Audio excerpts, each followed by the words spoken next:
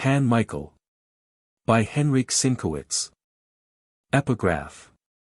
Since Saint Michael leads the whole host of heaven, and has gained so many victories over the banners of hell, I prefer him as a patron. The Deluge, Chapter 10.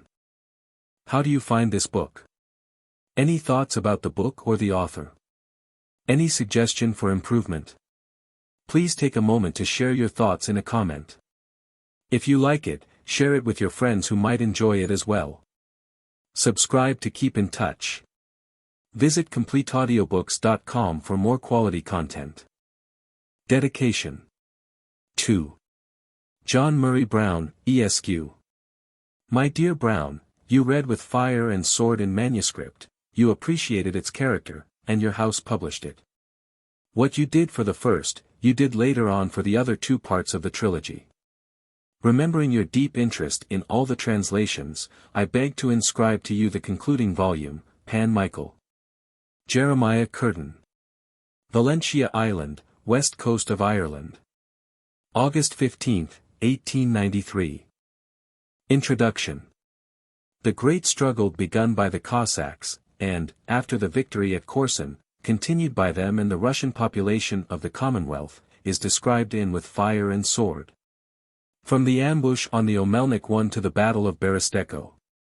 In the Deluge the Swedish invasion is the argument, and a mere reference is made to the war in which Moscow and the Ukraine are on one side and the Commonwealth on the other. In Pan Michael, the present volume and closing work of the trilogy, the invader is the Turk, whose forces, though victorious at Kamenets, are defeated at Khotin.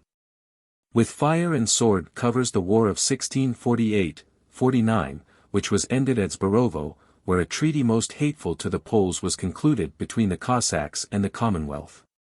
In the Second War there was only one great action, that of Berestechko, 1651, an action followed by the Treaty of Bely-at-Surkov, oppressive to the Cossacks and impossible of execution. The main event in the interval between Berestechko and the war with Moscow was the siege and peace of Jvanets, of which mention is made in the introduction to With Fire and Sword. After Jvanets the Cossacks turned to Moscow and swore allegiance to the Tsar in 1654, in that year the war was begun to which reference is made in the Deluge.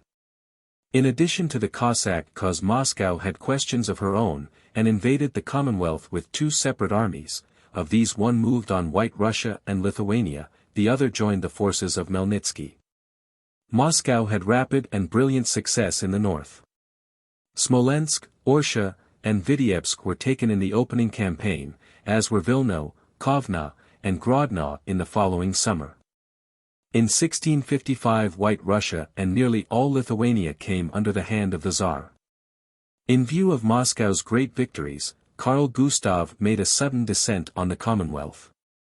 The Swedish monarch became master of Great and Little Poland almost without a blow.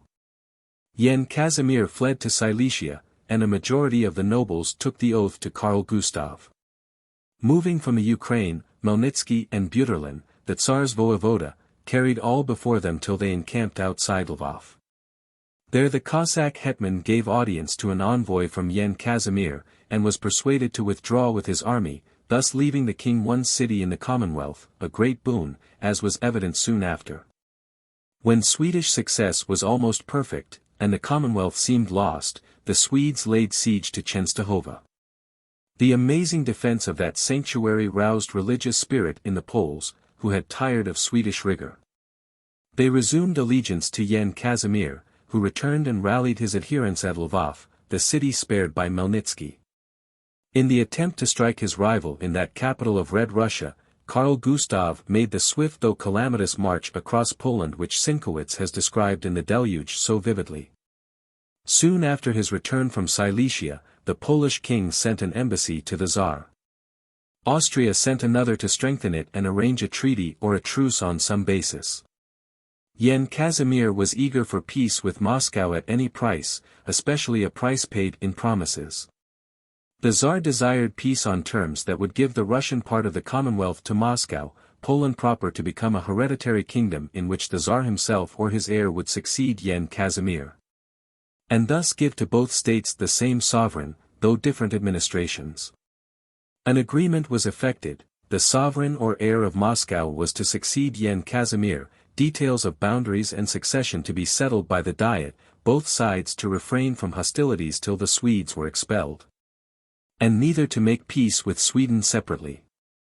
Austria forced the Swedish garrison out of Krakow, and then induced the Elector of Brandenburg to desert Sweden. She did this by bringing Poland to grant independence to Princely, that is, Eastern Prussia, where the Elector was duke and a vassal of the Commonwealth. The Elector, who at that time held the casting vote in the choice of emperor, agreed in return for the weighty service which Austria had shown him to give his voice for Leopold, who had just come to the throne in Vienna. Austria, having secured the imperial election at Poland's expense, took no further step on behalf of the Commonwealth, but disposed troops in southern Poland and secured her own interests. The Elector, to make his place certain in the final treaty, took active part against Sweden. Peace was concluded in 1657 and ratified in 1660 at Oliva. With the expulsion of the Swedes the historical part of the Deluge is ended, no further reference being made to the main war between the Commonwealth and Moscow. Since the Turkish invasion described in Pan Michael was caused by events in this main war, a short account of its subsequent course and its connection with Turkey is in order in this place. Bogdan Khmelnytsky dreaded the truce between Moscow and Poland. He feared lest the Poles, outwitting the Tsar, might recover control of the Cossacks. Hence he joined the alliance which Carl Gustaf had made with Rákóczi in 1657 to dismember the Commonwealth. Rákóczi was defeated, and the alliance failed. Both Moscow and Austria were opposed to it. In 1657 Khmelnytsky died, and was succeeded as hetman by Vygovsky, chancellor of the Cossack army, though Yuri, the old hetman's son, had been chosen during his father's last illness. Vygovsky was a noble, with leanings toward Poland, though his career was firm proof that he loved himself better than any cause. In the following year the new hetman made a treaty at Gadiak with the Commonwealth, and in conjunction with a Polish army defeated Prince Trubetskoy in a battle at Konotop. The Polish Diet annulled now the terms of the treaty concluded with Moscow 2 years before. Various reasons were alleged for this action. The true reason was that in 1655 the succession to the Polish crown had been offered to Austria, and, though refused in public audience, had been accepted in private by the emperor for his son Leopold. In the following year Austria advised the Poles unofficially to offer this crown, already disposed of, to the Tsar, and thus induce him to give the Commonwealth a respite, and turn his arms against Sweden. The Poles followed this advice. The Tsar accepted their offer. When the service required had been rendered the treaty was broken. In the same year, however, Vygovsky was deposed by the Cossacks, the Treaty of Gadiak rejected, and Yuri Khmelnytsky made hetman. The Cossacks were again in agreement with Moscow, but the Poles spared no effort to bring Yuri to their side, and they succeeded through the deposed hetman, Vygovsky, who adhered to the Commonwealth so far. Both sides were preparing their heaviest blows at this juncture, and 1660 brought victory to the Poles. In the beginning of that year Moscow had some success in Lithuania, but was forced back at last toward Smolensk. The best Polish armies, trained in the Swedish struggle, and leaders like Charniecki, Sapieha, and Kmita, turned the scale in White Russia. In the Ukraine the Poles, under Lubomirsky and Potocki, were strengthened by Tartars and met the forces of Moscow under Sheremetyev, with the Cossacks under Yuri Khmelnytsky. At the critical moment, and during action, Yuri deserted to the Poles, and secured the defeat of Sheremetyev, who surrendered at Chidnovo and was sent a Tartar captive to the Crimea. In all the shifting scenes of the conflict begun by the resolute Bogdan, there was nothing more striking than the conduct and person of Yuri Khmelnytsky, who renounced all the work of his father. Great, it is said, was the wonder of the Poles when they saw him enter their camp. Bogdan Khmelnytsky, a man of iron will and striking presence, had filled the whole Commonwealth with terror. His son gave way at the very first test put upon him, and in person was, as the Poles said, a dark, puny stripling, more like a timid novice in a monastery than a Cossack. In the words of the captive voevoda, Sheremetyev, he was better fitted to be a gooseherd than a hetman. The Polish generals thought now that the conflict was over, and that the garrisons of Moscow would evacuate the Ukraine, but they did not. At this juncture the Polish troops, unpaid for a long time, refused service, revolted, formed what they called a «sacred league», and lived on the country. The Polish army vanished from the field, and after it the Tartars. Young Khmelnytsky turned again to Moscow, and writing to the Tsar, declared that, forced by Cossack colonels, he had joined the Polish king, but wished to return to his former allegiance. Whatever his wishes may have been, he did not escape the Commonwealth. Stronger men than he, and among them Vygovsky, kept him well in hand. The Ukraine was split into two camps, that west of the river, or at least the Cossacks under Yuri Khmelnytsky, obeyed the Commonwealth, the eastern bank adhered to Moscow. 2 years later, Yuri, the helpless hetman, left his office and took refuge in a cloister. He was succeeded by Teteria, a partisan of Poland, which now made every promise to the leading Cossacks, not as in the old time when the single argument was sabers. East of the Dnieper another hetman ruled. But there the Poles could take no part in struggles for the office. The rivalry was limited to partisans of Moscow. Besides the two groups of Cossacks on the Dnieper, there remained the Zaporogians. Teteria strove to win these to the Commonwealth, and Yen Casimir, the king, assembled all the forces he could rally and crossed the Dnieper toward the end of 1663. At first he had success in some degree, but in the following year led back a shattered, hungry army. Teteria had received a promise from the Zaporogians that they would follow the example of the eastern Ukraine. The king having failed in his expedition, Teteria declared that peace must be concluded between the Commonwealth and Moscow to save the Ukraine, that the country was reduced to ruin by all parties, neither one of which could subjugate the other. And that to save themselves the Cossacks would be forced to seek protection of the Sultan. Doroshenko succeeded Teteria in the hetman's office, and began to carry out this Cossack project. In 1666 he sent a message to the Porte declaring that the Ukraine was at the will of the Sultan. The Sultan commanded the Khan to march to the Ukraine. Toward the end of that year the Tartars brought aid to the Cossacks, and the joint army swept the field of Polish forces. Meanwhile negotiations had been pending a long time between the Commonwealth and Moscow. An insurrection under Lubomirsky brought the Poles to terms touching boundaries in the north. In the south Moscow demanded, besides the line of the Dnieper, Kiev and a certain district around it on the west. This the Poles refused stubbornly till Doroshenko's union with Turkey induced them to yield Kiev to Moscow for 2 years. On this basis a peace of 20 years was concluded in 1667, at Andrasov near Smolensk. This peace became permanent afterward, and Kiev remained with Moscow. In 1668 Yen Casimir abdicated, hoping to secure the succession to a king in alliance with France, and avoid a conflict with Turkey through French intervention. No foreign candidate, however, found sufficient support, and Olshavsky, too the crafty and ambitious vice-chancellor, proposed at an opportune moment Prince Michael Vishniovetzky, son of the renowned Yeremy, and he was elected in 1669. The new king, of whom a short sketch is given in the Deluge, chapter 61, was, like Yuri Khmelnytsky, the imbecile son of a terrible father. Elected by the lesser nobility in a moment of spite against magnates, he found no support among the latter. Without merit or influence at home, he sought support in Austria, and married a sister of the Emperor Leopold. Powerless in dealing with the Cossacks, to whom his name was detestable, without friends, except among the petty nobles, whose support in that juncture was more damaging than useful, he made a Turkish war certain. It came 3 years later, when the Sultan marched to support Doroshenko, and began the siege of Kamenets, described in Pan Michael. After the fall of Kamenets, the Turks pushed on to Lvov, and dictated the Peace of Buchak, which gave Podolia and the western bank of the Dnieper, except Kiev and its district, to the Sultan. The Battle of Hoden, described in the epilogue, made Sobieski king in 1674. This election was considered a triumph for France, an enemy of Austria at that time.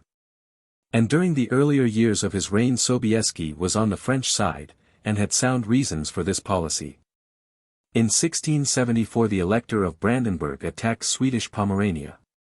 France supported Sweden, and roused Poland to oppose the Elector, who had fought against Jan Casimir, his own suzerain. Sobieski, supported by subsidies from France, made levies of troops, went to Danzig in 1677, concluded with Sweden a secret agreement to make common cause with her and attack the Elector. But in spite of subsidies, preparations, and treaties, the Polish king took no action. Sweden, without an ally, was defeated, Poland lost the last chance of recovering Prussia, and holding thereby an independent position in Europe. The influence of Austria, the power of the Church, and the intrigues of his own wife, bore away Sobieski. He deserted the alliance with France. To the end of his life he served Austria far better than Poland, though not wishing to do so, and died in 1696 complaining of this world, in which, as he said, sin, malice, and treason are rampant. Jeremiah Curtin. Cahersiveen, County Kerry, Ireland. August 17, 1893. Note. The reign of Sobieski brought to an end that part of Polish history during which the Commonwealth was able to take the initiative in foreign politics. After Sobieski the Poles ceased to be a positive power in Europe. I have not been able to verify the saying said to have been uttered by Sobieski at Vienna. In the text he is made to say that Pani Wojnina, war's wife, may give birth to people, but Wojna, war, only destroys them. Who the Pani Wojnina was that Sobieski had in view I am unable to say at this moment, unless she was peace. Chapter 1. After the close of the Hungarian War, when the marriage of Pan Andrei Kmita and Panna Alexandra Bilovic was celebrated, a cavalier, equally meritorious and famous in the Commonwealth, Pan Michał Wołodyjowski, colonel of the Luda squadron, was to enter the bonds of marriage with Panna Anna Borzobogati Krasienski. But notable hindrances rose, which delayed and put back the affair. The lady was a foster daughter of Princess Griselda Wiśniewiecki, without whose permission Panna Anna would in no wise consent to the wedding. Pan Michał was forced therefore to leave his affianced in Vodokty, by reason of the troubled times, and go alone to Zamost for the consent and the blessing of the princess. But a favoring star did not guide him, he did not find the princess in Zamost, she had gone to the imperial court in Vienna for the education of her son. The persistent knight followed her even to Vienna, though that took much time. When he had arranged the affair there successfully, he turned homeward in confident hope. He found troubled times at home, the army was forming a confederacy, in the Ukraine uprisings continued. At the eastern boundary the conflagration had not ceased. New forces were assembled to defend the frontiers even in some fashion. Before Pan Michał had reached Warsaw, he received a commission issued by the voevoda of Rus. Thinking that the country should be preferred at all times to private affairs, he relinquished his plan of immediate marriage and moved to the Ukraine. He campaigned in those regions some years, living in battles, in unspeakable hardships and labor, having barely a chance on occasions to send letters to the expectant lady. Next he was envoy to the Crimea. Then came the unfortunate civil war with Pan Lubomirski, in which Wołodyjowski fought on the side of the king against that traitor and infamous man. Then he went to the Ukraine a second time under Sobieski. From these achievements the glory of his name increased in such manner that he was considered on all sides as the first soldier of the Commonwealth, but the years were passing for him in anxiety, sighs, and yearning. At last 1668 came, when he was sent at command of the Castellan to rest. At the beginning of the year he went for the cherished lady, and taking her from Vodokty, they set out for Krakow. They were journeying to Krakow, because Princess Griselda, who had returned from the dominions of the emperor, invited Pan Michał to have the marriage at that place, and offered herself to be mother to the bride. The Kmitas remained at home, not thinking to receive early news from Pan Michał, and altogether intent on a new guest that was coming to Vodokty. Providence had till that time withheld from them children. Now a change was impending, happy, and in accordance with their wishes. That year was surpassingly fruitful. Grain had given such a bountiful yield that the barns could not hold it, and the whole land, in the length and the breadth of it, was covered with stacks. In neighborhoods ravaged by war the young pine groves had grown in one spring more than in 2 years at other times. There was abundance of game and of mushrooms in the forests, as if the unusual fruitfulness of the earth had been extended to all things that lived on it. Hence the friends of Pan Michael drew happy omens for his marriage also, but the fates ordained otherwise. Chapter 2. On a certain beautiful day of autumn, Pan Andrei Kmita was sitting under the shady roof of a summer-house and drinking his after-dinner mead. He gazed at his wife from time to time through the lattice, which was grown over with wild hops. Pani Kmita was walking on a neatly swept path in front of the summer-house. The lady was unusually stately. Bright-haired, with a face serene, almost angelic. She walked slowly and carefully, for there was in her a fullness of dignity and blessing. Pan Andrei gazed at her with intense love. When she moved, his look turned after her with such attachment as a dog shows his master with his eyes. At moments he smiled, for he was greatly rejoiced at sight of her, and he twirled his mustache upward. At such moments there appeared on his face a certain expression of glad frolicsomeness. It was clear that the soldier was fun-loving by nature, and in years of single life had played many a prank. Silence in the garden was broken only by the sound of overripe fruit dropping to the earth and the buzzing of insects. The weather had settled marvelously. It was the beginning of September. The sun burned no longer with excessive violence, but cast yet abundant golden rays. In these rays ruddy apples were shining among the grey leaves and hung in such numbers that they hid the branches. The limbs of plum trees were bending under plums with bluish wax on them. The first movement of air was shown by the spider threads fastened to the trees. These swayed with a breeze so slight that it did not stir even the leaves. Perhaps it was that calm in the world which had so filled Pan Kmita with joyfulness, for his face grew more radiant each moment. At last he took a draught of mead and said to his wife, "Olenka, but come here. I will tell you something. It may be something that I should not like to hear. As God is dear to me, it is not. Give me your ear." Saying this, he seized her by the waist, pressed his mustaches to her bright hair, and whispered, "If a boy, let him be Michael." She turned away with face somewhat flushed, and whispered, "But you promised not to object to Heraclius. Do you not see that it is to honor Wołodyjowski? But should not the first remembrance be given to my grandfather? And my benefactor, True, but the next will be Michael. It cannot be otherwise." Here Olenka, standing up, tried to free herself from the arms of Pan Andrei. But he, gathering her in with still greater force, began to kiss her on the lips and the eyes, repeating at the same time, "O thou my hundreds, my thousands, my dearest love." Further conversation was interrupted by a lad who appeared at the end of the walk and ran quickly toward the summer-house. "What is wanted?" asked Kmita, freeing his wife. "Pan Kharlamp has come, and is waiting in the parlor," said the boy. "And there he is himself," exclaimed Kmita, at sight of a man approaching the summer-house. "For God's sake, how grey his mustache is! Greetings to you, dear comrade. Greetings, old friend." With these words he rushed from the summer-house, and hurried with open arms toward Pan Kharlamp. But first Pan Kharlamp bowed low to Olenka, whom he had seen in old times at the court of Kyedani. Then he pressed her hand to his enormous mustache, and casting himself into the embraces of Kmita, sobbed on his shoulder. "For God's sake, what is the matter?" cried the astonished host. "God has given happiness to one and taken it from another," said Kharlamp. "But the reasons of my sorrow I can tell only to you."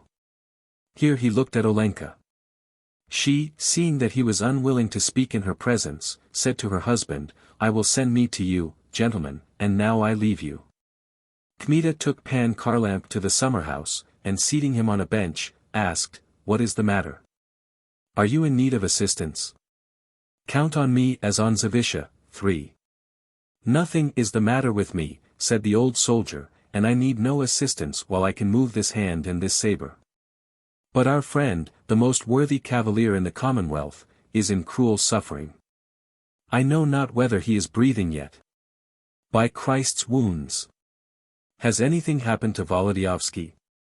"Yes," said Kharlamp, giving way to a new outburst of tears. Know that Panna Anna Borzobogati has left this vale. Is dead, cried Kmita, seizing his head with both hands. As a bird pierced by a shaft. A moment of silence followed, no sound but that of apples dropping here and there to the ground heavily, and of Pan Kharlamp panting more loudly while restraining his weeping. But Kmita was wringing his hands, and repeated, nodding his head. Dear God! Dear God! Dear God! Your grace will not wonder at my tears, said Kharlamp, at last. For if your heart is pressed by unendurable pain at the mere tidings of what happened, what must it be to me, who was witness of her death and her pain, of her suffering, which surpassed every natural measure. Here the servant appeared, bringing a tray with a decanter and a second glass on it. After him came Kmita's wife, who could not repress her curiosity. Looking at her husband's face and seeing in it deep suffering, she said straightway. What tidings have you brought? Do not dismiss me. I will comfort you as far as possible, or I will weep with you, or will help you with counsel. Help for this will not be found in your head, said Pan Andrei, and I fear that your health will suffer from sorrow. I can endure much. It is more grievous to live in uncertainty. Anusia is dead, said Kmita. Olenka grew somewhat pale, and dropped on the bench heavily. Kmita thought that she would faint, but grief acted more quickly than the sudden announcement, and she began to weep. Both knights accompanied her immediately. Olenka, said Kmita, at last, wishing to turn his wife's thoughts in another direction, do you not think that she is in heaven? Not for her do I weep, but over the loss of her, and over the loneliness of Pan Michael. As to her eternal happiness, I should wish to have such hope for my own salvation as I have for hers. There was not a worthier maiden, or one of better heart, or more honest. O my Anulka, for my Anulka, beloved. I saw her death, said Kharlamp. May God grant us all to die with such piety. Here silence followed, as if some of their sorrow had gone with their tears. Then Kmita said, Tell us how it was, and take some mead to support you. Thank you, said Kharlamp. I will drink from time to time if you will drink with me, for pain seizes not only the heart, but the throat, like a wolf, and when it seizes a man it might choke him unless he received some assistance. I was going from Chenstohova to my native place to settle there quietly in my old age. I have had war enough, as a stripling I began to practice, and now my mustache is grey. If I cannot stay at home altogether, I will go out under some banner. But these military confederations to the loss of the country and the profit of the enemy, and these civil wars, have disgusted me thoroughly with arms. Dear God! The pelican nourishes its children with its blood, it is true. But this country has no longer even blood in its breast. Swiderski V was a great soldier. May God judge him. My dearest Anulka, interrupted Pani Kmita, with weeping, without thee what would have happened to me and to all of us? Thou wert a refuge and a defense to me. O my beloved Anulka! Hearing this, Kharlamp sobbed anew, but briefly, for Kmita interrupted him with a question, but where did you meet Pan Michael? In Chenstohova, where he and she intended to rest, for they were visiting the shrine there after the journey. He told me at once how he was going from your place to Krakow, to Princess Griselda, without whose permission and blessing Anusia was unwilling to marry. The maiden was in good health at that time, and Pan Michael was as joyful as a bird. See, said he, the Lord God has given me a reward for my labor. He boasted also not a little, God comfort him. And joked with me because I, as you know, quarrelled with him on a time concerning the lady, and we were to fight a duel. Where is she now, poor woman? Here Kharlamp broke out again, but briefly, for Kmita stopped him a second time. You say that she was well.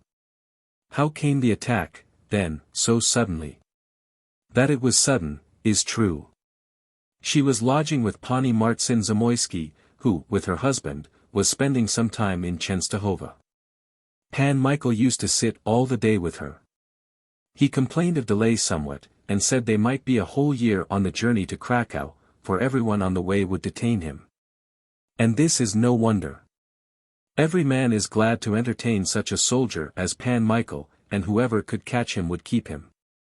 He took me to the lady too, and threatened smilingly that he would cut me to pieces if I made love to her, but he was the whole world to her. At times, too, my heart sank, for my own sake, because a man in old age is like a nail in a wall. Never mind. But one night Pan Michael rushed into me in dreadful distress. In God's name, can you find a doctor? What has happened? The sick woman knows no one. When did she fall ill? Asked I. Pani Zamoyski has just given me word, replied he. It is night now. Where can I look for a doctor, when there is nothing here but a cloister, and in the town more ruins than people? I found a surgeon at last, and he was even unwilling to go. I had to drive him with weapons. But a priest was more needed then than a surgeon. We found at her bedside, in fact, a worthy Paulist, who, through prayer, had restored her to consciousness. She was able to receive the sacrament, and take an affecting farewell of Pan Michael. At noon of the following day it was all over with her. The surgeon said that someone must have given her something, though that is impossible, for witchcraft has no power in Częstochowa. But what happened to Pan Michael, what he said, my hope is that the Lord Jesus will not account this to him, for a man does not reckon with words when pain is tearing him. You see, Pan Kharlamp lowered his voice, he blasphemed in his forgetfulness. For God's sake, did he blaspheme? Inquired Kmita, in a whisper. He rushed out from her corpse to the antechamber, from the antechamber to the yard, and reeled about like a drunken man. He raised his hands then, and began to cry with a dreadful voice, such is the reward for my wounds, for my toils, for my blood, for my love of country. I had one lamb, said he, and that one, O Lord, thou didst take from me. To hurl down an armed man, said he, who walks the earth in pride, is a deed for God's hand, but a cat, a hawk, or a kite can kill a harmless dove, and by the wounds of God. Exclaimed Pani Kmita, say no more, or you will draw misfortune on this house. Kharlamp made the sign of the cross and continued, the poor soldier thought that he had done service, and still this was his reward. Ah, God knows better what he does, though that is not to be understood by man's reason, nor measured by human justice. Straightway after this blasphemy he grew rigid and fell on the ground. And the priest read an exorcism over him, so that foul spirits should not enter him, as they might, enticed by his blasphemy. Did he come to himself quickly? He lay as if dead about an hour, then he recovered and went to his room. He would see no one. At the time of the burial I said to him, Pan Michael, have God in your heart. He made me no answer. I stayed 3 days more in Częstochowa, for I was loath to leave him, but I knocked in vain at his door. He did not want me. I struggled with my thoughts, what was I to do, try longer at the door, or go away? How was I to leave a man without comfort? But finding that I could do nothing, I resolved to go to Pan Skshetuski. He is his best friend, and Pan Zagloba is his friend also, maybe they will touch his heart somehow, and especially Pan Zagloba, who is quick-witted, and knows how to talk over any man. Did you go to Pan Yen? I did, but God gave no luck, for he and Zagloba had gone to Kalisz to Pan Stanislav. No one could tell when they would return. Then I thought to myself, as my road is toward Jmud, I will go to Pan Kmita and tell what has happened. I knew from of old that you were a worthy cavalier, said Kmita. It is not a question of me in this case, but of Pan Michael, said Kharlamp, and I confess that I fear for him greatly lest his mind be disturbed. God preserve him from that, said Pani Kmita. If God preserves him, he will certainly take the habit, for I tell you that such sorrow I have never seen in my life. And it is a pity to lose such a soldier as he, it is a pity. How a pity? The glory of God will increase thereby, said Pani Kmita. Kharlamp's mustache began to quiver, and he rubbed his forehead. Well, gracious benefactress, either it will increase or it will not increase. Consider how many pagans and heretics he has destroyed in his life, by which he has surely delighted our Saviour and his mother more than any one priest could with sermons. It is a thing worthy of thought. Let everyone serve the glory of God as he knows best. Among the Jesuits legions of men may be found wiser than Pan Michael, but another such saber as his there is not in the Commonwealth. True, as God is dear to me, cried Kmita. Do you know whether he stayed in Częstochowa? He was there when I left, what he did later, I know not. I know only this, God preserve him from losing his mind, God preserve him from sickness, which frequently comes with despair, he will be alone, without aid, without a relative, without a friend, without consolation. May the Most Holy Lady in that place of miracles save thee, faithful friend, who hast done so much for me that a brother could not have done more. Pani Kmita fell into deep thought, and silence continued long. At last she raised her bright head, and said, Jędrek, do you remember how much we owe him? If I forget, I will borrow eyes from a dog, for I shall not dare to look an honest man in the face with my own eyes. Jędrek, you cannot leave him in that state. How can I help him? Go to him. There speaks a woman's honest heart, there is a noble woman, cried Kharlamp, seizing her hands and covering them with kisses. But the advice was not to Kmita's taste, hence he began to twist his head, and said, I would go to the ends of the earth for him, but, you yourself know, if you were well, I do not say, but you know. God preserve you from any accident.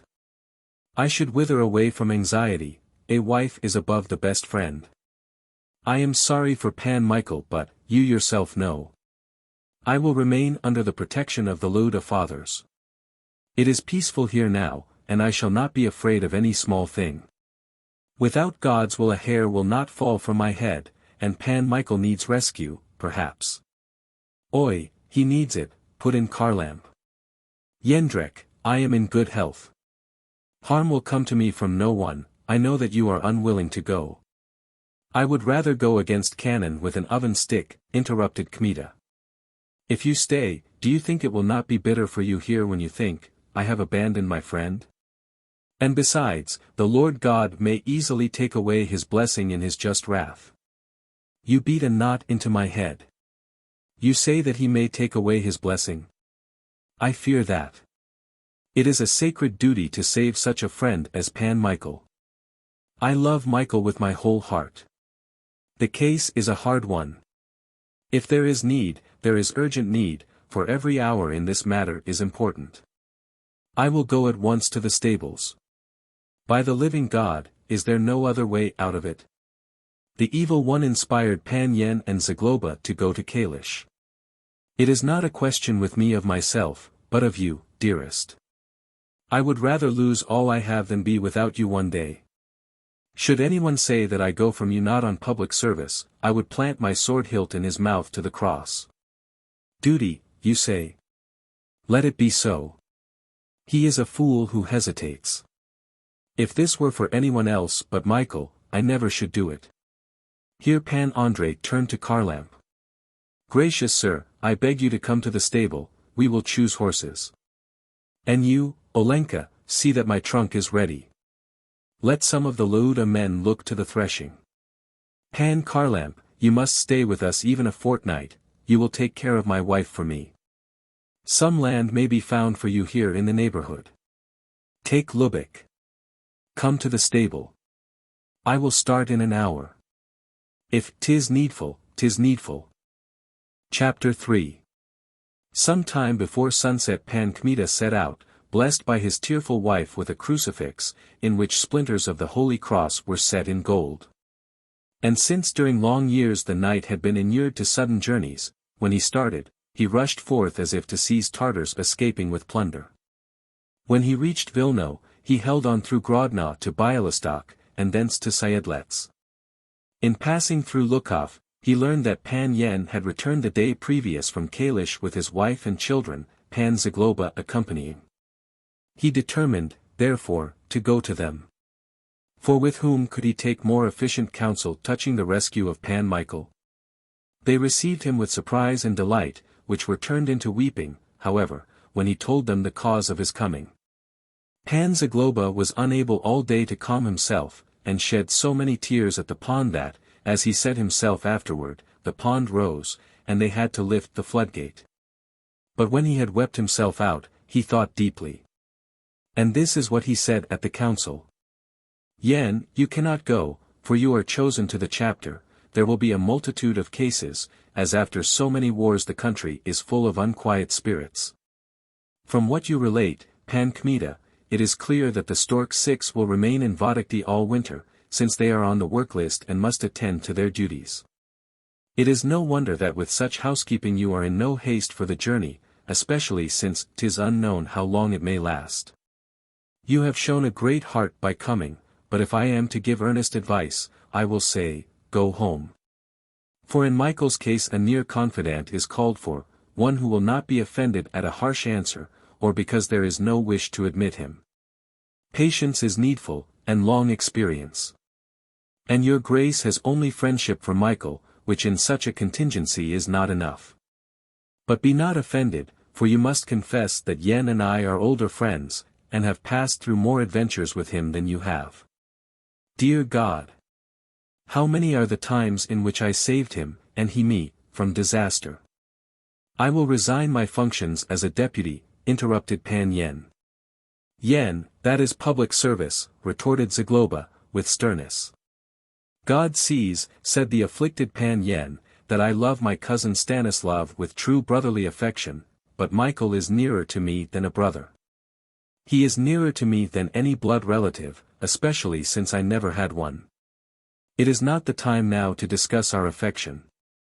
Do you see, Yen, if this misfortune had struck Michael recently, perhaps I would say to you, give the chapter to the devil, and go. But let us calculate how much time has passed since Kharlamp reached Chmud from Chenstohova, and while Pan Andrei was coming from Chmud here to us. Now, it is needful not only to go to Michael, but to remain with him. Not only to weep with him, but to persuade him, not only to show him the crucified as an example, but to cheer his heart and mind with pleasant jokes. So you know who ought to go, I. And I will go, so help me God.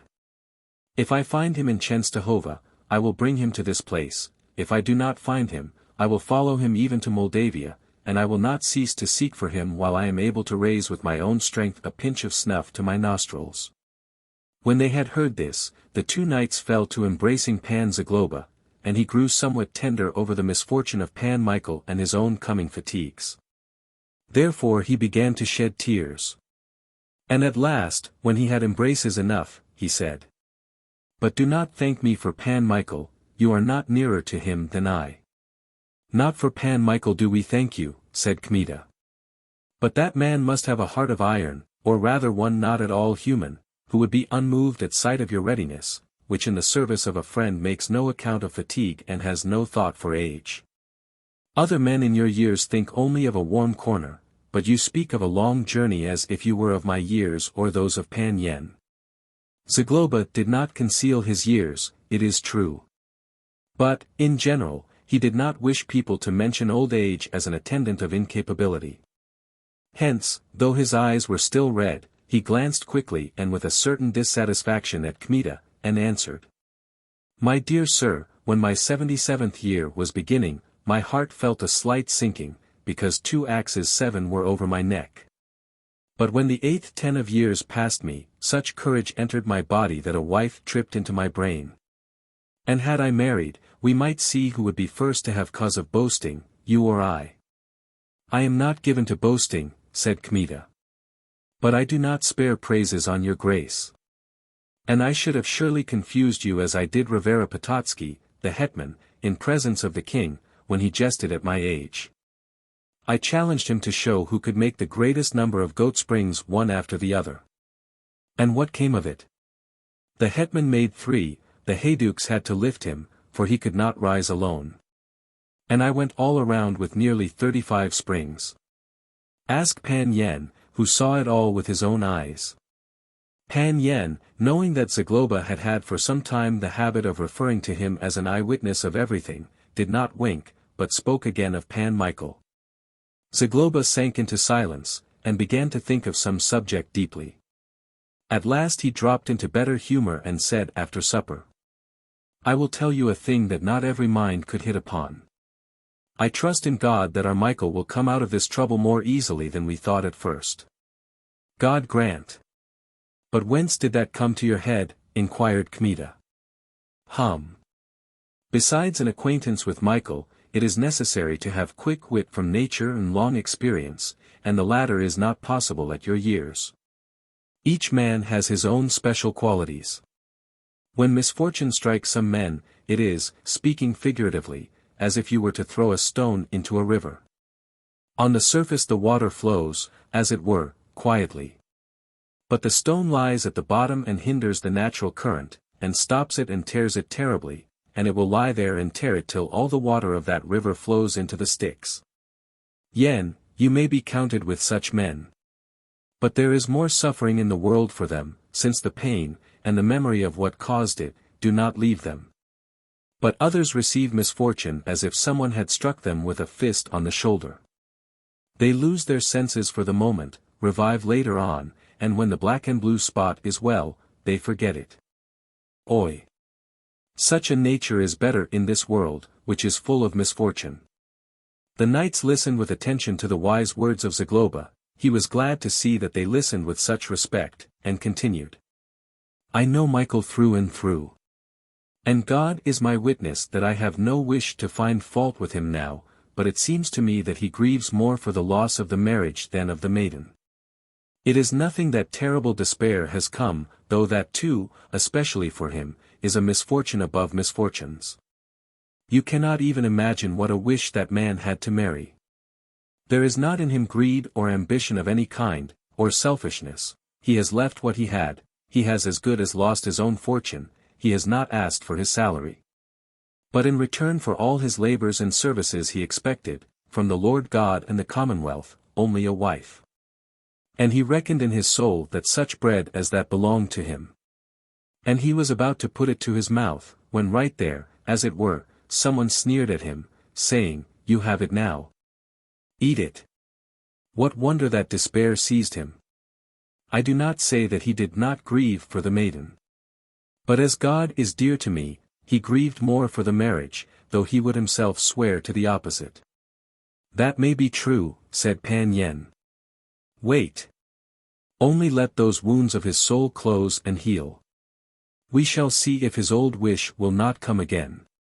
The danger is only in this, that now, under the weight of despair, he may do something or make some decision which he would regret later on. But what was to happen has happened, for in misfortune decision comes quickly. My attendant is packing my clothes. I am not speaking to dissuade you from going, I wished only to comfort you. Again, father, you will be a plaster to Michael, said Pan Yen. As I was to you, you remember. If I can only find him soon, for I fear that he may be hiding in some hermitage, or that he will disappear somewhere in the distant steppes to which he is accustomed from childhood. Pan Kmita, your grace criticizes my age. But I tell you that if ever a courier rushed on with dispatches as I shall rush, then command me when I return to unravel old silk, shell peas, or give me a distaff. Neither will hardships detain me, nor wonders of hospitality tempt me. Eating, even drinking, will not stop me. You have not yet seen such a journey. I can now barely sit in my place, just as if someone were pricking me from under the bench with an awl. I have even ordered that my traveling shirt be rubbed with goat's tallow, so as to resist the serpent. Chapter 4. Pan Zagloba did not drive forward so swiftly, however, as he had promised himself and his comrades. The nearer he was to Warsaw, the more slowly he traveled. It was the time in which Yen Casimir, king, statesman, and great leader, having extinguished foreign conflagration and brought the Commonwealth, as it were, from the depths of a deluge, had abdicated lordship. He had suffered everything, had endured everything, had exposed his breast to every blow which came from a foreign enemy.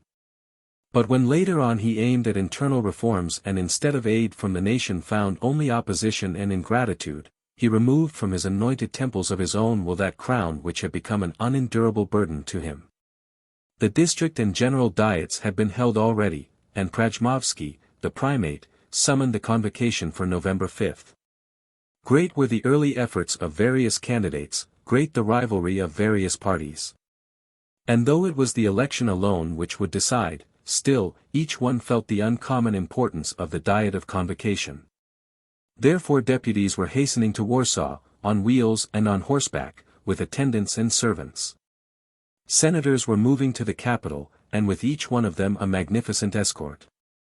The roads were crowded, the inns were filled, and discovery of lodgings for a night was connected with great delay. Places were yielded, however, to Zagloba out of regard for his age, but at the same time his immense reputation exposed him more than once to loss of time.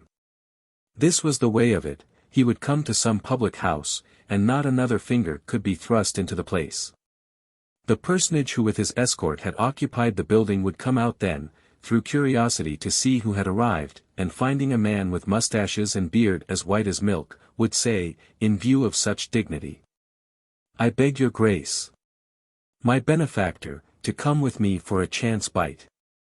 Zagloba was no boor, and refused not, knowing that acquaintance with him would be pleasing to every man. When the host conducted him over the threshold and asked, "Whom have I the honor?"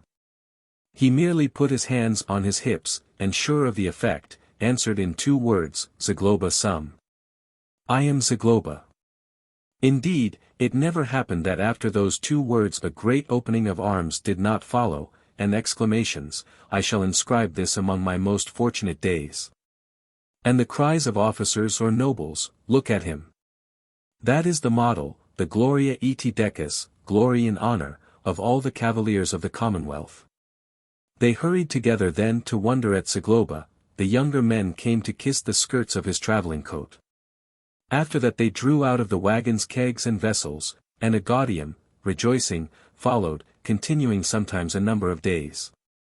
It was thought universally that he was going as a deputy to the Diet. And when he declared that he was not, the astonishment was general. But he explained that he had yielded his mandate to Pan Domaszewski, so that younger men might devote themselves to public affairs. To some he related the real reason why he was on the road, but when others inquired, he put them off with these words.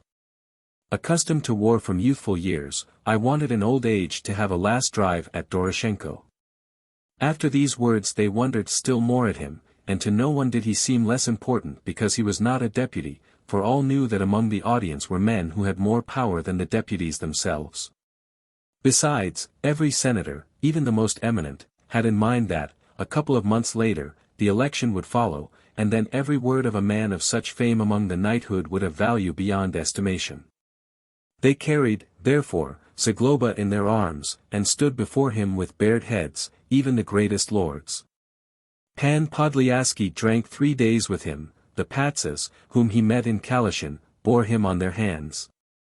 More than one man gave command to thrust into the old hero's hamper considerable gifts, from vodka and wine to richly ornamented caskets, sabers, and pistols. Zagloba's servants too had good profit from this. And he, despite resolutions and promises, travelled so slowly that only on the 3rd week did he reach Minsk. But he did not halt for refreshments at Minsk. Driving to the square, he saw a retinue so conspicuous and splendid that he had not met such on the road hitherto, attendants in brilliant colors. Half a regiment of infantry alone, for to the Diet of Convocation men did not go armed on horseback, but these troops were in such order that the King of Sweden had not a better guard. The place was filled with gilded carriages carrying tapestry and carpets to use in public houses on the way, wagons with provision chests and supplies of food. With them were servants, nearly all foreign, so that in that throng few spoke an intelligible tongue. Zagloba saw at last an attendant in Polish costume. Hence he gave order to halt, and sure of good entertainment, had put forth 1 foot already from the wagon, asking at the same time, "But whose retinue is this, so splendid that the king can have no better?" "Whose should it be," replied the attendant, "but that of our lord, the Prince Marshal of Lithuania?" "Whose?" repeated Zagloba. "Are you deaf?" "Prince Boguslav Radziwill, who is going to the convocation, but who, God grant, after the election will be elected." Zagloba hid his foot quickly in the wagon. "Drive on," cried he. "There is nothing here for us." And he went on, trembling from indignation. O great God, said he, inscrutable are thy decrees, and if thou dost not shatter this traitor with thy thunderbolts. Thou hast in this some hidden designs which it is not permitted to reach by man's reason, though judging in human fashion, it would have been proper to give a good blow to such a bull-driver. But it is evident that evil is working in this most illustrious commonwealth, if such traitors, without honor and conscience, not only receive no punishment, but ride in safety and power, nay, exercise civil functions also. It must be that we shall perish, for in what other country, in what other state, could such a thing be brought to pass? Yen Casimir was a good king, but he forgave too often, and accustomed the wickedest to trust in impunity and safety. Still, that is not his fault alone. It is clear that in the nation civil conscience and the feeling of public virtue has perished utterly. Tfu! Tfu! He a deputy. In his infamous hands citizens placed the integrity and safety of the country, in those very hands with which he was rending it and fastening it in Swedish fetters. We shall be lost, it cannot be otherwise. Still more to make a king of him, but what, 'tis evident that everything is possible among such people. He a deputy. For God's sake. But the law declares clearly that a man who fills offices in a foreign country cannot be a deputy.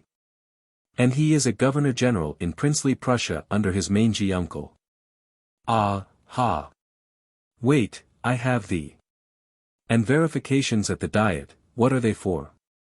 If I do not go to the hall and raise this question, though I am only a spectator, may I be turned this minute into a fat sheep, and my driver into a butcher.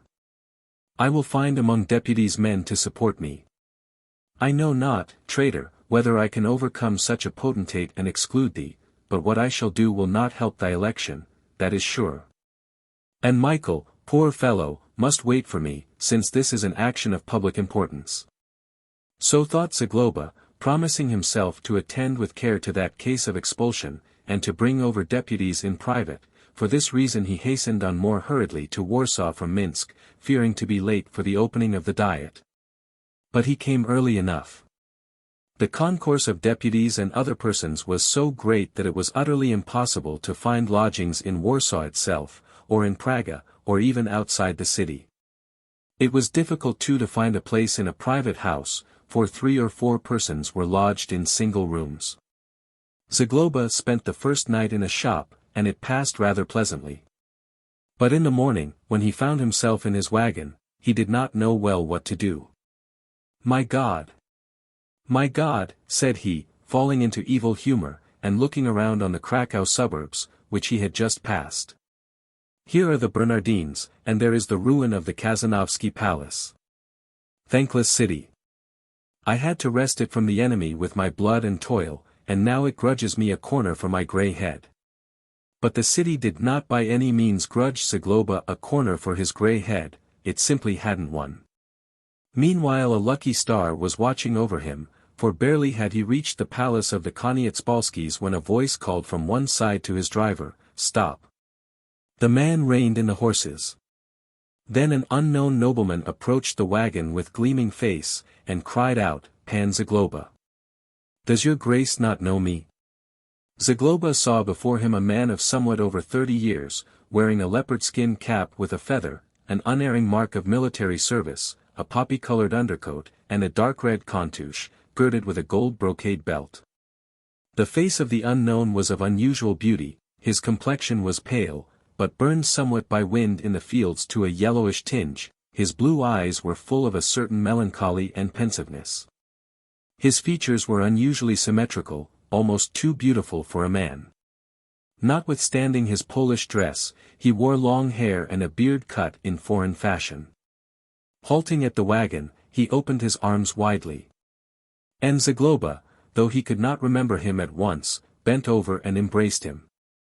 They pressed each other heartily, and at moments one pushed the other back so as to have a better look. "Pardon me, your grace," said Zagloba, at last. "But I cannot call to mind yet. Hasling Kettling. For God's sake." The face seemed well known to me, but the dress has changed you entirely, for I saw you in old times in a Prussian uniform. Now you wear the Polish dress. Yes. For I have taken as my mother this commonwealth, which received me when a wanderer, almost in years of boyhood, and gave me abundant bread, and another mother I do not wish. You do not know that I received citizenship after the war. But you bring me good news. So fortune favored you in this? Both in this and in something else, for in Courland, on the very boundary of Chmud, I found a man of my own name, who adopted me, gave me his escutcheon, and bestowed on me property. He lives in Svienta in Courland, but on this side he has an estate called Skudi, which he gave me. God favor you. Then you have given up war. Only let the chance come, and I'll take my place without fail. In view of that, I have rented my land, and am waiting here for an opening. That is the courage that I like. Just as I was in youth, and I have strength yet in my bones. What are you doing now in Warsaw? I am a deputy at the Diet of Convocation. God's wounds. But you are already a Pole to the bones. The young knight smiled. To my soul, which is better? Are you married? Ketling sighed. No. Only that is lacking. But I think, wait a minute. But has that old feeling for Panna Bilovic gone out of your mind? Since you know of that which I thought my secret, be assured that no new one has come. Oh, leave her in peace. She will soon give the world a young Kmita. Never mind. What sort of work is it to sigh when another is living with her in better confidence? To tell the truth, 'tis ridiculous. Ketling raised his pensive eyes. I have said only that no new feeling has come. It will come, never fear. We'll have you married. I know from experience that in love too great constancy brings merely suffering. In my time I was as constant as Troilus, and lost a world of pleasure and a world of good opportunities, and how much I suffered. God grant everyone to retain such jovial humor as your grace. Because I lived in moderation always, therefore I have no aches in my bones. Where are you stopping? Have you found lodgings? I have a comfortable cottage, which I built after the war. You are fortunate. But I have been traveling through the whole city in vain since yesterday. For God's sake. My benefactor, you will not refuse, I hope, to stop with me. There is room enough, besides the house, there are wings and a commodious stable. You will find room for your servants and horses. You have fallen from heaven, as God is dear to me. Ketling took a seat in the wagon and they drove forward. On the way Zagloba told him of the misfortune that had met Pan Michael, and he wrung his hands, for hitherto he had not heard of it. The dart is all the keener for me, said he, at last. And perhaps your grace does not know what a friendship sprang up between us in recent times. Together we went through all the later wars with Prussia, at the besieging of fortresses, where there were only Swedish garrisons. We went to the Ukraine and against Pan Lubomirsky, and after the death of the voevoda of Rus, to the Ukraine a second time under Sobieski, the marshal of the kingdom. The same saddle served us as a pillow, and we ate from the same dish. We were called Castor and Pollux. And only when he went for his affianced, did the moment of separation come. Who could think that his best hopes would vanish like an arrow in the air? There is nothing fixed in this vale of tears, said Zagloba. Except steady friendship. We must take counsel and learn where he is at this moment. We may hear something from the marshal of the kingdom, who loves Michael as the apple of his eye. If he can tell nothing, there are deputies here from all sides. It cannot be that no man has heard of such a knight. In what I have power, in that I will aid you, more quickly than if the question affected myself. Thus conversing, they came at last to Ketling's cottage, which turned out to be a mansion. Inside was every kind of order and no small number of costly utensils, either purchased, or obtained in campaigns. The collection of weapons especially was remarkable. Zagloba was delighted with what he saw, and said, "Oh, you could find lodgings here for 20 men. It was lucky for me that I met you. I might have occupied apartments with Pan Anton Hrapovitsky, for he is an acquaintance and friend.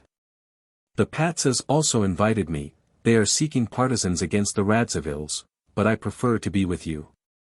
I have heard among the Lithuanian deputies, said Ketling, that since the turn comes now to Lithuania, they wish absolutely to choose Pan Hrapovitsky as Marshal of the Diet. And justly. He is an honest man and a sensible one, but too good-natured. For him there is nothing more precious than harmony, he is only seeking to reconcile some man with some other, and that is useless. But tell me sincerely, what is Boguslav Radzivill to you? From the time that Pan Kmita's Tartars took me captive at Warsaw, he has been nothing, for although he is a great lord, he is a perverse and malicious man. I saw enough of him when he plotted in Torogi against that being superior to earth. How superior to earth? What are you talking of, man? She is of clay, and may be broken like any clay vessel. But that is no matter. Here Zagloba grew purple from rage, till the eyes were starting from his head. Imagine to yourself, that ruffian is a deputy. Who? Asked in astonishment Ketling, whose mind was still on Olenka. Boguslav Radzivill. But the verification of powers, what is that for? Listen, you are a deputy, you can raise the question. I will roar to you from the gallery in support, have no fear on that point. The right is with us. And if they try to degrade the right, a tumult may be raised in the audience that will not pass without blood. Do not do that, your grace, for God's sake. I will raise the question, for it is proper to do so. But God preserve us from stopping the Diet. I will go to Hrapovitsky, though he is lukewarm, but no matter, much depends on him as the future marshal. I will rouse the Patsas. At least I will mention in public all Boguslav's intrigues. Moreover, I have heard on the road that ruffian thinks of seeking the crown for himself. A nation would have come to its final decline and would not be worthy of life if such a man could become king, said Ketling. But rest now, and on some later day we will go to the marshal of the kingdom and inquire about our friend. Chapter 5. Some days later came the opening of the Diet, over which, as Ketling had foreseen, Pan Hrapovitsky was chosen to preside. He was at that time Chamberlain of Smolensk, and afterward Voyevoda of Vitebsk. Since the only question was to fix the time of election and appoint the supreme chapter, and as intrigues of various parties could not find a field in such questions, the Diet was carried on calmly enough. The question of verification roused it merely a little in the very beginning. When the deputy Ketling challenged the election of the secretary of Belsk and his colleague, Prince Boguslav Radzivill, some powerful voice in the audience shouted, "Traitor! Foreign official!" After that voice followed others. Some deputies joined them, and all at once the Diet was divided into two parties, one striving to exclude the deputies of Belsk, the other to confirm their election. Finally a court was appointed to settle the question, and recognized the election. Still, the blow was a painful one to Prince Boguslav. This alone, that the Diet was considering whether the prince was qualified to sit in the chamber. This alone, that all his treasons and treacheries in time of the Swedish invasion were mentioned in public, covered him with fresh disgrace in the eyes of the Commonwealth, and undermined fundamentally all his ambitious designs. For it was his calculation that when the partisans of Condé, Neuburg, and Lorraine, not counting inferior candidates, had injured one another mutually, the choice might fall easily on a man of the country. Hence, pride and his sycophants told him that if that were to happen, the man of the country could be no other than a man endowed with the highest genius, and of the most powerful and famous family, in other words, he himself. Keeping matters in secret till the hour came, the prince spread his nets in advance over Lithuania, and just then he was spreading them in Warsaw, when suddenly he saw that in the very beginning they were torn. And such a broad rent made that all the fish might escape through it easily. He gritted his teeth during the whole time of the court. And since he could not wreak his vengeance on Ketling, as he was a deputy, he announced among his attendants a reward to him who would indicate that spectator who had cried out just after Ketling's proposal, "Traitor! Foreign official!" Zagloba's name was too famous to remain hidden long, moreover, he did not conceal himself in any way. The prince indeed raised a still greater uproar, but was disconcerted not a little when he heard that he was met by so popular a man and one whom it was dangerous to attack. Zagloba too knew his own power. For when threats had begun to fly about, he said once at a great meeting of nobles, "I do not know if there would be danger to anyone should a hair of my head fall. The election is not distant. And when 100,000 sabres of brothers are collected, there may easily be some making of mincemeat." These words reached the prince, who only bit his lips and smiled sneeringly, but in his soul he thought that the old man was right. On the following day he changed his plans evidently with regard to the old knight, for when someone spoke of Zagloba at a feast given by the prince chamberlain, Boguslav said, "That noble is greatly opposed to me, as I hear. But I have such love for knightly people that even if he does not cease to injure me in future, I shall always love him." And a week later the prince repeated the same directly to Pan Zagloba, when they met at the house of the Grand Hetman Sobieski.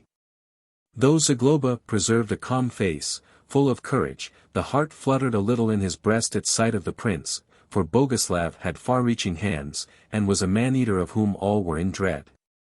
The prince called out, however, across the whole table, "Gracious Pan Zagloba, the report has come to me that you, though not a deputy, wish to drive me, innocent man, from the diet. But I forgive you in Christian fashion, and should you ever need advancement, I shall not be slow to serve you." "I merely stood by the constitution," answered Zagloba, "as a noble is bound to do. As to assistance, at my age it is likely that the assistance of God is needed most, for I am near 90. A beautiful age if its virtue is as great as its length, and this I have not the least wish to doubt. I serve my country and my king without seeking strange gods." The prince frowned a little. "You served against me too, I know that. But let there be harmony between us. All is forgotten, and this too, that you aided the private hatred of another against me. With that enemy I have still some accounts, but I extend my hand to your grace, and offer my friendship. I am only a poor man. The friendship is too high for me. I should have to stand on tiptoe, or spring to it, and that in old age is annoying. If your princely grace is speaking of accounts with Pan Kmita, my friend, then I should be glad from my heart to leave that arithmetic." "But why so, I pray?" asked the prince. "For there are 4 fundamental rules in arithmetic. Though Pan Kmita has a respectable fortune, it is a fly if compared with your princely wealth, therefore Pan Kmita will not consent to division. He is occupied with multiplication himself, and will let no man take aught from him, though he might give something to others. I do not think that your princely grace would be eager to take what he'd give you." Though Boguslav was trained in word fencing, still, whether it was Zagloba's argument or his insolence that astonished him so much, he forgot the tongue in his own mouth. The breasts of those present began to shake from laughter. Pan Sobieski laughed with his whole soul, and said, "He is an old warrior of Zbaraj. He knows how to wield a saber, but is no common player with the tongue. Better let him alone." In fact, Boguslav, seeing that he had hit upon an irreconcilable, did not try further to capture Zagloba, but beginning conversation with another man, he cast from time to time malign glances across the table at the old knight. But Sobieski was delighted, and continued, "You are a master, lord brother, a genuine master. Have you ever found your equal in this commonwealth?" "At the saber," answered Zagloba, satisfied with the praise, "Wołodyjowski has come up to me. And Kmita too I have trained not badly." Saying this, he looked at Boguslav, but the prince feigned not to hear him, and spoke diligently with his neighbor. "Why?" said the hetman, "I have seen Pan Michael at work more than once, and would guarantee him even if the fate of all Christendom were at stake. It is a pity that a thunderbolt, as it were, has struck such a soldier." "But what has happened to him?" asked Sarbievsky, the sword-bearer of Tsehanov. "The maiden he loved died in Chenstohova," answered Zagloba, "and the worst is that I cannot learn from any source where he is." "But I saw him," cried Pan Varshytsky, the castellan of Krakow. "While coming to Warsaw, I saw him on the road coming hither also, and he told me that being disgusted with the world and its vanities, he was going to Mons Regius to end his suffering life in prayer and meditation. Zagloba caught at the remnant of his hair. "He has become a monk of Camaldoli, as God is dear to me," exclaimed he, in the greatest despair. Indeed, the statement of the Castellan had made no small impression on all. Pan Sobieski, who loved soldiers, and knew himself best how the country needed them, was pained deeply, and said after a pause, "It is not proper to oppose the free will of men and the glory of God, but it is a pity to lose him. And it is hard for me to hide from you, gentlemen, that I am grieved. From the school of Prince Yeremy that was an excellent soldier against every enemy, but against the horde and ruffiandom incomparable. There are only a few such partisans in the steppes, such as Pan Pivo among the Cossacks, and Pan Rushchits in the cavalry, but even these are not equal to Pan Michael. It is fortunate that the times are somewhat calmer," said the sword-bearer of Tsehanov, "and that paganism observes faithfully the treaty of Podhates extorted by the invincible sword of my benefactor."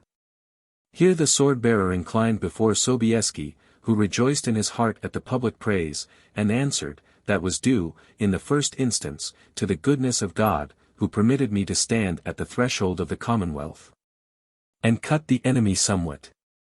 And in the second, to the courage of good soldiers who are ready for everything. That the Khan would be glad to keep the treaties, I know, but in the Crimea itself there are tumults against the Khan, and the Belgrade horde does not obey him at all. I have just received tidings that on the Moldavian boundary clouds are collecting, and that raids may come in. I have given orders to watch the roads carefully, but I have not soldiers sufficient.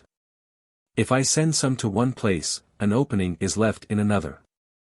I need men trained specially and knowing the ways of the horde. This is why I am so sorry for Wołodyjowski." In answer to this, Zagloba took from his temples the hands with which he was pressing his head, and cried, "But he will not remain a monk, even if I have to make an assault on Mons Regius and take him by force.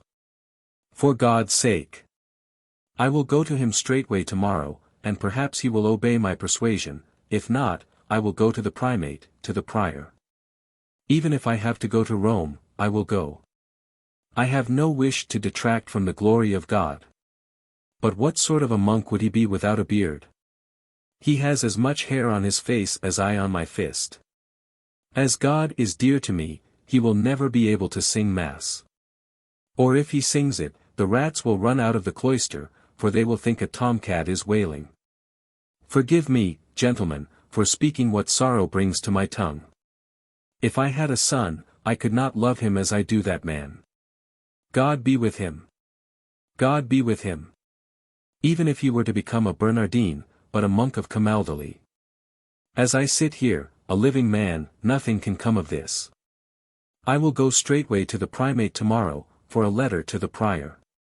He cannot have made vows yet, put in the marshal, but let not your grace be too urgent, lest he grow stubborn, and it is needful to reckon with this too. Has not the will of God appeared in his intention? The will of God. The will of God does not come on a sudden, as the old proverb says, what is sudden is of the devil. If it were the will of God, I should have noted the wish long ago in him, and he was not a priest, but a dragoon. If he had made such a resolve while in full reason, in meditation and calmness, I should say nothing, but the will of God does not strike a despairing man as a falcon does a duck. I will not press him. Before I go I will meditate well with myself what to say, so that he may not play the fox to begin with, but in God is my hope. This little soldier has confided always more to my wit than his own, and will do the like this time, I trust, unless he has changed altogether. Chapter 6. Next day, Zagloba, armed with a letter from the primate, and having a complete plan made with Ketling, rang the bell at the gate of the monastery on Mons Regius. His heart was beating with violence at this thought, how will Michael receive me, and though he had prepared in advance what to say, he acknowledged himself that much depended on the reception. Thinking thus, he pulled the bell a second time. And when the key squeaked in the lock, and the door opened a little, he thrust himself into it straightway a trifle violently, and said to the confused young monk, "I know that to enter here a special permission is needed. But I have a letter from the Archbishop, which you, carissime frater, will be pleased to give the Reverend Prior. It will be done according to the wish of your grace, said the doorkeeper, inclining at sight of the primate's seal. Then he pulled a strap hanging at the tongue of a bell, and pulled twice to call someone, for he himself had no right to go from the door. Another monk appeared at that summons, and taking the letter, departed in silence. Zagloba placed on a bench a package which he had with him, then sat down and began to puff wonderfully. "Brother," said he, at last, "how long have you been in the cloister?" 5 years, answered the porter. "Is it possible? So young, and 5 years already. Then it is too late to leave, even if you wanted to do so. You must yearn sometimes for the world smells of war for one man, of feasts for another, of fair heads for a third." "Avaunt!" said the monk, making the sign of the cross with devotion. "How is that? Has not the temptation to go out of the cloister come on you?" continued Zagloba. The monk looked with distrust at the envoy of the archbishop, speaking in such marvelous fashion, and answered, "When the door here closes on any man, he never goes out. We'll see that yet. What is happening to Pan Wołodyjowski? Is he well? There is no one here named in that way." "Brother Michael," said Zagloba, "on trial. Former colonel of dragoons, who came here not long since. We call him Brother Jerzy. But he has not made his vows yet, and cannot make them till the end of the term. And surely he will not make them, for you will not believe, brother, what a woman's man he is. You could not find another man so hostile to woman's virtue in all the clois, I meant to say in all the cavalry." "It is not proper for me to hear this," said the monk, with increasing astonishment and confusion. "Listen, brother. I do not know where you receive visitors, but if it is in this place, I advise you to withdraw a little when Brother Jerzy comes, as far as that gate, for instance, for we shall talk here of very worldly matters." "I prefer to go away at once," said the monk. Meanwhile Pan Michael, or rather Brother Jerzy, appeared, but Zagloba did not recognize the approaching man, for Pan Michael had changed greatly. To begin with, he seemed taller in the long white habit than in the dragoon jacket. Secondly, his mustaches, pointing upward toward his eyes formerly, were hanging down now, and he was trying to let out his beard, which formed 2 little yellow tresses not longer than half a finger. Finally, he had grown very thin and meager, and his eyes had lost their former glitter. He approached slowly, with his hands hidden on his bosom under his habit, and with drooping head. Zagloba, not recognizing him, thought that perhaps the prior himself was coming, therefore he rose from the bench and began, "Lauditer." Suddenly he looked more closely, opened his arms, and cried, "Pan Michael! Pan Michael!" Brother Jerzy let himself be seized in the embrace, something like a sob shook his breast, but his eyes remained dry. Zagloba pressed him a long time, at last he began to speak. "You have not been alone in weeping over your misfortune. I wept. Yen and his family wept, the Kmitas wept. It is the will of God. Be resigned to it, Michael. May the merciful Father comfort and reward you. You have done well to shut yourself in for a time in these walls. There is nothing better than prayer and pious meditation in misfortune. Come, let me embrace you again. I can hardly see you through my tears." And Zagloba wept with sincerity, moved at the sight of Pan Michael. "Pardon me for disturbing your meditation," said he, at last, "but I could not act otherwise, and you will do me justice when I give you my reasons. Ai, Michael. You and I have gone through a world of evil and of good. Have you found consolation behind these bars?" "I have," replied Pan Michael, "in those words which I hear in this place daily, and repeat, and which I desire to repeat till my death, memento mori.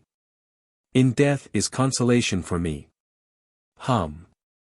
Death is more easily found on the battlefield than in the cloister, where life passes as if someone were unwinding thread from a ball, slowly. There is no life here, for there are no earthly questions. And before the soul leaves the body, it lives, as it were, in another world. If that is true, I will not tell you that the Belgrade horde are mustering in great force against the Commonwealth, for what interest can that have for you? Pan Michael's mustaches quivered on a sudden, and he stretched his right hand unwittingly to his left side, but not finding a sword there, he put both hands under his habit, dropped his head, and repeated, Memento mori. Justly, justly, answered Zagloba, blinking his sound eye with a certain impatience. No longer ago than yesterday Pan Sobieski, the hetman, said, only let Wołodyjowski serve even through this one storm, and then let him go to whatever cloister he likes. God would not be angry for the deed, on the contrary, such a monk would have all the greater merit. But there is no reason to wonder that you put your own peace above the happiness of the country, for prima charitas ab ego, the first love is of self. A long interval of silence followed. Only Pan Michael's mustaches stood out somewhat and began to move quickly, though lightly. You have not taken your vows yet, asked Zagloba, at last, and you can go out at any moment. I am not a monk yet, for I have been waiting for the favor of God, and waiting till all painful thoughts of earth should leave my soul.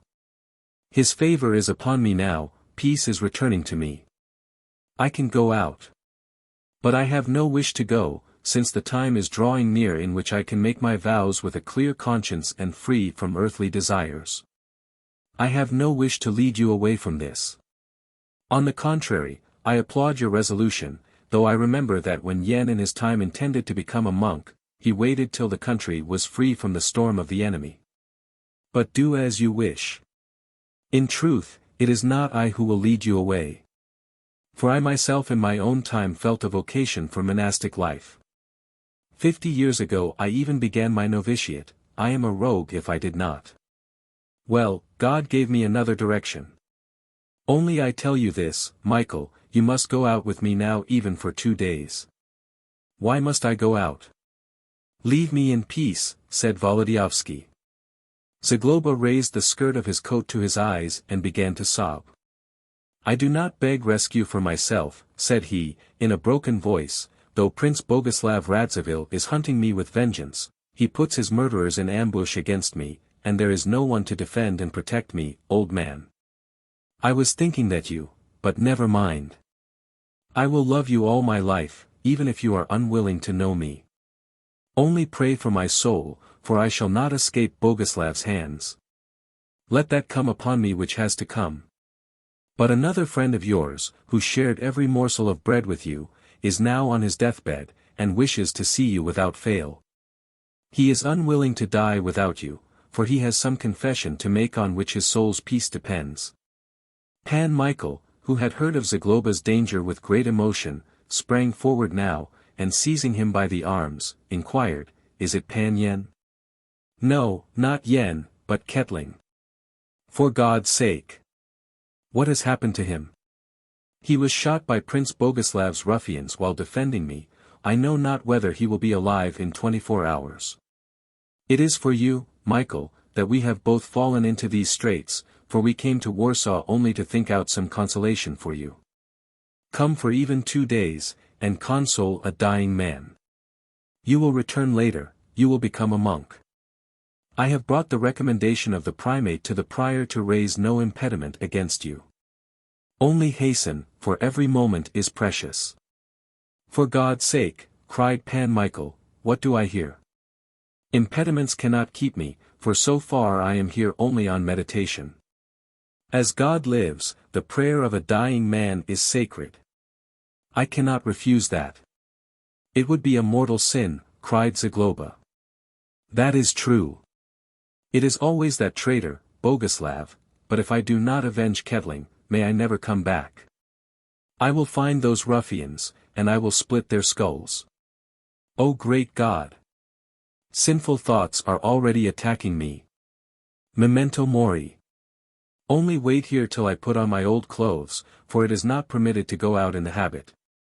Here are clothes, cried Zagloba, springing to the bundle, which was lying there on the bench near them. I foresaw everything, prepared everything. Here are boots, a rapier, a good overcoat. Come to the cell, said the little knight, with haste. They went to the cell.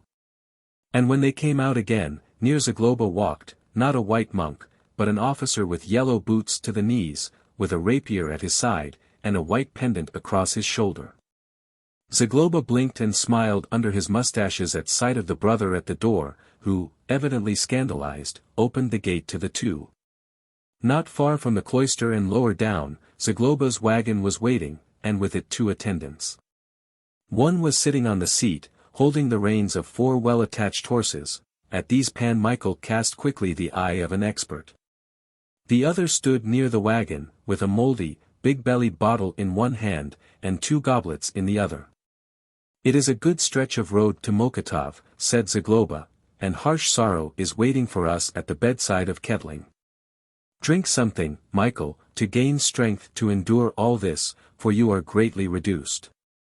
Saying this, Zagloba took the bottle from the hands of the man and filled both glasses with Hungarian so old that it was thick from age. "This is a goodly drink," said Zagloba, placing the bottle on the ground and taking the goblets. "To the health of Kettling." "To his health," repeated Pan Michael. "Let us hurry." They emptied the glasses at a draught. "Let us hurry," repeated Zagloba. "Pour out, man," said he, turning to the servant. "To the health of Pan Yen." "Let us hurry." They emptied the goblets again at a draught, for there was real urgency. "Let us take our seats," cried Pan Michael. "But will you not drink my health?" asked Zagloba, with a complaining voice. "If quickly." And they drank quickly. Zagloba emptied the goblet at a breath, though there was half a quart in it, then without wiping his mustaches, he cried, "I should be thankless not to drink your health." "Pour out, man." "With thanks," answered Brother Yerzy. The bottom appeared in the bottle, which Zagloba seized by the neck and broke into small pieces, for he never could endure the sight of empty vessels. Then he took his seat quickly, and they rode on. The noble drink soon filled their veins with beneficent warmth, and their hearts with a certain consolation. The cheeks of Brother Yerzy were covered with a slight scarlet, and his glance regained its former vivacity. He stretched his hand unwittingly once, twice, to his mustaches, and turned them upward like awls, till at last they came near his eyes. He began meanwhile to gaze around with great curiosity, as if looking at the country for the first time. All at once Zagloba struck his palms on his knees and cried without evident reason. "Ho! Ho! I hope that Kettling will return to health when he sees you. Ho! Ho!" And clasping Pan Michael around the neck, he began to embrace him with all his power. Pan Michael did not wish to remain in debt to Zagloba, he pressed him with the utmost sincerity. They went on for some time in silence, but in a happy one. Meanwhile the small houses of the suburbs began to appear on both sides of the road. Before the houses there was a great movement. On this side and that, townspeople were strolling, servants in various liveries, soldiers and nobles, frequently very well dressed. "Swarms of nobles have come to the diet," said Zagloba. "For though not one of them is a deputy, they wish to be present, to hear and to see. The houses and inns are so filled everywhere that it is hard to find a room, and how many noble women are strolling along the streets. I tell you that you could not count them on the hairs of your beard. They are pretty too, the rogues, so that sometimes a man has the wish to slap his hands on his sides as a cock does his wings, and crow. But look! Look at that brunette behind whom the heyduke is carrying the green shuba, isn't she splendid? Eh!" Here Zagloba nudged Pan Michael in the side with his fist, and Pan Michael looked, moved his mustaches. His eyes glittered, but in that moment he grew shamefaced, dropped his head, and said after a brief silence, "Memento mori." But Zagloba clasped him again, and cried, "As you love me, per amicitiam nostram, by our friendship, as you respect me, get married. There are so many worthy maidens, get married." Brother Yerzy looked with astonishment on his friend. Zagloba could not be drunk, however, for many a time he had taken thrice as much wine without visible effect, therefore he spoke only from tenderness. But all thoughts of marriage were far away then from the head of Pan Michael, so that in the first instant astonishment overcame in him indignation. Then he looked severely into the eyes of Zagloba and asked, "Are you tipsy?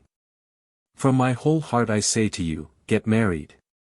Pan Michael looked still more severely. Memento mori. But Zagloba was not easily disconcerted. "Michael, if you love me, do this for me, and kiss a dog on the snout with your memento.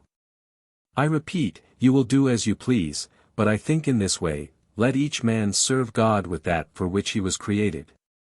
And God created you for the sword, in this his will is evident, since he has permitted you to attain such perfection in the use of it. In case he wished you to be a priest, he would have adorned you with a wit altogether different, and inclined your heart more to books and to Latin.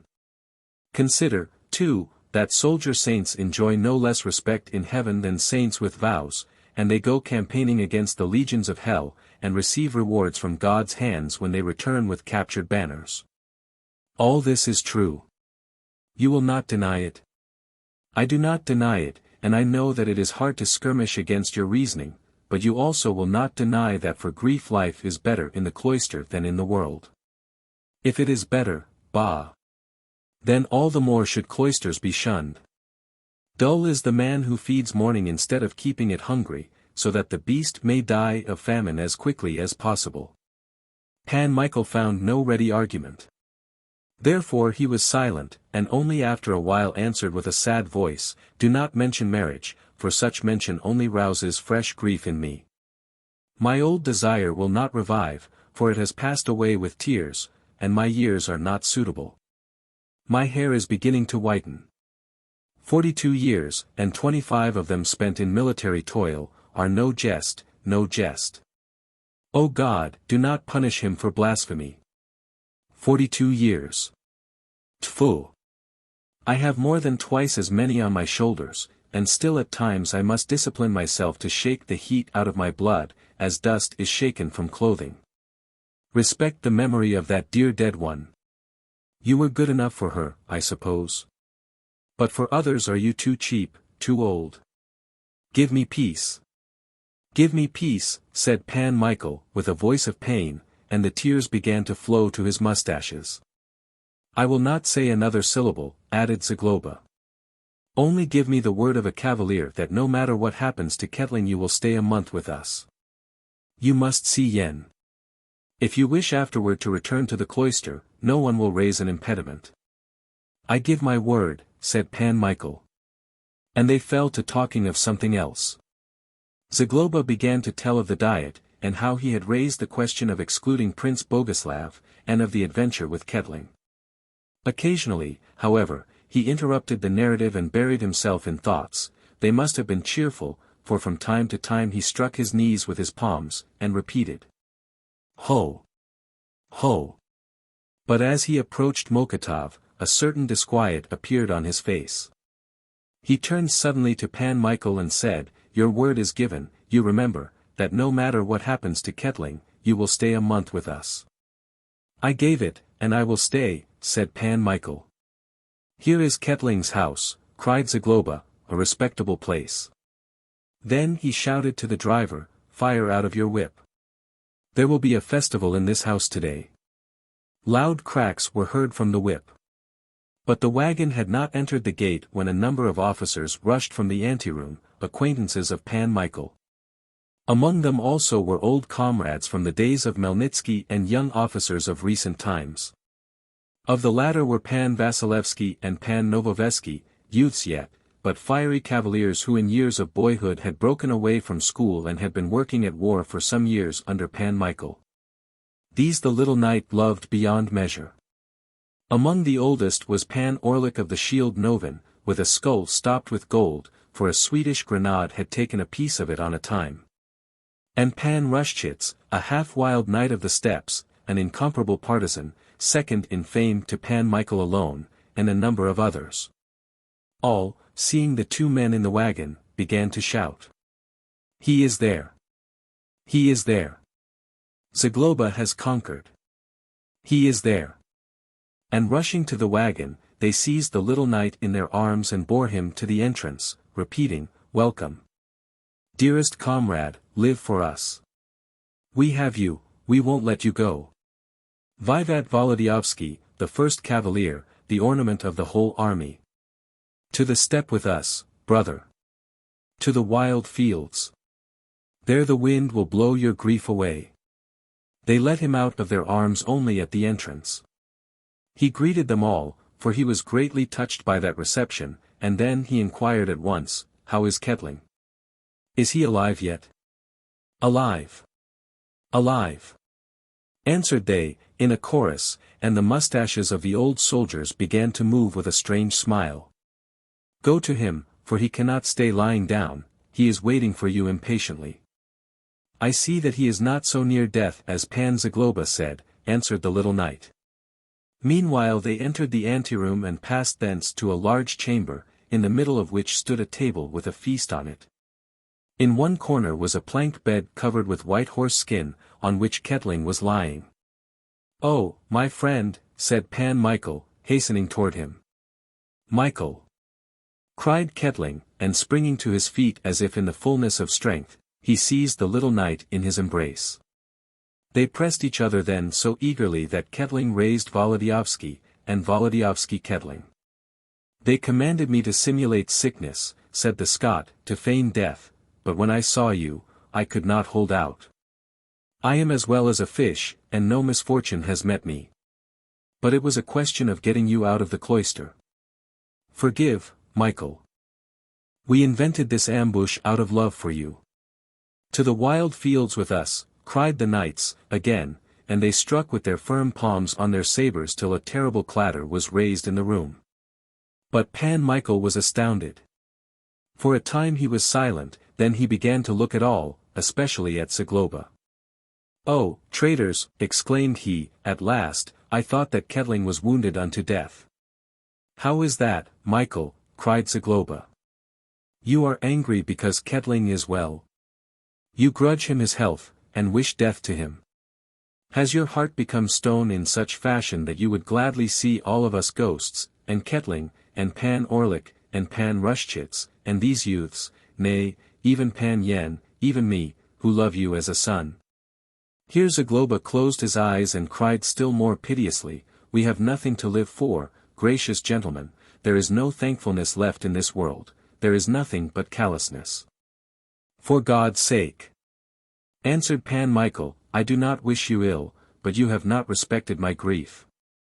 "Have pity on our lives," repeated Zagloba. "Give me peace. He says that we show no respect to his grief. But what fountains we have poured out over him, gracious gentlemen. We have, Michael. I take God to witness that we should be glad to bear apart your grief on our sabres, for comrades should always act thus. But since you have given your word to stay with us a month, then love us at least for that month." "I will love you till death," said Pan Michael. Further conversation was interrupted by the coming of a new guest. The soldiers, occupied with Wołodyjowski, had not heard the arrival of that guest, and saw him only when he was standing in the door. He was a man enormous in stature, of majestic form and bearing. He had the face of a Roman emperor. In it was power, and at the same time the true kindness and courtesy of a monarch. He differed entirely from all those soldiers around him. He grew notably greater in face of them, as if the eagle, king of birds, had appeared among hawks, falcons, and merlins. "The Grand Hetman," cried Ketling, and sprang up, as the host, to greet him. "Pan Sobieski," cried others. All heads were inclined in an obeisance of deep homage.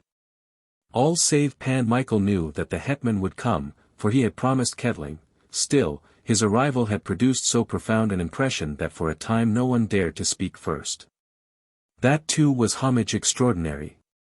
But Sobieski loved soldiers beyond all men, especially those with whom he had galloped over the necks of Tartar chambuls so often. He looked on them as his own family, and for this reason specially he had determined to greet Wołodyjowski, to comfort him, and finally, by showing such unusual favor and attention, to retain him in the ranks of the army. Therefore when he had greeted Ketling, he stretched out his hands at once to the little knight, and when the latter approached and seized him by the knees, Sobieski pressed the head of Pan Michael with his palms.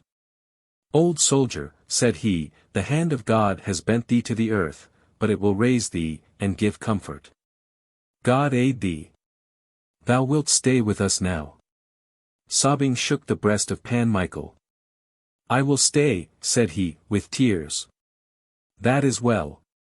Give me of such men as many as possible. And now, old comrade, let us recall those times which we passed in the Russian steppes, when we sat down to feast under tents. I am happy among you. Now, our host, now. Vivat Jonas Dux! Shouted every voice. The feast began and lasted long. Next day the hetman sent a cream-colored steed of great price to Pan Michael. Chapter 7. Kettling and Pan Michael promised each other to ride stirrup to stirrup again should occasion offer, to sit at one fire, and to sleep with their heads on one saddle. But meanwhile an event separated them.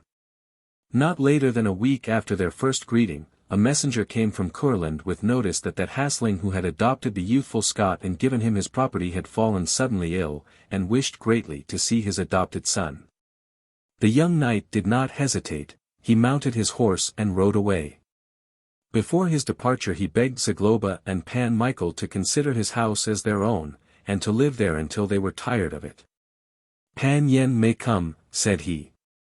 During the election he will come himself surely, even should he bring all his children, there will be room here for the whole family. I have no relatives, and even if I had brothers, they would not be nearer to me than you are.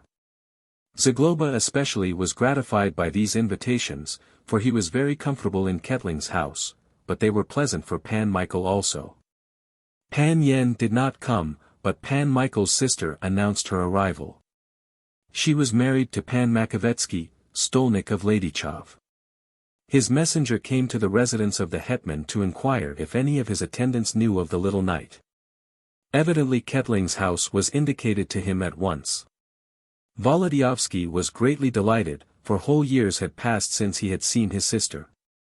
And when he learned that, in absence of better lodgings, she had stopped at Rybaki in a poor little cottage, he flew off straightway to invite her to Kettling's house. It was dusk when he rushed into her presence. But he knew her at once, though two other women were with her in the room, for the lady was small of stature, like a ball of thread. She too recognized him, while the other women stood like two candles and looked at the greeting. Pani Makovetsky found speech first, and began to cry out in a thin and rather squeaking voice, so many years, so many years. God give you aid, dearest brother. The moment the news of your misfortune came, I sprang up at once to come hither. And my husband did not detain me, for a storm is threatening us from the side of Budziak. People are talking also of the Belgrade Tartars. And surely the roads are growing black, for tremendous flocks of birds are appearing, and before every invasion it is that way. God console you, beloved, dear, golden brother. My husband must come to the election himself, so this is what he said, take the young ladies, and go on before me. You will comfort Michael, said he, in his grief. And you must hide your head somewhere from the Tartars, for the country here will be in a blaze, therefore one thing fits with another. Go, said he, to Warsaw, hire good lodgings in time, so there may be some place to live in. He, with men of those parts, is listening on the roads. There are few troops in the country, it is always that way with us. You, Michael, my loved one, come to the window, let me look in your face. Your lips have grown thin, but in grief it cannot be otherwise. It was easy for my husband to say in Russia, find lodgings, but here there is nothing anywhere. We are in this hovel, you see it. I have hardly been able to get 3 bundles of straw to sleep on. Permit me, sister, said the little knight. But the sister would not permit, and spoke on, as if a mill were rattling, we stopped here, there was no other place. My host looks out of his eyes like a wolf, maybe they are bad people in the house. It is true that we have 4 attendants, trusty fellows, and we ourselves are not timid, for in our parts a woman must have a cavalier's heart, or she could not live there. I have a pistol which I carry always, and Basha 8 has 2 of them.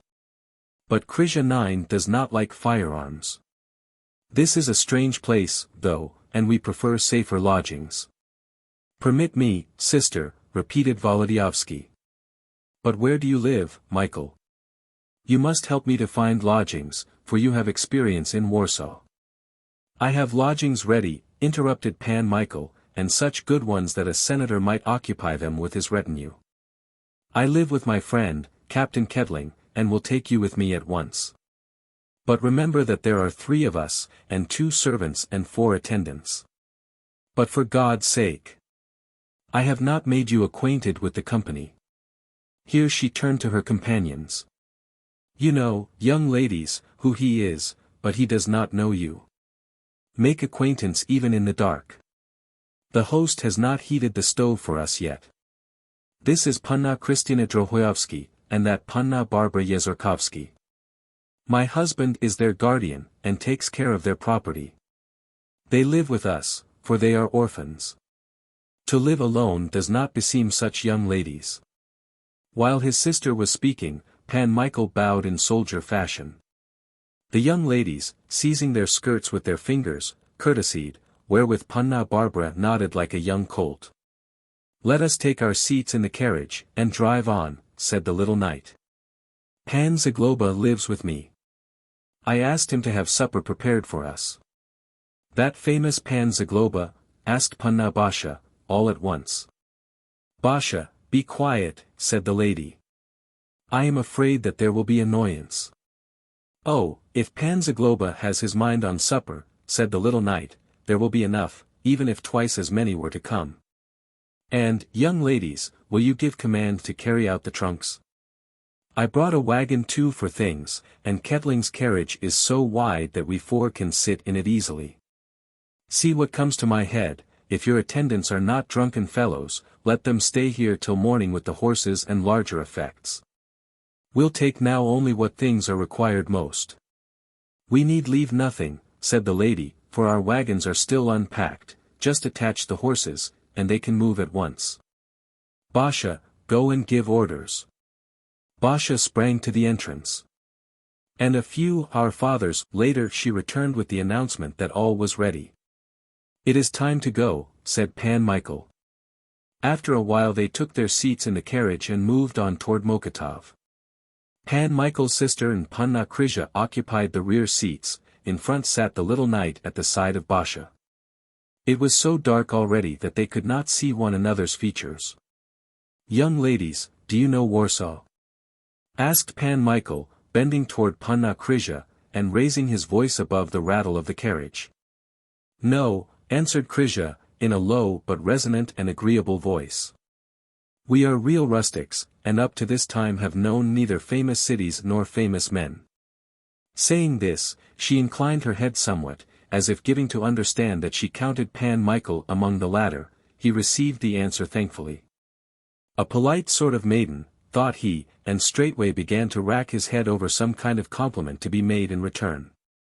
Even if the city were 10 times greater than it is, said he at last, still, ladies, you might be its most notable ornament. But how do you know that in the dark? Inquired Panna Basha, on a sudden. Ah, here is a kid for you, thought Pan Michael. But he said nothing, and they rode on in silence for some time. Basha turned again to the little knight and asked, Do you know whether there will be room enough in the stable? We have 10 horses and 2 wagons. Even if there were 30, there would be room for them. Hugh! Hugh! Exclaimed the young lady. Basha! Basha, said Pani Makovetsky, persuasively. Ah, it is easy to say, Basha, Basha. But in whose care were the horses during the whole journey? Conversing thus, they arrived before Kettling's house. All the windows were brilliantly lighted to receive the lady. The servants ran out with Pan Zagloba at the head of them. He, springing to the wagon and seeing 3 women, inquired straightway. In which lady have I the honor to greet my special benefactress, and at the same time the sister of my best friend, Michael? I am she, answered the lady. Then Zagloba seized her hand, and fell to kissing it eagerly, exclaiming, I beat with the forehead, I beat with the forehead. Then he helped her to descend from the carriage, and conducted her with great attention and clattering of feet to the anteroom. "Let me be permitted to give greeting once more inside the threshold," said he, on the way. Meanwhile Pan Michael was helping the young ladies to descend. Since the carriage was high, and it was difficult to find the steps in the darkness, he caught Panna Krysia by the waist, and bearing her through the air, placed her on the ground. And she, without resisting, inclined during the twinkle of an eye her breast on his, and said, "I thank you." Pan Michael turned then to Basha. But she had already jumped down on the other side of the carriage, therefore he gave his arm to Panna Krysia. In the room acquaintance with Zagloba followed.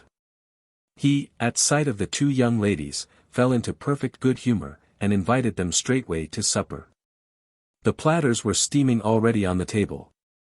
And as Pan Michael had foreseen, there was such an abundance that it would have sufficed for twice as many persons. They sat down. Pan Michael's sister occupied the first place, next to her, on the right, sat Zagloba, and beyond him Panna Basha. Pan Michael sat on the left side near Panna Krysia. And now for the first time the little knight was able to have a good look at the ladies. Both were comely, but each in her own style. Krysia had hair as black as the wings of a raven, brows of the same color, deep blue eyes. She was a pale brunette, but of complexion so delicate that the blue veins on her temples were visible. A barely discernible dark down covered her upper lip, showing a mouth sweet and attractive, as if put slightly forward for a kiss. She was in mourning, for she had lost her father not long before, and the color of her garments, with the delicacy of her complexion and her dark hair, lent her a certain appearance of pensiveness and severity. At the first glance she seemed older than her companion, but when he had looked at her more closely, Pan Michael saw that the blood of first youth was flowing under that transparent skin. The more he looked, the more he admired the distinction of her posture, the swan-like neck, and those proportions so full of maiden charms. "She is a great lady," thought he, "who must have a great soul, but the other is a regular tomboy." In fact, the comparison was just. Basha was much smaller than her companion, and generally minute, though not meager. She was ruddy as a bunch of roses, and light-haired. Her hair had been cut, apparently after illness, and she wore it gathered in a golden net. But the hair would not sit quietly on her restless head. The ends of it were peeping out through every mesh of the net, and over her forehead formed an unordered yellow tuft which fell to her brows like the tuft of a Cossack, which, with her quick, restless eyes and challenging mien, made that rosy face like the face of a student who is only watching to embroil someone and go unpunished himself. Still, she was so shapely and fresh that it was difficult to take one's eyes from her. She had a slender nose, somewhat in the air, with nostrils dilating and active. She had dimples in her cheeks and a dimple in her chin, indicating a joyous disposition. But now she was sitting with dignity and eating heartily, only shooting glances every little while, now at Pan Zagloba, now at Wołodyjowski, and looking at them with almost childlike curiosity, as if at some special wonder.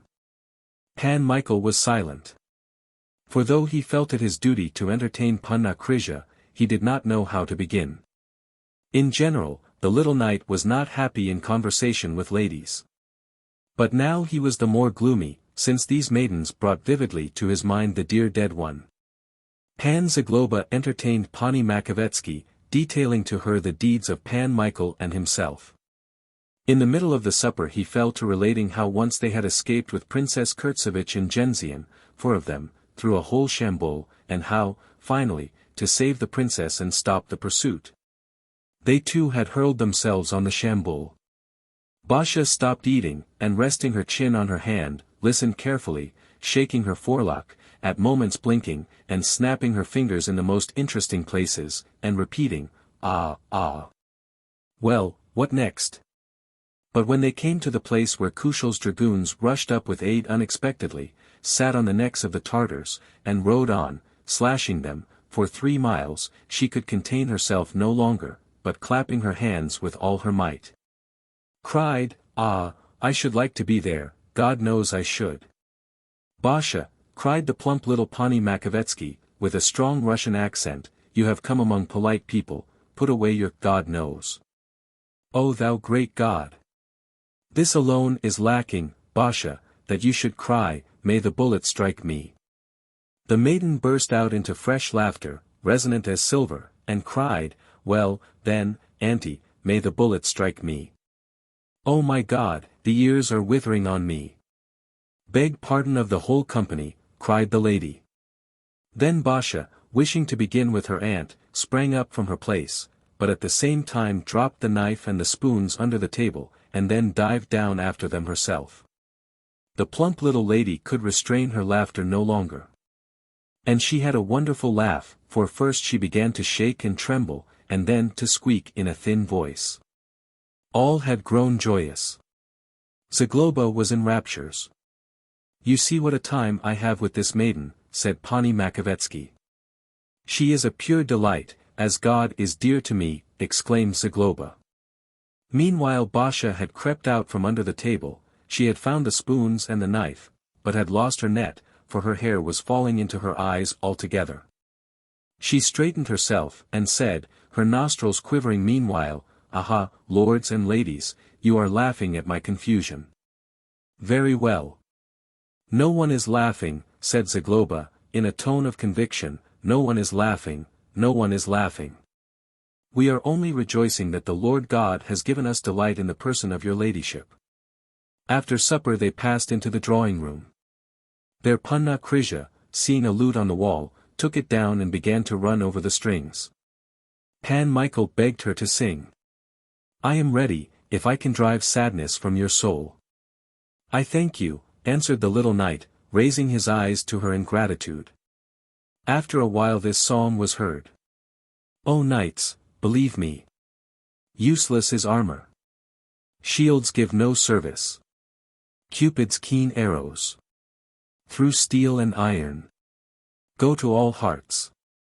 I do not indeed know how to thank you, said Zagloba, sitting at a distance with Pan Michael's sister, and kissing her hands, for coming yourself and bringing with you such elegant maidens that the Graces themselves might heat stoves for them. Especially does that little Hayduk please my heart, for such a rogue drives away sorrow in such fashion that a weasel could not hunt mice better. In truth, what is grief unless mice gnawing the grains of joyousness placed in our hearts? You, my benefactress, should know that our late king, Yen Casimir, was so fond of my comparisons that he could not live a day without them. I had to arrange for him proverbs and wise maxims. He used to have these repeated to him before bedtime, and by them it was that he directed his policy. But that is another matter. I hope too that our Michael, in company with these delightful girls, will forget altogether his unhappy misfortune. You do not know that it is only a week since I dragged him out of the cloister, where he wished to make vows. But I won the intervention of the nuncio himself, who declared to the prior that he would make a dragoon of every monk in the cloister if he did not let Michael out straightway. There was no reason for him to be there. Praise be to God. Praise be to God. If not today, tomorrow some one of those two will strike such sparks out of him that his heart will be burning like punk. Meanwhile Krisha sang on. If shields cannot save. From darts a strong hero. How can a fair head guard her own weakness? Where can she hide? The fair heads have as much fear of those shafts as a dog has of meat, whispered Zagloba to Pan Michael's sister. But confess, my benefactress, that you did not bring these titmice here without secret designs. They are maidens in 100. Especially that little Hayduk. Would that I were as blooming as she. Ah, Michael has a cunning sister.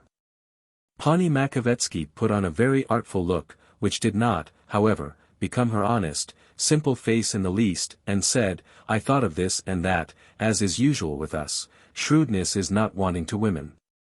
My husband had to come here to the election, and I brought the maidens beforehand, for with us there is no one to see unless Tartars. If anything lucky should happen to Michael from this, I would make a pilgrimage on foot to some wonder-working image. It will come, said Zagloba. Both maidens are from great houses, and both have property. That, too, means something in these grievous times. There is no need to repeat that to me. The war has consumed Michael's fortune, though I know that he has some money laid up with great lords. We took famous booty more than once, gracious lady. And though that was placed at the hetman's discretion, still, a part went to be divided according to sabres, as the saying is in our soldier speech. So much came to Michael's share more than once that if he had saved all his own, he would have today a nice fortune. But a soldier has no thought for tomorrow, he only frolics today. And Michael would have frolicked away all he had, were it not that I restrained him on every occasion. You say, then, gracious lady, that these maidens are of high blood. Krysia is of senatorial blood. It is true that our castellans on the border are not castellans of Krakow, and there are some of whom few in the Commonwealth have heard, but still, whoso has sat once in a senator's chair bequeaths to posterity his splendor. As to relationship, Basha almost surpasses Krysia. Indeed, indeed. I myself am descended from a certain king of the Massagetes, therefore I like to hear genealogies. Basha does not come from such a lofty nest as that. But if you wish to listen, for in our parts we can recount the relationship of every house on our fingers, she is, in fact, related to the Pototskis and the Yazlovietskis and the Lashes. You see, it was this way. Here Pan Michael's sister gathered in the folds of her dress and took a more convenient position, so that there might be no hindrance to any part of her favorite narrative. She spread out the fingers of one hand, and straightening the index finger of the other, made ready to enumerate the grandfathers and grandmothers. The daughter of Pan Yakub Pototsky, Elizabeth, from his second wife, a Yazlovietsky, married Pan Yen Smyatenko, banneret of Podolia. I have caulked that into my memory, said Zagloba. From that marriage was born Michael Smyatenko, also banneret of Podolia. A good office, said Zagloba. He was married the first time to a Dorohosto, no. To a Rodzinsky, no. To a Voronik. God guard me from forgetting. Eternal rest to her, whatever her name was, said Zagloba, with gravity. And for his second wife he married Punna Lash. I was waiting for that. What was the result of the marriage? Their sons died. Every joy crumbles in this world. But of 4 daughters, the youngest, Anna, married Yezorkovsky, of the Shield Ravitch, a commissioner for fixing the boundaries of Podolia. He was afterward, if I mistake not, sword-bearer of Podolia. He was, I remember.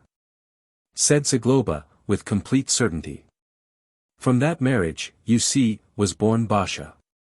I see, and also that at this moment she is aiming Ketling's musket. In fact, Krysia and the little knight were occupied in conversation, and Basha was aiming the musket at the window for her own amusement. Pani Makovetsky began to shake and squeak at sight of that. You cannot imagine what I passed through with that girl. She is a regular Haydamak. If all the Haydamaks were like her, I would join them at once. There is nothing in her head but arms, horses, and war. Once she broke out of the house to hunt ducks with a gun. She crept in somewhere among the rushes, was looking ahead of her, the reeds began to open. What did she see? The head of a Tartar stealing along through the reeds to the village. Another woman would have been terrified, and woe to her if she had not fired quickly. The Tartar dropped into the water. Just imagine, she laid him out on the spot, and with what? With duck shot. Here the lady began to shake again and laugh at the mishap of the Tartar, then she added, and to tell the truth, she saved us all, for a whole Shambul was advancing. But as she came and gave the alarm, we had time to escape to the woods with the servants. With us it is always so. Zagloba's face was covered with such delight that he half closed his eye for a moment. Then he sprang up, hurried to the maiden, and before she saw him, he kissed her on the forehead. This from an old soldier for that Tartar in the rushes, said he. The maiden gave a sweeping shake to her yellow forelock. Didn't I give him beans? Cried she, with her fresh, childish voice, which sounded so strangely in view of what she meant with her words. Oh, my darling little Haydamak, cried Zagloba, with emotion. But what is one Tartar? You gentlemen have cut them down by the thousand, and Swedes, and Germans, and Rákóczis Hungarians. What am I before you, gentlemen, before knights who have not their equals in the Commonwealth? I know that perfectly. Oh ho! I will teach you to work with the saber, since you have so much courage. I am rather heavy now, but Michael there, he too is a master. The maiden sprang up in the air at such a proposal. Then she kissed Zagloba on the shoulder and courtesied to the little knight, saying, I give thanks for the promise. I know a little already. But Pan Michael was wholly occupied talking with Krysia. Therefore he answered inattentively, whatever you command. Zagloba, with radiant face, sat down again near Pani Makovetsky. My gracious benefactress, said he, I know well which Turkish sweetmeats are best, for I passed long years in Stambul. But I know this too, that there is just a world of people hungry for them. How has it happened that no man has coveted that maiden to this time? As God lives, there was no lack of men who were courting them both. But Basha we call, in laughing, a widow of 3 husbands, for at one time 3 worthy cavaliers paid her addresses, all nobles of our parts, and heirs, whose relationship I can explain in detail to you. Saying this, Pani Makovetsky spread out the fingers of her left hand and straightened her right index finger, but Zagloba inquired quickly, and what happened to them? All 3 died in war, therefore we call Basha a widow. But how did she endure the loss? With us, you see, a case like that happens every day, and it is a rare thing for any man, after reaching ripe age, to pass away with his own death. Among us people even say that it is not befitting a nobleman to die otherwise than in the field. How did Basha endure it? Oh, she whimpered a little, poor girl, but mostly in the stable, for when anything troubles her, she is off to the stable. I sent for her once and inquired, for whom are you crying? For all 3, said she. I saw from the answer that no one of them pleased her specially. I think that as her head is stuffed with something else, she has not felt the will of God yet. Krysia has felt it somewhat, but Basha perhaps not at all. She will feel it, said Zagloba. Gracious benefactress, we understand that perfectly. She will feel it. She will feel it. Such is our predestination, said Pani Makovetsky. That is just it. You took the words out of my mouth. Further conversation was interrupted by the approach of the younger society. The little knight had grown much emboldened with Krysia. And she, through evident goodness of heart, was occupied with him and his grief, like a physician with a patient. And perhaps for this very reason she showed him more kindness than their brief acquaintance permitted. But as Pan Michael was a brother of the Stolnik's wife, and the young lady was related to the Stolnik, no one was astonished. Basha remained, as it were, aside, and only Pan Zagloba turned to her unbroken attention. But however that might be, it was apparently all one to Basha whether someone was occupied with her or not. At first, she gazed with admiration on both knights. But with equal admiration did she examine Kettling's wonderful weapons distributed on the walls. Later she began to yawn somewhat, then her eyes grew heavier and heavier, and at last she said, I am so sleepy that I may wake in the morning. After these words the company separated at once, for the ladies were very weary from the journey, and were only waiting to have beds prepared. When Zagloba found himself at last alone with Pan Michael, he began first of all to wink significantly, then he covered the little knight with a shower of light fists. Michael. What, Michael, hey? Like turnips. Will you become a monk, what? That bilberry Krysia is a sweet one. And that rosy little Hayduk, What will you say of her, Michael? What? Nothing, answered the little knight. That little Hayduk pleased me principally. I tell you that when I sat near her during supper I was as warm from her as from a stove. She is a kid yet, the other is ever so much more stately. Panna Krysia is a real Hungarian plum, but this one is a little nut. As God lives, if I had teeth. I wanted to say if I had such a daughter, I'd give her to no man but you. An almond, I say, an almond. Wołodyjowski grew sad on a sudden, for he remembered the nicknames which Zagloba used to give Anusia.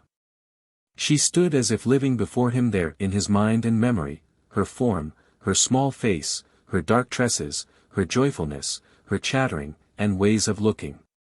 Both these were younger, but still she was 100 times dearer than all who were younger. The little knight covered his face with his palms, and sorrow carried him away the more because it was unexpected. Zagloba was astonished. For some time he was silent and looked unquietly, then he asked, Michael, what is the matter? Speak, for God's sake. Wołodyjowski spoke, so many are living, so many are walking through the world, but my lamb is no longer among them. Never again shall I see her. Then pain stifled his voice, he rested his forehead on the arm of the sofa and began to whisper through his set lips, O God! O God! O God! Chapter 8. Basha insisted that Wołodyjowski should give her instruction in fencing. He did not refuse, though he delayed for some days. He preferred Krysia, still, he liked Basha greatly, so difficult was it, in fact, not to like her. A certain morning the first lesson began, mainly because of Basia's boasting in her assurances that she knew that art by no means badly, and that no common person could stand before her. An old soldier taught me, said she. There is no lack of these among us, it is known too that there are no swordsmen superior to ours.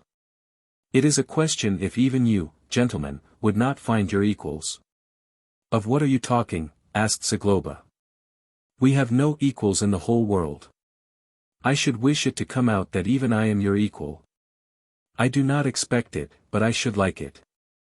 If it were firing from pistols, I too would make a trial, said Pani Makovetsky, laughing.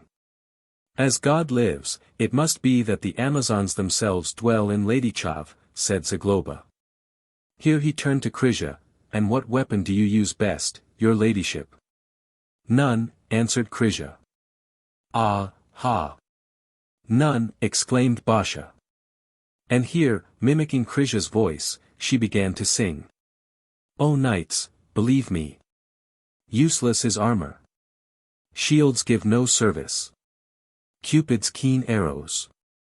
Through steel and iron. Go to all hearts. She wields arms of that kind.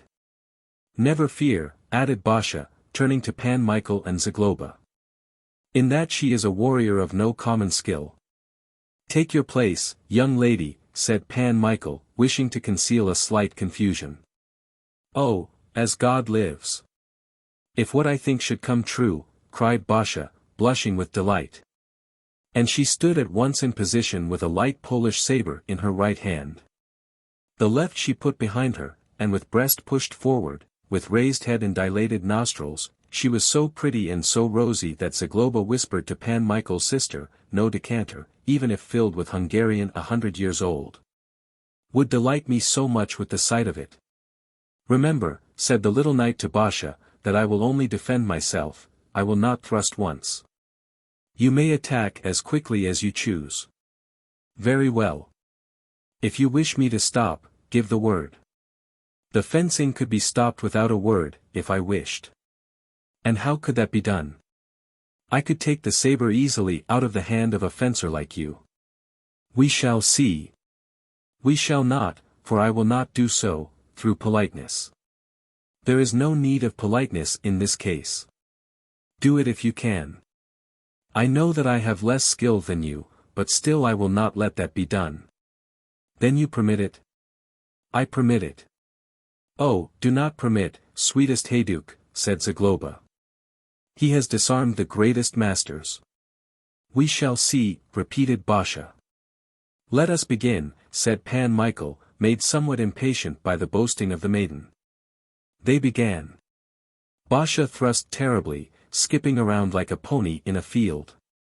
Wołodyjowski stood in one place, making, according to his wont, the slightest movements of the saber, paying but little respect to the attack. You brush me off like a troublesome fly, cried the irritated Basha. I am not making a trial of you. I am teaching you, answered the little knight. That is good. For a fair head, not bad at all. Steadier with the hand. For a fair head. You call me a fair head. You do. You do. But Pan Michael, though Basha used her most celebrated thrusts, was untouched. Even he began to talk with Zagloba, of purpose to show how little he cared for Baja's thrusts. Step away from the window, for you are in the lady's light. And though a saber is larger than a needle, she has less experience with the saber. Baja's nostrils dilated still more, and her forelock fell to her flashing eyes.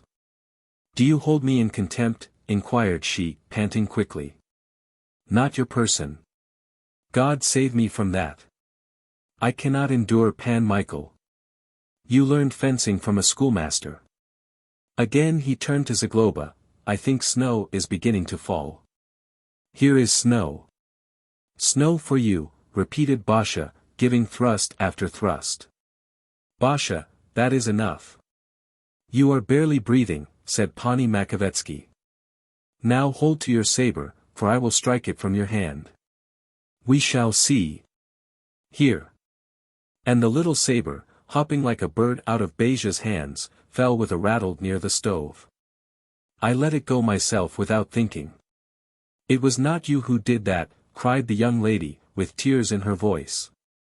And seizing the saber, in a twinkle she thrust again. Try it now. There, said Pan Michael. And again the saber was at the stove. That is enough for today, said the little knight. Pani Makovetsky began to bustle about and talk louder than usual, but Basha stood in the middle of the room, confused, stunned, breathing heavily, biting her lips and repressing the tears which were crowding into her eyes in spite of her. She knew that they would laugh all the more if she burst out crying, and she wished absolutely to restrain herself, but seeing that she could not, she rushed from the room on a sudden. For God's sake, cried Pani Makovetsky. She has run to the stable, of course, and being so heated, will catch cold. Someone must go for her. Krisha, don't you go. So saying, she went out, and seizing a warm shuba in the anteroom, hurried to the stable. And after her ran Zagloba, troubled about his little hayduk. Krisha wished to go also, but the little knight held her by the hand. You heard the prohibition. I will not let this hand go till they come back. And, in fact, he did not let it go.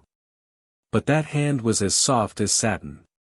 It seemed to Pan Michael that a kind of warm current was flowing from those slender fingers into his bones, rousing in them an uncommon pleasantness, therefore he held them more firmly.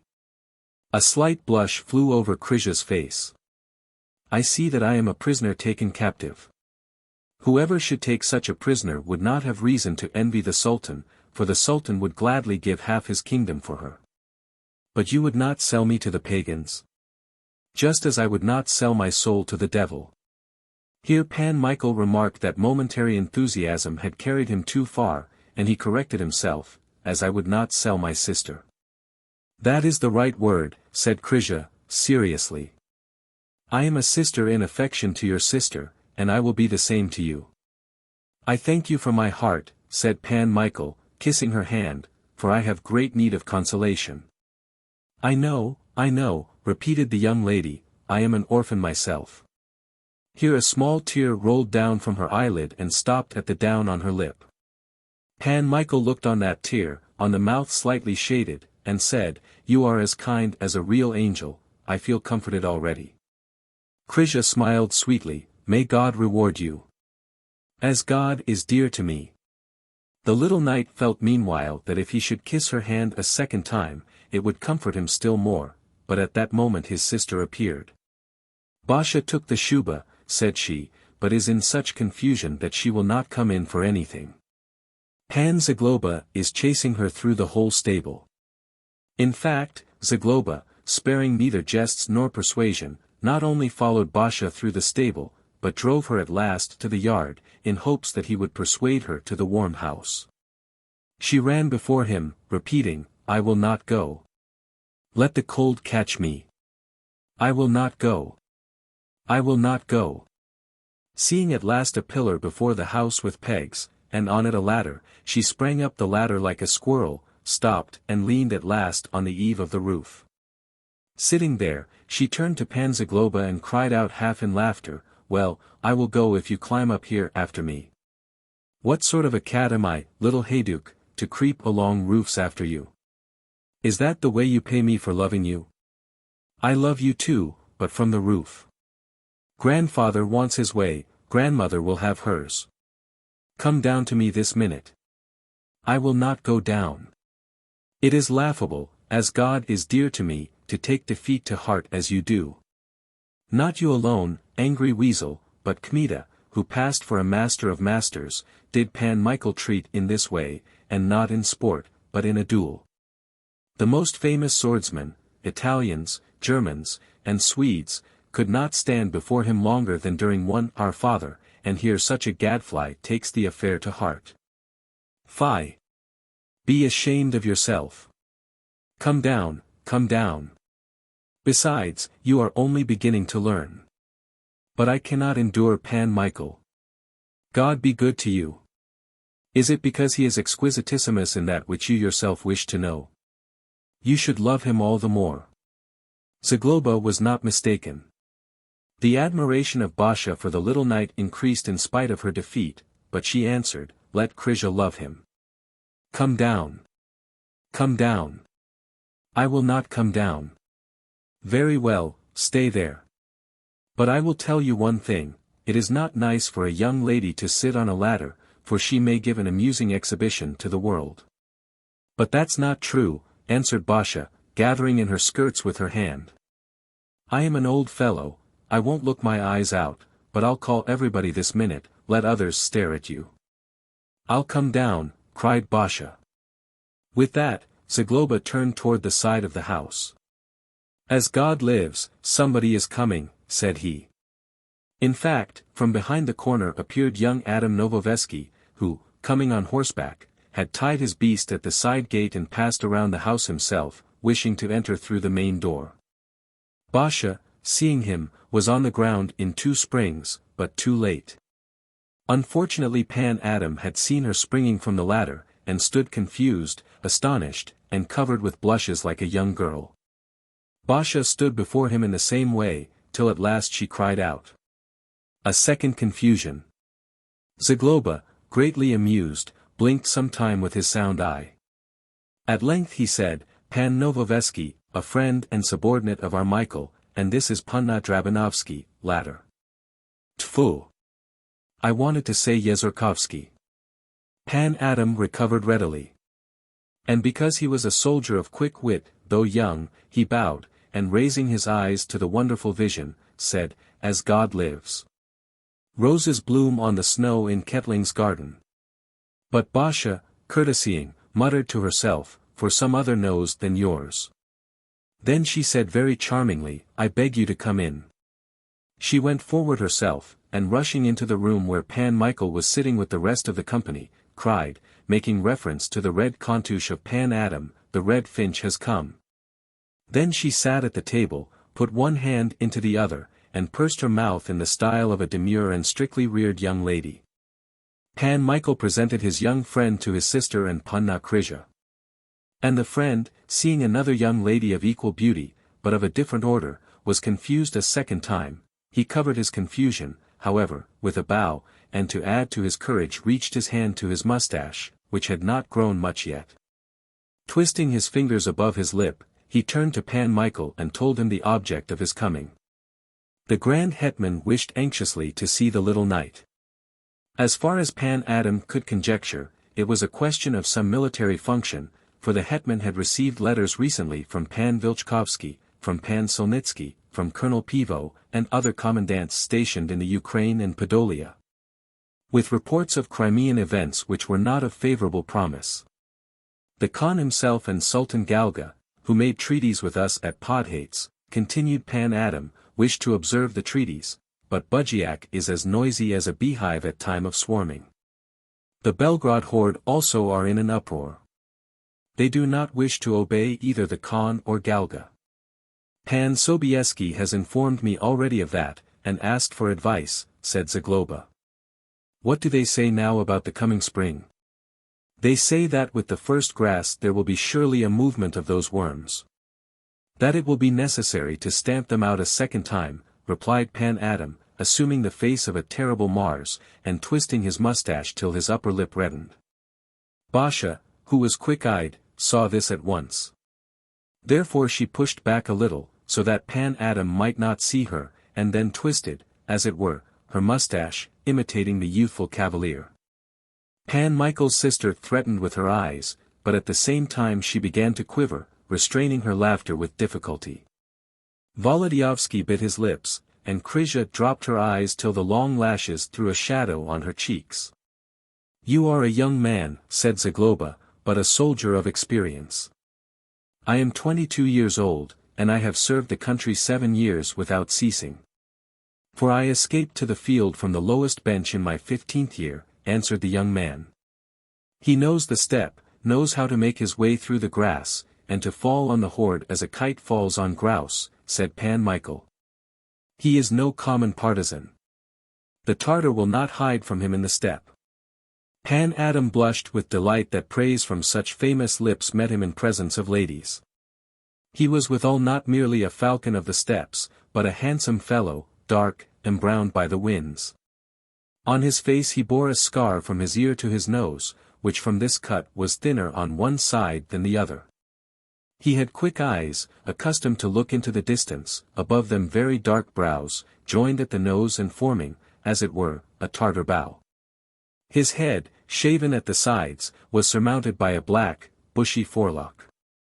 He pleased Basha both in speech and in bearing, but still she did not cease to mimic him. As I live, said Zagloba, it is pleasant for old men like me to see that a new generation is rising up worthy of us. Not worthy yet, answered Pan Adam. I praise the modesty too.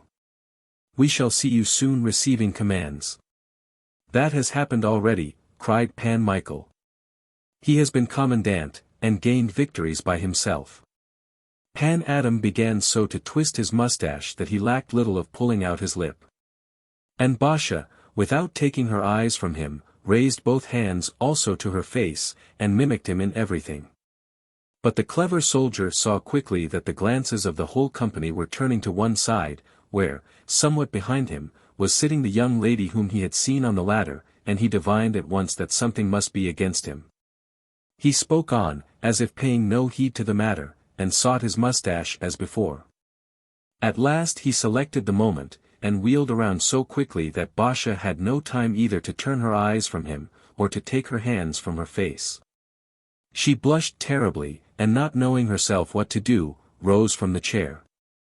All were confused, and a moment of silence followed. Basha struck her side suddenly with her hands, a third confusion, cried she, with her silvery voice. My gracious lady, said Pan Adam, with animation, I saw at once that something hostile was happening behind me. I confess that I am anxious for a mustache. But if I do not get it, it will be because I shall fall for the country, and in that event I hope I shall deserve tears rather than laughter from your ladyship. Basha stood with downcast eyes, and was the more put to shame by the sincere words of the cavalier. You must forgive her, said Zagloba. She is wild because she is young, but she has a golden heart. And Basha, as if confirming Zagloba's words, said at once in a low voice, I beg your forgiveness most earnestly. Pan Adam caught her hands that moment and fell to kissing them. For God's sake, do not take it to heart. I am not some kind of barbarian. It is for me to beg pardon for having dared to interrupt your amusement. We soldiers ourselves are fond of jokes. Mea culpa.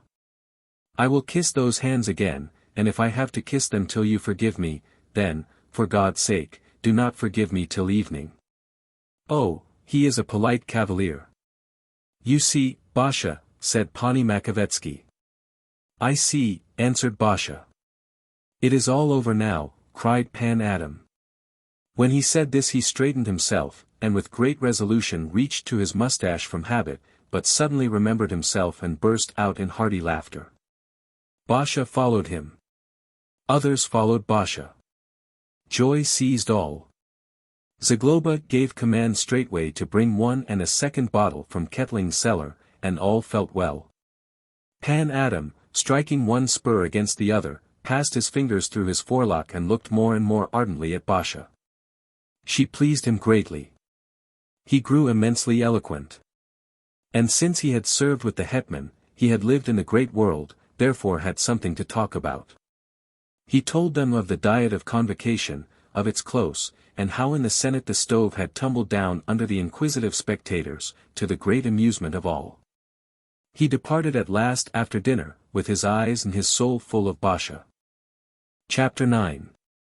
That same day Pan Michael announced himself at the quarters of the hetman, who gave command to admit the little knight, and said to him, I must send Rashchitz to the Crimea to see what is passing there. And to stir up the Khan to observe his treaties. Do you wish to enter service again and take the command after Rashchitz? You, Vilchkovsky, Solnitsky, and Pivo will have an eye on Doroshenko, and on the Tartars, whom it is impossible to trust altogether at any time. Pan Michael grew sad. He had served the flower of his life.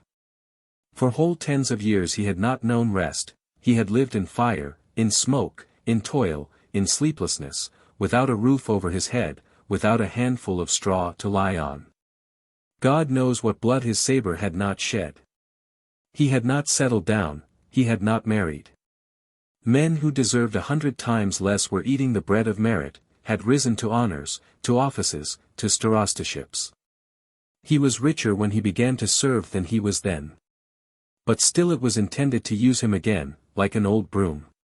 His soul was rent, because, when friendly and pleasant hands had been found to dress his wounds, the command was given to tear himself away and fly to the desert, to the distant boundaries of the Commonwealth. Without a thought that he was so greatly wearied in soul. Had it not been for interruptions and service, he would have enjoyed at least a couple of years with Anusia. When he thought of all this, an immense bitterness rose in his soul. But since it did not seem to him worthy of a cavalier to mention his own services and dwell on them, he answered briefly. I will go. You are not in service, said the hetman, you can refuse. You know better yourself if this is too soon for you.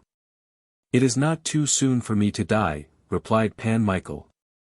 Sobieski walked a number of times through the chamber, then he stopped before the little knight and put his hand on his shoulder confidentially.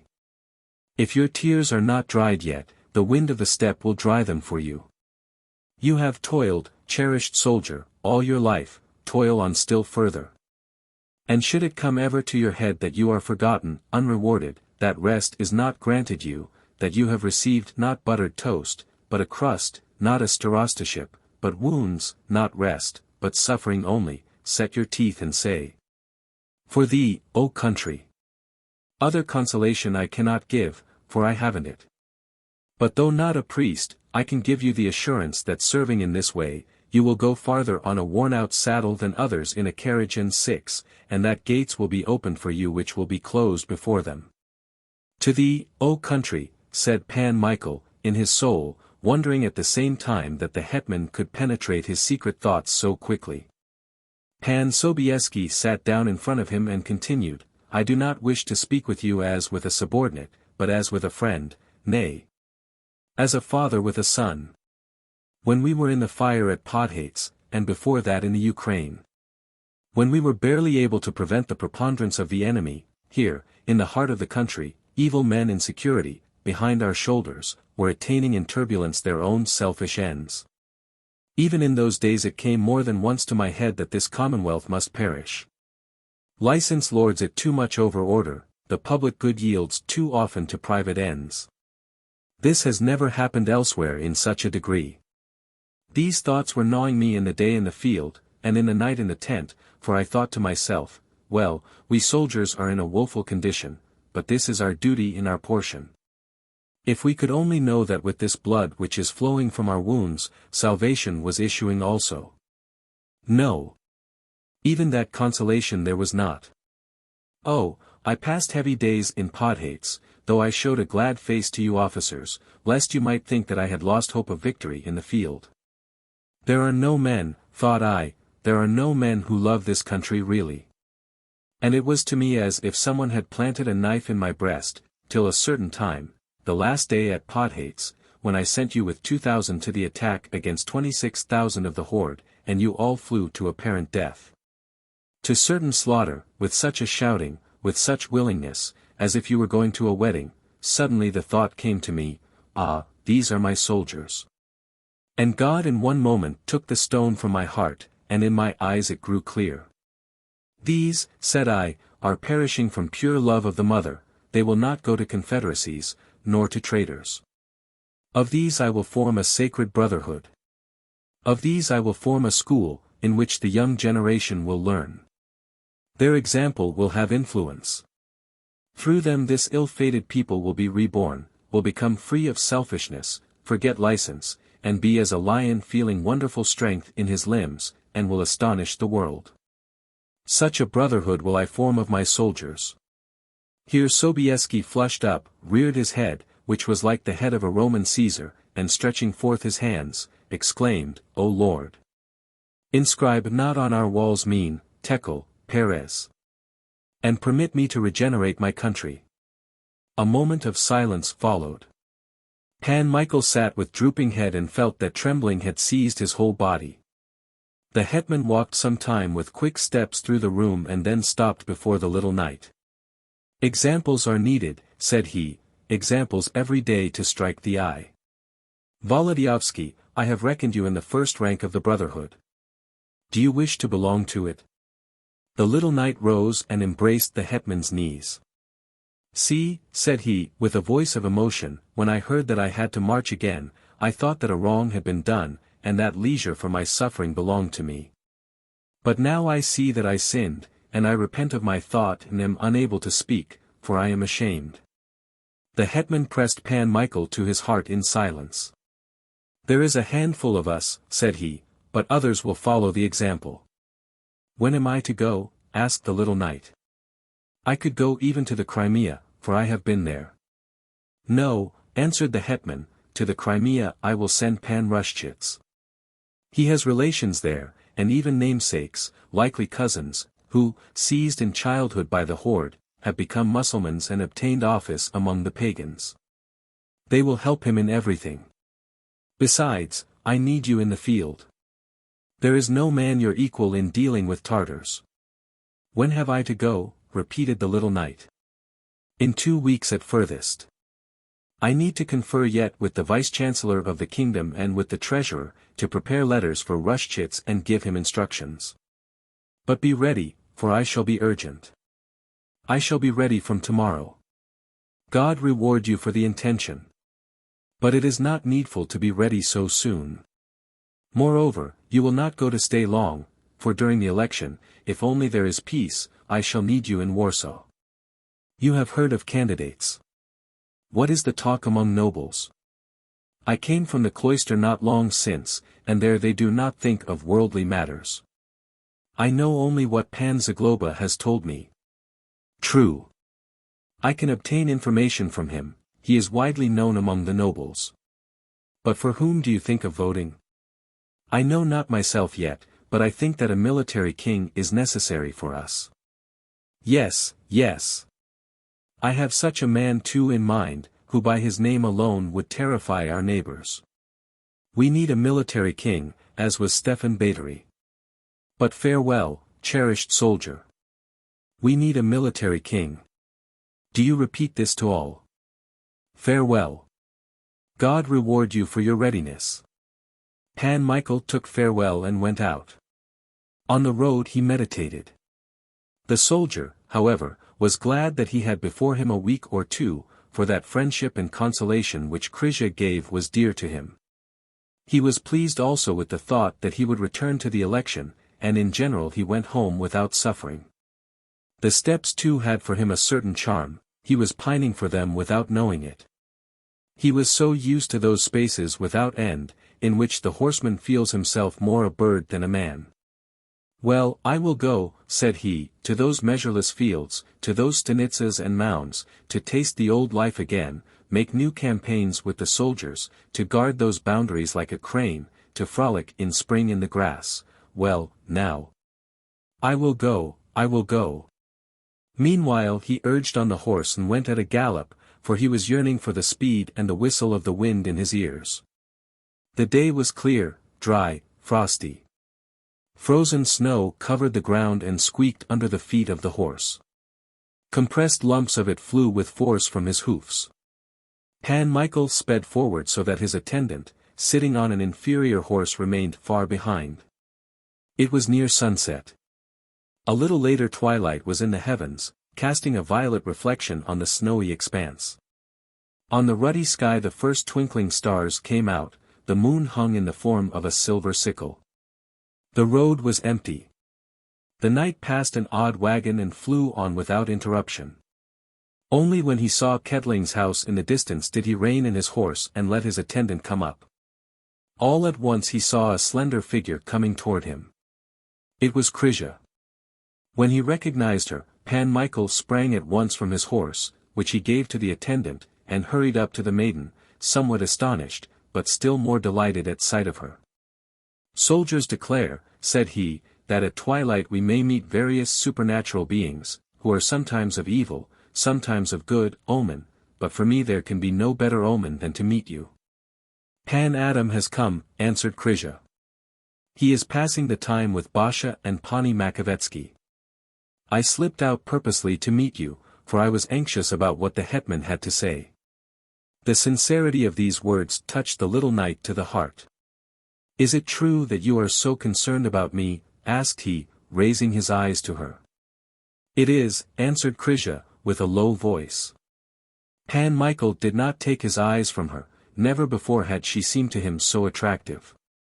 On her head was a satin hood, white swansdown encircled her small, palish face, on which the moonlight was falling, light which shone mildly on those noble brows, downcast eyes, long lids, and that dark, barely visible down above her mouth. There was a certain calm in that face and great goodness. Pan Michael felt at the moment that the face was a friendly and beloved one. Therefore he said, "Were it not for the attendant who is riding behind, I should fall on the snow at your feet from thankfulness." "Do not say such things," answered Krisia, "for I am not worthy. But to reward me say that you will remain with us, and that I shall be able to comfort you longer." "I shall not remain," said Pan Michael. Krisia stopped suddenly. "Impossible. Usual soldier's service." "I go to Russia and to the wilderness." "Usual service," repeated Krisia. And she began to hurry in silence toward the house. Pan Michael walked quickly at her side, a trifle confused. Somehow it was a little oppressive and dull in his mind. He wanted to say something. He wanted to begin conversation again, he did not succeed. But still it seemed to him that he had 1,000 things to say to her, and that just then was the time, while they were alone and no one preventing. "If I begin," thought he, "it will go on," therefore he inquired all at once, "But is it long since Pan Adam came?" "Not long," answered Krisia. And again their conversation stopped. "The road is not that way," thought Pan Michael. "While I begin in that fashion, I shall never say anything. But I see that sorrow has gnawed away what there was of my wit." And for a time he hurried on in silence, his mustaches merely quivered more and more vigorously. At last he halted before the house and said, "Think, if I deferred my happiness so many years to serve the country, with what face could I refuse now to put off my own comfort?" It seemed to the little knight that such a simple argument should convince Krisia at once. In fact, after a while she answered with sadness and mildness, "The more nearly one knows Pan Michael, the more one respects and honors him." Then she entered the house. Beja's exclamations of "Allah! Allah!" reached her in the entrance. And when they came to the reception room, they saw Pan Adam in the middle of it, blindfolded, bent forward, and with outstretched arms trying to catch Basha, who was hiding in corners and giving notice of her presence by cries of "Allah!" Pani Makavetsky was occupied near the window in conversation with Zagloba. The entrance of Krisia and the little knight interrupted the amusement. Pan Adam pulled off the handkerchief and ran to greet Wołodyjowski. Immediately after came Pani Makavetsky, Zagloba, and the panting Basha. "What is it? What is it?" What did the hetman say? Asked one, interrupting another. Lady sister, answered Pan Michael, if you wish to send a letter to your husband, you have a chance, for I am going to Russia. Is he sending you? In God's name, do not volunteer yet, and do not go, cried his sister, with a pitiful voice. Will they not give you this bit of time? Is your command fixed already? Asked Zagloba, gloomily. Your sister says justly that they are threshing you as with flails.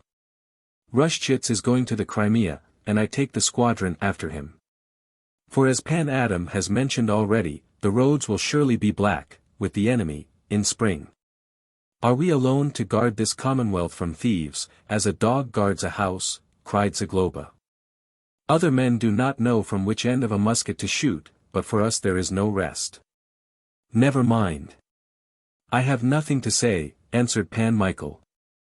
Service is service. I gave the hetman my word that I would go, and earlier or later it is all the same.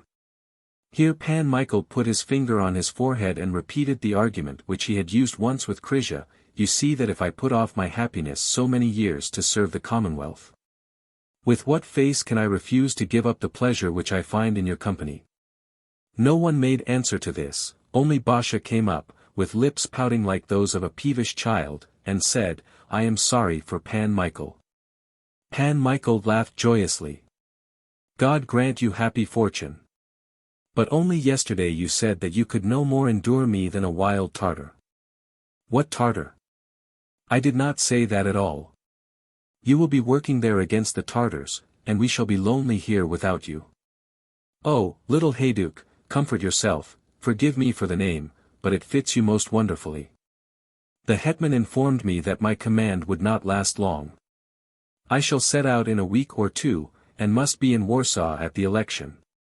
The hetman himself wishes me to come, and I shall be here even if Rashchitz does not return from the Crimea in May. Oh, that is splendid. I will go with the colonel, I will go surely, said Pan Adam, looking quickly at Basha. And she said in answer, there will be not a few like you. It is a delight for men to serve under such a commander. Go, go. It will be pleasanter for Pan Michael. The young man only sighed and stroked his forelock with his broad palm. At last he said, stretching his hands, as if playing blind man's buff, but first I will catch Punna Barbara. I will catch her most surely. Allah! Allah! Exclaimed Basha, starting back. Meanwhile Krisia approached Pan Michael, with face radiant and full of quiet joy. But you are not kind to me, Pan Michael, you are better to Basha than to me. I not kind. I better to Basha? Asked the knight, with astonishment.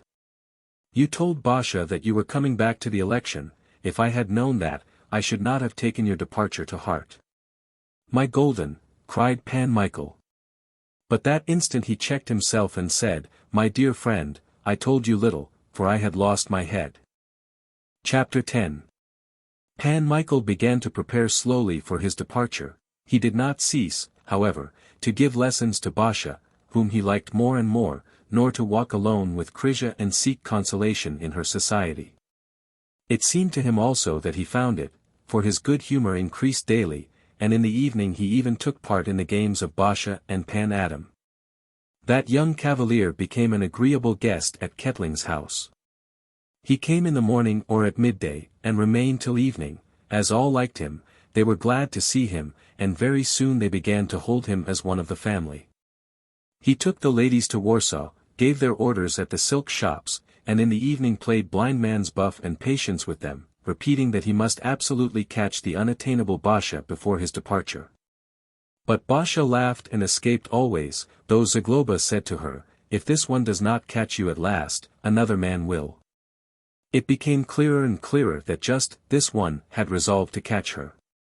This must have come even to the head of the Hayduk herself, for she fell sometimes to thinking till the forelock dropped into her eyes altogether. Pan Zagloba had his reasons, according to which Pan Adam was not suitable.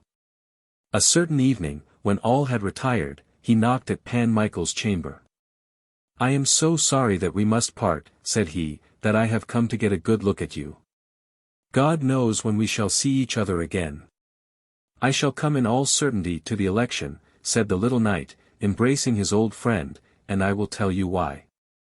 The hetman wishes to have here the largest number possible of men beloved by the knighthood, so that they may capture nobles for his candidate, and because, thanks to God, my name has some weight among our brethren, he wants me to come surely. He counts on you also. Indeed, he is trying to catch me with a large net, yet I see something, and though I am rather bulky, still I can creep out through any hole in that net. I will not vote for a Frenchman. Why? Because he would be for absolutum dominium, absolute rule. Condé would have to swear to the Pacta Conventa like any other man, and he must be a great leader, he is renowned for warlike achievement. With God's favor we have no need of seeking leaders in France. Pan Sobieski himself is surely no worse than Condé. Think of it, Michael, the French wear stockings like the Swedes, therefore, like them they of course keep no oaths. Carolus Gustavus was ready to take an oath every hour. For the Swedes to take an oath or crack a nut is all one. What does a pact mean when a man has no honesty? But the Commonwealth needs defense. Oh, if Prince Yeremy were alive! We would elect him king with one voice. His son is alive, the same blood. But not the same courage. It is God's pity to look at him, for he is more like a serving man than a prince of such worthy blood. If it were a different time. But now the first virtue is regard for the good of the country. Pan Yen says the same thing. Whatever the hetman does, I will do, for I believe in his love of the Commonwealth as in the Gospel. It is time to think of that. It is too bad that you are going now. But what will you do? I will go to Pan Yen. The boys torment me at times, still, when I am away for a good while I feel lonely without them. If war comes after the election, Pan Yen too will go to it. Who knows? You may take the field yourself, we may campaign yet together in Russia. How much good and evil have we gone through in those parts? True, as God is dear to me. There our best years flowed by. At times the wish comes to see all those places which witnessed our glory. Then come with me now. We shall be cheerful together, in 5 months I will return to Kettling. He will be at home then, and Pan Yen will be here. No, Michael, it is not the time for me now, but I promise that if you marry some lady with land in Russia, I will go with you and see your installation.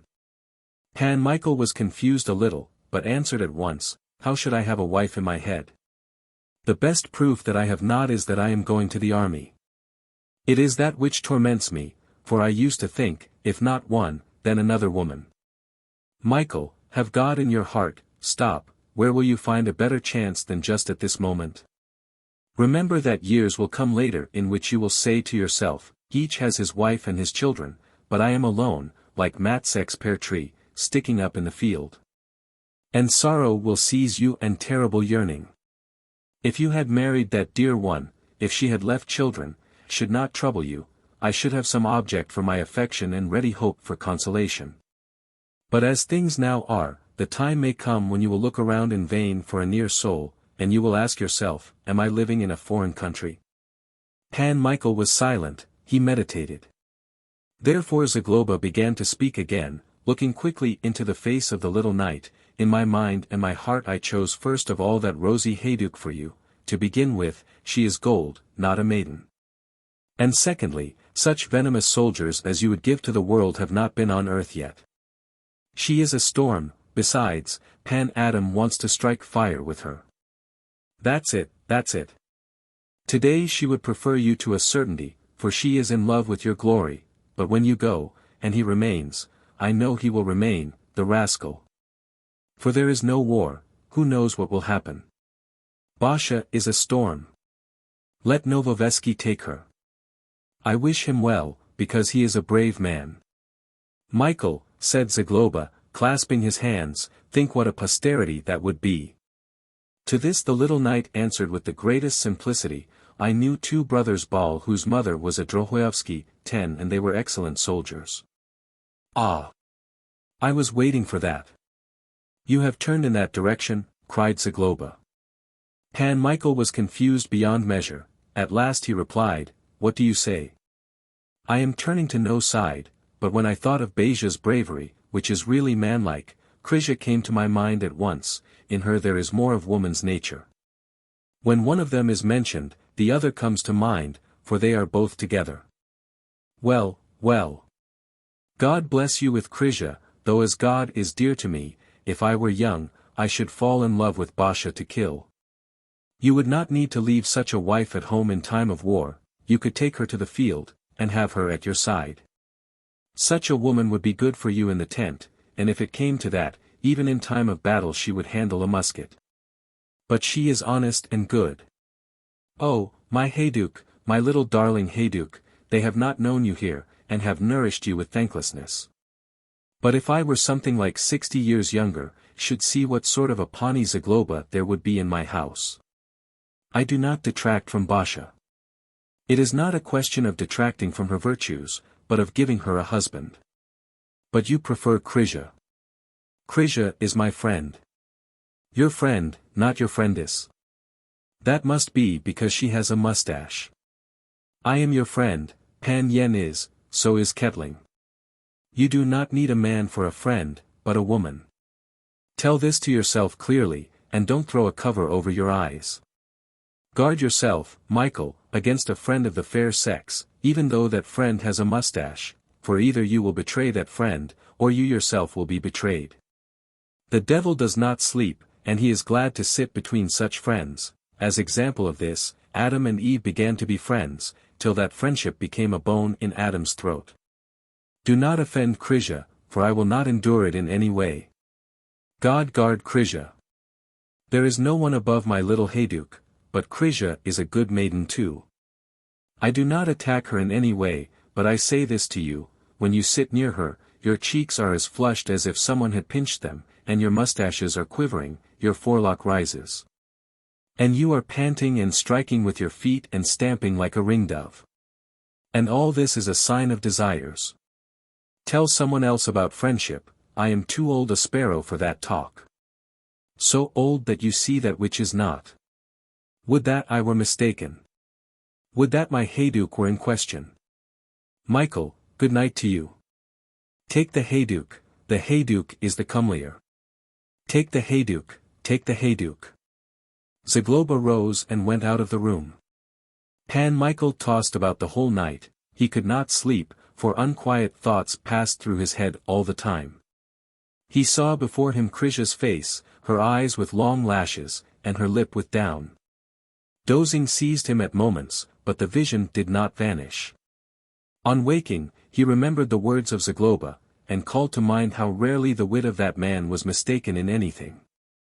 At times when half sleeping, half waking, the rosy face of Basha gleamed before him, and the sight calmed him. But again Krisia took her place quickly. The poor knight turns to the wall now, sees her eyes, turns to the darkness in the room, sees her eyes, and in them a certain languishing, a certain encouragement. At times those eyes are closing, as if to say, let thy will be done. Pan Michael sat up in the bed and crossed himself. Toward morning the dream flew away altogether, then it became oppressive and bitter to him. Shame seized him, and he began to reproach himself harshly, because he did not see before him that beloved one who was dead, that he had his eyes, his heart, his soul, full not of her, but of the living. It seemed to him that he had sinned against the memory of Anusia, hence he shook himself once and a second time, then springing from the bed, though it was dark yet, he began to say his morning, Our Father. When Pan Michael had finished, he put his finger on his forehead and said, I must go as soon as possible, and restrain this friendship at once, for perhaps Zagloba is right. Then, more cheerful and calm, he went down to breakfast. After breakfast he fenced with Basha, and noticed, beyond doubt, for the first time, that she drew one's eyes, she was so attractive with her dilated nostrils and panting breast. He seemed to avoid Krisia, who, noting this, followed him with her eyes, staring from astonishment, but he avoided even her glance. It was cutting his heart, but he held out. After dinner he went with Basha to the storehouse, where Ketling had another collection of arms. He showed her various weapons, and explained the use of them. Then they shot at a mark from Astrakhan bows. The maiden was made happy with the amusement, and became giddier than ever, so that Pani Makovetsky had to restrain her. Thus passed the second day. On the third Pan Michael went with Zagloba to Warsaw to the Danilovic palace to learn something concerning the time of his departure. In the evening the little knight told the ladies that he would go surely in a week. While saying this, he tried to speak carelessly and joyfully. He did not even look at Krisia. The young lady was alarmed, tried to ask him touching various things. He answered politely, with friendliness, but talked more with Basha. Zagloba, thinking this to be the fruit of his counsel, rubbed his hands with delight, but since nothing could escape his eye, he saw Krisia's sadness. She has changed, thought he, she has changed noticeably.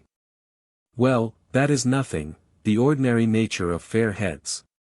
But Michael has turned away sooner than I hoped. He is a man in 100, but a whirlwind in love, and a whirlwind he will remain. Zagloba had, in truth, a good heart, and was sorry at once for Panna Krisia.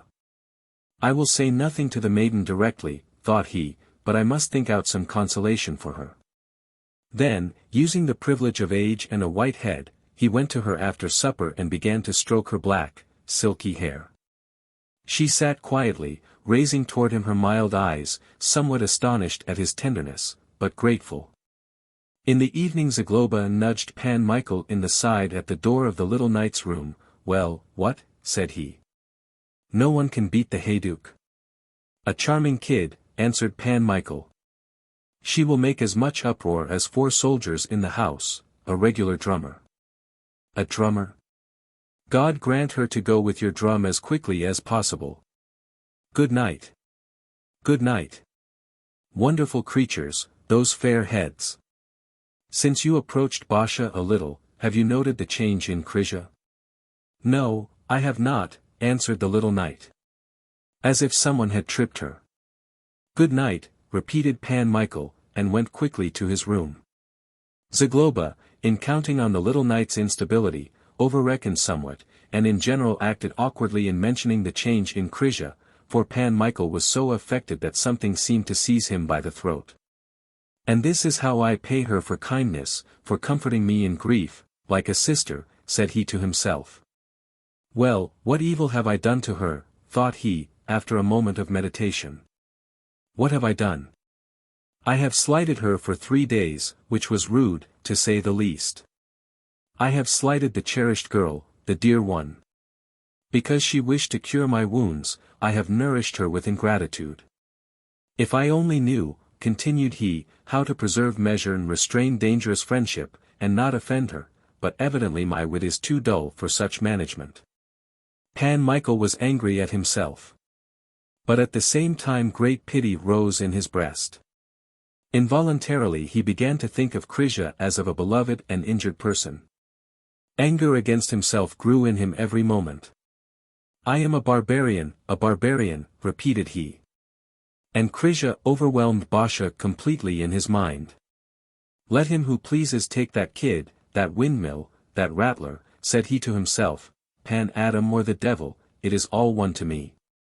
Anger rose in him against Basha, who was indebted to God for her disposition, but it never came to his head once that he might wrong her more with this anger than Krisia with his pretended indifference. Krisia, with a woman's instinct, divined straightway that some change was taking place in Pan Michael. It was at once both bitter and sad for the maiden that the little knight seemed to avoid her. But she understood instantly that something must be decided between them, and that their friendship could not continue unmodified, but must become either far greater than it had been or cease altogether. Hence she was seized by alarm, which increased at the thought of Pan Michael's speedy departure. Love was not in Krisia's heart yet. The maiden had not come to self-consciousness on that point. But in her heart and in her blood there was a great readiness for love. Perhaps too she felt a light turning of the head. Pan Michael was surrounded with the glory of the first soldier in the Commonwealth. All knights were repeating his name with respect. His sister exalted his honor to the sky, the charm of misfortune covered him, and in addition, the young lady, living under the same roof with him, grew accustomed to his attraction. Krysia had this in her nature, she was fond of being loved, therefore when Pan Michael began in those recent days to treat her with indifference, her self-esteem suffered greatly. But having a good heart, she resolved not to show an angry face or vexation, and to win him by kindness.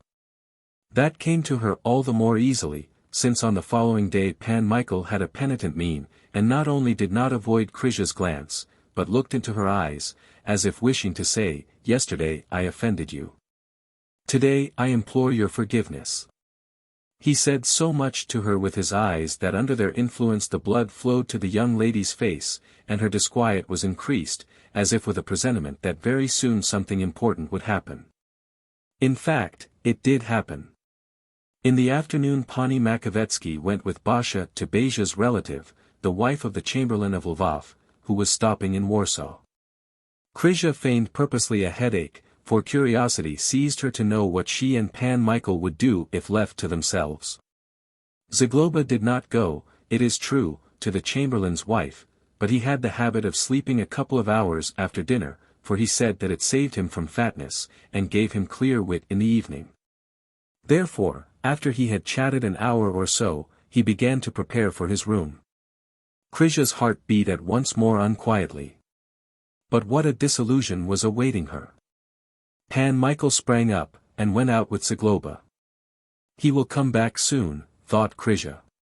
And taking a little drum, she began to embroider on it a gold top for a cap to give Pan Michael at his departure.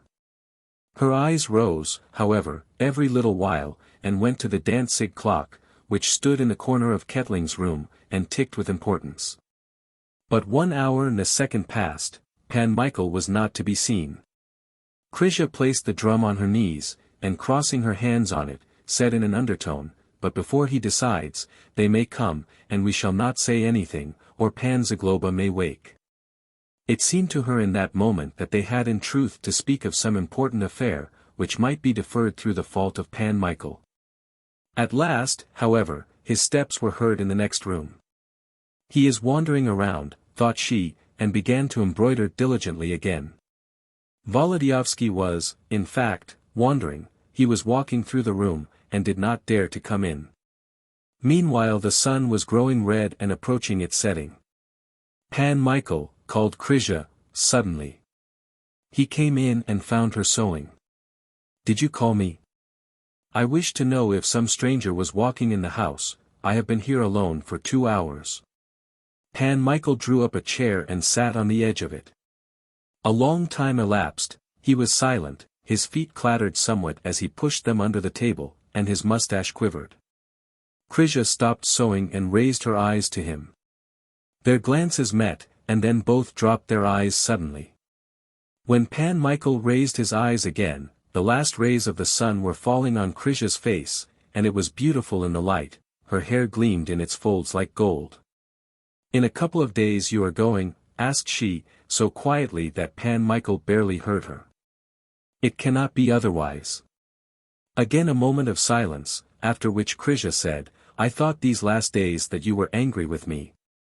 "As I live," cried Pan Michael, "I would not be worthy of your regard if I had been, but I was not." "What was the matter?" asked Krysia, raising her eyes to him. "I wish to speak sincerely, for I think that sincerity is always better than dissimulation, but I cannot tell how much solace you have poured into my heart, and how grateful I feel." "God grant it to be always so," said Krysia, crossing her hands on the drum. To this Pan Michael answered with great sadness, "God grant. God grant, but Pan Zagloba told me, I speak before you as before a priest, Pan Zagloba told me that friendship with fair heads is not a safe thing, for a more ardent feeling may be hidden beneath it, as fire under ashes. I thought that perhaps Pan Zagloba was right. Forgive me, a simple soldier, another would have brought out the idea more cleverly, but my heart is bleeding because I have offended you these recent days, and life is not pleasant to me." When he had said this, Pan Michael began to move his mustaches more quickly than any beetle. Krysia dropped her head, and after a while 2 tears rolled down her cheeks. "If it will be easier for you, I will conceal my sisterly affection." A second pair of tears, and then a third, appeared on her cheeks. At sight of this, Pan Michael's heart was rent completely. He sprang toward Krisia, and seized her hands. The drum rolled from her knees to the middle of the room. The knight, however, did not care for that. He only pressed those warm, soft, velvety hands to his mouth, repeating, "Do not weep. For God's sake, do not weep." Pan Michael did not cease to kiss the hands even when Krisia put them on her head, as people do usually when embarrassed. But he kissed them the more ardently, till the warmth coming from her hair and forehead intoxicated him as wine does, and his ideas grew confused. Then, not knowing himself how and when, his lips came to her forehead and kissed that still more eagerly, and then he pushed down to her tearful eyes, and the world went around with him altogether. Next he felt that most delicate down on her lip. And after that their mouths met and were pressed together with all their power. Silence fell on the room, only the clock ticked with importance. Suddenly Beja's steps were heard in the anteroom, and her childlike voice repeating, "Frost. Frost. Frost." Pan Michael sprang away from Krisia like a frightened panther from his victim, and at that moment Basha rushed in with an uproar, repeating incessantly, "Frost. Frost. Frost." Suddenly she stumbled against the drum lying in the middle of the room. Then she stopped, and looking with astonishment, now on the drum, now on Krisia, now on the little knight, said, "What is this? You struck each other, as with a dart." "But where is Auntie?" asked Krisia, striving to bring out of her heaving breast a quiet, natural voice. "Auntie is climbing out of the sleigh by degrees," answered Basha, with an equally changed voice. Her nostrils moved a number of times. She looked once more at Krisia and Pan Michael, who by that time had raised the drum, then she left the room suddenly. Pani Makovetsky rolled into the room. Pan Zagloba came downstairs, and a conversation set in about the wife of the Chamberlain of Lvov. "I did not know that she was Pan Adam's godmother," said Pani Makovetsky. "He must have made her his confidant, for she is persecuting Basha with him terribly." "But what did Basha say?" asked Zagloba. "A halter for a dog. She said to the Chamberlain's lady, 'He has no mustache, and I have no sense. And it is not known which one will get what is lacking first.' I knew that she would not lose her tongue, but who knows what her real thought is? Ah, woman's wiles! With Basha, what is on her heart is on her lips. Besides, I have told you already that she does not feel the will of God yet. Krisia does, in a higher degree." "Auntie," said Krisia, suddenly. Further conversation was interrupted by the servant, who announced that supper was on the table. All went then to the dining room, but Basha was not there. "Where is the young lady?" asked Pani Makovetsky of the servant. "The young lady is in the stable. I told the young lady that supper was ready." The young lady said, "Well," and went to the stable. "Has something unpleasant happened to her?" "She was so gay," said Pani Makovetsky, turning to Zagloba. Then the little knight, who had an unquiet conscience, said, "I will go and bring her." And he hurried out. He found her just inside the stable door, sitting on a bundle of hay. She was so sunk in thought that she did not see him as he entered. "Panna Basha," said the little knight, bending over her. Basha trembled as if roused from sleep, and raised her eyes, in which Pan Michael saw, to his utter astonishment, 2 tears as large as pearls. "For God's sake! What is the matter? You are weeping." "I do not dream of it," cried Basha, springing up, "I do not dream of it. That is from Frost." She laughed joyously, but the laughter was rather forced. Then, wishing to turn attention from herself, she pointed to the stall in which was the steed given Pan Michael by the hetman, and said with animation, "You say it is impossible to go to that horse. Now let us see." And before Pan Michael could restrain her, she had sprung into the stall. The fierce beast began to rear, to paw, and to put back his ears. "For God's sake! He will kill you," cried Pan Michael, springing after her. But Basha had begun already to stroke with her palm the shoulder of the horse, repeating, "Let him kill. Let him kill." But the horse turned to her his steaming nostrils and gave a low neigh, as if rejoiced at the fondling. Chapter 11. All the nights that Pan Michael had spent were nothing in comparison with the night after that adventure with Krisia. For, behold, he had betrayed the memory of his dead one, and he loved that memory. He had deceived the confidence of the living woman, had abused friendship, had contracted certain obligations, had acted like a man without conscience.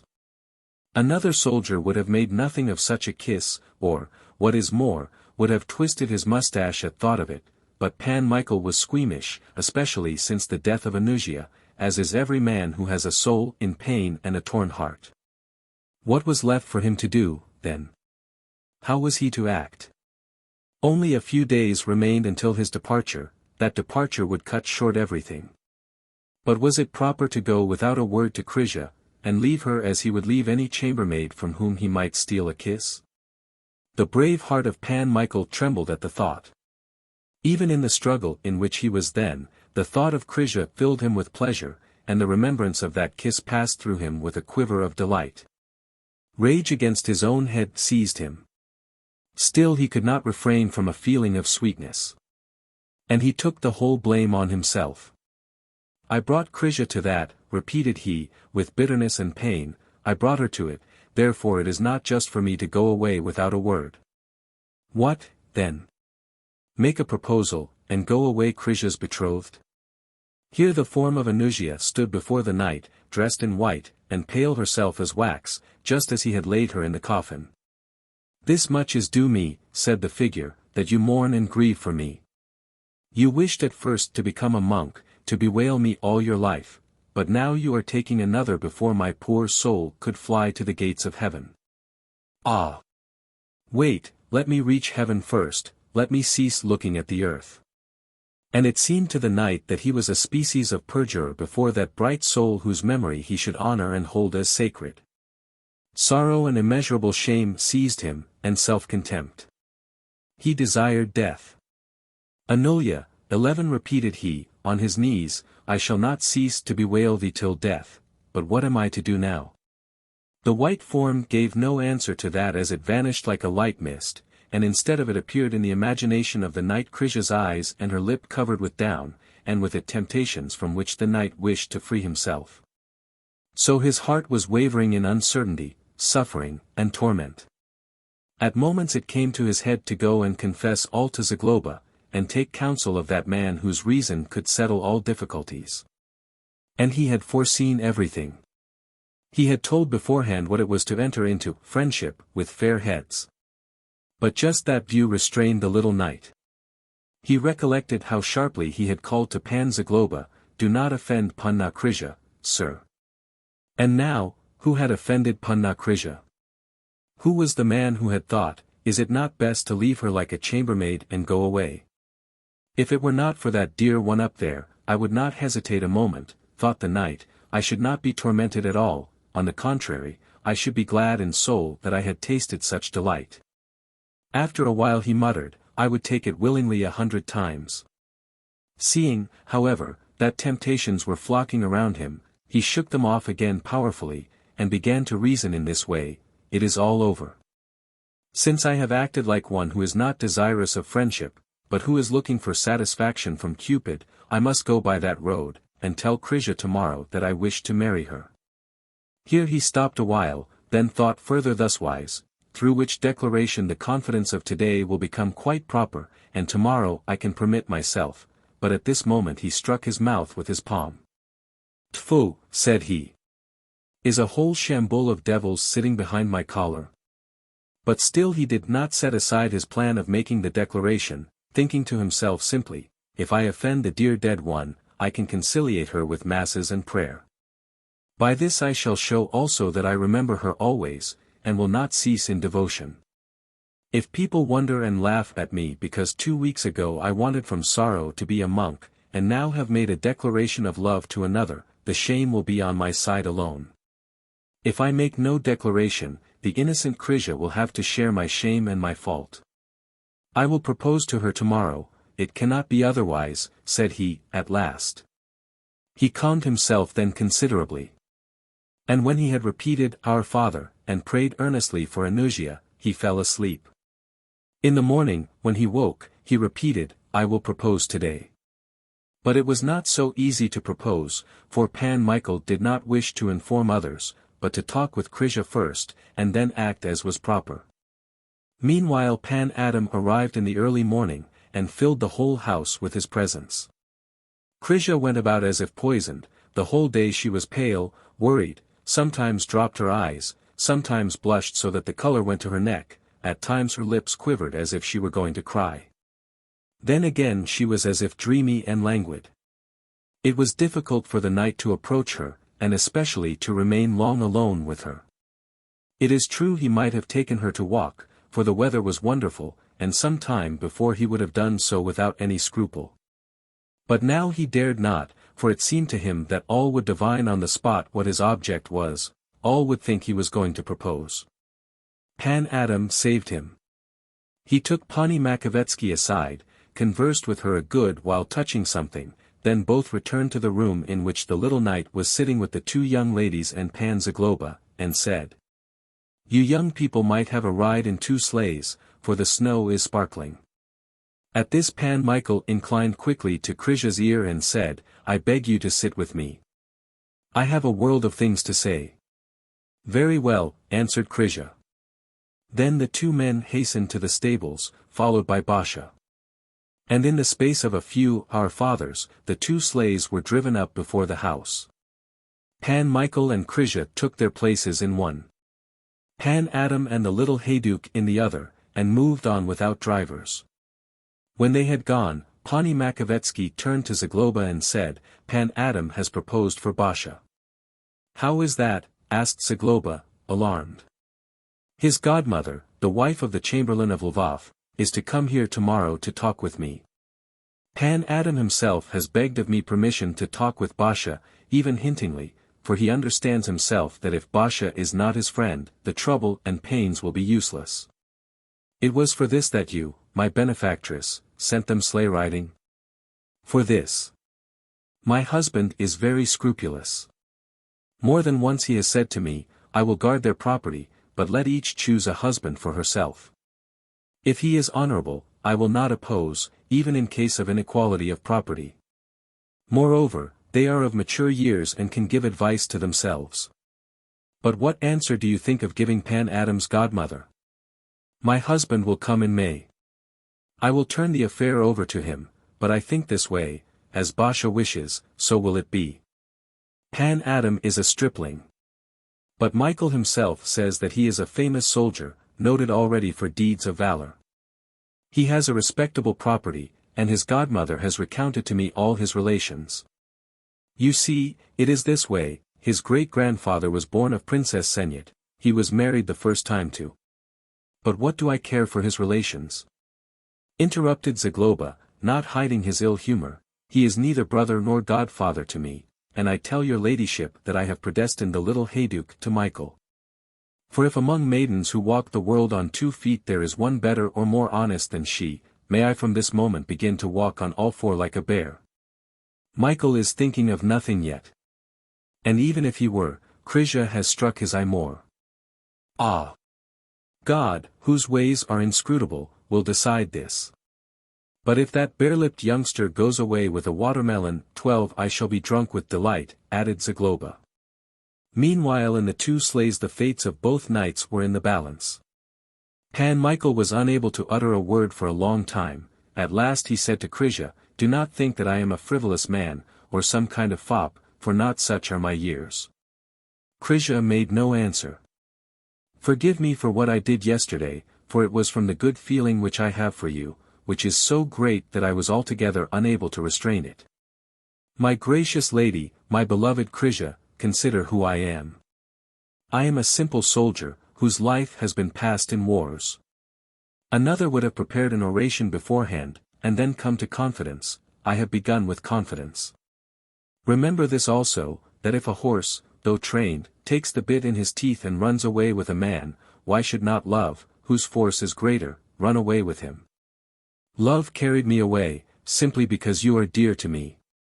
My beloved Krisia, you are worthy of castellans and senators, but if you do not disdain a soldier, who, though in simple rank, has served the country not without some glory, I fall at your feet, I kiss your feet, and I ask, do you wish me? Can you think of me without repulsion? Pan Michael, answered Krisia. And her hand, drawn from her muff, hid itself in the hand of the knight. Do you consent? Asked Wołodyjowski. I do, answered Krisia. And I know that I could not find a more honorable man in all Poland. God reward you. God reward you, Krisia, said the knight, covering the hand with kisses. A greater happiness could not meet me. Only tell me that you are not angry at yesterday's confidence, so that I may find relief of conscience. I am not angry. Oh, that I could kiss your feet, cried Pan Michael. They remained some time in silence. The runners were whistling on the snow, and snowballs were flying from under the horses' feet. Then Pan Michael said, I marvel that you regard me. It is more wonderful, answered Krisia, that you came to love me so quickly. At this Pan Michael's face grew very serious, and he said, It may seem ill to you that before I shook off sorrow for one, I fell in love with another. I own to you also, as if I were at confession, that in my time I have been giddy. But now it is different. I have not forgotten that dear one, and shall never forget her, I love her yet, and if you knew how much I weep for her, you would weep over me yourself. Here voice failed the little knight, for he was greatly moved, and perhaps for that reason he did not notice that these words did not seem to make a very deep impression on Krisia. Silence followed again, interrupted this time by the lady. I will try to comfort you, as far as my strength permits. I loved you so soon, said Pan Michael, because you began from the first day to cure my wounds. What was I to you? Nothing. But you began at once, because you had pity in your heart for an unfortunate. Ah! I am thankful to you, greatly thankful. Who does not know this will perhaps reproach me, since I wish to be a monk in November, and am preparing for marriage in December. First, Pan Zagloba will be ready to jeer, for he is glad to do that when occasion offers. But let the man jeer who is able. I do not care about that, especially since the reproach will not fall on you, but on me. Krisia began to look at the sky thoughtfully, and said at last, Must we absolutely tell people of our engagement? What is your meaning? You are going away, it seems, in a couple of days. Even against my will, I must go. I am wearing mourning for my father. Why should we exhibit ourselves to the gaze of people? Let our engagement remain between ourselves, and people need not know of it till you return from Russia. Are you satisfied? Then I am to say nothing to my sister. I will tell her myself, but after you have gone. And to Pan Zagloba? Pan Zagloba would sharpen his wit on me. Better say nothing. Basha too would tease me, and she these last days is so whimsical and has such changing humor as never before. Better say nothing. Here Krisia raised her dark blue eyes to the heavens. God is the witness above us, let people remain uninformed. I see that your wit is equal to your beauty. I agree. Then God is our witness. Amen. Now rest your shoulder on me. For as soon as our contract is made, modesty is not opposed to that. Have no fear. Even if I wish to repeat yesterday's act, I cannot, for I must take care of the horse.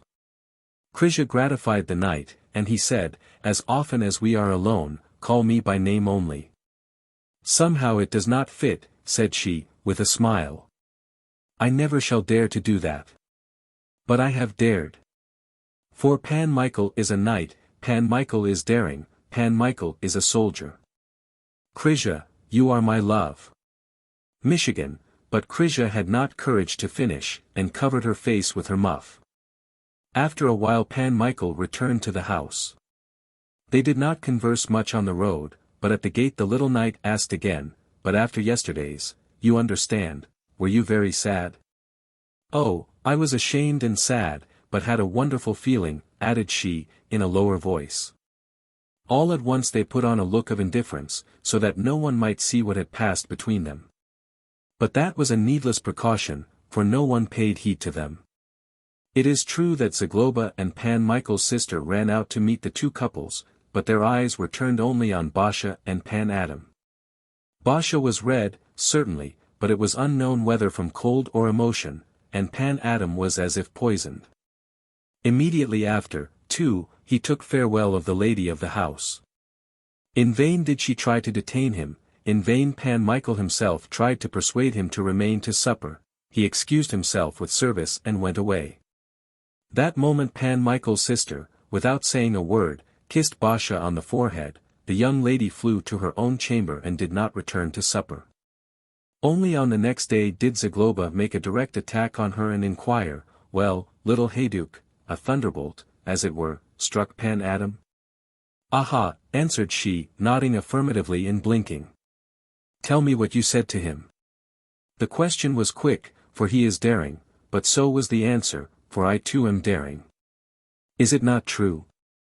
You acted splendidly. Let me embrace you." "What did he say? Did he let himself be beaten off easily?" "He asked if with time he could not effect something. I was sorry for him, but no, nothing can come of that." Here Basha, distending her nostrils, began to shake her forelock somewhat sadly, as if in thought. "Tell me your reasons," said Zagloba. He too wanted them, but it was of no use, I did not tell him, and I will tell no man.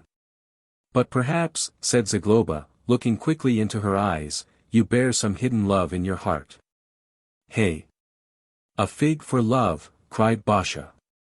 And springing from the place, she began to repeat quickly, as if wishing to cover her confusion, "I do not want Pan Adam. I do not want Pan Adam. I do not want anyone. Why do you plague me? Why do you plague me, all of you?" And on a sudden she burst into tears. Zagloba comforted her as best he could, but during the whole day she was gloomy and peevish. "Michael," said he at dinner, "you are going, and Kettling will come soon. He is a beauty above beauties.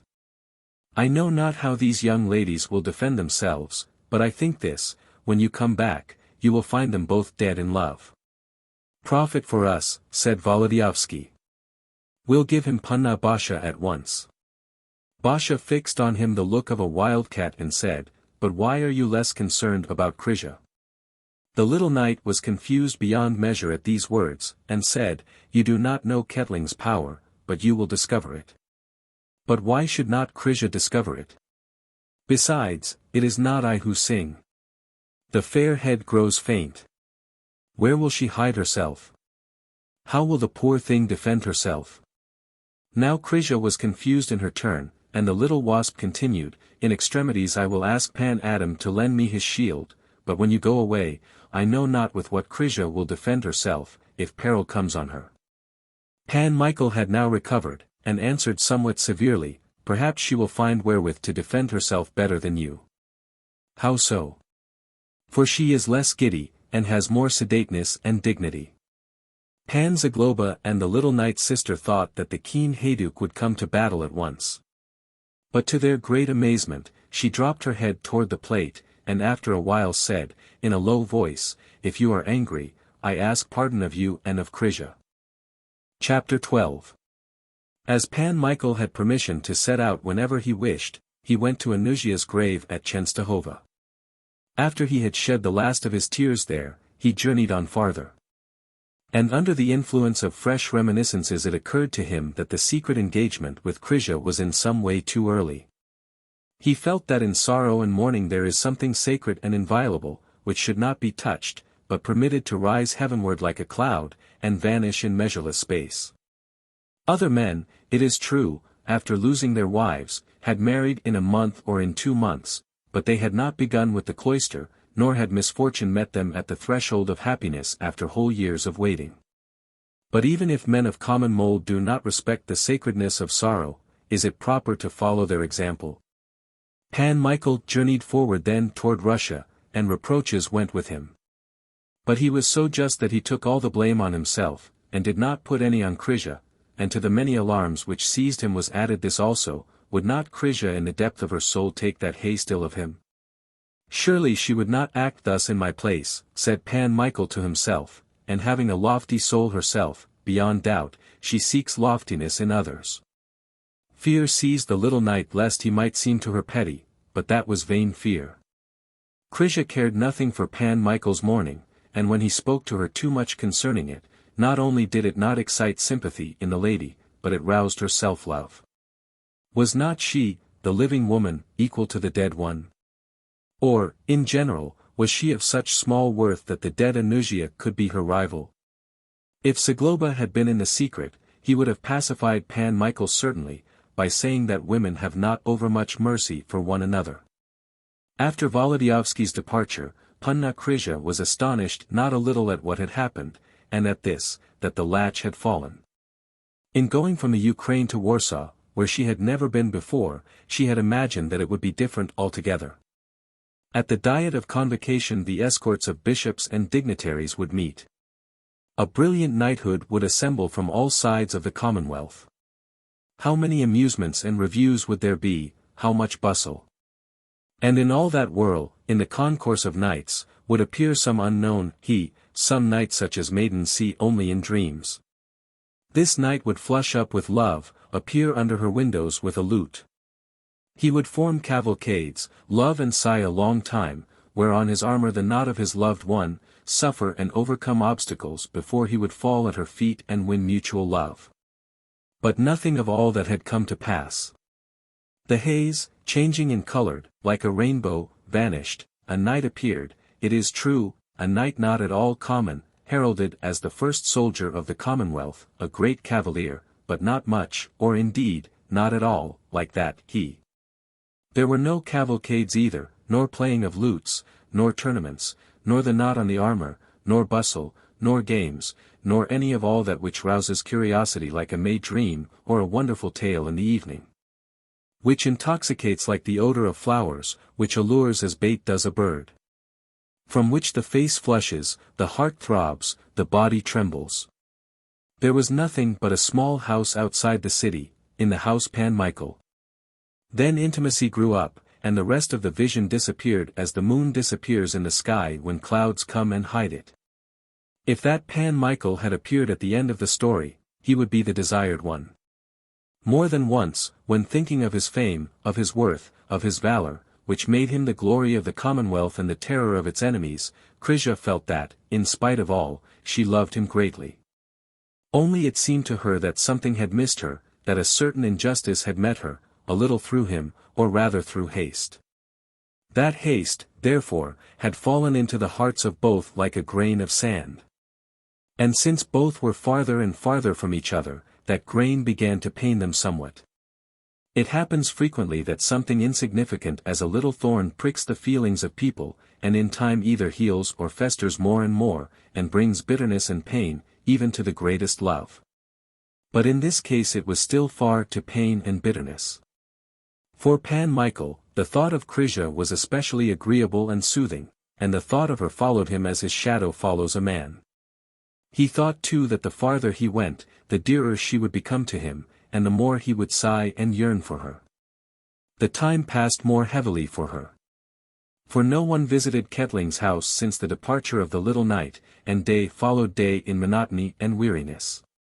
Pani Makowiecki counted the days before the election, waited for her husband, and talked only of him. Basia had put on a very long face. Zagloba reproached her, saying that she had rejected Pan Adam and was then wishing for him. In fact, she would have been glad if even he had come. But Novoveski said to himself, there is nothing for me there, and soon he followed Pan Michael. Zagloba too was preparing to return to Pan Yan's, saying that he wished to see his boys. Still, being heavy, he put off his journey day after day. He explained to Basia that she was the cause of his delay, that he was in love with her and intended to seek her hand. Meanwhile he kept company with Krisia when Pan Michael's sister went with Basia to visit the wife of the chamberlain of Lvov. Krisia never accompanied them in those visits, for the lady, notwithstanding her worthiness, could not endure Krisia. Frequently and often too Zagloba went to Warsaw, where he met pleasant company and returned more than once tipsy on the following day. And then Krysia was entirely alone, passing the dreary hours in thinking a little of Pan Michael, a little of what might happen if that latch had not fallen once and forever, and often. What did that unknown rival of Pan Michael look like, the king's son in the fairy tale? Once Krysia was sitting by the window and looking in thoughtfulness at the door of the room, on which a very bright gleam of the setting sun was falling, when suddenly a sleigh bell was heard on the other side of the house. It ran through Krysia's head that Pani Makovetsky and Basha must have returned, but that did not bring her out of meditation, and she did not even withdraw her eyes from the door. Meanwhile the door opened. And on the background of the dark depth beyond appeared to the eyes of the maiden some unknown man. At the first moment it seemed to Krysia that she saw a picture, or that she had fallen asleep and was dreaming, such a wonderful vision stood before her. The unknown was young, dressed in black foreign costume, with a white lace collar coming to his shoulders. Once in childhood Krysia had seen Pan Artsishevsky, general of the artillery of the kingdom, dressed in such a costume. By reason of the dress, as well as of his unusual beauty, the general had remained long in her memory. Now, that young man before her was dressed in like fashion, but in beauty he surpassed Pan Artsishevsky and all men walking the earth. His hair, cut evenly over his forehead, fell in bright curls on both sides of his face, just marvelously. He had dark brows, definitely outlined on a forehead white as marble, eyes mild and melancholy, a yellow mustache and a yellow, pointed beard. It was an incomparable head, in which nobility was united to manfulness, the head at once of an angel and a warrior. Krysia's breath was stopped in her breast, for looking, she did not believe her own eyes, nor could she decide whether she had before her an illusion or a real man. He stood a while motionless, astonished, or through politeness feigning astonishment at Krysia. At last he moved from the door, and waving his hat downward began to sweep the floor with its plumes. Krysia rose, but her feet trembled under her. And now blushing, now growing pale, she closed her eyes. Meanwhile his voice sounded low and soft, "I am Ketling of Elgin, the friend and companion at arms of Pan Wołodyjowski. The servant has told me already that I have the unspeakable happiness and honor to receive as guests under my roof the sister and relatives of my palace. But pardon, worthy lady, my confusion, for the servant told me nothing of what my eyes see, and my eyes are overcome by the brightness of your presence." With such a compliment did the knightly Ketling greet Krysia. But she did not repay him in like manner, for she could not find a single word. She thought only that when he had finished, he would incline surely a second time, for in the silence she heard again the rustle of plumes on the floor. She felt also that there was need, urgent need, to make some answer and return compliment for compliment, otherwise she might be held a simple woman. But meanwhile her breath fails her, the pulse is throbbing in her hands and her temples, her breast rises and falls as if she were suffering greatly. She opens her eyelids. He stands before her with head inclined somewhat, with admiration and respect in his wonderful face. With trembling hand Krysia seizes her robe to make even a courtesy before the cavalier. Fortunately, at that moment cries of "Ketling! Ketling!" are heard behind the door, and into the room rushes, with open arms, the panting Zagloba. The two men embraced each other then, and during that time the young lady tried to recover, and to look 2 or 3 times at the knight. He embraced Zagloba heartily, but with that unusual elegance in every movement which he had either inherited from his ancestors or acquired at the refined courts of kings and magnates. "How are you?" cried Zagloba. "I am as glad to see you in your house as in my own. Let me look at you. Ah, you have grown thin. Is it not some love affair? As God lives, you have grown thin. Do you know, Michael has gone to the squadron? Oh, you have done splendidly to come. Michael thinks no more of the cloister. His sister is living here with 2 young ladies, maidens like turnips. Oh, for God's sake, Panna Krysia is here. I beg pardon for my words, but let that man's eyes crawl out who denies beauty to either of you. This cavalier has seen it already in your case. Kedling inclined his head a third time, and said with a smile, I left the house of Barak and find it Olympus, for I see a goddess at the entrance. Kedling. How are you? Cried a second time Zagloba, for whom one greeting was too little, and he seized him again in his arms. Never mind, said he, you haven't seen the Hayduk yet. One is a beauty, but the other is honey. How are you, Kedling? God give you health. I will talk to you. It is you, very good. That is a delight to this old man. You are glad of your guests. Pani Makovetsky has come here, for it was difficult to find lodgings in the time of the Diet. But now it is easier, and she will go out, of course, for it is not well for young ladies to lodge in a single man's house, lest people might look awry, and some gossip might come of the matter. For God's sake. I will never permit that. I am to Wołodyjowski not a friend, but a brother, and I may receive Pani Makovetsky as a sister under my roof. To you, young lady, I shall turn for assistance, and if necessary will beg it here on my knees. Saying this, Kedling knelt before Krisia, and seizing her hand, pressed it to his lips and looked into her eyes imploringly, joyously, and at the same time pensively.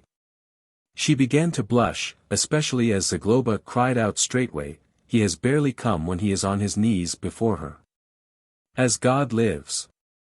I'll tell Pani Makovetsky that I found you in that posture. Sharp, Kedling. See what court customs are.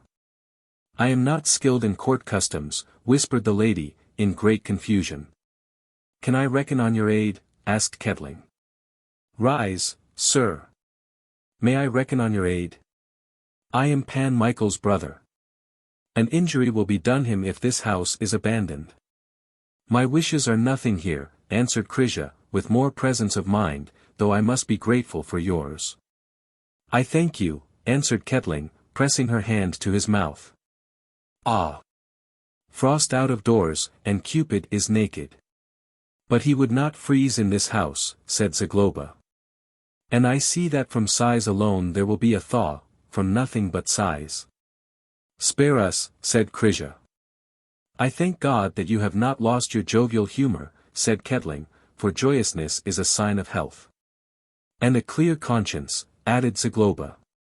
He grieves who is troubled, declares the seer in Holy Writ. Nothing troubles me, therefore I am joyous. Oh, 100 Turks! What do I behold? For I saw you in Polish costume with a lynx-skin cap and a saber, and now you have changed again into some kind of Englishman, and are going around on slim legs like a stork. For I have been in Courland, where the Polish dress is not worn, and have just passed 2 days with the English resident in Warsaw. Then you are returning from Courland? I am. The relative who adopted me has died, and left me another estate there. Eternal repose to him. He was a Catholic, of course. He was. You have this consolation at least. But you will not leave us for this property in Courland? I will live and die here, answered Kedling, looking at Krisia, and at once she dropped her long lashes on her eyes. Pani Makovetsky arrived when it was quite dark, and Kedling went outside the gate to meet her. He conducted the lady to his house with as much homage as if she had been a reigning princess. She wished on the following day to seek other quarters in the city itself, but her resolve was ineffective. The young knight implored, dwelt on his brotherhood with Pan Michael, and knelt until she agreed to stay with him longer. It was merely stipulated that Pan Zagloba should remain some time yet, to shield the ladies with his age and dignity from evil tongues. He agreed willingly, for he had become attached beyond measure to the Hayduk. And besides, he had begun to arrange in his head certain plans which demanded his presence absolutely. The maidens were both glad, and Basha came out at once openly on Kedling's side. We will not move out today, anyhow, said she to Pan Michael's hesitating sister, and if not, it is all the same whether we stay 1 day or 12. Kedling pleased her as well as Krisia, for he pleased all women. Besides, Basha had never seen a foreign cavalier, except officers of foreign infantry, men of small rank and rather common persons.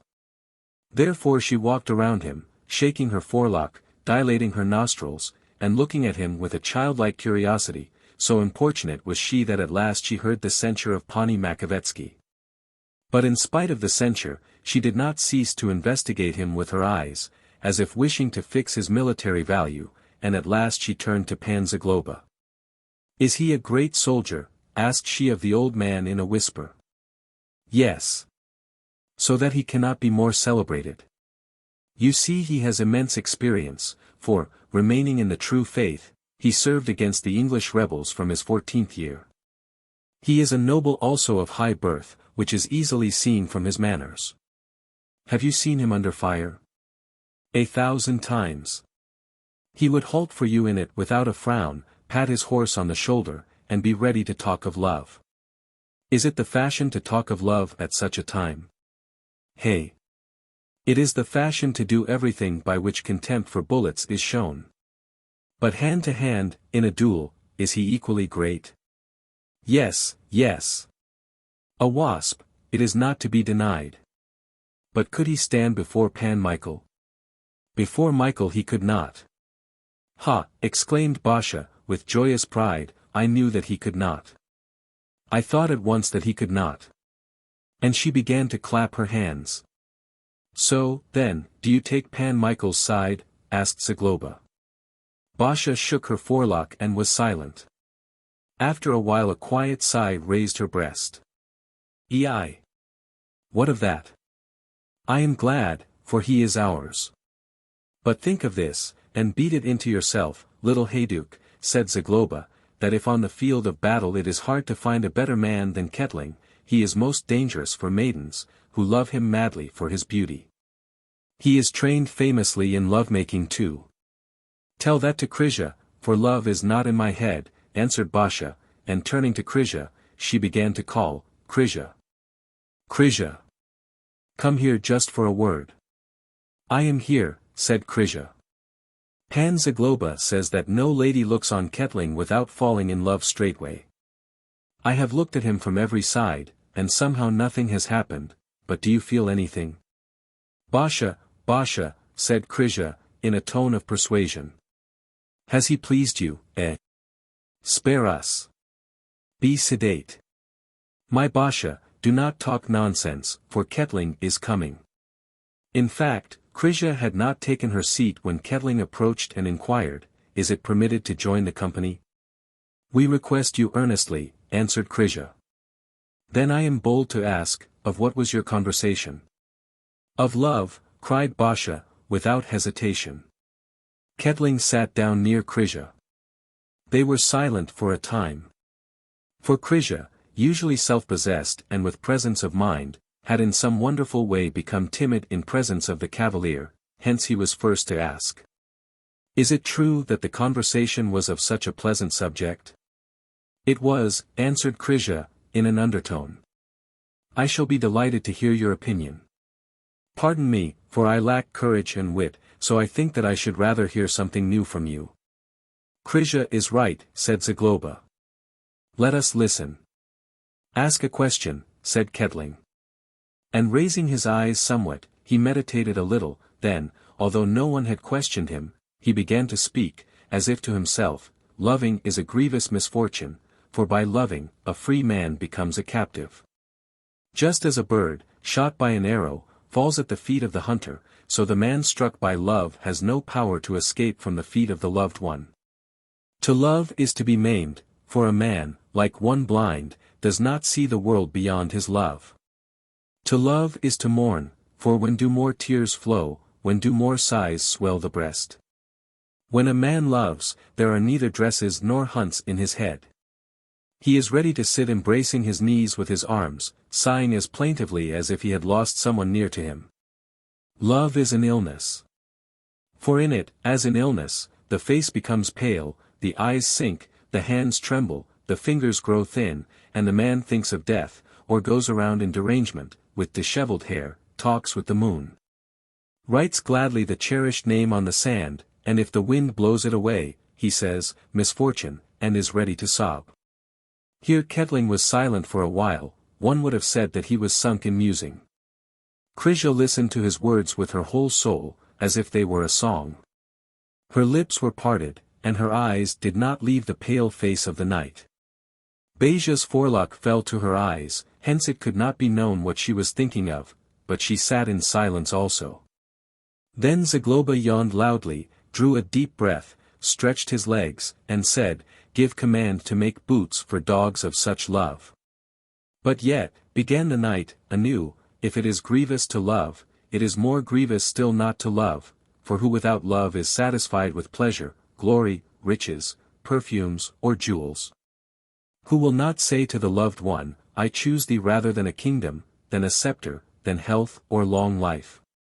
And since each would give life for love willingly, love has more value than life." Ketling finished. The young ladies sat nestling closely to each other, wondering at the tenderness of his speech and those conclusions of love foreign to Polish cavaliers, till Zagloba, who was napping at the end, woke and began to blink, looking now at one, now at another, now at the third. At last gaining presence of mind, he inquired in a loud voice, "What do you say?" "We say good night to you," said Basha. "Ah! I know now we were talking of love." What was the conclusion?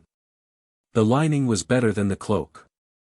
There is no use in denying that I was drowsy, but this loving, weeping, sighing, I have found another rhyme for it, namely, sleeping, and at this time the best, for the hour is advanced.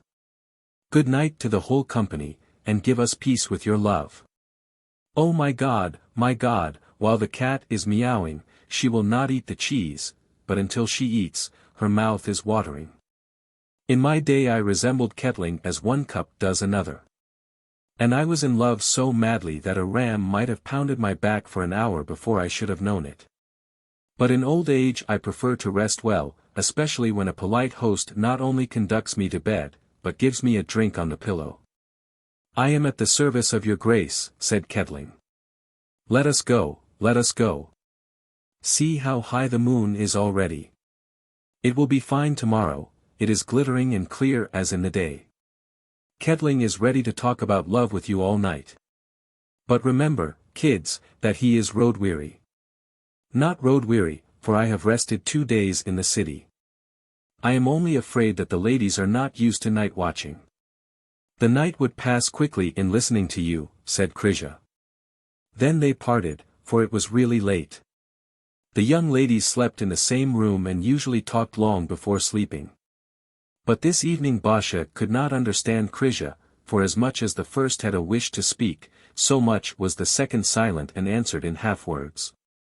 A number of times too, when Basha, in speaking of Ketling, caught at an idea, laughing somewhat at him and mimicking him a little, Krisia embraced her with great tenderness, begging her to leave off that nonsense. He is host here, Basha, said she, we are living under his roof, and I saw that he fell in love with you at once. Whence do you know that? Inquired Basha. Who does not love you? All love you, and I very much. Thus speaking, she put her beautiful face to Beja's face, nestled up to her, and kissed her eyes. They went at last to their beds, but Krisia could not sleep for a long time. Disquiet had seized her. At times her heart beat with such force that she brought both hands to her satin bosom to restrain the throbbing. At times too, especially when she tried to close her eyes, it seemed to her that some head, beautiful as a dream, bent over her, and a low voice whispered into her ear. I would rather have thee than a kingdom, than a scepter, than health. Than long life. Chapter 13. A few days later Zagloba wrote a letter to Pan Yen with the following conclusion, If I do not go home before election, be not astonished. This will not happen through my lack of good wishes for you. But as the devil does not sleep, I do not wish that instead of a bird something useless should remain in my hand. It will come out badly if when Michael returns, I shall not be able to say to him, that one is engaged, and the heyduke is free. Everything is in the power of God, but this is my thought, that it will not be necessary then to urge Michael, nor to make long preparations, and that you will come when the engagement is made. Meanwhile, remembering Ulysses, I shall be forced to use stratagems and exaggerate more than once, which for me is not easy, since all my life I have preferred truth to every delight, and was glad to be nourished by it. Still, for Michael and the Heyduke I will take this on my head, for they are pure gold. Now I embrace you both with the boys, and press you to my heart, commending you to the Most High God. When he had finished writing, Zagloba sprinkled sand on the paper, then he struck it with his hand, read it once more, holding it at a distance from his eyes. Then he folded it, took his seal ring from his finger, moistened it, and prepared to seal the letter, at which occupation Kettling found him. "A good day to your grace." Good day," said Zagloba. "The weather, thanks be to God, is excellent, and I am just sending a messenger to Pan Yen. Send an obeisance from me." "I have done so already." I said at once to myself, it is necessary to send a greeting from Kettling. Both of them will be glad to receive good news. It is evident that I have sent a greeting from you, since I have written a whole epistle touching you and the young ladies. "How is that?" inquired Kettling. Zagloba placed his palms on his knees, which he began to tap with his fingers. Then he bent his head, and looking from under his brows at Kettling, said, "My Kettling, it is not necessary to be a prophet to know that where flint and steel are, sparks will flash sooner or later. You are a beauty above beauties, and even you would not find fault with the young ladies." Kettling was really confused. "I should have to be Walid or be a wild barbarian altogether," said he, "if I did not see their beauty, and do homage to it. But, you see," continued Zagloba, looking with a smile on the blushing face of Kettling, "if you are not a barbarian, it is not right for you to have both in view, for only Turks act like that." "How can you suppose?" "I do not suppose. I only say it to myself." "Ha! Traitor! You have so talked to them of love that pallor is on Krisha's lips this third day. It is no wonder, you are a beauty. When I was young myself, I used to stand in the frost under the window of a certain black brow, she was like Punna Krisha, and I remember how I used to sing. You are sleeping there after the day. And I am here thrumming my lute. Hots! Hots! If you wish, I will give you a song, or compose an entirely new one, for I have no lack of genius. Have you observed that Punna Krisha reminds one somewhat of Punna Bilovic, except that Punna Bilovic had hair like flax and had no down on her lip? But there are men who find superior beauty in that, and think it a charm. She looks with great pleasure on you. I have just written so to Pan Yen. Is it not true that she is like the former Punna Bilovic? I have not noticed the likeness, but it may be. In figure and stature she recalls her. Now listen to what I say. I am telling family secrets directly, but as you are a friend, you ought to know them. Be on your guard not to feed Wołodyjowski with ingratitude, for I and Pani Makovetsky have predestined one of those maidens to him." Here Zagloba looked quickly and persistently into Kettling's eyes, and he grew pale and inquired, "Which one?" "Punna Krisha," answered Zagloba, slowly. And pushing out his lower lip, he began to blink from under his frowning brow with his one-seeing eye. Kettling was silent, and silent so long that at last Zagloba inquired, "What do you say to this?" And Kettling answered with changed voice, but with emphasis, "You may be sure that I shall not indulge my heart to Michael's harm." "Are you certain?"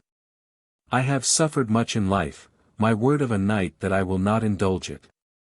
Then Zagloba opened his arms to him. "Kettling, indulge your heart, indulge it, poor man, as much as you like, for I only wanted to try you. Not Punna Krisha, but the Heyduke, have we predestined to Michael." Kettling's face grew bright with a sincere and deep joy, and seizing Zagloba in his embrace, he held him long, then inquired, "Is it certain already that they are in love?" "But who would not be in love with my Heyduke, who?" asked Zagloba. "Then has the betrothal taken place?"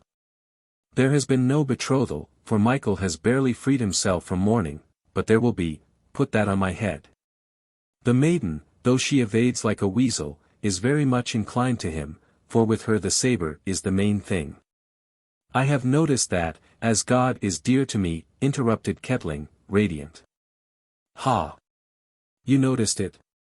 Michael is weeping yet for the other, but if anyone pleases his spirit, it is certainly the Heyduke, for she is most like the dead one, though she cuts less with her eyes, for she is younger. Everything is arranging itself well. I am the guarantee that these two weddings will be at election time. Ketling, saying nothing, embraced Zagloba again, and placed his beautiful face against his red cheeks, so that the old man panted and asked, "Has Panna Krysia sewed herself into your skin like that already?"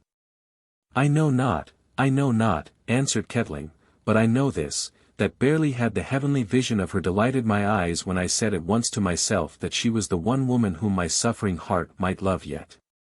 And that same night I drove sleep away with sighs, and yielded myself to pleasant yearnings. Thenceforth she took possession of my being, as a queen does of an obedient and loyal country. Whether this is love or something else, I know not. But you know that it is neither a cap nor 3 yards of cloth for trousers, nor a saddle girth, nor a crupper, nor sausage and eggs, nor a decanter of gorelka. If you are certain of this, then ask Krysia about the rest. Or if you wish, I will ask her. Do not do that, said Ketling, smiling. If I am to drown, let it seem to me, even a couple of days yet, that I am swimming. I see that the Scots are fine men in battle, but in love they are useless. Against women, as against the enemy, impetus is needful. I came, I saw, I conquered, that was my maxim. In time, if my most ardent desires are to be accomplished, perhaps I shall ask you for friendly assistance. Though I am naturalized, and of noble blood, still my name is unknown here, and I am not sure that Pani Makovetsky. Pani Makovetsky, interrupted Zagloba. Have no fear about her. Pani Makovetsky is a regular music box. As I win her, so will she play. I will go at her immediately. I must forewarn her, you know, so that she may not look awry at your approaches to the young lady. To such a degree is your Scottish method one, and ours another. I will not make a declaration straightway in your name, of course. I will say only that the maiden has taken your eye, and that it would be well if from that flower there should be bread. As God is dear to me, I will go at once, have no fear, for in every case I am at liberty to say what I like. And though Ketling detained him, Zagloba rose and went out. On the way he met Basha, rushing along as usual, and said to her, "Do you know that Krysia has captured Ketling completely?" "He is not the first man," answered Basha. "And you are not angry about it?" "Ketling is a doll. A pleasant cavalier, but a doll. I have struck my knee against the wagon tongue, that is what troubles me." Here Basha, bending forward, began to rub her knee, looking meanwhile at Zagloba, and he said, "For God's sake, be careful. Whither are you flying now?" "To Krysia." "But what is she doing?" "She. For some time past she keeps kissing me, and rubs up to me like a cat. Do not tell her that she has captured Ketling." "Ah! But can I hold out?" Zagloba knew well that Basha would not hold out, and it was for that very reason that he forbade her. He went on, therefore, greatly delighted with his own cunning, and Basha fell like a bomb into Krysia's chamber. "I have smashed my knee. And Ketling is dead in love with you," cried she, right on the threshold. "I did not see the pole sticking out at the carriage house, and such a blow. There were flashes in my eyes, but that is nothing. Pan Zagloba begged me to say nothing to you about Ketling. I did not say that I would not, I have told you at once. And you were pretending to give him to me. Never fear, I know you, my knee pains me a little yet. I was not giving Pan Adam to you, but Ketling. Oh ho! He is walking through the whole house now, holding his head and talking to himself. Well done, Krysia, well done. Scott, Scott. Cot, cot. 13. Here Basha began to push her finger toward the eye of her friend. "Basha," exclaimed Panna Krysia. "Scott, Scott. Cot, cot. How unfortunate I am," cried Krysia, on a sudden, and burst into tears. After a while Basha began to console her. But it availed nothing, and the maiden sobbed as never before in her life. In fact, No one in all that house knew how unhappy she was. For some days she had been in a fever, her face had grown pale, her eyes had sunk. Her breast was moving with short, broken breath. Something wonderful had taken place in her, she had dropped, as it were, into extreme weakness, and the change had come not gradually, slowly, but on a sudden. Like a whirlwind, like a storm, it had swept her away, like a flame, it had heated her blood, like lightning, it had flashed on her imagination. She could not, even for a moment, resist that power which was so mercilessly sudden. Calmness had left her. Her will was like a bird with broken wings. Krisia herself knew not whether she loved Ketling or hated him, and a measureless fear seized her in view of that question. But she felt that her heart beat so quickly only through him, that her head was thinking thus helplessly only through him, that in her and above her it was full of him, and no means of defense. Not to love him was easier than not to think of him, for her eyes were delighted with the sight of him, her ears were lost in listening to his voice, her whole soul was absorbed by him. Sleep did not free her from that importunate man, for barely had she closed her eyes when his head bent above her, whispering, "I would rather have thee than a kingdom, than a scepter, than fame, than wealth." And that head was near, so near that even in the darkness blood-red blushes covered the face of the maiden. She was a Russian with hot blood. Certain fires rose in her breast, fires of which she had not known till that time that they could exist, and from the ardor of which she was seized with fear and shame, and a great weakness and a certain faintness at once painful and pleasant. Night brought her no rest. A weariness continually increasing gained control of her, as if after great toil.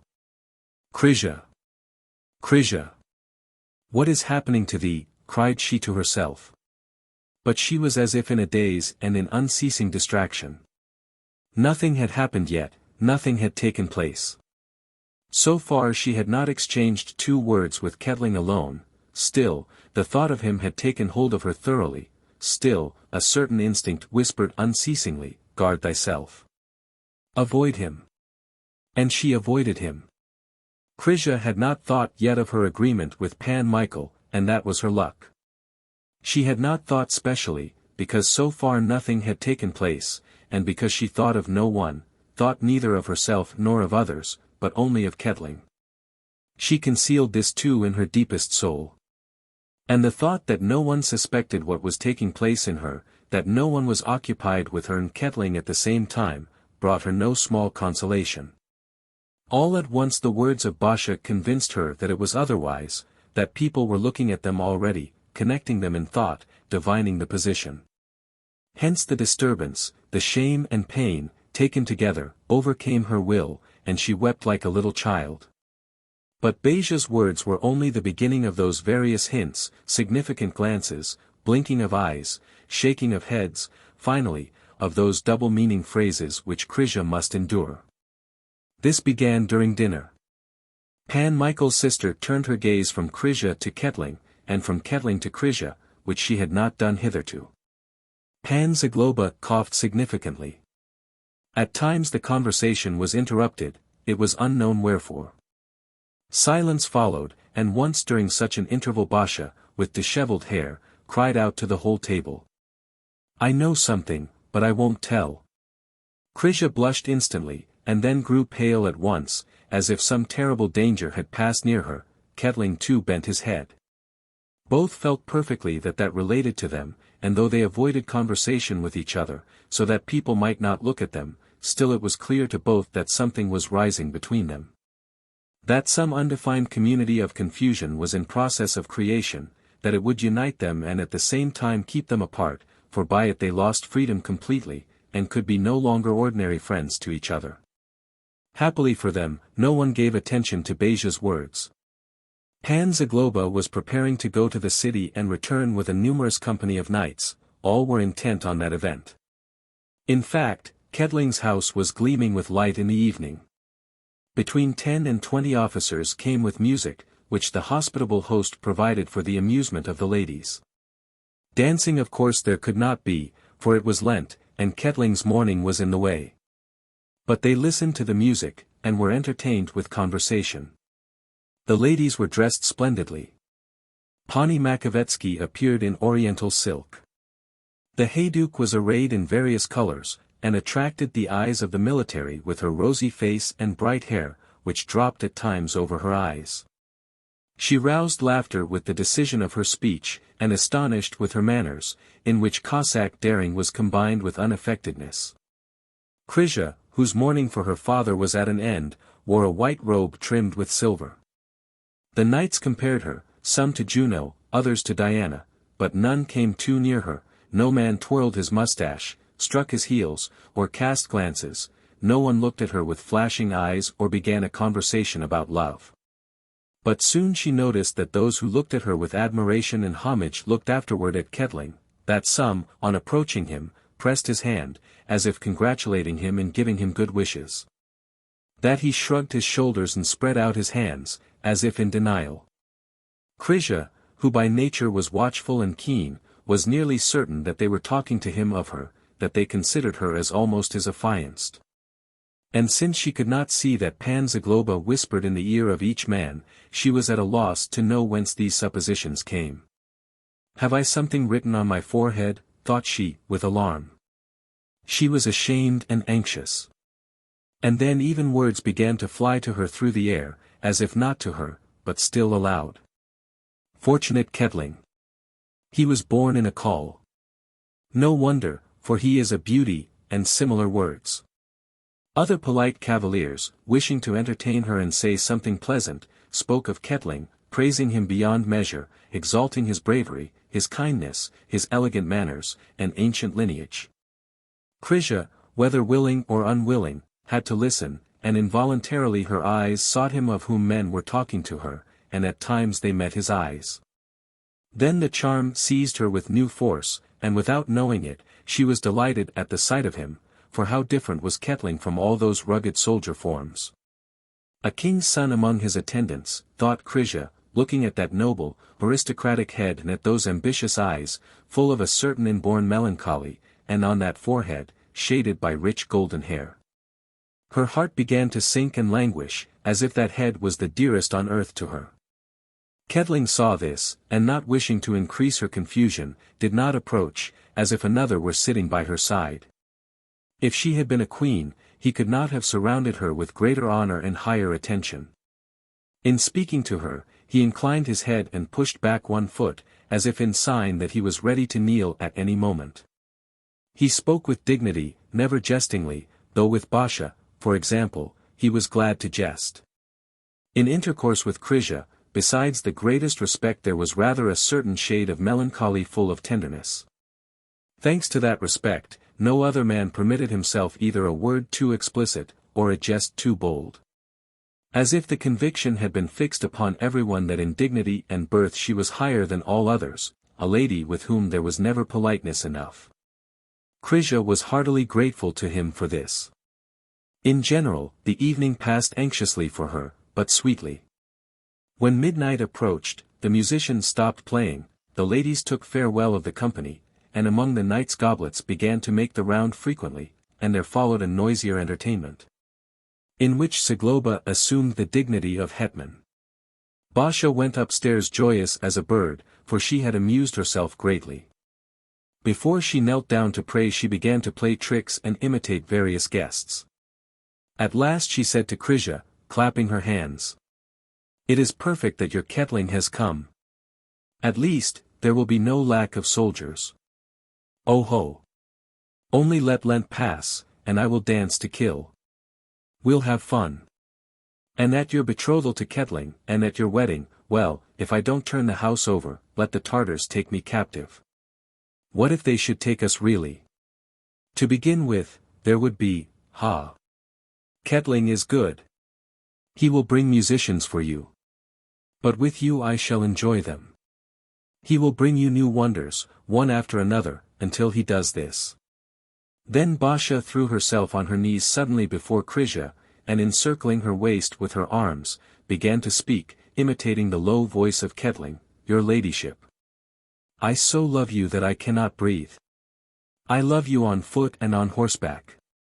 I love you fasting and after breakfast. I love you for the ages and as the Scots love.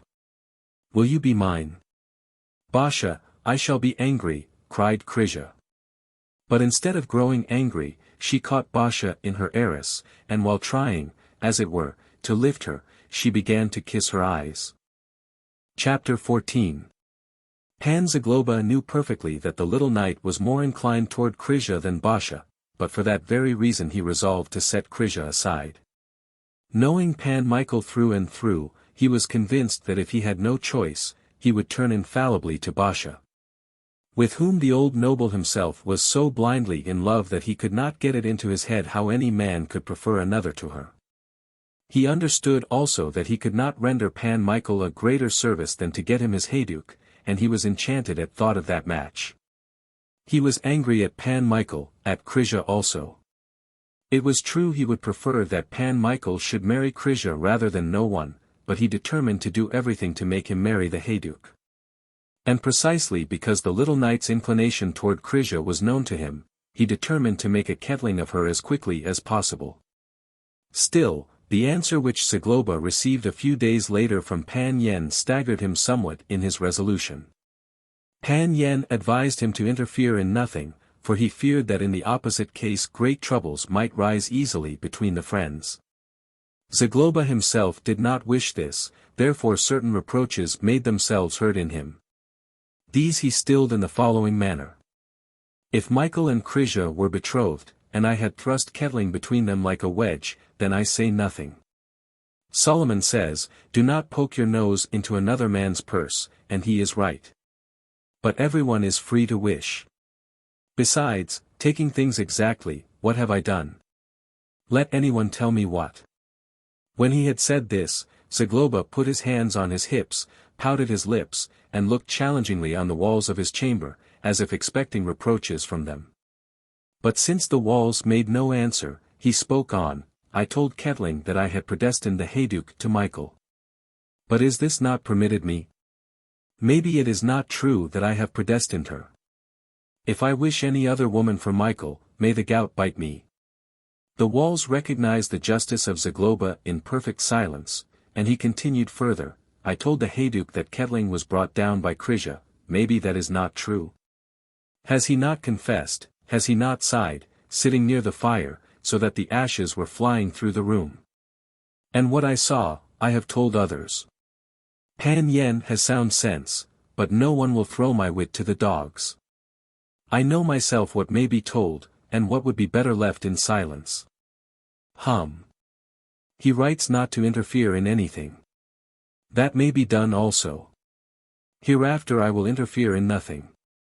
When I am a third party in presence of Krisia and kettling, I will go out and leave them alone. Let them help themselves without me. In fact, I think they will be able. They need no help, for now they are so pushed toward each other that their eyes are growing white, and besides, the spring is coming, at which time not only the sun, but desires begin to grow warm. Well, I will leave them alone. But I shall see what the result will be. And, in truth, the result was soon to appear.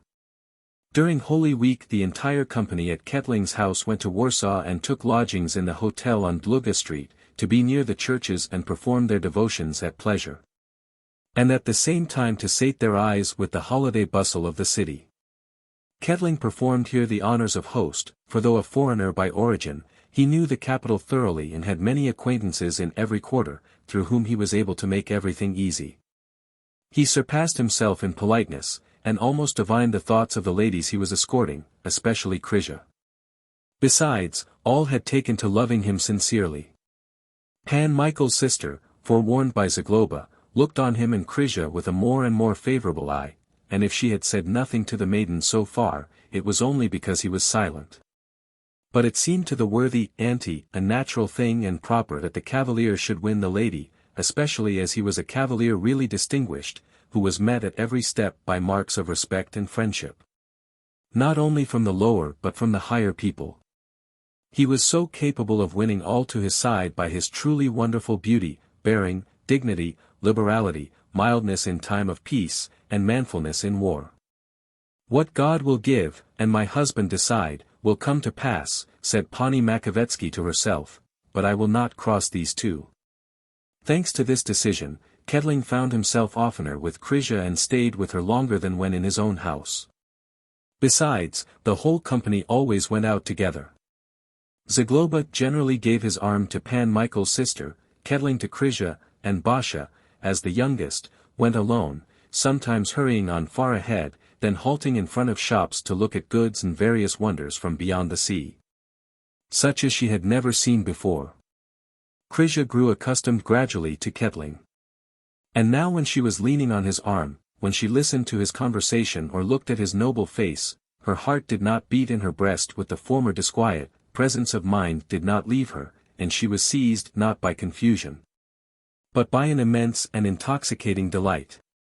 They were continually by themselves, they knelt near each other in the churches, their voices were mingled in prayer and in pious hymns. Kedling knew well the condition of his heart. Krysia, either from lack of decision or because she wished to tempt herself, did not say mentally, "I love him," but they loved each other greatly. A friendship had sprung up between them, and besides love, they had immense regard for each other. Of love itself they had not spoken yet, time passed for them as a dream, and a serene sky was above them. Clouds of reproaches were soon to hide it from Krysia, but the present was a time of repose. Specially through intimacy with Kedling, through becoming accustomed to him, through that friendship which with love bloomed up between them, Krysia's alarms were ended, her impressions were not so violent. The conflicts of her blood and imagination ceased. They were near each other, it was pleasant for them in the company of each other. And Krysia, yielding herself with her whole soul to that agreeable present, was unwilling to think that it would ever end, and that to scatter those illusions it needed only one word 14 from Kedling, "I love." That word was soon uttered. Once, when Pan Michael's sister and Basha were at the house of a sick relative, Kedling persuaded Krysia and Pan Zagloba to visit the king's castle, which Krysia had not seen hitherto, and concerning whose curiosities wonders were related throughout the whole country. They went, then, three in company. Kedling's liberality had opened all doors, and Krysia was greeted by obeisances from the doorkeepers as profound as if she were a queen entering her own residence. Kedling, knowing the castle perfectly, conducted her through lordly halls and chambers. They examined the theatre, the royal baths.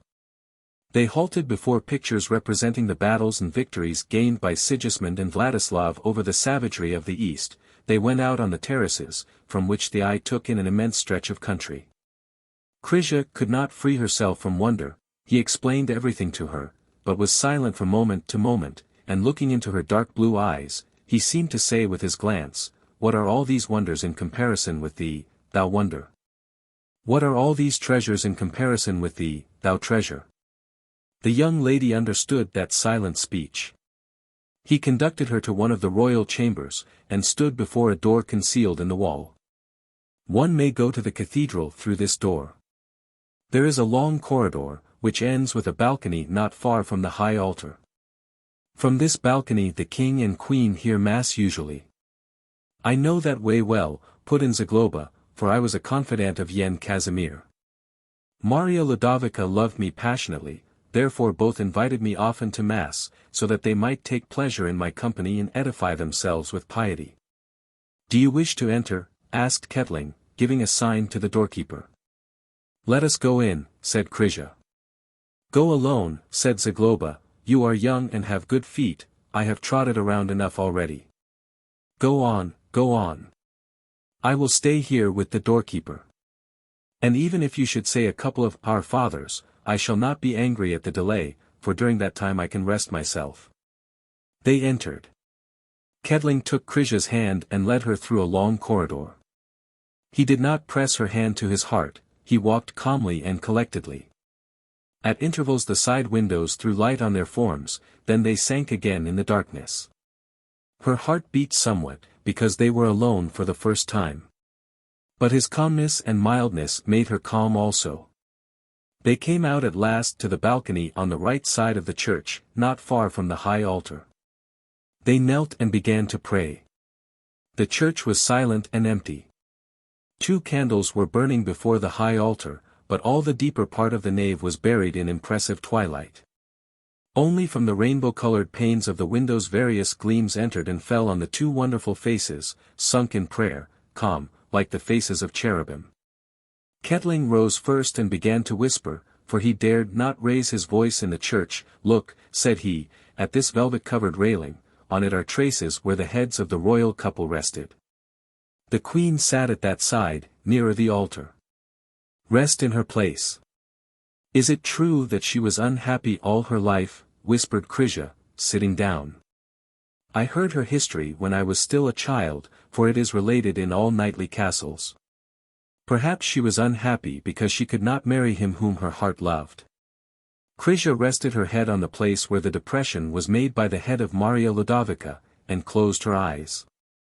A kind of painful feeling straightened her breast. A certain coldness was blown suddenly from the empty nave and chilled that calm which a moment before filled her whole being. Kettling looked at Krisia in silence, and a stillness really church-like set in. Then he sank slowly to her feet, and began to speak thus with a voice that was full of emotion, but calm. "It is not a sin to kneel before you in this holy place, for where does true love come for a blessing if not to the church? I love you more than life, I love you beyond every earthly good, I love you with my soul, with my heart, and here before this altar I confess that love to you." Krisia's face grew pale as linen. Resting her head on the velvet back of the per-stool, the unhappy lady stirred not, but he spoke on. "I embrace your feet and implore your decision. Am I to go from this place in heavenly delight, or in grief which I am unable to bear, and which I can in no way survive?" He waited a while for an answer. But since it did not come, he bowed his head till he almost touched Krisia's feet, and evident emotion mastered him more and more, for his voice trembled, as if breath were failing his breast. "Into your hands I give my happiness and life. I expect mercy, for my burden is great." "Let us pray for God's mercy," exclaimed Krisia, suddenly, dropping on her knees. Kettling did not understand her, but he did not dare to oppose that intention, therefore he knelt near her in hope and fear. They began to pray again. From moment to moment their voices were audible in the empty church, and the echo gave forth wonderful and complaining sounds. "God be merciful," said Krisia. "God be merciful," repeated Kettling. "Have mercy on us. Have mercy on us." She prayed then in silence, but Kettling saw that weeping shook her whole form. For a long time she could not calm herself, and then, growing quiet, she continued to kneel without motion. At last she rose and said, "Let us go." They went out again into that long corridor. Kettling hoped that on the way he would receive some answer, and he looked into her eyes, but in vain. She walked hurriedly, as if wishing to find herself as soon as possible in that chamber in which Zagloba was waiting for them. But when the door was some tens of steps distant, the knight seized the edge of her robe. "Panna Krisia!" exclaimed he, "by all that is holy!" Then Krisia turned away, and grasping his hand so quickly that he had not time to show the least resistance, she pressed it in the twinkle of an eye to her lips. "I love you with my whole soul.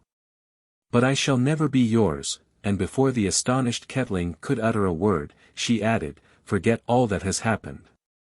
A moment later they were both in the chamber. The doorkeeper was sleeping in one armchair, and Zagloba in the other. The entrance of the young people roused them. Zagloba, however, opened his eye and began to blink with it half-consciously, but gradually memory of the place and the persons returned to him. "Ah, that is you," said he, drawing down his girdle. "I dreamed that the new king was elected, but that he was a Pole. Were you at the balcony?" "We were." "Did the spirit of Maria Ludovica appear to you, perchance?" "It did," answered Krisia, gloomily. Chapter 15. After they had left the castle, Kettling needed to collect his thoughts and shake himself free from the astonishment into which Krisia's action had brought him. He took farewell of her and Zagloba in front of the gate, and they went to their lodgings. Basha and Pani Makovetsky had returned already from the sick lady. And Pan Michael's sister greeted Zagloba with the following words. "I have a letter from my husband, who remains yet with Michael at the stanitsa. They are both well, and promise to be here soon. There is a letter to you from Michael, and to me only a postscript in my husband's letter.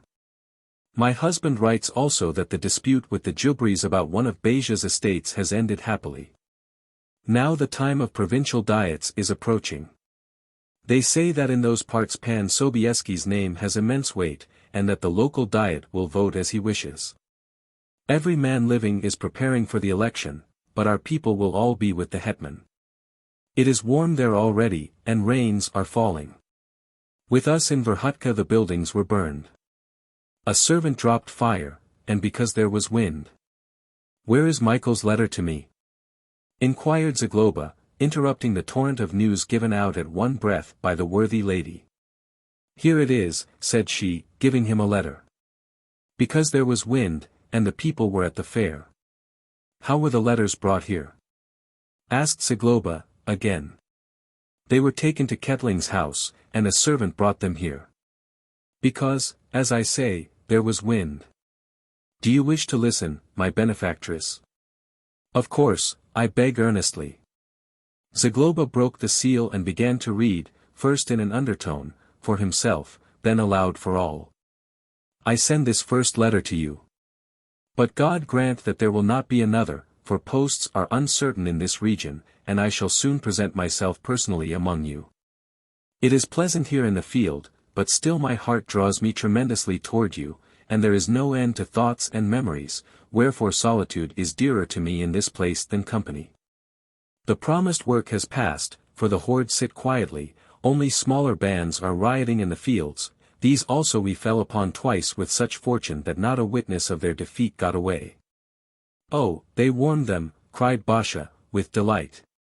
There is nothing higher than the calling of a soldier.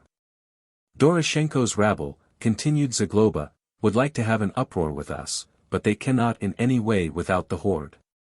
The prisoners confess that a larger Shambul will not move from any quarter, which I believe, for if there was to be anything like this it would have taken place already, since the grass has been green for a week past. And there is something with which to feed horses. In ravines bits of snow are still hiding here and there, but the open steppes are green, and a warm wind is blowing, from which the horses begin to shed their hair, and this is the surest sign of spring. I have sent already for leave, which may come any day, and then I shall start at once. Pan Adam succeeds me in keeping guard, at which there is so little labor that Makovetsky and I have been fox-hunting whole days, for simple amusement, as the fur is useless when spring is near. There are many bustards, and my servant shot a pelican. I embrace you with my whole heart, I kiss the hands of my sister, and those of Panna Krisha, to whose goodwill I commit myself most earnestly, imploring God specially to let me find her unchanged, and to receive the same consolation. Give an obeisance from me to Panna Basha. Pan Adam has vented the anger roused by his rejection at Mokotov on the backs of ruffians, but there is still some in his mind, it is evident. He is not wholly relieved. I commit you to God and his most holy love. P.S.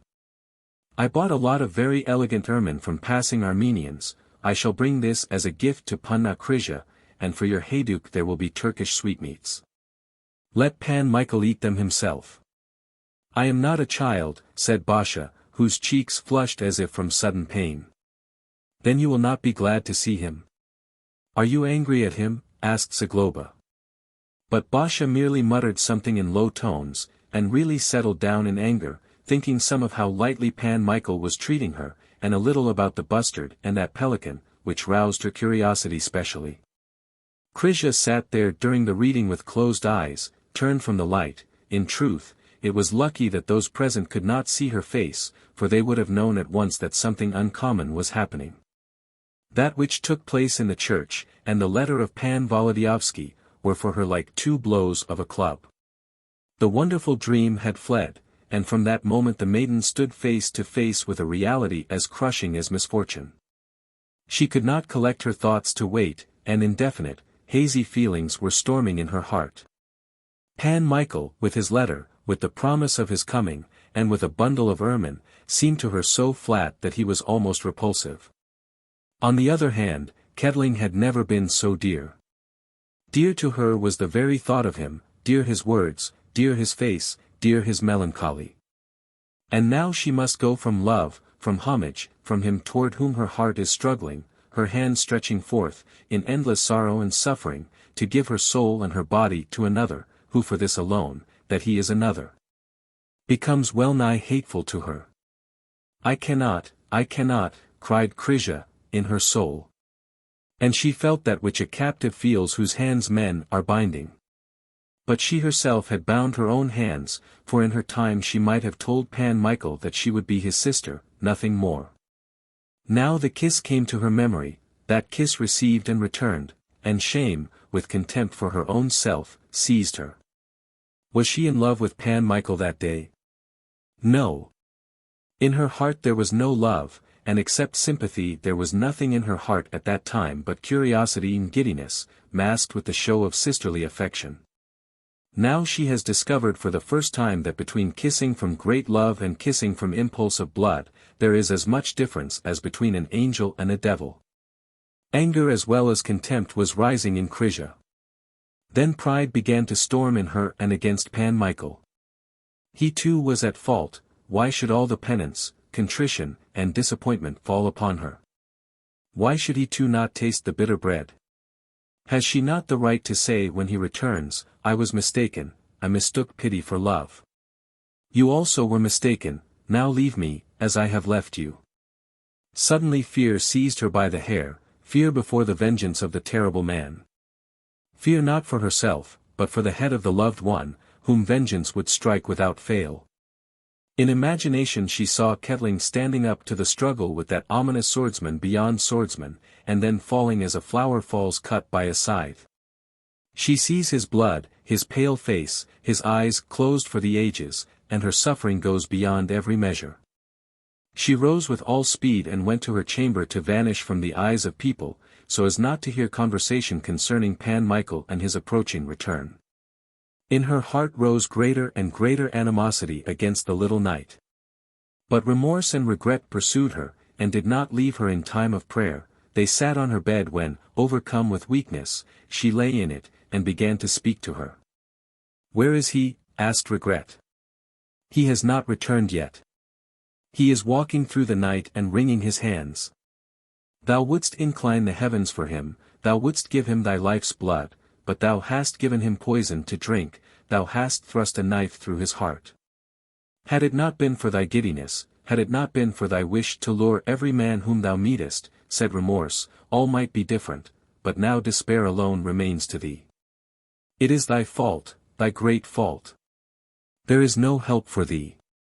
There is no rescue for thee now, nothing but shame and pain and weeping. How he knelt at thy feet in the church, said Regret, again. It is a wonder that thy heart did not burst when he looked into thy eyes and begged of thee pity. It was just of thee to give pity to a stranger, but to the loved one, the dearest, what? God bless him. God solace him. Were it not for thy giddiness, that dearest one might depart in joy, repeated Remorse. Thou mightest walk at his side, as his chosen one, his wife. And be with him forever, added Regret. It is thy fault, said Remorse. Weep, O Krisia, cried Regret. Thou canst not wipe away that fault, said Remorse, again. Do what thou pleasest, but console him, repeated Regret. Wołodyjowski will slay him, answered Remorse, at once. Cold sweat covered Krisia, and she sat on the bed. Bright moonlight fell into the room, which seemed somehow weird and terrible in those white rays. What is that? Thought Krisia. There Basha is sleeping. I see her, for the moon is shining in her face. And I know not when she came, when she undressed and lay down. And I have not slept one moment, but my poor head is of no use, that is clear. Thus meditating, she lay down again. But Regret and Remorse sat on the edge of her bed, exactly like two goddesses, who were diving in at will through the rays of moonlight, or sweeping out again through its silvery abysses. I shall not sleep tonight, said Krisia to herself, and she began to think about Ketling, and to suffer more and more. Suddenly the sorrowful voice of Basha was heard in the stillness of the night, Krisia. Are you not sleeping? No, for I dreamed that some Turk pierced Pan Michael with an arrow. Oh Jesus! A deceiving dream. But a fever is just shaking me. Let us say the litany together, that God may avert misfortune. The thought flew through Krisia's head like lightning, God grant someone to shoot him. But she was astonished immediately at her own wickedness. Therefore, though it was necessary for her to get superhuman power to pray at that particular moment for the return of Pan Michael, still she answered. Very well, Basha. Then both rose from their beds, and kneeling on their naked knees on the floor, began to say the litany. Their voices responded to each other, now rising and now falling. You would have said that the chamber was changed into the cell of a cloister in which two white nuns were repeating their nightly prayers. Chapter 16. Next morning Krisia was calmer, for among intricate and tangled paths she had chosen for herself an immensely difficult, but not a false one. Entering upon it, she saw at least whither she was going. But, first of all, she determined to have an interview with Kettling and speak with him for the last time, so as to guard him from every mishap.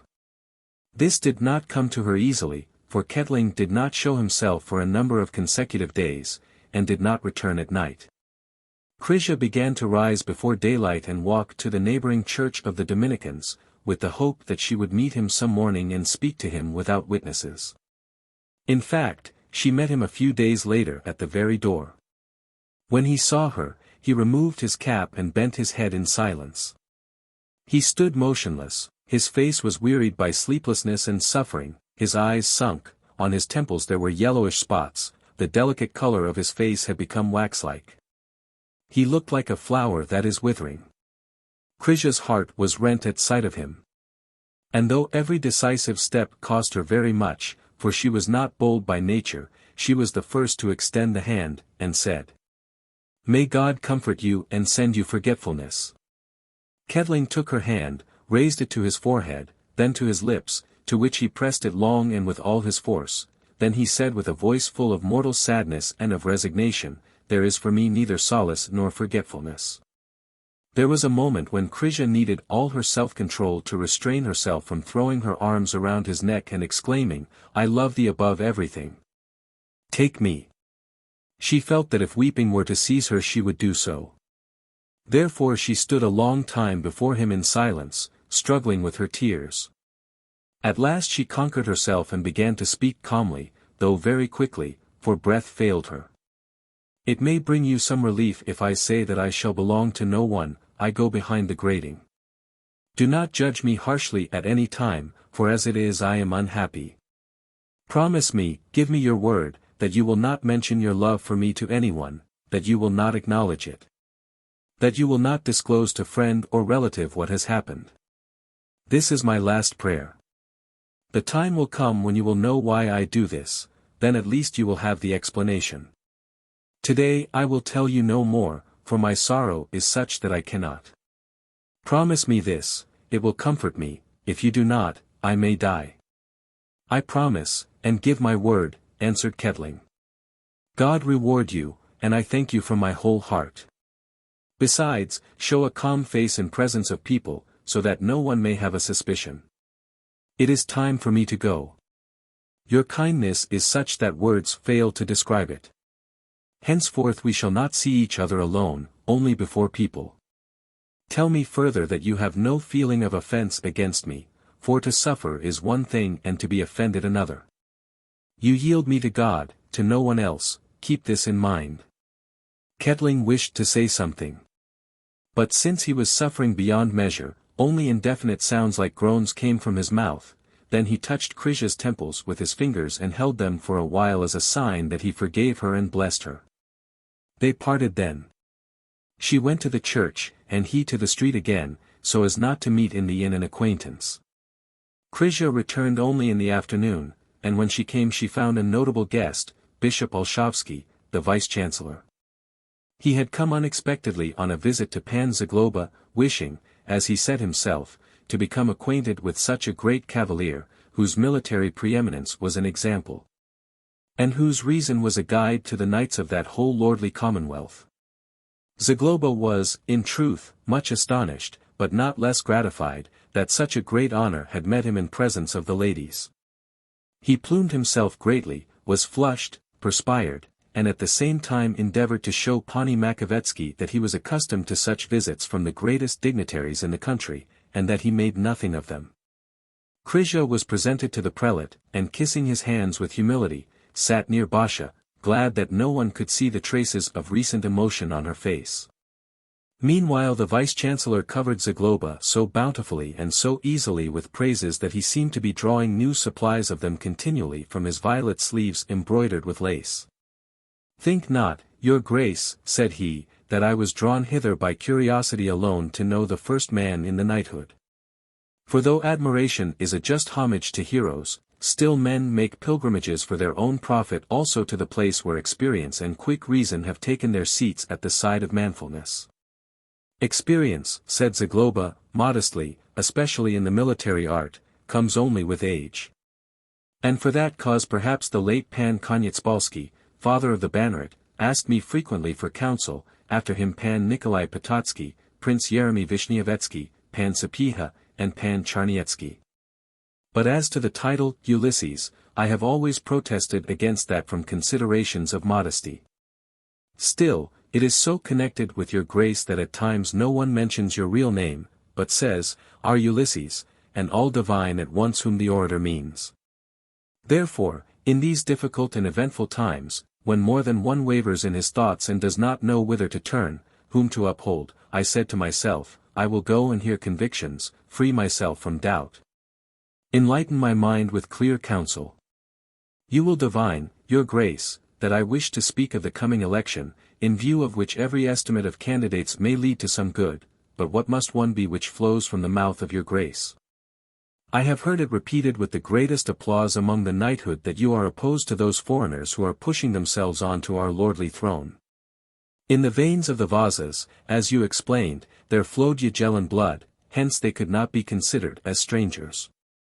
But those foreigners, as you said, neither know our ancient Polish customs nor will they respect our liberties, and hence absolute rule may arise easily. I acknowledge to your grace that these are deep words. But pardon me if I inquire whether you really uttered them, or is it public opinion that from custom ascribes all profound sentences to you in the first instance? These ladies are witness, answered Zagloba. And though this subject is not suited to their judgment, let them speak, since Providence in its inscrutable decrees has given them the gift of speech equally with us. The vice-chancellor looked involuntarily on Pani Makovetsky, and then on the two young ladies nestled up to each other. A moment of silence followed. Suddenly the silvery voice of Basha was heard. I did not hear anything. Then she was confused terribly and blushed to her very ears, especially when Zagloba said at once, Pardon her, your dignity. She is young, therefore giddy. But as to candidates, I have said more than once that our Polish liberty will weep by reason of these foreigners. I fear that myself, said the prelate. But even if we wished some Pole, blood of our blood and bone of our bone, tell me, your grace, to what side should we turn our hearts? Your grace's very thought of a Pole is great, and is spreading through the country like a flame. For I hear that everywhere in the diets which are not fettered by corruption one voice is to be heard, a Pole, a Pole. Justly, justly, interrupted Zagloba. Still, continued the vice-chancellor, it is easier to call for a Pole than to find a fit person, therefore let your grace be not astonished if I ask whom you had in mind. Whom had I in mind, repeated Zagloba, somewhat puzzled. And pouting his lips, he wrinkled his brows. It was difficult for him to give a sudden answer, for hitherto not only had he no one in mind, but in general he had not those ideas at all which the keen prelate had attributed to him. Besides, he knew this himself, and understood that the vice-chancellor was inclining him to some side, but he let himself be inclined purposely, for it flattered him greatly. I have insisted only in principle that we need a Pole, said he at last. But to tell the truth, I have not named any man thus far. I have heard of the ambitious designs of Prince Boguslav Radziwill, muttered the prelate, as if to himself. While there is breath in my nostrils, while the last drop of blood is in my breast, cried Zagloba, with the force of deep conviction, nothing will come of that. I should not wish to live in a nation so disgraced as to make a traitor and a Judas its king. That is the voice not only of reason, but of civic virtue, muttered the vice-chancellor, again. Ha! Thought Zagloba, if you wish to draw me, I will draw you. Then the vice-chancellor began anew, when wilt thou sail in, O battered ship of my country? What storms, what rocks are in wait for thee? In truth, it will be evil if a foreigner becomes thy steersman, but it must be so evidently, if among thy sons there is no one better. Here he stretched out his white hands, ornamented with glittering rings, and inclining his head, said with resignation, then Condé, or he of Lorraine, or the Prince of Neuburg. There is no other outcome. That is impossible. A Pole, answered Zagloba.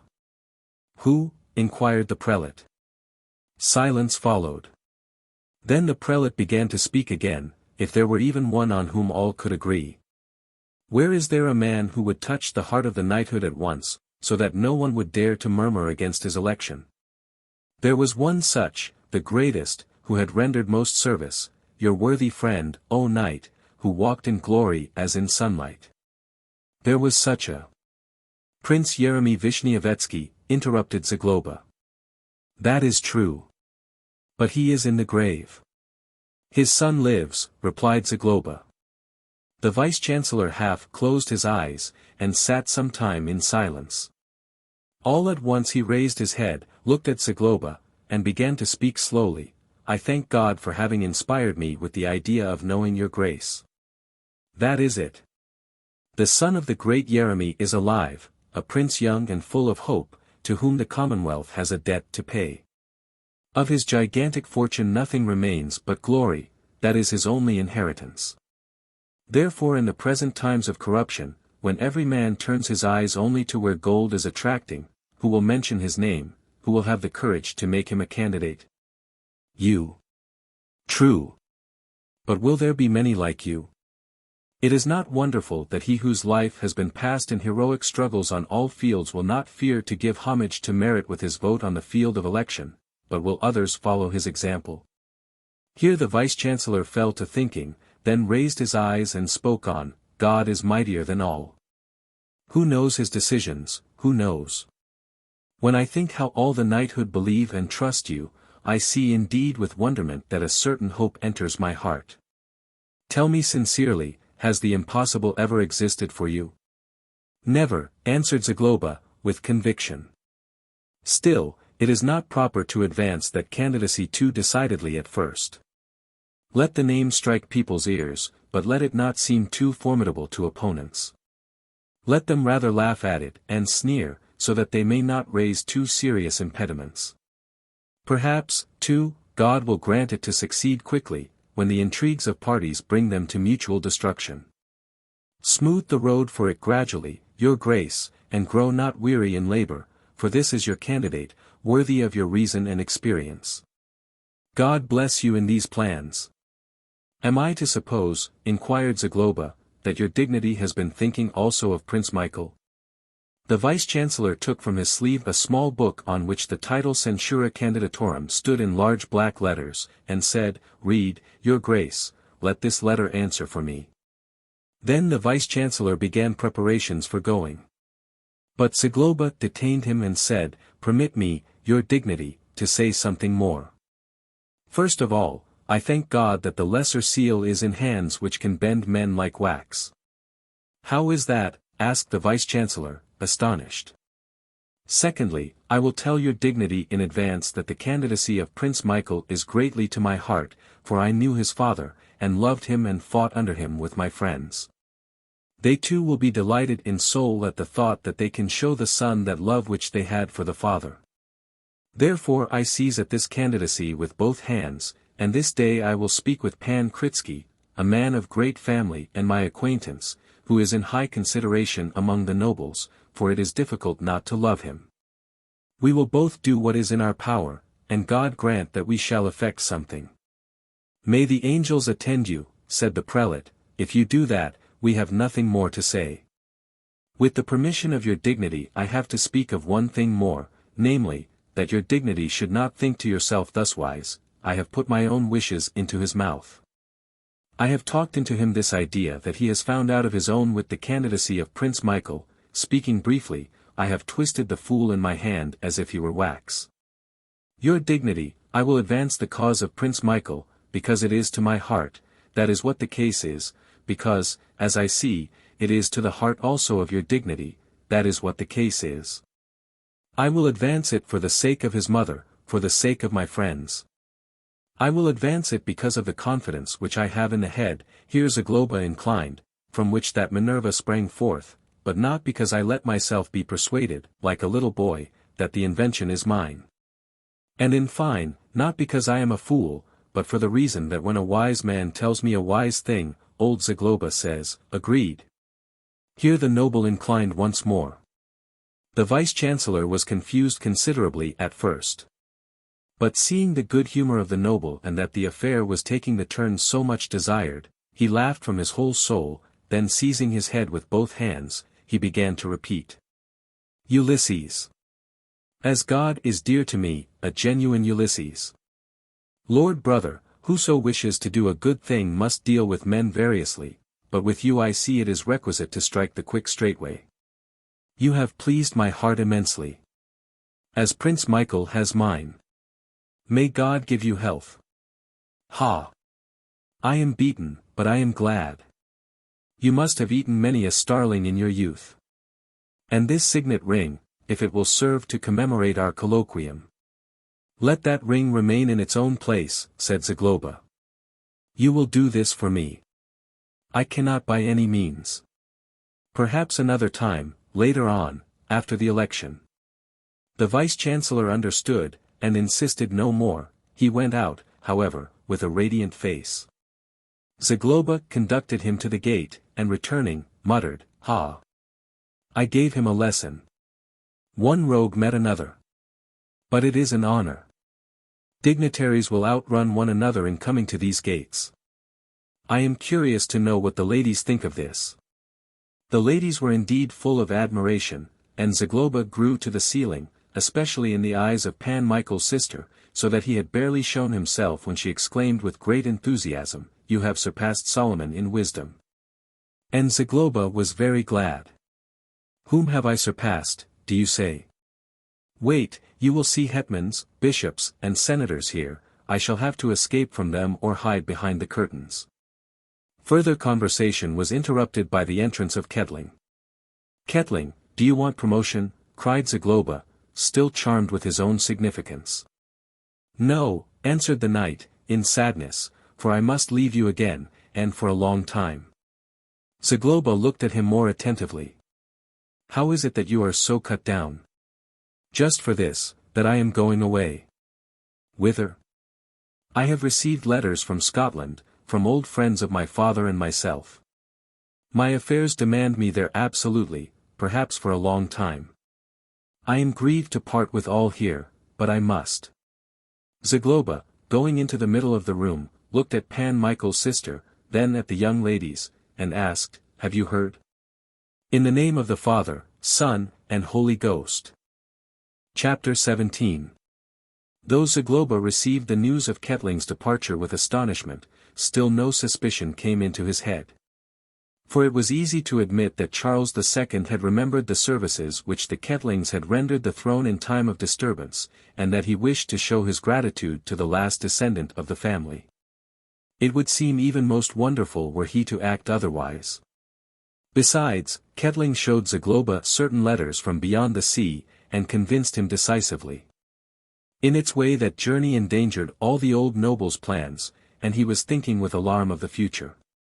Judging by his letter, Wołodyjowski might return any day.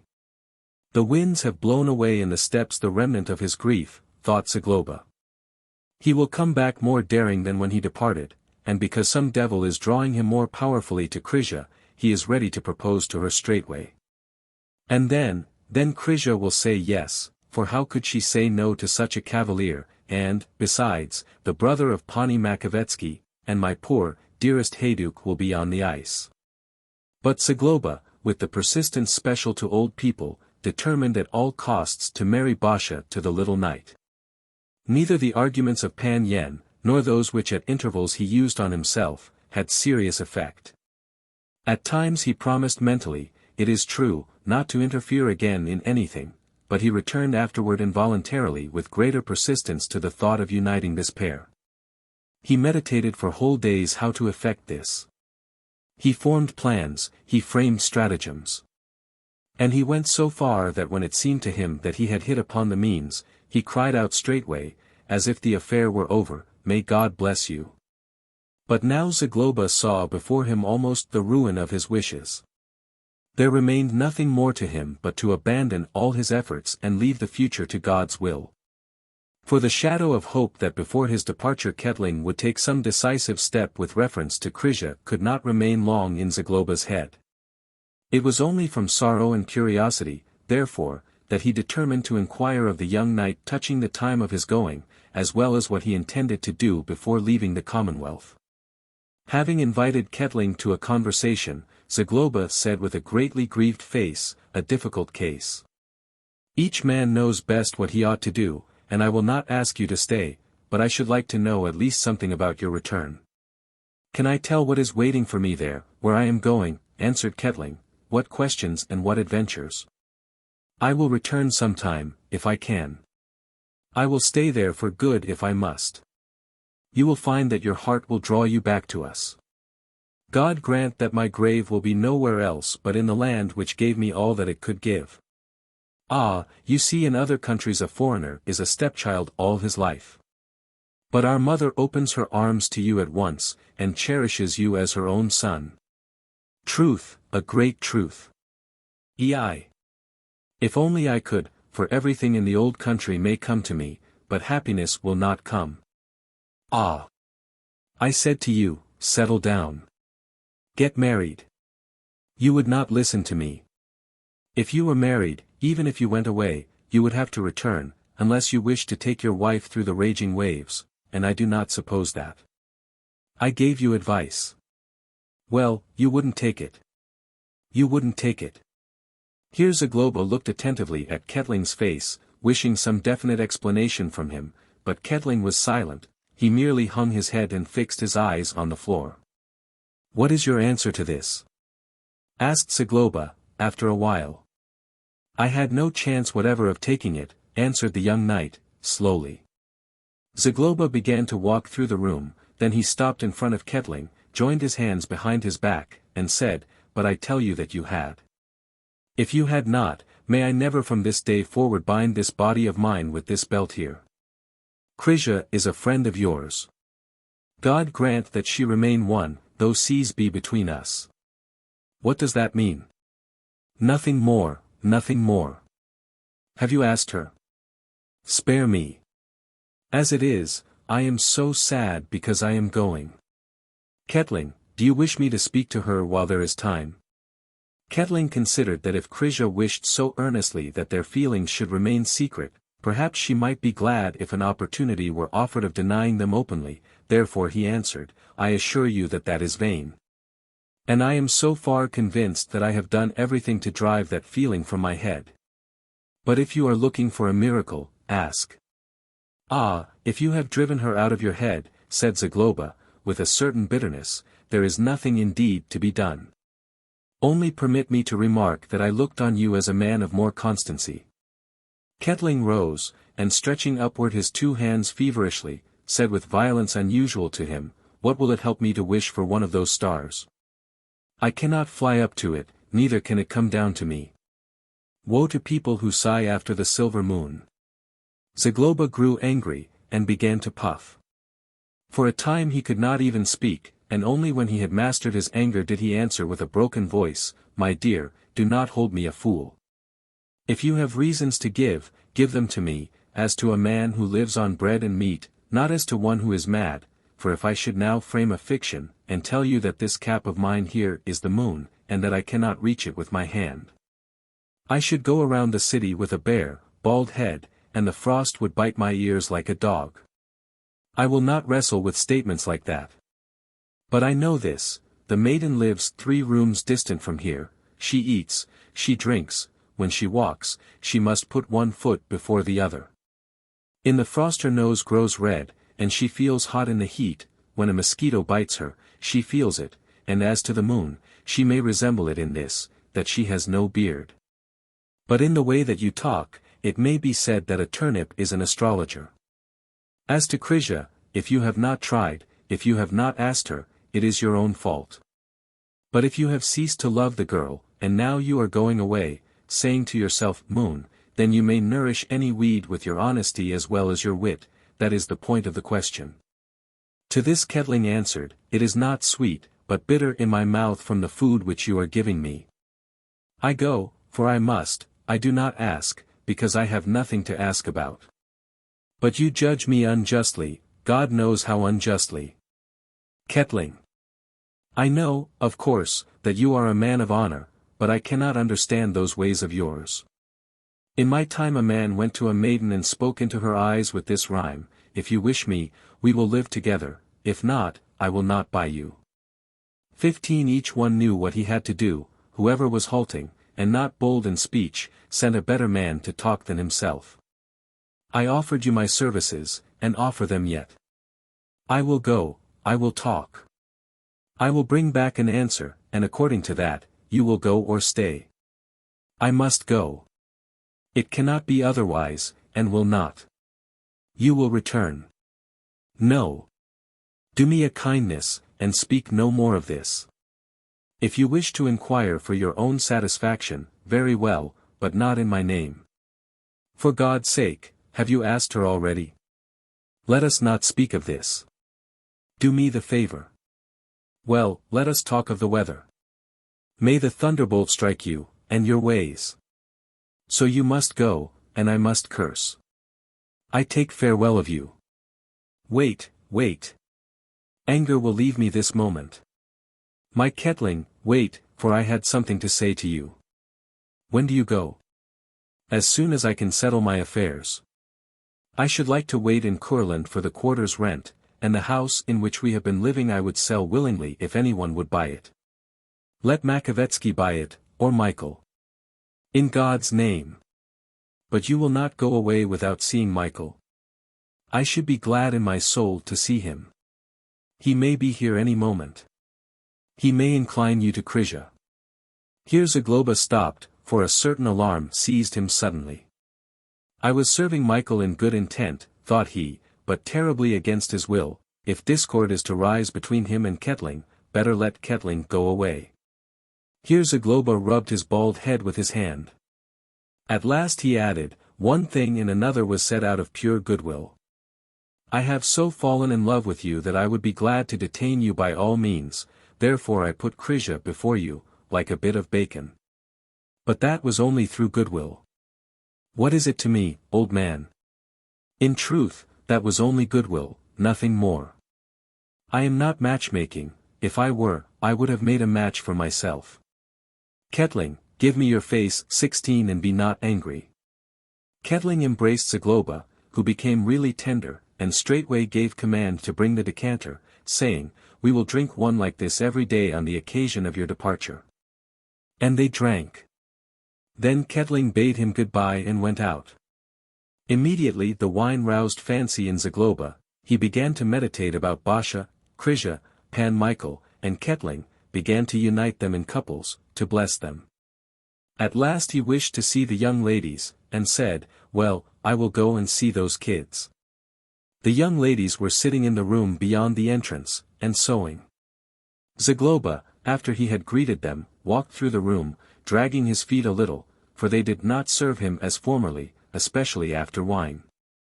While walking, he looked at the maidens, who were sitting closely, one near the other, so that the bright head of Basha almost touched the dark one of Krisia. Basha followed him with her eyes.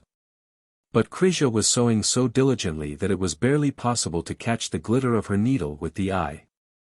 Hum, said Zagloba. Hum, repeated Basha. Don't mock me, for I am angry. He'll be sure to cut my head off. Cried Basha, feigning terror. Strike. Strike. I'll cut your tongue out, that's what I'll do. Saying this, Zagloba approached the young ladies, and putting his hands on his hips, asked without any preliminary, do you want Kettling as husband? Yes, 5 like him, said Basha, quickly. Be quiet, fly. I am not talking to you. Krisia, the speech is to you. Do you want Kettling as husband? Krisia had grown pale somewhat, though at first she thought that Zagloba was asking Basha, not her. Then she raised on the old noble her beautiful dark blue eyes. No, answered she, calmly. Well, 'pon my word. No. At least it is short. 'Pon my word. 'Pon my word. And why do you not want him? I want no one. Krisia, tell that to someone else, put in Basha. What brought the married state into such contempt with you, continued Zagloba. Not contempt, I have a vocation for the convent, answered Krisia. There was in her voice so much seriousness and such sadness that Basha and Zagloba did not admit even for a moment that she was jesting, but such great astonishment seized both that they began to look as if dazed, now on each other, now on Krisia. Well, said Zagloba, breaking the silence first. I wish to enter a convent, repeated Krisia, with sweetness. Basha looked at her once and a second time, suddenly threw her arms around her neck, pressed her rosy lips to her cheek, and began to say quickly, Oh, Krisia, I shall sob. Say quickly that you are only talking to the wind. I shall sob, as God is in heaven, I shall. Chapter 18. After his interview with Zagloba, Kettling went to Pan Michael's sister, whom he informed that because of urgent affairs he must remain in the city, and perhaps too before his final journey he would go for some weeks to Kurland. Therefore he would not be able in person to entertain her in his suburban house longer. But he implored her to consider that house as her residence in the same way as hitherto, and to occupy it with her husband and Pan Michael during the coming election. Pani Makovetsky consented, for in the opposite event the house would become empty, and bring profit to no one. After that conversation Kettling vanished, and showed himself no more either in the inn, or later in the neighborhood of Mokotov, when Pan Michael's sister returned to the suburbs with the young ladies. Krisia alone felt that absence. Zagloba was occupied wholly with the coming election, while Basha and Pani Makovetsky had taken the sudden decision of Krisia to heart so much that they could think of nothing else. Still, Pani Makovetsky did not even try to dissuade Krisia. For in those times opposition to such undertakings seemed to people an injury and an offense to God. Zagloba alone, in spite of all his piety, would have had the courage to protest, had it concerned him in any way. But since it did not, he sat quietly, and he was content in spirit that affairs had arranged themselves so that Krisia retired from between Pan Michael and the Hayduk. Now Zagloba was convinced of the successful accomplishment of his most secret desires, and gave himself with all freedom to the labors of the election. He visited the nobles who had come to the capital, or he spent the time in conversations with the vice-chancellor, with whom he fell in love at last, becoming his trusted assistant. After each such conversation he returned home a more zealous partisan of the Pole, and a more determined enemy of foreigners. Accommodating himself to the instructions of the vice-chancellor, he remained quietly in that condition so far, but not a day passed that he did not win someone for the secret candidate. And that happened which usually happens in such cases, he pushed himself forward so far that that candidacy became the second object in his life, at the side of the union of Basha and Pan Michael. Meanwhile they were nearer and nearer the election. Spring had already freed the waters from ice, breezes warm and strong had begun to blow. Under the breath of these breezes the trees were sprinkled with buds, and flocks of swallows were hovering around, to spring out at any moment, as simple people think, from the ocean of winter into the bright sunlight. Guests began to come to the election, with the swallows and other birds of passage. First of all came merchants, to whom a rich harvest of profit was indicated, in a place where more than 500,000 of people were to assemble, counting magnates with their forces, nobles, servants, and the army. Englishmen, Hollanders, Germans, Russians, Tartars, Turks, Armenians, and even Persians came, bringing stuffs, linen, damask, brocades, furs, jewels, perfumes, and sweetmeats. Booths were erected on the streets and outside the city, and in them was every kind of merchandise. Some bazaars were placed even in suburban villages. For it was known that the inns of the capital could not receive 1/10 of the electors, and that an enormous majority of them would be encamped outside the walls, as was the case always during time of election. Finally, the nobles began to assemble so numerously, in such throngs, that if they had come in like numbers to the threatened boundaries of the Commonwealth, the foot of any enemy would never have crossed them. Reports went around that the election would be a stormy one, for the whole country was divided between 3 chief candidates, Condé, the princes of Neuburg and of Lorraine. It was said that each party would endeavor to seat its own candidate, even by force. Alarm seized hearts, spirits were inflamed with partisan rancor. Some prophesied civil war. And these forebodings found faith, in view of the gigantic military legions with which the magnates had surrounded themselves. They arrived early, so as to have time for intrigues of all kinds. When the Commonwealth was in peril, when the enemy was putting the keen edge to its throat, neither king or hetman could bring more than a wretched handful of troops against him. But now, in spite of laws and enactments, the Radzivills alone came with an army numbering between 10 and 20,000 men. The Patsas had behind them an almost equivalent force, the powerful Pototskis were coming with no smaller strength. Other kinglets of Poland, Lithuania, and Russia were coming with forces but slightly inferior. "When wilt thou sail in, O battered ship of my country?" repeated the vice-chancellor, more and more frequently. But he himself had selfish objects in his heart.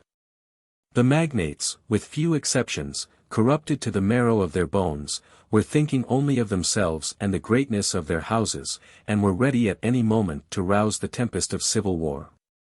The throng of nobles increased daily. And it was evident that when, after the Diet, the election itself would begin, they would surpass even the greatest force of the magnates. But these throngs were incompetent to bring the ship of the Commonwealth into calm waters successfully, for their heads were sunk in darkness and ignorance, and their hearts were for the greater part corrupted. The election therefore gave promise of being prodigious, and no one foresaw that it would end only shabbily, for except Zagloba. Even those who worked for the Pole could not foresee to what a degree the stupidity of the nobles and the intrigues of the magnates would aid them. Not many had hoped to carry through such a candidate as Prince Michael. But Zagloba swam in that sea like a fish in water. From the beginning of the Diet he dwelt in the city continually, and was at Kettling's house only when he yearned for his Hajduk. But as Basha had lost much joyfulness by reason of Krzyża's resolve, Zagloba took her sometimes to the city to let her amuse herself and rejoice her eyes with the sight of the shops. They went out usually in the morning. And Zagloba brought her back not infrequently late in the evening. On the road and in the city itself the heart of the maiden was rejoiced at sight of the merchandise, the strange people, the many-colored crowds, the splendid troops.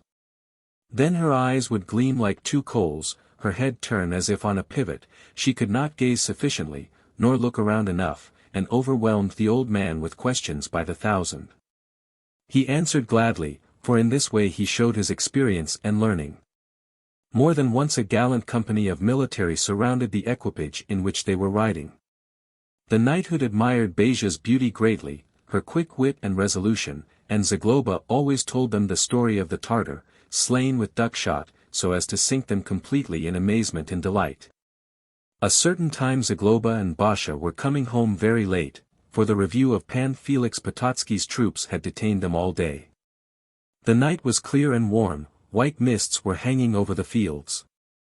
Zagloba, though always watchful, since in such a concourse of serving men and soldiers it was necessary to pay careful attention not to strike upon outlaws, had fallen soundly asleep. The driver was dozing also.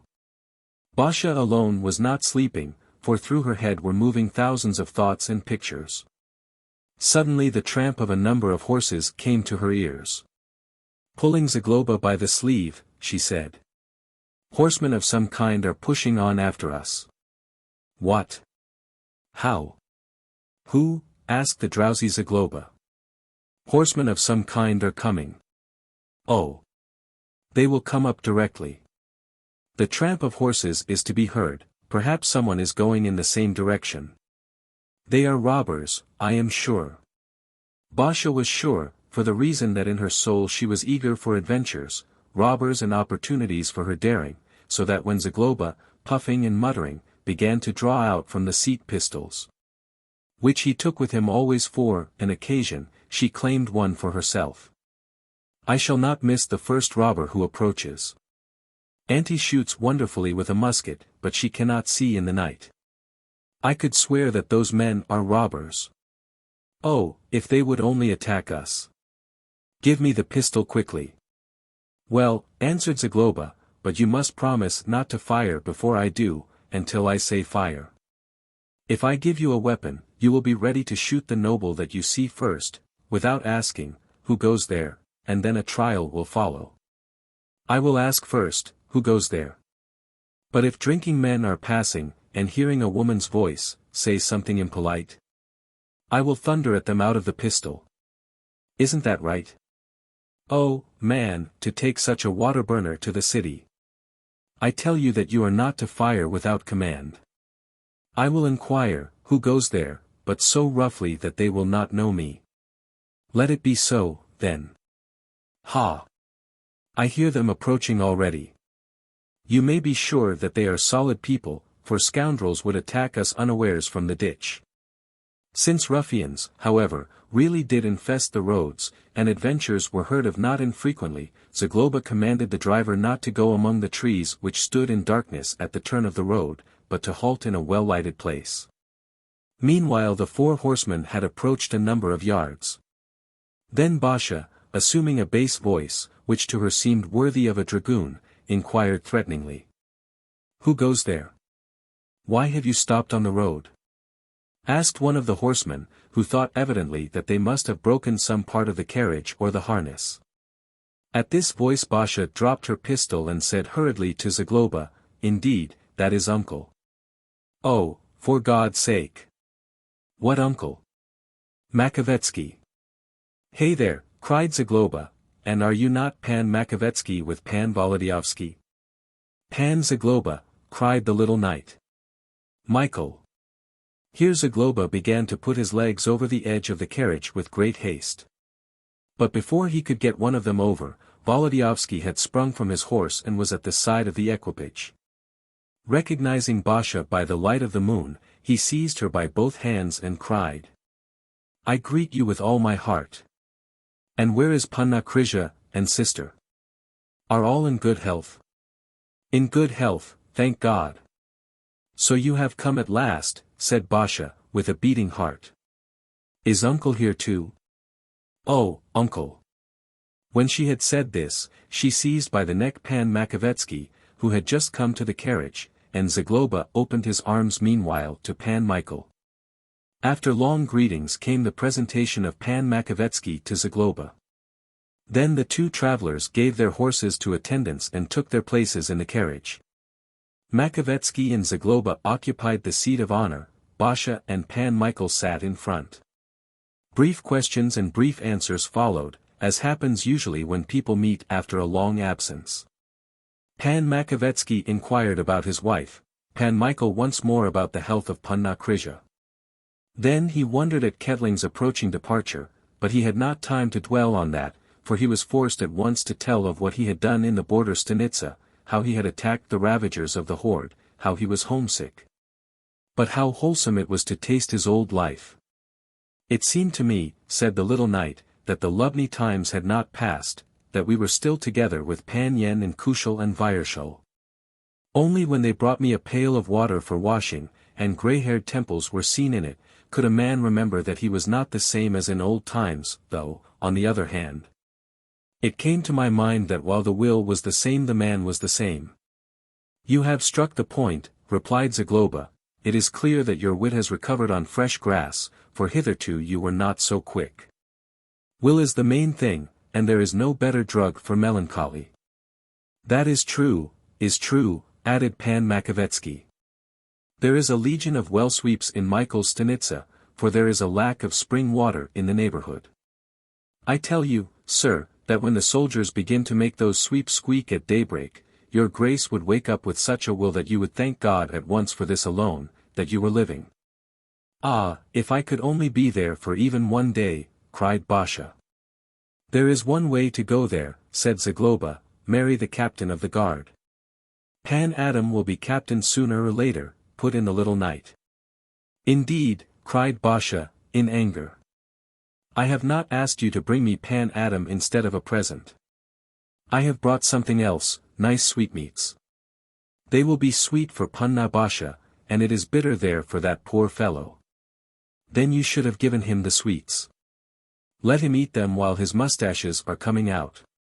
Imagine to yourself, said Zagloba to Pan Makovetsky, these two are always in that way. Luckily the proverb says, those who wrangle, end in love. Basha made no reply.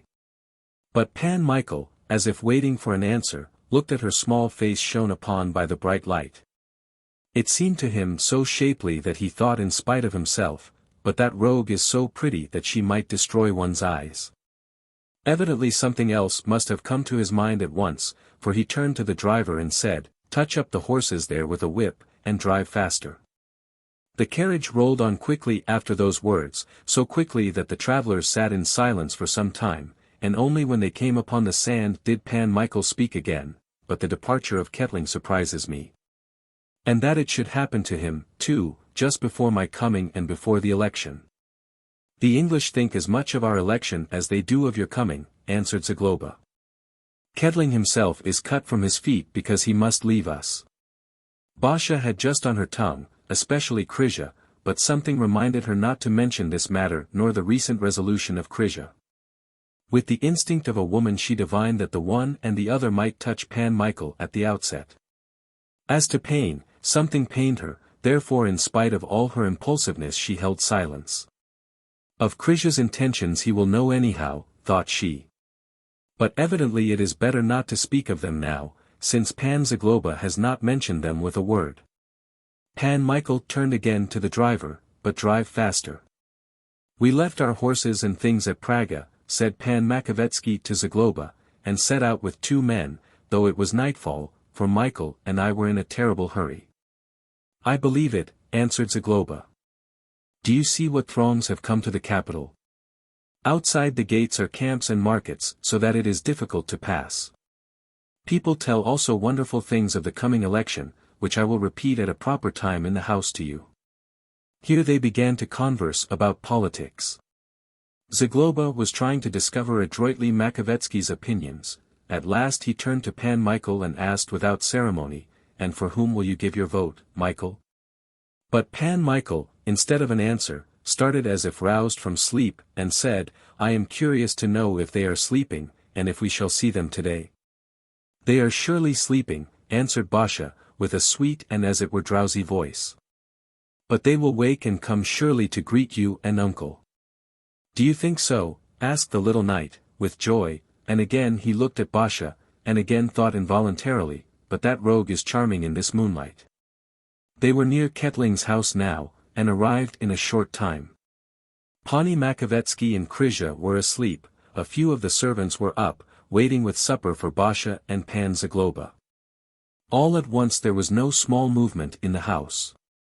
Zagloba gave command to wake more servants to prepare warm food for the guests. Pan Makovetsky wished to go straightway to his wife. But she had heard the unusual noise, and guessing who had come, ran down a moment later with her robe thrown around her, panting, with tears of joy in her eyes, and lips full of smiles.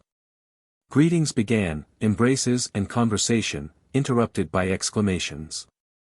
Pan Michael was looking continually at the door, through which Basha had vanished, and in which he hoped any moment to see Krisia, the beloved, radiant with quiet joy, bright, with gleaming eyes, and hair twisted up in a hurry. Meanwhile, the Danzig clock standing in the dining room ticked and ticked, an hour passed, supper was brought, and the maiden beloved and dear to Pan Michael did not appear in the room. At last Basha came in, but alone, serious somehow, and gloomy. She approached the table, and taking a light in her hand, turned to Pan Makovetsky. Krisia is somewhat unwell, and will not come. But she begs uncle to come, even near the door, so that she may greet him. Pan Makovetsky rose at once and went out, followed by Basha. The little knight became terribly gloomy and said, I did not think that I should fail to see Panna Krysia tonight. Is she really ill? Ei. She is well, answered his sister, but people are nothing to her now. Why is that? Then has his grace, Pan Zagloba, not spoken of her intention? Of what intention, by the wounds of God? She is going to a convent. Pan Michael began to blink like a man who has not heard all that is said to him. Then he changed in the face, stood up, sat down again. In one moment sweat covered his face with drops, then he began to wipe it with his palms. In the room there was deep silence. Michael, said his sister. But he looked confusedly now on her, now on Zagloba, and said at last in a terrible voice, Is there some curse hanging over me? Have God in your heart, cried Zagloba. Chapter 19. Zagloba and Pani Makovetsky divined by that exclamation the secret of the little knight's heart. And when he sprang up suddenly and left the room, they looked at each other with amazement and disquiet, till at last the lady said, For God's sake go after him. Persuade him, comfort him, if not, I will go myself. Do not do that, said Zagloba. There is no need of us there, but Krysia is needed. If he cannot see her, it is better to leave him alone, for untimely comforting leads people to still greater despair. I see now, as on my palm, that he was inclined to Krysia. See, I knew that he liked her greatly and sought her company, but that he was so lost in her never came to my head. It must be that he returned with a proposition ready, in which he saw his own happiness. Meanwhile a thunderbolt, as it were, fell. Why did he speak of this to no one, neither to me, nor to you, nor to Krysia herself? Maybe the girl would not have made her vow. It is a wonderful thing, said Zagloba. Besides, he confides in me, and trusts my head more than his own, and not merely has he not acknowledged this affection to me, but even said once that it was friendship, nothing more. He was always secretive. Then though you are his sister, you don't know him. His heart is like the eyes of a soul, on top. I have never met a more outspoken man, but I admit that he has acted differently this time. Are you sure that he said nothing to Krysia? God of power. Krysia is mistress of her own will, for my husband as guardian has said to her, if the man is worthy and of honorable blood, you may overlook his property. If Michael had spoken to her before his departure, she would have answered yes or no, and he would have known what to look for. True, because this has struck him unexpectedly. Now give your woman's wit to this business. What is wit here? Help is needed. Let him take Basha. But if, as is evident, he prefers that one, ha! If this had only come into my head. It is a pity that it did not. How could it when it did not enter the head of such a Solomon as you? And how do you know that? You advised Ketling. God is my witness, I advised no man. I said that he was inclined to her, and it was true. I said that he was a worthy cavalier, for that was and is true, but I leave matchmaking to women. My lady, as things are, half the Commonwealth is resting on my head. Have I even time to think of anything but public affairs? Often I have not a minute to put a spoonful of food in my mouth. Advise us this time, for God's mercy. All around I hear only this, that there is no head beyond yours. People are talking of this head of mine without ceasing, they might rest a while. As to counsels, there are two, either let Michael take Basha, or let Krysia change her intention. An intention is not a vow. Now Pan Makovetsky came in, his wife told him everything straightway. The noble was greatly grieved, for he loved Pan Michael uncommonly and valued him, but for the time he could think out nothing. If Krysia will be obstinate, said he, rubbing his forehead, how can you use even arguments in such an affair? Krysia will be obstinate, said Pani Makovetsky. Krysia has always been that way. What was in Michael's head that he did not make sure before departing? Asked Pan Makovetsky. As he left matters, something worse might have happened, another might have won the girl's heart in his absence. In that case, she would not have chosen the cloister at once, said Pani Makovetsky. However, she is free. True, answered Makovetsky. But already it was dawning in Zagloba's head. If the secret of Krysia and Pan Michael had been known to him, all would have been clear to him at once, but without that knowledge it was really hard to understand anything. Still, the quick wit of the man began to break through the mist, and to divine the real reason and intention of Krysia and the despair of Pan Michael. After a while he felt sure that Ketling was involved in what had happened. His supposition lacked only certainty. He determined, therefore, to go to Michael and examine him more closely. On the road alarm seized him, for he thought thus to himself. There is much of my work in this. I wanted to quaff mead at the wedding of Basha and Michael, but I am not sure that instead of mead, I have not provided sour beer, for now Michael will return to his former decision, and imitating Krysia, will put on the habit. Here a chill came on Zagloba, so he hastened his steps, and in a moment was in Pan Michael's room. The little knight was pacing up and down like a wild beast in a cage. His forehead was terribly wrinkled, his eyes glassy. He was suffering dreadfully. Seeing Zagloba, he stopped on a sudden before him, and placing his hands on his breast, cried. Tell me the meaning of all this. Michael, said Zagloba, consider how many girls enter convents each year. It is a common thing. Some go in spite of their parents, trusting that the Lord Jesus will be on their side, but what wonder in this case, when the girl is free? There is no longer any secret, cried Pan Michael. She is not free, for she promised me her love and hand before I left here. Ha, said Zagloba, I did not know that. It is true, repeated the little knight. Maybe she will listen to persuasion. She cares for me no longer. She would not see me, cried Pan Michael, with deep sorrow. I hastened hither day and night, and she does not even want to see me. What have I done? What sins are weighing on me that the anger of God pursues me? That the wind drives me like a withered leaf? One is dead, another is going to the cloister. God himself took both from me, it is clear that I am accursed. There is mercy for every man, there is love for every man, except me alone. Zagloba trembled in his soul, lest the little knight, carried away by sorrow, might begin to blaspheme again, as once he blasphemed after the death of Anusia.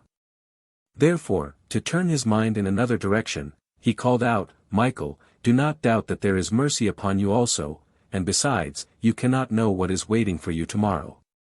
Perhaps that same Krysia, remembering your loneliness, will change her intention and keep her word to you. Secondly, listen to me, Michael. Is not this a consolation that God himself, our merciful Father, takes those doves from you, and not a man walking upon the earth? Tell me yourself if this is not better. In answer the little knight's mustaches began to tremble terribly. The noise of gritting came from his teeth, and he cried with a suppressed and broken voice, if it were a living man. Ha! Should such a man be found, vengeance would remain. But as it is, prayer remains, said Zagloba. Hear me, old friend, no man will give you better counsel. Maybe God himself will change everything yet for the better. I myself, you know, wished another for you. But seeing your pain, I suffer together with you, and together with you will pray to God to comfort you, and incline the heart of that harsh lady to you again. When he had said this, Zagloba began to wipe away tears. They were tears of sincere friendship and sorrow. Had it been in the power of the old man, he would have undone at that moment everything that he had done to set Krysia aside, and would have been the first to cast her into Pan Michael's arms. Listen, said he, after a while, speak once more with Krysia, take your lament to her, your unendurable pain, and may God bless you. The heart in her must be of stone if she does not take pity on you, but I hope that she will. The habit is a praiseworthy thing, but not when made of injustice to others. Tell her that. You will see, Michael, today you are weeping, and tomorrow perhaps we shall be drinking at the betrothal.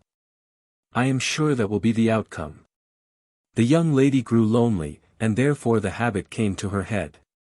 She will go to a cloister, but to one in which you will be ringing for the christening. Perhaps too she is affected a little with hypochondria, and mentioned the habit only to throw dust in our eyes. In every case, you have not heard of the cloister from her own lips, and if God grants, you will not. Ha, I have it. You agreed on a secret, she did not wish to betray it, and is throwing a blind in our eyes. As true as life, nothing else but woman's cunning. Zagloba's words acted like balsam on the suffering heart of Pan Michael. Hope entered him again. His eyes were filled with tears. For a long time he could not speak, but when he had restrained his tears he threw himself into the arms of his friend and said, "But will it be as you say? I would bend the heavens for you. It will be as I say. Do you remember that I have ever been a false prophet? Do you not trust in my experience and wit? You cannot even imagine how I love that lady. Not that I have forgotten the beloved dead one, I pray for her every day. But to this one my heart has grown fixed like fungus to a tree, she is my love. What have I thought of her away off there in the grasses, morning and evening and midday? At last I began to talk to myself, since I had no confidant. As God is dear to me, when I had to chase after the horde in the reeds, I was thinking of her when rushing at full speed. I believe it. From weeping for a certain maiden in my youth one of my eyes flowed out, and what of it did not flow out was covered with a cataract. Do not wonder, I came here, the breath barely in my body, the first word I hear, the cloister. But still I have trust in persuasion and in her heart and her word. How did you state it? A habit is good, but made of what? But not when made of injustice to others. Splendidly said. How is it that I have never been able to make maxims? In the stanitsa it would have been a ready amusement. Alarm sits in me continually, but you have given me consolation. I agreed with her, it is true, that the affair should remain a secret. Therefore it is likely that the maiden might speak of the habit only for appearance sake. You brought forward another splendid argument, but I cannot remember it. You have given me great consolation. Then come to me, or give command to bring the decanter to this place. It is good after the journey. They went, and sat drinking till late at night. Next day Pan Michael arrayed his body in fine garments and his face in seriousness, armed himself with all the arguments which came to his own head, and with those which Zagloba had given him. Thus equipped, he went to the dining room, where all met usually at mealtime. Of the whole company only Krisia was absent, but she did not let people wait for her long. Barely had the little knight swallowed 2 spoonfuls of soup when through the open door the rustle of a robe was heard, and the maiden came in. She entered very quickly, rather rushed in. Her cheeks were burning, her lids were dropped. In her face were mingled fear and constraint. Approaching Pan Michael, she gave him both hands, but did not raise her eyes at all, and when he began to kiss those hands with eagerness, she grew very pale. Besides, she did not find one word for greeting. But his heart filled with love, alarm, and rapture at sight of her face, delicate and changeful as a wonder-working image, at sight of that form shapely and beautiful, from which the warmth of recent sleep was still beating.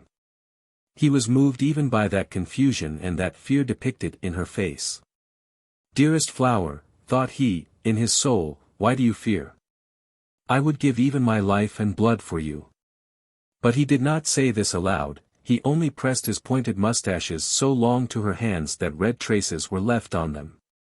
Basha, looking at all this, gathered over her forehead her yellow forelock of purpose, so that no one might notice her emotion, but no one gave attention to her at that time, all were looking at the pair, and a vexatious silence followed. Pan Michael interrupted it first. The night passed for me in grief and disquiet, said he, for yesterday I saw all except you, and such terrible tidings were told of you that I was nearer to weeping than to sleep. Krisia, hearing such outspoken words, grew still paler, so that for a while Pan Michael thought that she would faint, and said hurriedly, we must talk of this matter, but now I will ask no more, so that you may grow calm and recover. I am no barbarian, nor am I a wolf, and God sees that I have goodwill toward you. Thank you, whispered Krisia. Zagloba, Pan Makovetsky, and his wife began to exchange glances, as if urging one another to begin the usual conversation. But for a long time no one was able to venture a word. At last Zagloba began. "We must go to the city today," said he, turning to the newly arrived. "It is boiling there before the election, as in a pot, for every man is urging his own candidate. On the road, I will tell you to whom, in my opinion, we should give our votes." No one answered, therefore Zagloba cast around an owlish eye. At last he turned to Basha. "Well, Maybug, will you go with us?" "I will go even to Russia," answered Basha, abruptly. And silence followed again. The whole meal passed in similar attempts to begin a conversation that would not begin. At last the company rose. Then Pan Michael approached Krishna at once and said, "I must speak with you alone." He gave her his arm and conducted her to the adjoining room, to that same apartment which was the witness of their first kiss. Seating Krishna on the sofa, he took his place near her, and began to stroke her hair as he would have stroked the hair of a child. "Krishna," said he, at last, with a mild voice, "has your confusion passed? Can you answer me calmly and with presence of mind?" Her confusion had passed, and besides, she was moved by his kindness, therefore she raised for a moment her eyes on him for the first time since his return. "I can," said she, in a low voice. "Is it true that you have devoted yourself to the cloister?" Krishna put her hands together and began to whisper imploringly, "Do not take this ill of me, do not curse me, but it is true." "Krishna," said the knight, "is it right to trample on the happiness of people, as you are trampling? Where is your word, where is our agreement? I cannot war with God, but I will tell you, to begin with, what Pan Zagloba told me yesterday, that the habit should not be made of injustice to others. You will not increase the glory of God by injustice to me. God reigns over the whole world. His are all nations, his the lands and the sea and the rivers, the birds of the air and the beasts of the forests, the sun and the stars. He has all, whatsoever may come to the mind of man, and still more, but I have only you, beloved and dear. You are my happiness, my every possession. And can you suppose that the Lord God needs that possession? He, with such wealth, to tear away his only treasure from a poor soldier? Can you suppose that he will be rejoiced, and not offended? See what you are giving him, yourself.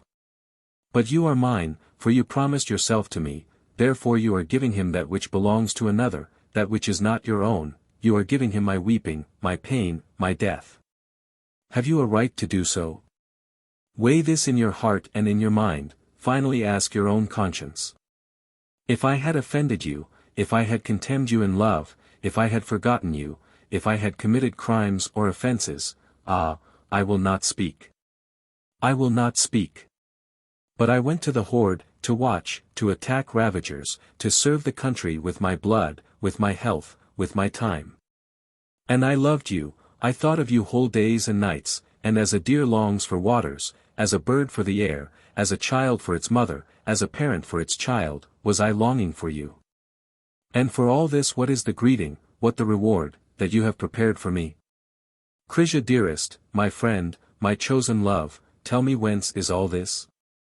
Give me your reasons as sincerely, as openly, as I bring before you my reasons and my rights, keep faith with me, do not leave me alone with misfortune.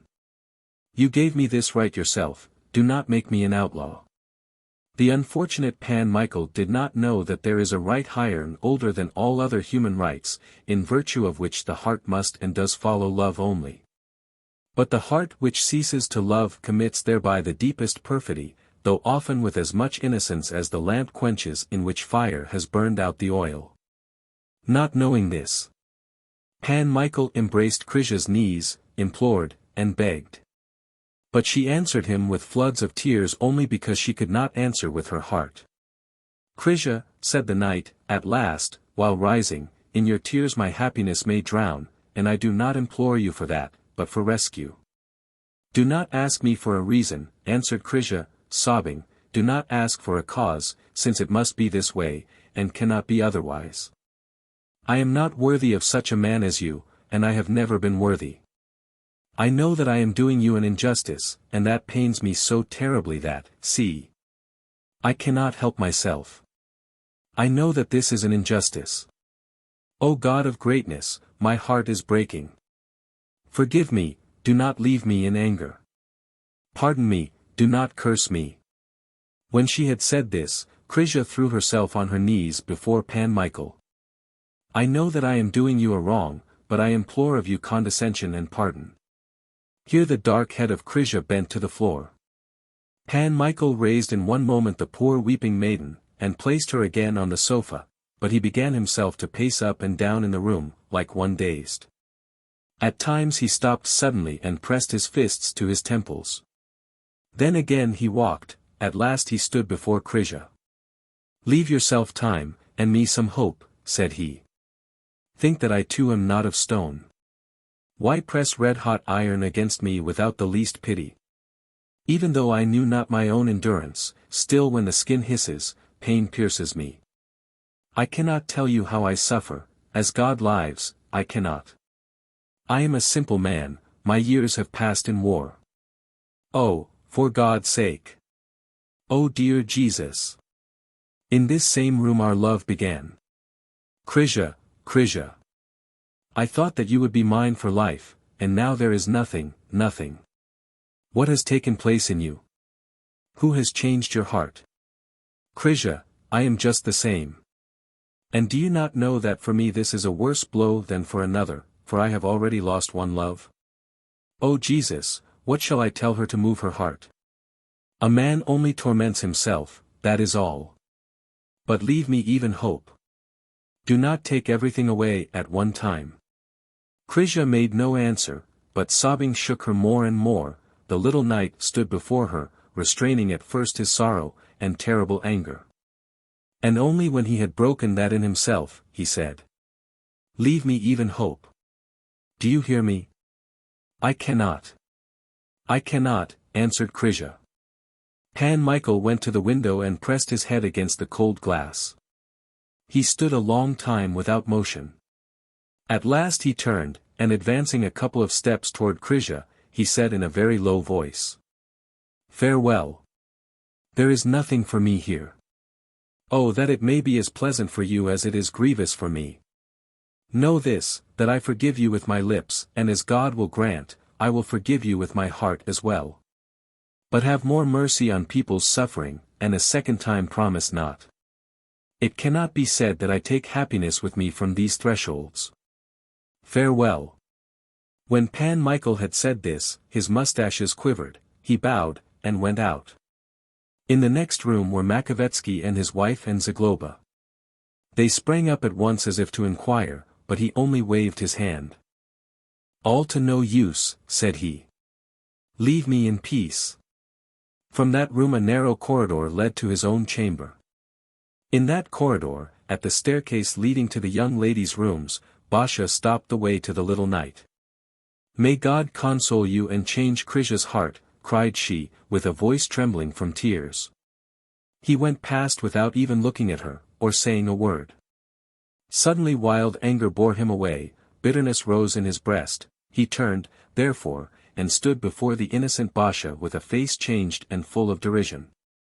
Promise your hand to Ketling, said he, hoarsely, then cease to love him, trample on his heart, rend it, and go to the cloister. Pan Michael, cried Basha, in amazement. Enjoy yourself, taste kisses, and then go to repent. Would to God that you both were killed. That was too much for Basha. God alone knew how much she had wrestled with herself for this wish which she had given Pan Michael, that God might change Krisia's heart, and in return an unjust condemnation had met her, derision, insult. Just at the moment in which she would have given her blood to comfort the thankless man. Therefore her soul stormed up in her as quickly as a flame, her cheeks burned, her nostrils dilated, and without an instant's thought, she cried, shaking her yellow hair. No, sir, that I am not the one who is going to the cloister for Ketling. When she had said this, she sprang on the stairs and vanished from before the eyes of the knight. He stood there like a stone pillar. After a while he began to rub his eyes like a man who is waking from sleep. Then he was thirsting for blood. He seized his saber, and cried with a terrible voice, Woe to the traitor! A quarter of an hour later Pan Michael was rushing toward Warsaw so swiftly that the wind was howling in his ears, and lumps of earth were flying in a shower from the hoofs of his horse. Chapter 20. Pan Makowiecki, with his wife and Zagloba, saw Pan Michael riding away, and alarm seized all hearts, therefore they asked one another with their eyes, "What has happened? Where is he going?" "Great God!" cried Pani Makowiecki. "He will go to the wilderness, and we shall never see him again in life." "Or to the cloister, like that crazy woman," said Zagloba, in despair. "Counsel is necessary here," said Makowiecki. With that the door opened and Basha burst into the room like a whirlwind, excited, pale, with fingers in both her eyes, stamping in the middle of the floor, like a little child, she began to scream, "Rescue! Save! Pan Michael has gone to kill Kettling. Whoso believes in God, let him fly to stop him. Rescue! Rescue! What is the matter, girl?" cried Zagloba, seizing her hands. "Rescue! Pan Michael will kill Kettling. Through me blood will be shed, and Krysia will die, all through me." "Speak," cried Zagloba, shaking her. "How do you know? Why is it through you?" "Because I told him in anger that they love each other. That Krysia is going behind the grating for Kettling's sake. Whoso believes in God, stop them. Go quickly, go all of you. Let us all go." Zagloba, not want to lose time in such cases, rushed to the yard and gave command to bring the carriage out at once. Pani Makowiecki wished to ask Basha about the astonishing news, for up to that moment she had not suspected the love between Krysia and Kettling, but Basha rushed after Zagloba to look to the harnessing of the horses. She helped to lead out the beasts and attach them to the carriage. At last, though bareheaded, she mounted the driver's seat before the entrance, where two men were waiting and already dressed for the road. "Come down," said Zagloba to her. "I will not come down." "Take your seats, you must take your seats, if not, I will go alone." So saying, she took the reins, and they, seeing that the stubbornness of the girl might cause a considerable delay, ceased to ask her to come down. Meanwhile the servant ran up with a whip, and Pani Makowiecki succeeded in bringing out a shuba and cap to Basha, for the day was cold. Then they moved on. Basha remained on the driver's seat. Zagloba, wishing to speak with her, asked her to sit on the front seat, but she was unwilling, it may be through fear of being scolded. Zagloba therefore had to inquire from a distance, and she answered without turning her head. "How do you know," asked he, "that which you told your uncle about those two?" "I know all." "Did Krysia tell you?" "Krysia told me nothing." "Then maybe the Scot did." "No, but I know, and that is why he is going to England. He fooled everybody but me." "A wonderful thing," said Zagloba. "This is your work," said Basha, "you should not have pushed them against each other. Sit there in quiet, and do not thrust yourself into what does not belong to you," answered Zagloba, who was struck to the quick because this reproach was made in presence of Makowiecki. Therefore he added after a while, "I push anybody. I advise. Look at that. I like such suppositions." "Ah, ha. Do you think you did not?" retorted the maiden. They went forward in silence. Still, Zagloba could not free himself from the thought that Basha was right, and that he was in great part the cause of all that had happened. That thought grieved him not a little. And since the carriage jolted unmercifully, the old noble fell into the worst humor and did not spare himself reproaches. "It would be the proper thing," thought he, "for Michael and Kettling to cut off my ears in company. To make a man marry against his will is the same as to command him to ride with his face to a horse's tail. That fly is right. If those men have a duel, Kettling's blood will be on me.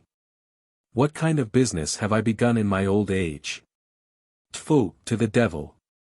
Besides, they almost fooled me, for I barely guessed why Kettling was going beyond the sea, and that daw to the cloister. Meanwhile the Hayduke had long before found out everything, as it seems." Here Zagloba meditated a little, and after a while muttered, "A rogue, not a maiden. Michael borrowed eyes from a crawfish to put aside such as she for that doll. Meanwhile they had arrived at the city, but there their troubles began really. None of them knew where Kettling was lodging, or where Pan Michael might go. To look for either was like looking for a particular poppy seed in a bushel of poppy seeds. They went first to the Grand Hetman's. People told them there that Kettling was to start that morning on a journey beyond the sea. Pan Michael had come, inquired about the Scot, but whither the little knight had gone, no one knew. It was supposed that he might have gone to the squadron stationed in the field behind the city.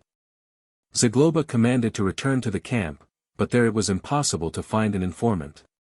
They went to every inn on Dluga Street, they went to Praga. All was in vain. Meanwhile night fell, and since an inn was not to be thought of, they were forced to go home. They went back in tribulation. Basha cried some, the pious Makovetsky repeated a prayer. Zagloba was really alarmed. He tried, however, to cheer himself and the company. "Ha," said he, "we are distressed, and perhaps Michael is already at home." "Or killed," said Basha. And she began to wail there in the carriage, repeating, "Cut out my tongue. It was my fault, my fault. Oh, I shall go mad." "Quiet there, girl. The fault is not yours," said Zagloba, "and know this, if any man is killed, it is not Michael. But I am sorry for the other. We have paid him handsomely for his hospitality. There is nothing to be said on that point." "Oh God, oh God. That is the truth," added Pan Makovetsky. "Let that rest, for God's sake.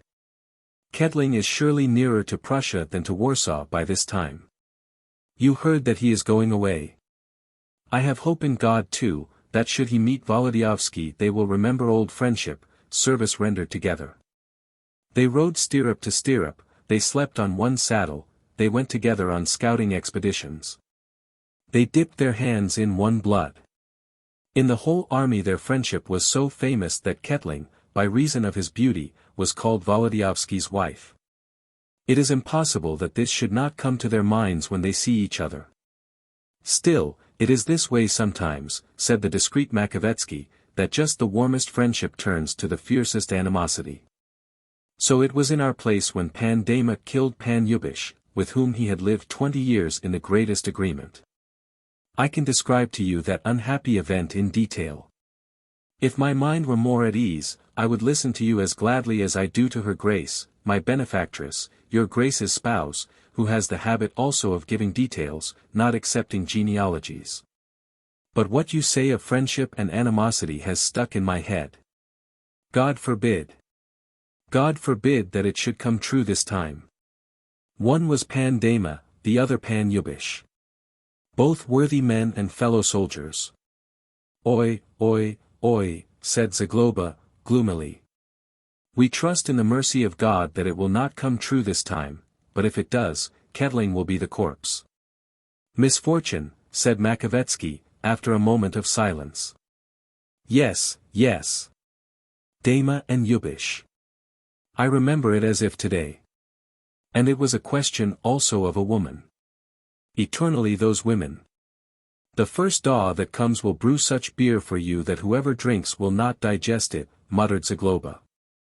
Don't attack Krisia, sir, cried Basha, suddenly. Oh, if Pan Michael had only fallen in love with you, none of this would have happened. Thus conversing, they reached the house. Their hearts beat on seeing lights in the windows, for they thought that Pan Michael had returned, perhaps. But Pani Makovetsky alone received them. She was alarmed and greatly concerned. On learning that all their searching had resulted in nothing, she covered herself with bitter tears and began to complain that she should never see her brother again. Basha seconded her at once in these lamentations. Zagloba too was unable to master his grief. I will go again tomorrow before daylight, but alone, said he, I may be able to learn something. We can search better in company, put in Makovetsky. No, let your grace remain with the ladies. If Kettling is alive, I will let you know. For God's sake. We are living in the house of that man, said Makovetsky. We must find an inn somehow tomorrow, or even pitch tents in the field, only not to live longer here. Wait for news from me, or we shall lose each other, said Zagloba. If Ketling is killed. Speak more quietly, by Christ's wounds. Said Pani Makovetsky, for the servants will hear and tell Krisia, she is barely alive as it is. I will go to her, said Basha. And she sprang upstairs. Those below remained in anxiety and fear. No one slept in the whole house. The thought that maybe Ketling was already a corpse filled their hearts with terror. In addition, the night became close, dark, thunder began to roar and roll through the heavens, and later bright lightning rent the sky each moment. About midnight the first storm of the spring began to rage over the earth. Even the servants woke. Krisia and Basha went from their chamber to the dining room. There the whole company prayed and sat in silence, repeating in chorus, after each clap of thunder, and the word was made flesh. In the whistling of the whirlwind was heard at times, as it were, a certain horse tramp, and then fear and terror raised the hair on the heads of Basha, Pani Makovetsky, and the two men. For it seemed to them that at any moment the door might open, and Pan Michael enter, stained with Ketling's blood. The usually mild Pan Michael, for the first time in his life, oppressed people's hearts like a stone, so that the very thought of him filled them with dread. However, the night passed without news of the little knight. At daylight, when the storm had abated in a measure, Zagloba set out a second time for the city. That whole day was a day of still greater alarm. Basha sat till evening in the window in front of the gate, looking at the road along which Pan Zagloba might return. Meanwhile the servants, at command of Pan Makovetsky, were packing the trunks slowly for the road. Krisia was occupied in directing this work, for thus she was able to hold herself at a distance from the others. For though Pani Makovetsky did not mention Pan Michael in the young lady's presence even by one word, still that very silence convinced Krisia that Pan Michael's love for her, their former secret engagement, and her recent refusal had been discovered. And in view of this, it was difficult to suppose that those people, the nearest to Pan Michael, were not offended and grieved. Poor Krisia felt that it must be so, that it was so, that those hearts, hitherto loving, had withdrawn from her. Therefore she wished to suffer by herself. Toward evening the trunks were ready, so that it was possible to move that very day, but Pan Makovetsky was waiting yet for news from Zagloba. Supper was brought, no one cared to eat it. And the evening began to drag along heavily, insupportably, and as silent as if all were listening to what the clock was whispering. Let us go to the drawing-room, said Pan Makovetsky, at last. It is impossible to stay here. They went and sat down, but before anyone had been able to speak the first word, the dogs were heard under the window. Someone is coming, cried Basha. The dogs are barking as if at people of the house, said Pani Makovetsky. Quiet, said her husband. There is a rattling of wheels. Quiet, repeated Basha. Yes, it comes nearer every moment. That is Pan Zagloba. Basha and Pan Makovetsky sprang up and ran out. Pani Makovetsky's heart began to throb. But she remained with Krisia, so as not to show by great haste that Pan Zagloba was bringing news of exceeding importance. Meanwhile the sound of wheels was heard right under the window, and then stopped on a sudden. Voices were heard at the entrance, and after a while Basha rushed into the room like a hurricane, and with a face as changed as if she had seen an apparition. Basha, who is that? Who is that? Asked Pani Makovetsky, with astonishment. But before Basha could regain her breath and give answer, the door opened, through it entered first Pan Makovetsky, then Pan Michael, and last Ketling. Chapter 21. Ketling was so changed that he was barely able to make a low obeisance to the ladies, then he stood motionless, with his hat at his breast, with his eyes closed, like a wonder-working image. Pan Michael embraced his sister on the way, and approached Krisia. The maiden's face was as white as linen, so that the light down on her lip seemed darker than usual, her breast rose and fell violently. But Pan Michael took her hand mildly and pressed it to his lips, then his mustaches quivered for a time, as if he were collecting his thoughts. At last he spoke with great sadness, but with great calmness. "My gracious lady, or better, my beloved Krisia. Hear me without alarm, for I am not some Scythian or Tartar, or a wild beast, but a friend, who, though not very happy himself, still desires your happiness. It has come out that you and Ketling love each other." Panna Basha in just anger threw it in my eyes. I do not deny that I rushed out of this house in a rage and flew to seek vengeance on Ketling. Whoso loses his all is more easily borne away by vengeance. And I, as God is dear to me, loved you terribly, and not merely as a man never married loves a maiden. For if I had been married and the Lord God had given me an only son or a daughter, and had taken them afterward, I should not have mourned over them, I think, as I mourned over you. Here Pan Michael's voice failed for a moment, but he recovered quickly, and after his mustache had quivered a number of times, he continued, "Sorrow is sorrow, but there is no help. That Ketling fell in love with you is not a wonder. Who would not fall in love with you? And that you fell in love with him, that is my fate. There is no reason either to wonder at that, for what comparison is there between Ketling and me? In the field he will say himself that I am not the worse man. But that is another matter. The Lord God gave beauty to one, withheld it from the other, but rewarded him with reflection.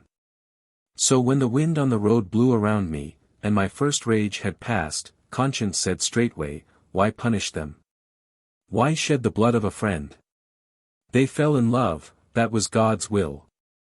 The oldest people say that against the heart the command of a hetman is nothing. It was the will of God that they fell in love, but that they did not betray, is their honesty. If Ketling even had known of your promise to me, maybe I should have called to him, quench, but he did not know of it. What was his fault? Nothing. And your fault? Nothing. He wished to depart, you wished to go to God. My fate is to blame, my fate only, for the finger of God is to be seen now in this, that I remain in loneliness. But I have conquered myself, I have conquered. Pan Michael stopped again and began to breathe quickly, like a man who, after long diving in water, has come out to the air. Then he took Krisia's hand. So to love, said he, as to wish all for oneself, is not an exploit. The hearts are breaking in all three of us, thought I, better let one suffer and give relief to the other two. Krisia, God give you happiness with Ketling. Amen. God give you, Krisia, happiness with Ketling. It pains me a little, but that is nothing, God give you, that is nothing, I have conquered myself. The soldier said, that is nothing, but his teeth gritted, and his breath began to hiss through them. From the other end of the room, the sobbing of Basha was heard. Ketling, come here, brother, cried Wołodyjowski. Ketling approached, knelt down, opened his arms, and in silence, with the greatest respect and love, embraced Krisia's knees. But Pan Michael continued in a broken voice, press his head. He has had his suffering too, poor fellow. God bless you and him. You will not go to the cloister. I prefer that you should bless me rather than have reason to curse me. The Lord God is above me, though it is hard for me now. Basha, not able to endure longer, rushed out of the room, seeing which, Pan Michael turned to Makovetsky and his sister. Go to the other chamber, said he, and leave them. I too will go somewhere, for I will kneel down and commend myself to the Lord Jesus. And he went out. Halfway down the corridor he met Basha, at the staircase, on the very same place where, borne away by anger, she had divulged the secret of Krisia and Ketling. But this time Basha stood leaning against the wall, choking from sobs. At sight of this Pan Michael was touched at his own fate. He had restrained himself up to that moment as best he was able, but then the bonds of sorrow gave way, and tears burst from his eyes in a torrent. Why do you weep? Cried he, pitifully. Basha raised her head, thrusting, like a child, now one and now the other fist into her eyes, choking and gulping at the air with open mouth, and answered with sobbing, I am so sorry. Oh, for God's sake. Oh Jesus. Pan Michael is so honest, so worthy. Oh, For God's sake. Pan Michael seized her hands and began kissing them from gratitude. God reward you. God reward you for your heart, said he. Quiet, do not weep. But Basha sobbed the more, almost to choking. Every vein in her was quivering from sorrow, she began to gulp for air more and more quickly. At last, stamping from excitement, she cried so loudly that it was heard through the whole corridor, Krysia is a fool. I would rather have one Pan Michael than 10 Kettlings. I love Pan Michael with all my strength, better than auntie, better than uncle, better than Krysia. For God's sake. Basha, cried the knight. And wishing to restrain her emotion, he seized her in his embrace, and she nestled up to his breast with all her strength, so that he felt her heart throbbing like a wearied bird, then he embraced her still more firmly, and they remained so. Silence followed. Basha, do you wish me? Asked the little knight. I do, answered Basha. At this answer transport seized him in turn, he pressed his lips to her rosy lips, and again they remained so. Meanwhile a carriage rattled up to the house, and Zagloba rushed into the anteroom, then to the dining room, in which Pan Makovetsky was sitting with his wife. There is no sign of Michael, cried he, in one breath. I looked everywhere. Pan Kritsky said that he saw him with Kettling. Surely they have fought. Michael is here, answered Pani Makovetsky, he brought Kettling and gave him Krysia. The pillar of salt into which Lot's wife was turned had surely a less astonished face than Zagloba at that moment. Silence continued for a while, then the old noble rubbed his eyes and asked, what? Krysia and Kettling are sitting in there together, and Michael has gone to pray, said Makovetsky. Zagloba entered the next room without a moment's hesitation.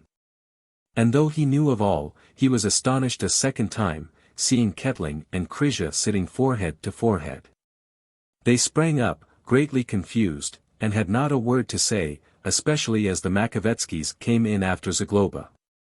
A lifetime would not suffice to thank Michael, said Kettling, at last. Our happiness is his work. God give you happiness, said Makovetsky. We will not oppose Michael. Krysia dropped into the embraces of Pani Makovetsky, and the two began to cry. Zagloba was as if stunned. Kettling bowed to Makovetsky's knees as to those of a father. And either from the onrush of thoughts, or from confusion, Makovetsky said, but Pan Dama killed Pan Yubish. Thank Michael, not me. After a while he asked, wife, what was the name of that lady? But she had no time for an answer, for at that moment Basha rushed in, panting more than usual, more rosy than usual, with her forelock falling down over her eyes more than usual. She ran up to Kettling and Krysia, and thrusting her finger now into the eye of one, and now into the eye of the other, said, oh, sigh, love, Mary. You think that Pan Michael will be alone in the world? Not a bit of it. I shall be with him, for I love him, and I have told him so. I was the first to tell him, and he asked if I wanted him, and I told him that I would rather have him than 10 others. For I love him, and I'll be the best wife, and I will never leave him. I'll go to the war with him. I've loved him this long time, though I did not tell him, for he is the best and the worthiest, the beloved, and now marry for yourselves, and I will take Pan Michael, tomorrow, if need be, for. Here breath failed Basha. All looked at her, not understanding whether she had gone mad or was telling the truth, then they looked at one another, and with that Pan Michael appeared in the door behind Basha.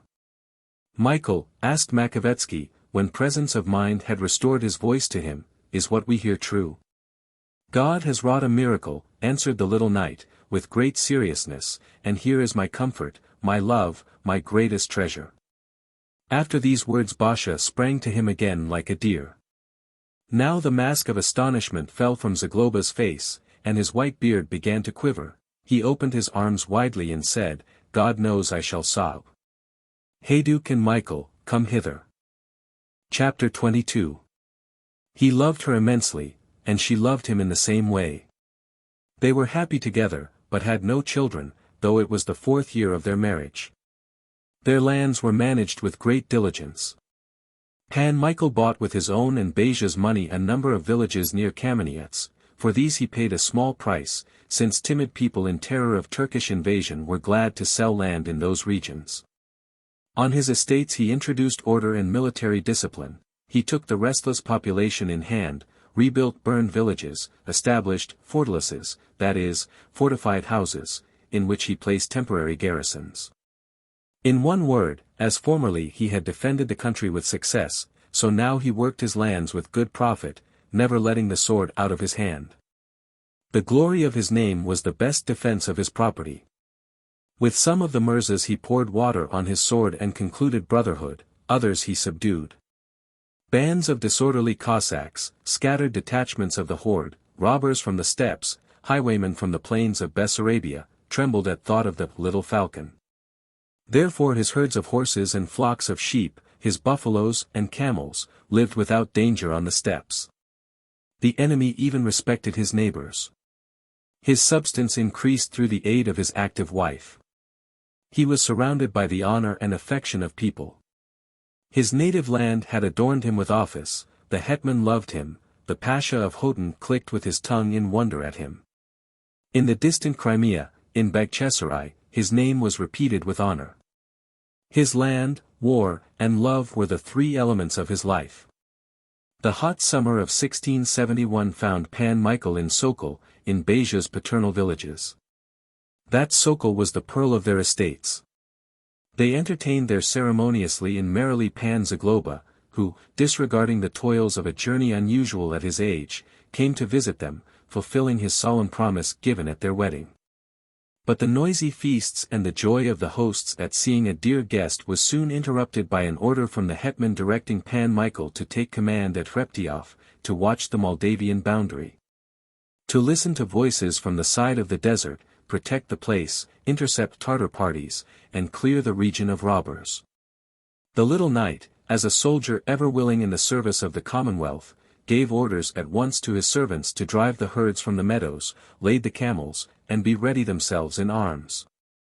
Still, his heart was rent at thought of parting with his wife, for he loved her with the love of a husband and a father, and was hardly able to breathe without her.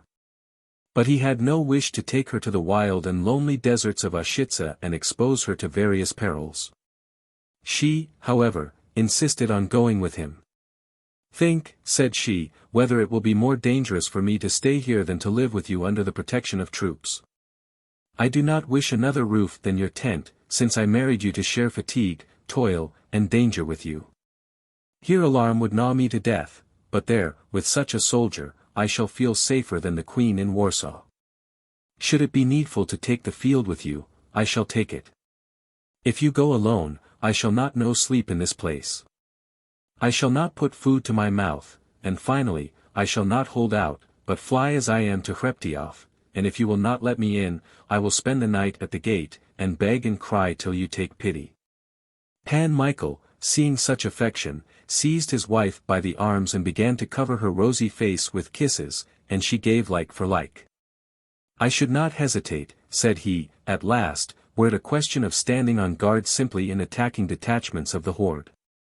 Really, there will be men enough, because one of the squadrons of the Starosta of Podolia will go with me, and one of the Chamberlain's squadrons. Besides these, Motovidlo will come with Cossacks and the dragoons of Linkhaus. There will be about 600 soldiers, and with camp followers up to 1,000. But I fear this, which the braggarts at the Diet in Warsaw will not believe, but which we on the borders expect every hour, namely, a great war with the whole power of Turkey. This Pan Myslashevsky has confirmed, and the Pasha of Khotan repeats it every day. The hetman believes that the Sultan will not leave Doroshenko without succor, but will declare war against the Commonwealth. And then what should I do with you, my dearest flower, my reward from God's hand? What happens to you will happen to me. I wish no other fate than the fate which comes to you." Here Zagloba broke his silence, and turning to Basha, said, "If the Turks capture you, whether you wish it or not, your fate will be different from Michael's." "Ha! After the Cossacks, the Swedes, the Northerners, and the Brandenburg Kennel, the Turk." I said to Olshavsky, the vice-chancellor, "Do not bring Doroshenko to despair, for only from necessity did he turn to the Turk. Well, and what? They would not listen to me. They sent Henenko against Doroshenko, and now Doroshenko, willing or unwilling, must crawl into the throat of the Turk, and, besides, lead him against us. You remember, Michael, that I forewarned Olshavsky in your presence. You must have forewarned him some other time, for I do not remember that it was in my presence, said the little knight, but what you say of Doroshenko is holy truth, for the hetman holds the same views. They say even that he has letters from Doroshenko written in that sense precisely. But as matters are, so they are, it is enough that it is too late now to negotiate. You have quick wit, however, and I should like to hear your opinion. Am I to take Basha to Hreptyoff, or is it better to leave her here? I must add too that the place is a terrible desert. It was always a wretched spot, but during 20 years so many Cossack parties and so many chambuls have passed through it, that I know not whether I shall find two beams fastened together. There is a world of ravines there, grown over with thickets, hiding places, deep caves, and every kind of secret den in which robbers hide themselves by hundreds, not to mention those who come from Wallachia. Robbers, in view of such a force, are a trifle, said Zagloba. Chambuls too are a trifle, for if strong ones march up, there will be a noise about them, and if they are small, you will rub them out. Well, now, cried Basha. Is not the whole matter a trifle? Robbers are a trifle, chambuls are a trifle. With such a force Michael will defend me from all the power of the Crimea. Do not interrupt me in deliberation, said Zagloba, if you do, I'll decide against you. Basha put both palms on her mouth quickly, and dropped her head on her shoulder, feigning to fear Zagloba terribly, and though he knew that the dear woman was jesting, still her action pleased him. Therefore he put his old hand on her bright head and said, Have no fear, I will comfort you in this matter. Basha kissed his hand straightway, for in truth much depended on his advice, which was so infallible that no one was ever led astray by it. He thrust both hands behind his belt and glancing quickly with his seeing eye now on one, now on the other, said suddenly, But there is no posterity here, none at all, how is that? Here he thrust out his underlip. The will of God, nothing more, said Pan Michael, dropping his eyes. The will of God, nothing more, said Basha, dropping her eyes. And do you wish for posterity? To this the little knight answered, I will tell you sincerely, I do not know what I would give for children, but sometimes I think the wish vain. As it is, the Lord Jesus has sent happiness, giving me this kitten, or as you call her, this hayduk, and besides has blessed me with fame and with substance. I do not dare to trouble him for greater blessings. You see it has come to my head more than once that if all people had their wishes accomplished, there would be no difference between this earthly commonwealth and the heavenly one, which alone can give perfect happiness. So I think to myself that if I do not wait here for 1 or 2 sons, they will not miss me up there, and will serve and win glory in the old fashion under the heavenly hetman, the holy archangel Michael, in expeditions against the foulness of hell. And will attain to high office. Here, moved at his own words and at that thought, the pious Christian knight raised his eyes to heaven, but Zagloba listened to him with indifference, and did not cease to mutter sternly.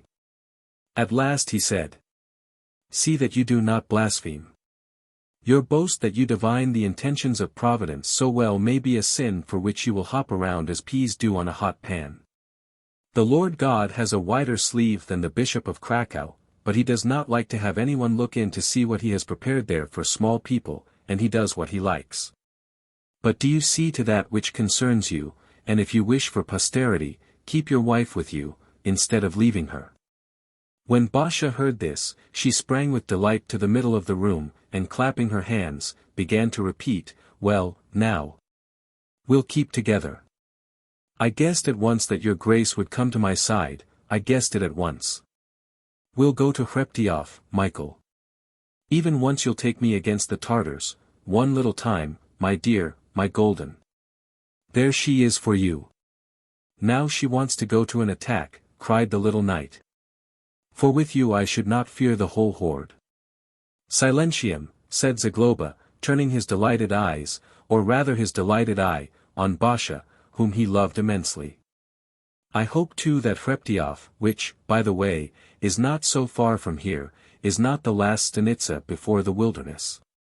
No, there will be commands farther on, in Mohilov and Yampol, and the last is to be in Rashkov, answered Pan Michael.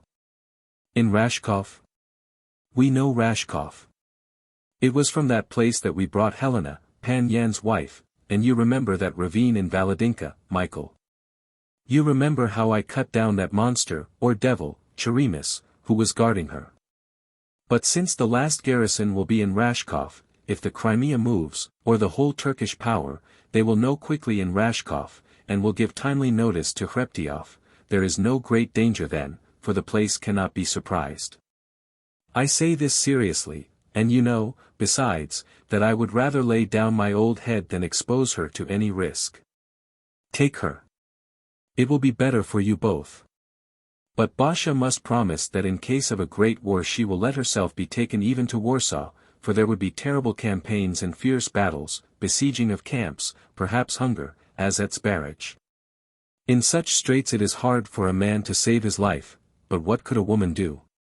I should be glad to fall at Michael's side, said Basha, but still I have reason, and know that when a thing is not possible, it is not possible. Finally, it is Michael's will, and not mine. This year he went on an expedition under Pan Sobieski. Did I insist on going with him? No. Well, if I am not prevented now from going to Hreptyoff with Michael, in case a great war comes, send me wherever you like. His Grace, Pan Zagloba, will take you to Podliasy to Pan Yan's wife, said the little knight. There indeed the Turk will not reach you. Pan Zagloba. Pan Zagloba, answered the old noble, mocking him. Am I a captain of home guards? Do not entrust your wives to Pan Zagloba, thinking that he is old, for he may turn out altogether different. Secondly, do you think that in case of war with the Turk, I shall go behind the stove in Podliasy, and watch the roast meat lest it burn? I may be good for something else. I mount my horse from a bench, I confess, but when once in the saddle, I will gallop on the enemy as well as any young man. Neither sand nor sawdust is sprinkling out of me yet, glory be to God. I shall not go on a raid against Tartars, nor watch in the wilderness, for I am not a scout, but in a general attack keep near me, if you can, and you will see splendid things. Do you wish to take the field again? Do you not think that I wish to seal a famous life with a glorious death, after so many years of service? And what better could happen to me? Did you know Pan Sienkiewicz? He, it is true, did not seem more than 140 years old, but he was 142, and was still in service. He was not so old. He was. May I never move from this bench if he wasn't. I am going to a great war, and that's the end of it. But now I am going with you to Hreptyoff, for I love Basha. Basha sprang up with radiant face and began to hug Zagloba, and he raised his head higher and higher, repeating, tighter, tighter. Pan Michael pondered over everything for a time yet and said at last, it is impossible for us all to go together, since the place is a pure wilderness, and we should not find a bit of roof over our heads. I will go first, choose a place for a square, build a good enclosure with houses for the soldiers, and sheds for the officers' horses, which, being of finer stock, might suffer from change of climate. I will dig wells, open the roads, and clear the ravines from robber ruffians. That done, I'll send you a proper escort, and you will come. You will wait, perhaps, 3 weeks here. Basha wished to protest. But Zagloba, seeing the justice of Pan Michael's words, said, what is wise, is wise. Basha, we will stay here together and keep house, and our affair will not be a bad one. We must also make ready good supplies in some fashion, for, of course, you do not know that meads and wines never keep so well as in caves. Chapter 23. Wołodyjowski kept his word. In 3 weeks he finished the buildings and sent a notable escort, 100 Lithuanian Tartars from the squadron of Pan Lanskoronsky and 100 of Linkov's dragoons, who were led by Pan Snitko, of the escutcheon Hidden Moon. The Tartars were led by Captain Asya Melahovich, who was descended from Lithuanian Tartars, a very young man, for he had barely reached 20 and some years. He brought a letter which the little knight had written, as follows, to his wife. Baska, beloved of my heart. You may come now, for without you it is as if without bread. And if I do not wither away before you are here, I shall kiss your rosy face off. I am not stingy in sending men and experienced officers. But give priority in all to Pan Snitko, and admit him to our society, for he is bene natus, well-born, an inheritor of land, and an officer. As to Melehovich, he is a good soldier, but God knows who he is. He could not become an officer in any squadron but the Tartar, for it would be easier elsewhere for any man to fling low berth at him. I embrace you with all my strength, I kiss your hands and feet. I have built a fortalice with 100 circular openings. We have immense chimneys. For you and me there are several rooms in a house apart. There is an odor of rosin everywhere, and such legions of crickets that when they begin to chirp in the evening the dogs start up from sleep. If we had a little pea straw, they might be got rid of quickly. Perhaps you will have some placed in the wagons. There was no glass to be had, so we put membrane in the windows, but Pan Bialoglovsky has a glazier in his command among the dragoons. You can get glass in kameniets from the Armenians. But, for God's sake, let it be handled with care to avoid breaking. I have had your room fitted with rugs, and it has a respectable look. I have had the robbers whom we caught in the ravines hanged, 19 of them. And before you come, the number will reach 60. Pan Snitko will tell you how we live. I commend you to God and the Most Holy Lady, my dear soul.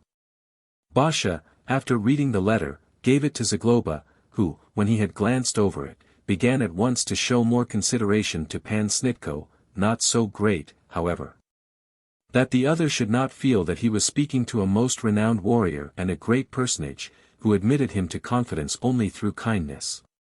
Moreover, Pan Snitko was a good-natured soldier, joyous and most accurate in service, for his life had passed in the ranks. He honored Wołodyjowski greatly, and in view of Zagloba's fame he felt small, and had no thought of exalting himself. Melehovich was not present at the reading of the letter, for when he had delivered it, he went out at once, as if to look after his men, but really from fear that they might command him to go to the servants' quarters. Zagloba, however, had time to examine him, and having the words of Pan Michael fresh in his head, he said to Snitko, "We are glad to see you. I pray you, Pan Snitko, I know the escutcheon hidden moon, a worthy escutcheon. But this Tartar, what is his name?" "Melehovich. But this Melehovich looks somehow like a wolf. Michael writes that he is a man of uncertain origin, which is a wonder, for all our Tartars are nobles, though Mohammedans. In Lithuania I saw whole villages inhabited by them. Their people call them Lipki, but those here are known as Cherimis.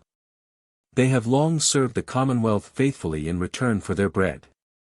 But during the time of the peasant incursion many of them went over to Melnitsky, and now I hear that they are beginning to communicate with the horde.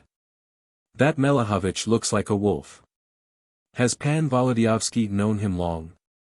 "Since the last expedition," said Pan Snitko, putting his feet under the table, "when we were acting with Pan Sobieski against Doroshenko and the horde, they went through the Ukraine."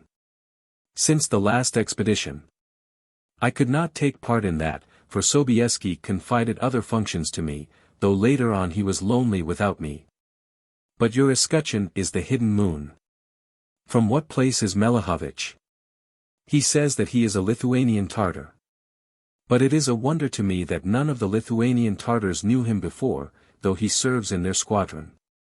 From this come stories of his uncertain origin, which his lofty manners have not been able to prevent. But he is a good soldier, though sullen. At Bratslav and Kalnik he rendered great service, for which the hetman made him captain, though he was the youngest man in the squadron. The Tartars love him greatly, but he has no consideration among us, and why? Because he is very sullen, and, as you say, has the look of a wolf. If he is a great soldier and has shed blood," said Basha, "it is proper to admit him to our society, which my husband in his letter does not forbid." Here she turned to Pan Snitko, does your grace permit it? I am the servant of my benefactress, said Snitko. Basha vanished through the door, and Zagloba, drawing a deep breath, asked Pan Snitko, well, and how does the colonel's wife please you? The old soldier, instead of an answer, put his fists to his eyes, and bending in the chair, repeated, Ai. Ai. Ai. Then he stared, covered his mouth with his broad palm, and was silent, as if ashamed of his own enthusiasm. Sweet Cakes, isn't she? Asked Zagloba. Meanwhile, Sweet Cakes appeared in the door, conducting Melehovich, who was as frightened as a wild bird, and saying to him, from my husband's letter and from Pan Snitko we have heard so much of your manful deeds that we are glad to know you more intimately. We ask you to our society, and the table will be laid presently. I pray you to come nearer, said Zagloba. The sullen but handsome face of the young Tartar did not brighten altogether, but it was evident that he was thankful for the good reception, and because he was not commanded to remain in the servants' quarters. Basha endeavored of purpose to be kind to him, for with a woman's heart she guessed easily that he was suspicious and proud, that the chagrin which beyond doubt he had to bear often by reason of his uncertain descent pained him acutely. Not making, therefore, between him and Snitko any difference save that enjoined by Snitko's riper age, she inquired of the young captain touching those services owing to which he had received promotion at Kalnik. Zagloba, divining Baja's wish, spoke to him also frequently enough. And he, though at first rather distant in bearing, gave fitting answers, and his manners not only did not betray a vulgar man, but were even astonishing through a certain courtliness. That cannot be peasant blood, for not such would the spirit be, thought Zagloba to himself. Then he inquired aloud, in what parts does your father live? In Lithuania, replied Melehovich, blushing. Lithuania is a large country. That is the same as if you had said in the Commonwealth. It is not in the Commonwealth now, for those regions have fallen away. My father has an estate near Smolensk. I had considerable possessions there too, which came to me from childless relatives, but I chose to leave them and side with the Commonwealth. I act in the same way, said Melehovich. You act honorably, put in Basha. But Snitko, listening to the conversation, shrugged his shoulders slightly, as if to say, God knows who you are, and whence you came. Zagloba, noticing this, turned again to Melehovich, do you confess Christ, or do you live, and I speak without offense, live in vileness? I have received the Christian faith, for which reason I had to leave my father. If you have left him for that reason, the Lord God will not leave you, and the first proof of his kindness is that you can drink wine, which you could not do if you had remained in error. Snitko smiled. But questions touching his person and descent were clearly not to the taste of Melehovich, for he grew reserved again. Zagloba, however, paid little attention to this, especially since the young Tartar did not please him much, for at times he reminded him, not by his face, it is true, but by his movements and glance, of Bogan, the famed Cossack leader. Meanwhile dinner was served. The rest of the day was occupied in final preparations for the road. They started at daybreak, or rather when it was still night, so as to arrive at Hreptyoff in one day. Nearly 20 wagons were collected, for Basha had determined to supply the larders of Hreptyoff bountifully, and behind the wagons followed camels and horses heavily laden, bending under the weight of meal and dried meat. Behind the caravan moved a number of tens of oxen of the steppe and a flock of sheep. The march was opened by Melehovich with his Tartars, the dragoons rode near a covered carriage in which sat Basha with Pan Zagloba. She wished greatly to ride a trained palfrey, but the old noble begged her not to do so, at least during the beginning and end of the journey. If you were to sit quietly, said he, I should not object. But you would begin right away to make your horse prance and show himself, and that is not proper to the dignity of the commander's wife. Basha was happy and joyous as a bird. From the time of her marriage she had two great desires in life, one was to give Michael a son. The other to live with the little knight, even for 1 year, at some stanitsa near the wilderness, and there, on the edge of the desert, to lead a soldier's life, to pass through war and adventures, to take part in expeditions. To see with her own eyes those steps, to pass through those dangers of which she had heard so much from her youngest years. She dreamed of this when still a girl.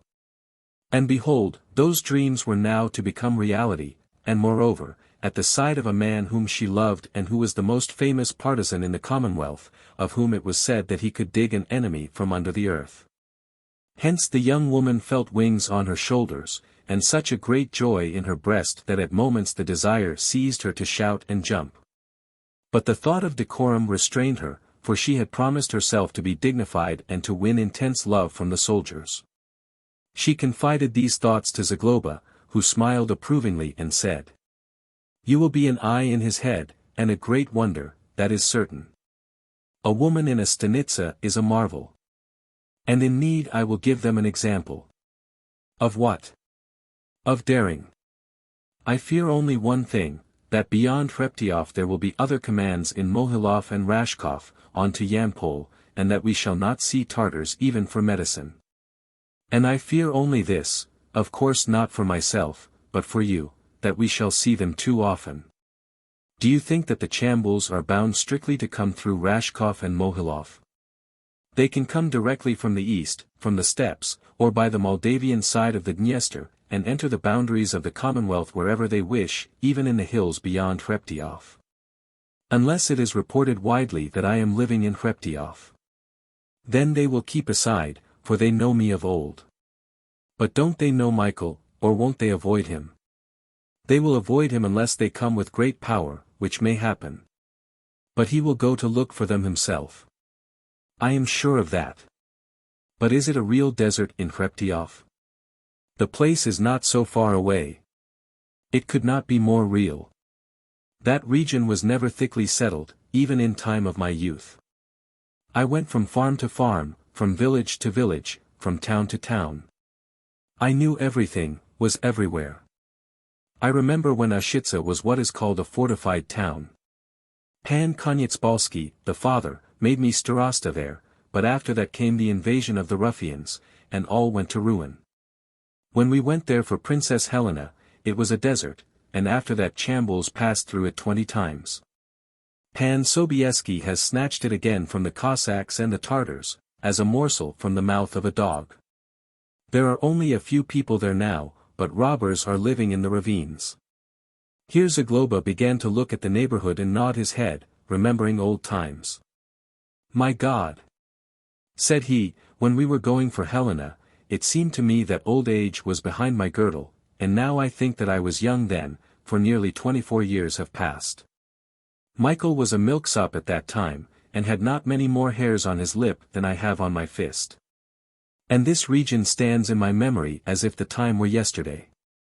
Only these groves and pine woods have grown in places deserted by tillers of the land. In fact, just beyond Kitagrad they entered dense pine woods with which at that time the region was covered for the greater part.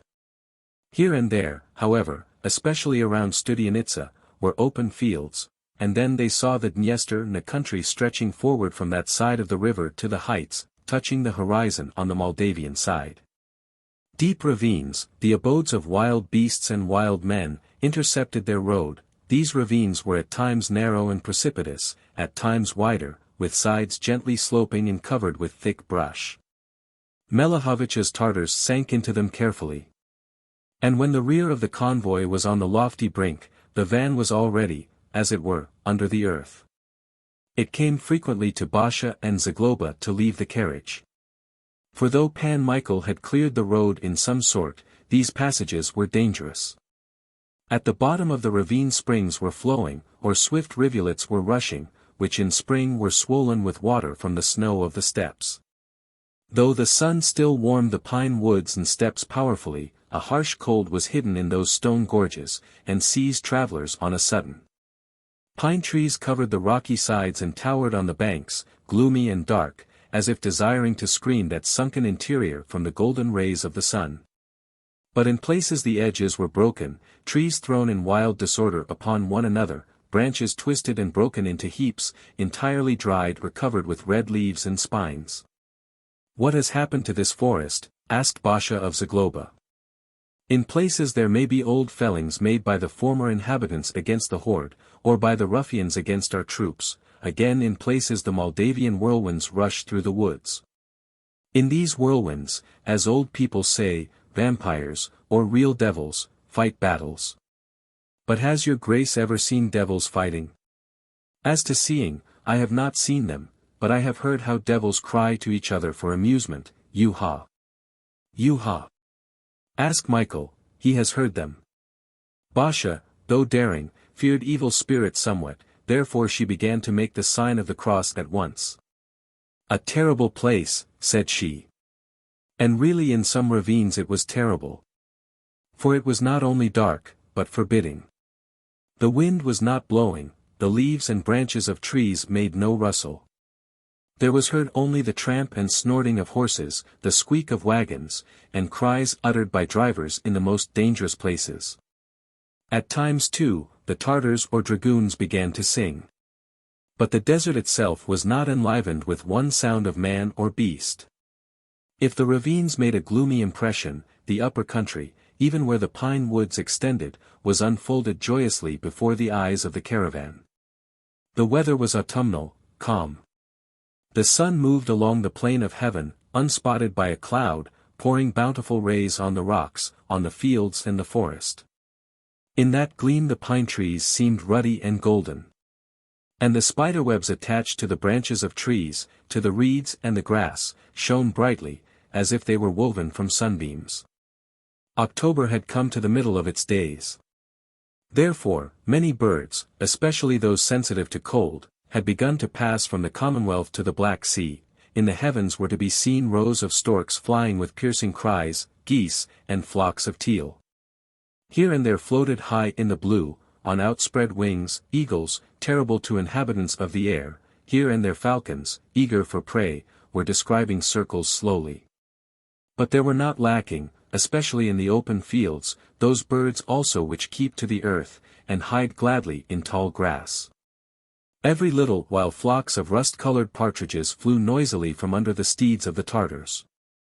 A number of times also Basha saw, though from a distance, Bustard standing on watch, at sight of which her cheeks flushed, and her eyes began to glitter.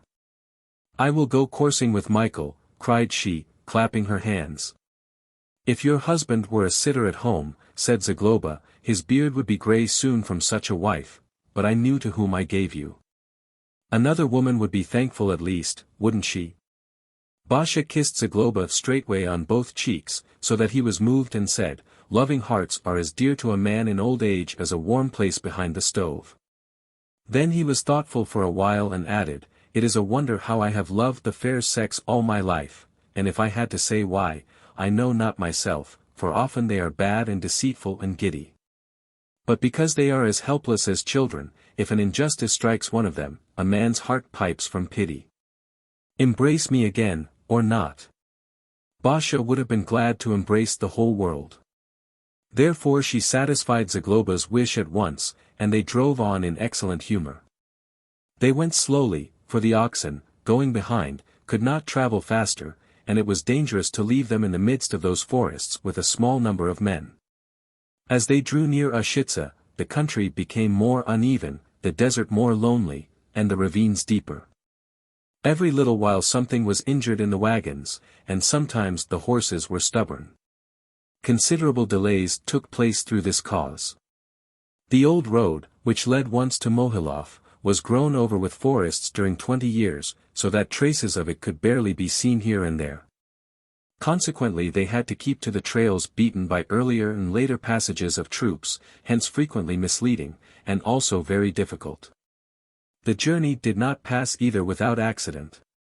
On the slope of a ravine the horse stumbled under Melihovich, riding at the head of the Tartars, and fell to the stony bottom, not without injury to the rider, who cut the crown of his head so severely that consciousness left him for a time. Basha and Zagloba mounted lead palfreys, and Basha gave command to put the Tartar in the carriage and drive carefully. Afterward she stopped the march at every spring, and with her own hands bound his head with cloths wet with cold spring water. He lay for a time with closed eyes, but opened them at last, and when Basha bent over him and asked how he felt, instead of an answer he seized her hand and pressed it to his white lips. Only after a pause, as if collecting his thoughts and presence of mind, did he say in Russian, "Oh, I am well, as I have not been for a long time." The whole day passed in a march of this kind. The sun, growing red at last and seeming immense, was descending on the Moldavian side, the Dnieper was gleaming like a fiery ribbon, and from the east, from the wilderness, darkness was moving on slowly. Hreptyoff was not far away, but it was necessary to give rest to the horses, therefore they stopped for a considerable halt. This and that dragoon began to chant prayers. The Tartars dismounted, spread sheepskins on the ground, and fell to praying on their knees, with faces turned eastward. At times, Allah, Allah, sounded through all the ranks, then again they were quiet. Holding their palms turned upward near their faces, they continued in attentive prayer, repeating only from time to time drowsily and as if with a sigh, Loichman al Loichman. The rays of the sun fell on them redder and redder. A breeze came from the west, and with it a great rustling in the trees, as if they wished to honor before night him who brings out on the dark heavens thousands of glittering stars. Basha looked with great curiosity at the praying of the Tartars.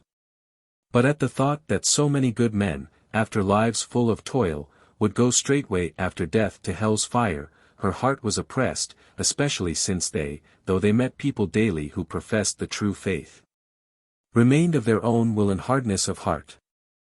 Zagloba, more accustomed to those things, only shrugged his shoulders at the pious considerations of Basha, and said, "These sons of goats are not admitted to heaven, lest they might take with them vile insects."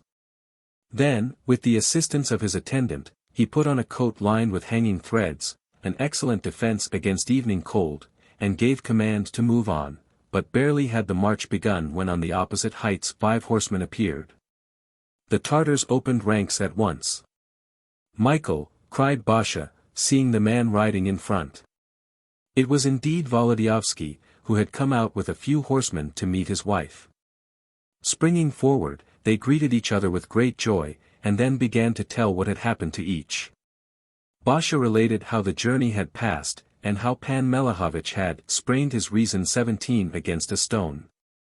The little knight made a report of his activity in Hreptyoff, in which, as he stated, everything was ready and waiting to receive her, for 500 axes had been working for 3 weeks on buildings. During this conversation Pan Michael bent from the saddle every little while, and seized his young wife in his arms. She, it was clear, was not very angry at that, for she rode at his side there so closely that the horses were nearly rubbing against each other. The end of the journey was not distant. Meanwhile a beautiful night came down, illuminated by a great golden moon. But the moon grew paler as it rose from the steppes to the sky, and at last its shining was darkened by a conflagration which blazed up brightly in front of the caravan. "What is that?" inquired Basha. "You will see," said Wołodyjowski, "as soon as you have passed that forest which divides us from Hreptyoff." "Is that Hreptyoff already?" "You would see it as a thing on your palm, but the trees hide it." They rode into a small forest, but they had not ridden halfway through it when a swarm of lights appeared on the other edge like a swarm of fireflies, or glittering stars. Those stars began to approach with amazing rapidity. And suddenly the whole forest was quivering with shouts. "Vivat the lady! Vivat her great mightiness! Vivat our commandress! Vivat, vivat!" These were soldiers who had hastened to greet Basha. Hundreds of them mingled in one moment with the Tartars. Each held on a long pole a burning taper, fixed in a split at the end of the pole. Some had iron candlesticks on pikes, from which burning rosin was falling in the form of long fiery tears. Basha was surrounded quickly with throngs of mustached faces, threatening, somewhat wild, but radiant with joy. The greater number of them had never seen Basha in their lives, many expected to meet an imposing person. Hence their delight was all the greater at sight of that lady, almost a child in appearance, who was riding on a white palfrey and bent in thanks to every side her wonderful, rosy face, small and joyous, but at the same time greatly excited by the unlooked-for reception. "I thank you, gentlemen," said she, "I know that this is not for me. But her silvery voice was lost in the vivats, and the forest was trembling from shouts. The officers from the squadron of the Starosta of Podolia and the chamberlain of Przemysl, Motovidlo's Cossacks and the Tartars, mingled together. Each wished to see the lady commandress, to approach her. Some of the most urgent kissed the edge of her skirt or her foot in the stirrup. For these half-wild partisans, inured to raids and man-hunting, to bloodshed and slaughter, that was a sight so unusual, so new, that in presence of it their hard hearts were moved, and some kind of feeling, new and unknown to them, was roused in their breasts. They came to meet her out of love for Pan Michael, wishing to give him pleasure, and perhaps to flatter him, and behold, sudden tenderness seizes them. That smiling, sweet, and innocent face, with gleaming eyes and distended nostrils, became dear to them in one moment. "That is our child," cried old Cossacks, real wolves of the steppe. "A cherub, Pan Commander. She is a morning dawn. A dear flower," shouted the officers. "We will fall, one after another, for her." And the Tartars, clicking with their tongues, put their palms to their broad breasts and cried, "Allah! Allah!" Wołodyjowski was greatly touched, but glad. He put his hands on his hips and was proud of his basha. Shouts were heard continually. At last the caravan came out of the forest, and before the eyes of the newly arrived appeared firm wooden buildings, erected in a circle on high ground. That was the stanitsa of Hreptyoff, as clearly seen then as in daylight, for inside the stockade enormous piles were burning, on which whole logs had been thrown. The square was full of fires, but smaller, so as not to burn up the place. The soldiers quenched their torches, then each drew from his shoulder, one a musket, another a gun, a third a pistol, and thundered in greeting to the lady.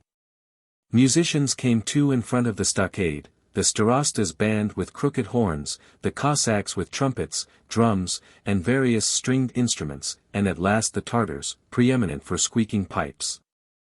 The barking of the garrison dogs and the bellowing of terrified cattle added still to the uproar. The convoy remained now in the rear, and in front rode Basha, having on one side her husband, and on the other Zagloba. Over the gate, beautifully ornamented with birch boughs, stood black, on membranes of bladder smeared with tallow and lighted from the inside, the inscription: "May Cupid give you many happy moments. Dear guests, crescite, multiplicamini." "Vivant, Floriant," cried the soldiers, when the little knight and Basha halted to read the inscription. "For God's sake," said Zagloba, "I'm a guest too. But if that wish for multiplication concerns me, may the crows pluck me if I know what to do with it."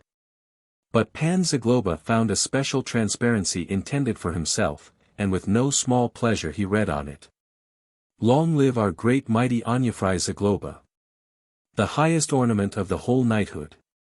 Pan Michael was very joyful. The officers were invited to sup with him, and for the soldiers he gave command to roll out one and another keg of spirits. A number of bullocks fell also, these the men began at once to roast at the fires. They sufficed for all abundantly. Long into the night the stanitsa was thundering with shouts and musket shots, so that fear seized the bands of robbers hidden in the ravines of Ushitsa. Chapter 24. Pan Michael was not idle in his stanitsa, and his men lived in perpetual toil. 100, sometimes a smaller number, remained as a garrison in Hreptyoff, the rest were on expeditions continually. The more considerable detachments were sent to clear out the ravines of Ushitsa. And they lived, as it were, in endless warfare, for bands of robbers, frequently very numerous, offered powerful resistance, and more than once it was needful to fight with them regular battles. Such expeditions lasted days, and at times tens of days. Pan Michael sent smaller parties as far as Bratslav for news of the horde and Doroshenko. The task of these parties was to bring in informants, and therefore to capture them on the steppes. Some went down the Dniester to Mohilov and Yampol, to maintain connection with commandants in those places, some watched on the Moldavian side, some built bridges and repaired the old road. The country in which such a considerable activity reigned became pacified gradually. Those of the inhabitants who were more peaceful, and less enamored of robbery, returned by degrees to their deserted habitations, at first stealthily, then with more confidence. A few Jewish handicraftsmen came up to Hreptyoff itself. Sometimes a more considerable Armenian merchant looked in. Shopkeepers visited the place more frequently. Wołodyjowski had therefore a not barren hope that if God and the hetman would permit him to remain a longer time in command, that country which had grown wild would assume another aspect. That work was merely the beginning, there was a world of things yet to be done, the roads were still dangerous. The demoralized people entered into friendship more readily with robbers than with troops, and for any cause hid themselves again in the rocky gorges. The fords of the Dnieper were often passed stealthily by bands made up of Wallachians, Cossacks, Hungarians, Tartars, and God knows what people. These sent raids through the country, attacking in Tartar fashion villages and towns, gathering up everything which let itself be gathered. For a time yet it was impossible to drop a saber from the hand in those regions, or to hang a musket on a nail, still a beginning was made, and the future promised to be favorable. It was necessary to keep the most sensitive ear toward the eastern side. From Doroshenko's forces and his allied Chambuls were detached at short intervals parties larger or smaller. And while attacking the Polish commands, they spread devastation and fire in the region about. But since these parties were independent, or at least seemed so, the little knight crushed them without fear of bringing a greater storm on the country. And without ceasing in his resistance, he sought them himself in the steppe so effectually that in time he made attack disgusting to the boldest. Meanwhile Basha managed affairs in Hreptyoff. She was delighted immensely with that soldier life which she had never seen before so closely, the movement, marches, returns of expeditions, the prisoners. She told the little knight that she must take part in one expedition at least. But for the time she was forced to be satisfied with this, that she sat on her pony occasionally, and visited with her husband and Zagloba the environs of Hreptyoff. On such expeditions she hunted foxes and bustards. Sometimes the fox stole out of the grass and shot along through the valleys. Then they chased him. But Basha kept in front to the best of her power, right after the dogs, so as to fall on the wearied beast first and thunder into his red eyes from her pistol. Pan Zagloba liked best to hunt with falcons, of which the officers had a number of pairs very well trained. Basha accompanied him too. But after Basha Pan Michael sent secretly a number of tens of men to give aid in emergency, for though it was known always in Hreptyoff what men were doing in the desert for 20 miles around, Pan Michael preferred to be cautious. The soldiers loved Basha more every day, for she took pains with their food and drink, she nursed the sick and wounded. Even the sullen Melahovich, whose head pained him continually, and who had a harder and a wilder heart than others, grew bright at the sight of her. Old soldiers were in raptures over her knightly daring and close knowledge of military affairs.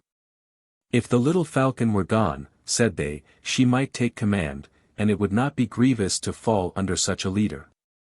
At times it happened too that when some disorder arose in the service during Pan Michael's absence, Basha reprimanded the soldiers, and obedience to her was great. Old warriors were more grieved by reproval from her mouth than by punishment, which the veteran Pan Michael inflicted unsparingly for dereliction of duty. Great discipline reigned always in the command, for Wołodyjowski, reared in the school of Prince Yeremy, knew how to hold soldiers with an iron hand, and, moreover, the presence of Basha softened wild manners somewhat. Every man tried to please her. Every man thought of her rest and comfort, hence they avoided whatever might annoy her. In the light squadron of Pan Nikolai Potocki there were many officers, experienced and polite, who, though they had grown rough in continual wars and adventures, still formed a pleasant company. These, with the officers from other squadrons, often spent an evening with the colonel, telling of events and wars in which they had taken part personally. Among these Pan Zagloba held the first place. He was the oldest, had seen most and done much. But when, after one and the second goblet, he was dozing in a comfortable stuffed chair, which was brought for him purposely, others began. And they had something to tell, for there were some who had visited Sweden and Moscow. There were some who had passed their years of youth at the Seych before the days of Melnitsky, there were some who as captives had herded sheep in the Crimea, who in slavery had dug wells in Bagchesarai, who had visited Asia Minor, who had rowed through the archipelago in Turkish galleys, who had beaten with their foreheads on the grave of Christ in Jerusalem, who had experienced every adventure and every mishap, and still had appeared again under the flag to defend to the end of their lives, to the last breath, those border regions steeped in blood.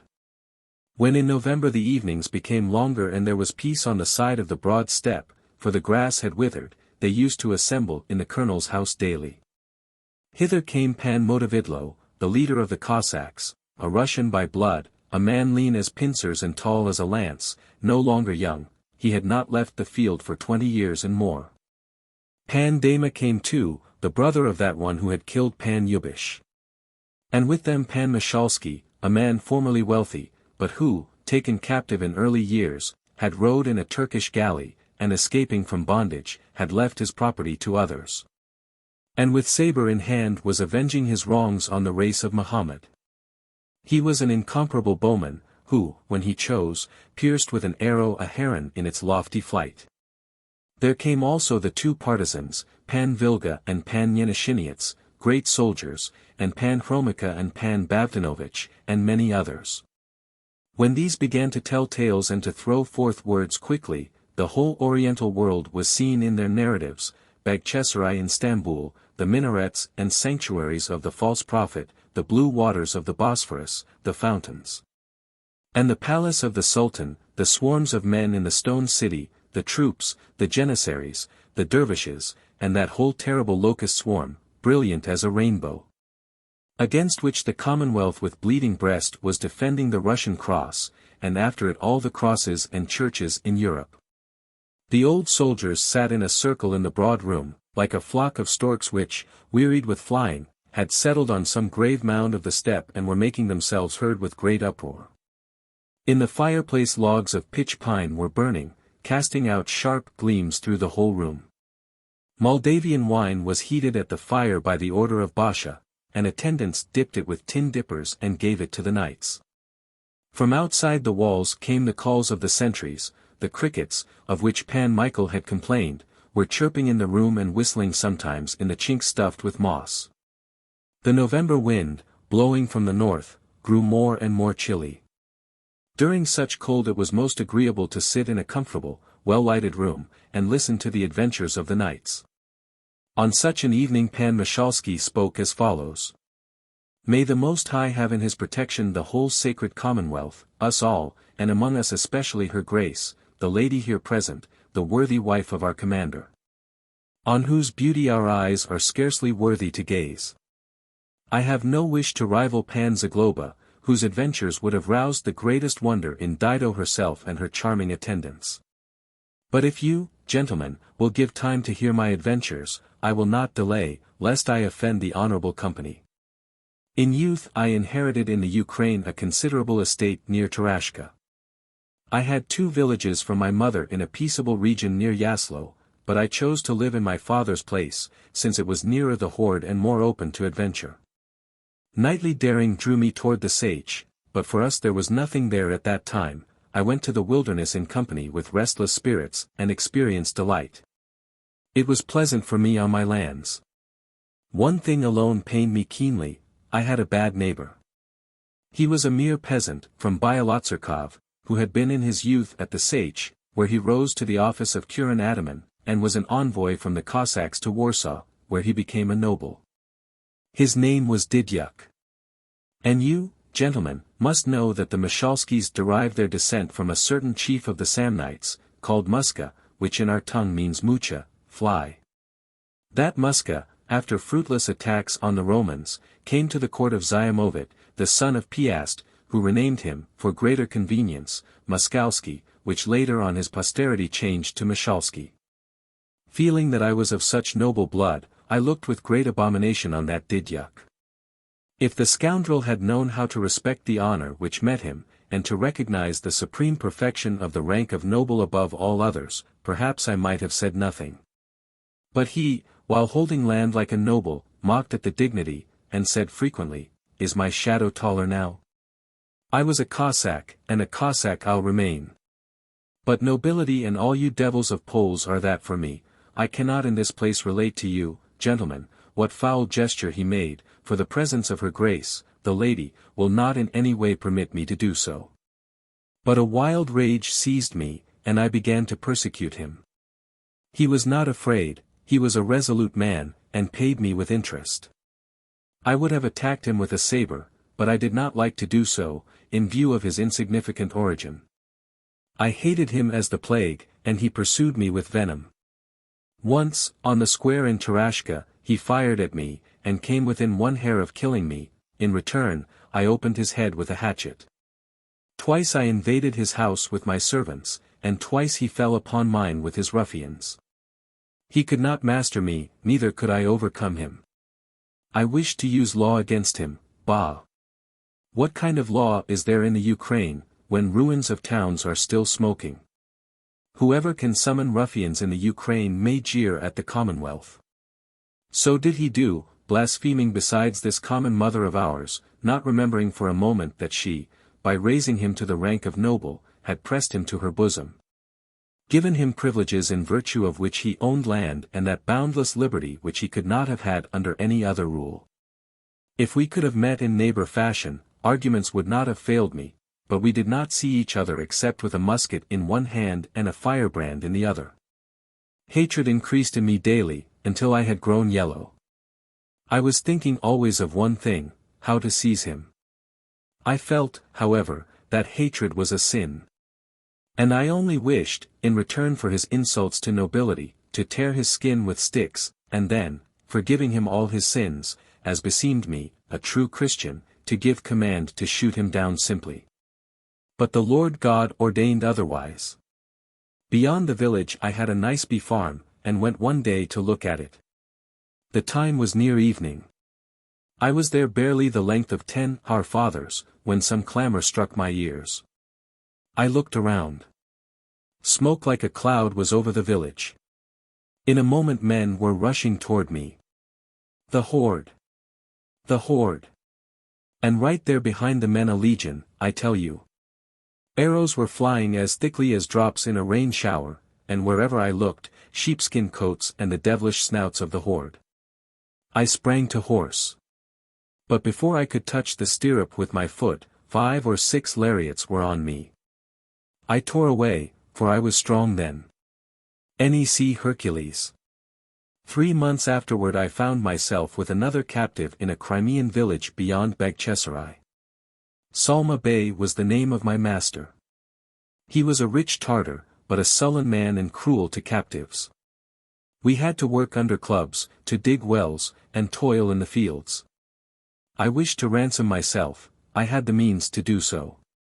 Through a certain Armenian I wrote letters to Yaslo. I know not whether the letters were delivered, or the ransom intercepted. It is enough that nothing came. They took me to Tsargrad 18 and sold me to be a galley slave. There is much to tell of that city, for I know not whether there is a greater and a more beautiful one in the world. People are there as numerous as grass on the steppe, or as stones in the Dniester, strong battlement walls, tower after tower. Dogs wander through the city together with the people. The Turks do not harm them, because they feel their relationship, being dog brothers themselves. There are no other ranks with them but lords and slaves, and there is nothing more grievous than pagan captivity. God knows whether it is true, but I heard in the galleys that the waters in Tsargrad, such as the Bosphorus, and the Golden Horn too, which enters the heart of the city, have come from tears shed by captives. Not a few of mine were shed there. Terrible is the Turkish power, and to no potentate are so many kings subject as to the Sultan. The Turks themselves say that were it not for Lehistan, thus they name our mother, they would have been lords of the earth long ago. Behind the shoulders of the Pole, say they, the rest of the world live in injustice, for the Pole, say they, lies like a dog in front of the cross, and bites our hands.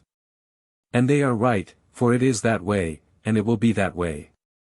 And we hear in Hreptyoff and the commands farther on in Mohilov, in Yampol, in Rashkov, what else are we doing? There is a world of wickedness in our commonwealth. But still I think that God will account to us for this service sometime, and perhaps men too will account to us. But now I will return to what happened to me. The captives who live on land, in towns and villages, groan in less suffering than those who row in galleys. For the galley slaves when once riveted on the bench near the oars are never unriveted, day or night, or festival. They must live there in chains till they die, and if the vessel goes down in a battle, they must go with it. They are all naked, the cold freezes them, the rain wets them, hunger pinches them. And for that there is no help but tears and terrible toil, for the oars are so heavy and large that 2 men are needed at one of them.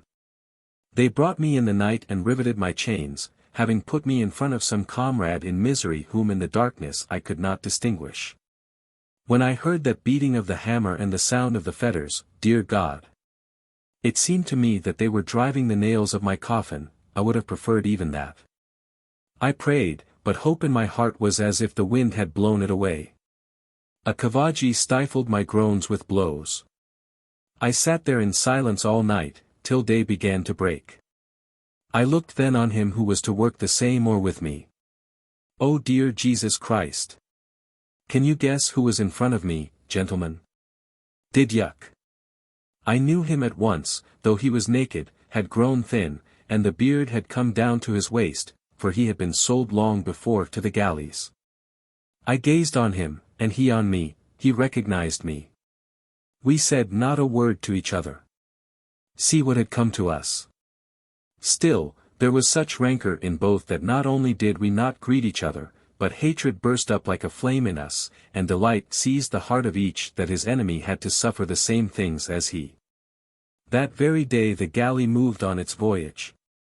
It was strange to hold one oar with your bitterest enemy, to eat from one dish with him food which at home with us dogs would not eat, to endure the same tyranny, to breathe the same air, to suffer together, to weep face to face. We sailed through the Hellespont, and then the archipelago. Island after island is there, and all in the power of the Turk. Both shores also, a whole world.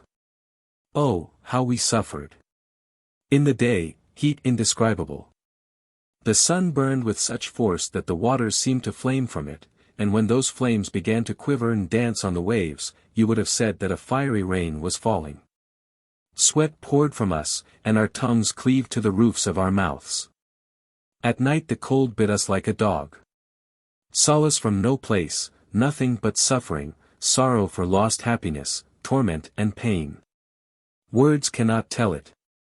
At one station in the Grecian land we saw from the galley famous ruins of a temple which the Greeks reared in old times. Column stands there by column, as if gold, that marble is yellow from age. All was seen clearly, for it was on a steep height, and the sky is like turquoise in Greece. Then we sailed on around the Morea. Day followed day, week followed week. Didyuk and I had not exchanged a word, for pride and rancor dwelt still in our hearts. But we began to break slowly under God's hand. From toil and change of air the sinful flesh was falling from our bones. Wounds, given by the lash, were festering in the sun. In the night we prayed for death. When I dozed a little, I heard Didyuk say, O Christ, have mercy. Holy most pure, have mercy. Let me die. He also heard and saw how I stretched forth my hands to the Mother of God and her child. And here it was as if the sea had blown hatred from the heart. There was less of it, and then less. At last, when I had wept over myself, I wept over him. We looked on each other then differently. Nay. We began to help each other. When sweating and deathly weariness came on me, he rode alone. When he was in a similar state, I did the same for him. When they brought a plate of food, each one considered that the other ought to have it. But, gentlemen, see what the nature of man is. Speaking plainly, we loved each other already, but neither wished to say the word first. The rogue was in him, the Ukraine spirit. We changed only when it had become terribly hard for us and grievous, and we said today, tomorrow we shall meet the Venetian fleet. Provisions too were scarce, and they spared everything on us but the lash. Night came. We were groaning in quiet, and he in his way, I in mine, were praying still more earnestly. I looked by the light of the moon, tears were flowing down his beard in a torrent. My heart rose, and I said, "Didyuk, we are from the same parts. Let us forgive each other our offenses." When he heard this, dear God! Didn't the man sob, and pull till his chains rattled? We fell into each other's arms over the oar, kissing each other and weeping. I cannot tell you how long we held each other, for we forgot ourselves, but we were trembling from sobs. Here Pan Michalski stopped, and began to remove something from around his eyes with his fingers. A moment of silence followed. But the cold north wind whistled from between the beams, and in the room the fire hissed and the crickets chirped. Then Pan Michalski panted, drew a deep breath, and continued. The Lord God, as will appear, blessed us and showed us his favor. But at the time we paid bitterly for our brotherly feeling. While we were embracing, we entangled the chains so that we could not untangle them. The overseers came and extricated us, but the lash whistled above us for more than an hour. They beat us without looking where. Blood flowed from me, flowed also from Didyuk, the two bloods mingled and went in one stream to the sea. But that is nothing. It is an old story, to the glory of God. From that time it did not come to my head that I was descended from the Samnites, and Didyuk a peasant from Byalotsarkov, recently ennobled. I could not have loved my own brother more than I loved him. Even if he had not been ennobled, it would have been one to me, though I preferred that he should be a noble. And he, in old fashion, as once he had returned hatred with interest, now returned love. Such was his nature. There was a battle on the following day. The Venetians scattered to the four winds the Turkish fleet. Our galley, shattered terribly by a culverin, took refuge at some small desert island, simply a rock sticking out of the sea. It was necessary to repair it, and since the soldiers had perished, and hands were lacking, the officers were forced to unchain us and give us axes. The moment we landed I glanced at Didyuk, but the same thing was in his head that was in mine. "Shall it be at once?" inquired he of me. "At once," said I, and without thinking further, I struck the Chubaki on the head, and Didyuk struck the captain. After us others rose like a flame. In an hour we had finished the Turks. Then we repaired the galley somehow, took our seats in it without chains, and the merciful God commanded the winds to blow us to Venice. We reached the Commonwealth on begged bread. I divided my estate at Yaslo with Didyuk, and we both took the field again to pay for our tears and our blood. At the time of Podhates Didyuk went through the Sach to join Sirka, and with him to the Crimea. What they did there and what a diversion they made, you, gentlemen, know. On his way home Didyuk, sated with vengeance, was killed by an arrow. I was left. And as often as I stretch a bow, I do it for him, and there are not wanting in this honorable company witnesses to testify that I have delighted his soul in that way more than once. Here Pan Michalski was silent, and again nothing was to be heard but the whistling of the north wind and the crackling of the fire. The old warrior fixed his glance on the flaming logs, and after a long silence concluded as follows. Nalivaiko and Loboda have been, Melnitsky has been, and now Doroshenko has come. The earth is not dried of blood. We are wrangling and fighting, and still God has sown in our hearts some seeds of love, and they lie in barren ground, as it were, till under the oppression and under the chain of the pagan, till from Tartar captivity, they give fruit unexpectedly. Trash is trash, said Zagloba, waking up suddenly. Chapter 25. Melehovich was regaining health slowly, but because he had taken no part in expeditions and was sitting confined to his room, no one was thinking of the man. All at once an incident turned the attention of all to him. Pan Motovidlo's Cossacks seized a Tartar lurking near the Stanitsa in a certain strange manner, and brought him to Hreptyov. After a strict examination it came out that he was a Lithuanian Tartar, but of those who, deserting their service and residence in the Commonwealth, had gone under the power of the Sultan. He came from beyond the Dniester, and had a letter from Krachinsky to Melehovich. Pan Michael was greatly disturbed at this, and called the officers to council immediately. "Gracious gentlemen," said he, "you know well how many Tartars, even of those who have lived for years immemorial in Lithuania and here in Russia, have gone over recently to the horde, repaying the Commonwealth for its kindness with treason. Therefore we should not trust any one of them too much, and should follow their acts with watchful eye.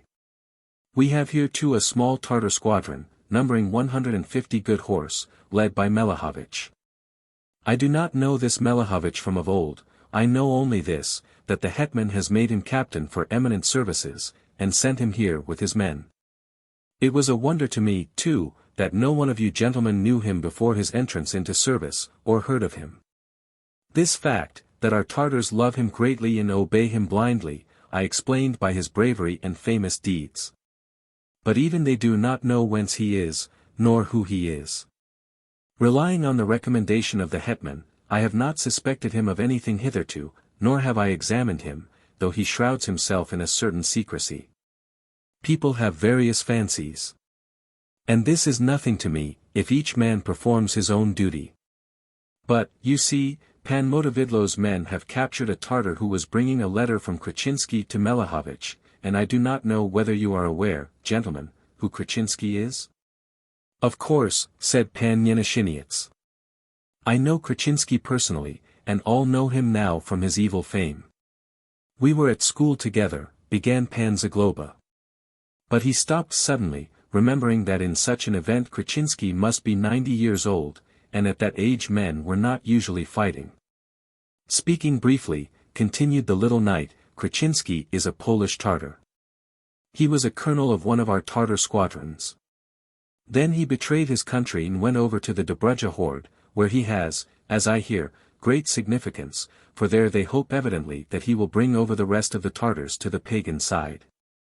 With such a man Melehovich has entered into relations, the best proof of which is this letter, the tenor of which is as follows. Here the little knight unfolded the letter, struck the top of it with his hand, and began to read. Brother greatly beloved of my soul, your messenger came to us and delivered.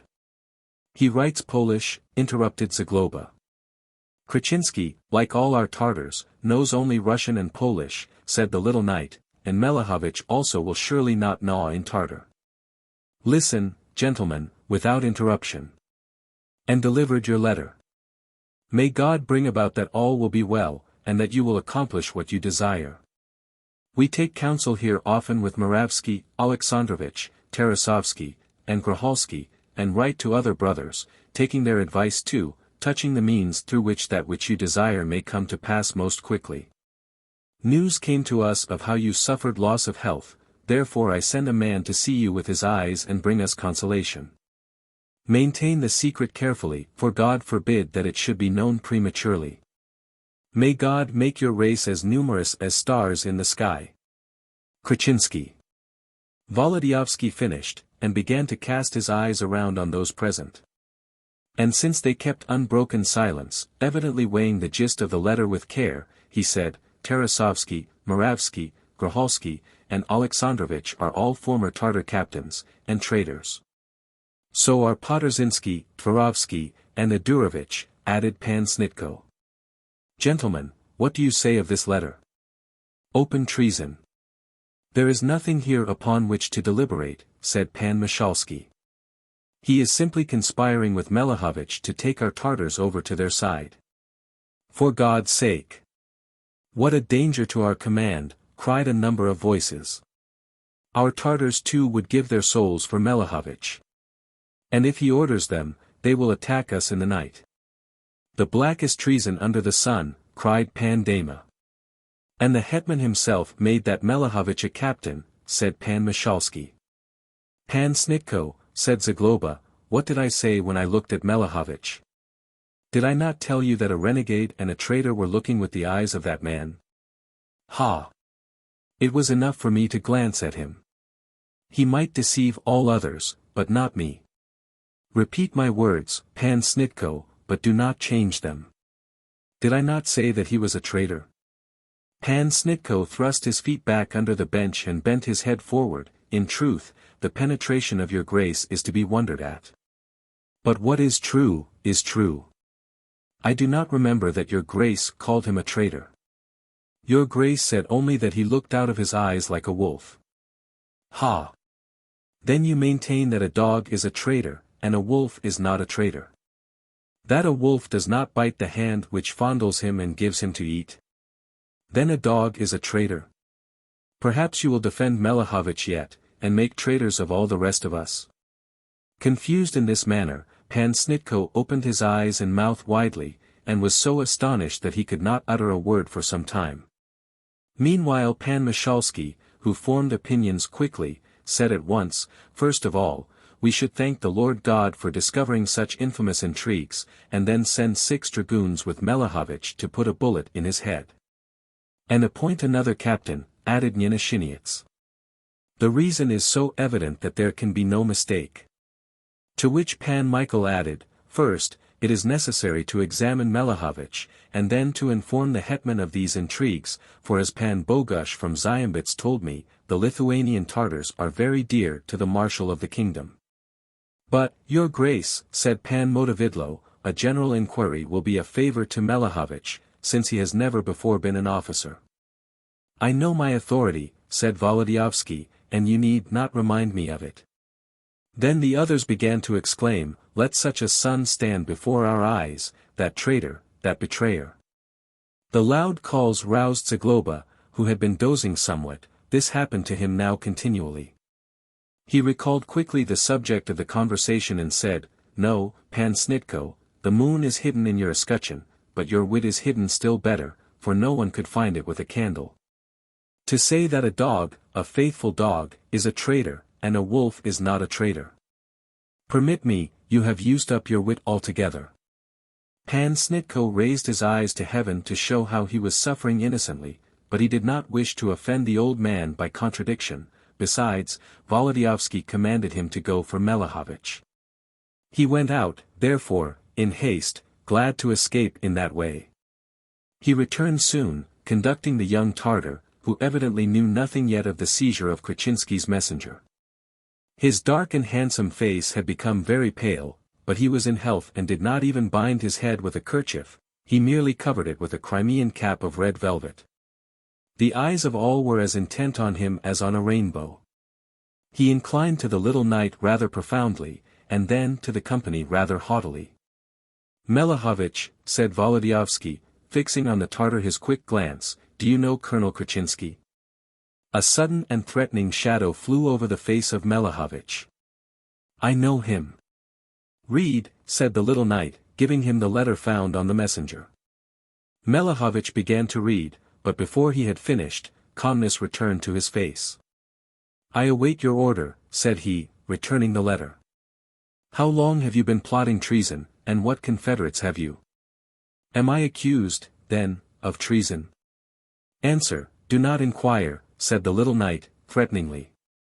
"Then I will give this answer, I have plotted no treason, I have no confederates, or if I have, gentlemen, they are men whom you will not judge."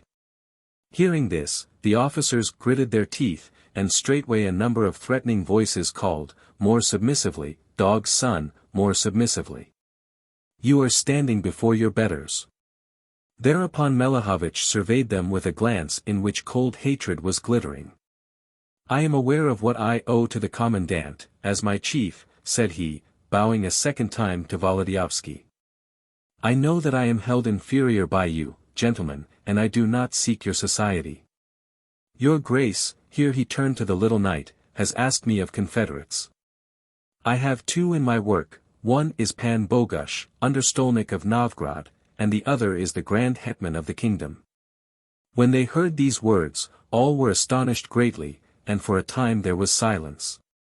At last Pan Michael inquired, "In what way?" "In this way," answered Melehovich, "Kraczynski, Moravsky, Florovsky, Alexandrovich, and all the others went to the horde and have done much harm to the country. But they did not find fortune in their new service. Perhaps too their consciences are moved, it is enough that the title of traitor is bitter to them. The hetman is well aware of this, and has commissioned Pan Bogusz, and also Pan Myslashevsky, to bring them back to the banner of the Commonwealth.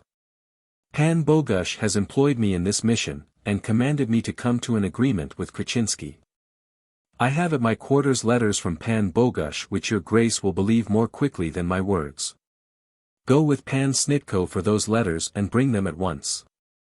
Melehovich went out.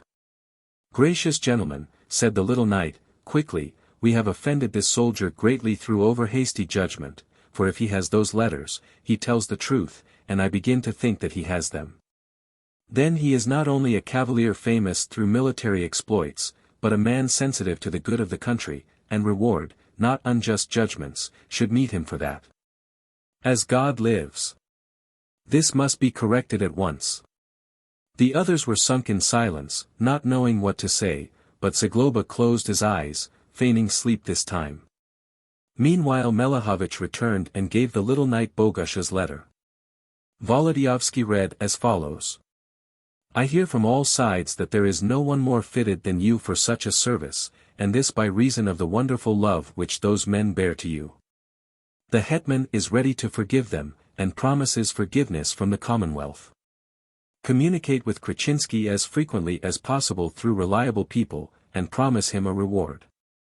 Guard the secret carefully, for if not, as God lives, you would destroy them all. You may divulge the affair to Pan Wołodyjowski, for your chief can aid you greatly. Do not spare toil and effort, seeing that the end crowns the work, and be certain that our mother will reward your goodwill with love equal to it. Behold my reward, muttered the young Tartar, gloomily. By the dear God! Why did you not mention a word of this to anyone? Cried Pan Michael. I wished to tell all to your grace, but I had no opportunity, for I was ill after that accident. Before their graces, here Melehovich turned to the officers, I had a secret which I was prohibited from telling, this prohibition your grace will certainly enjoin on them now, so as not to ruin those other men.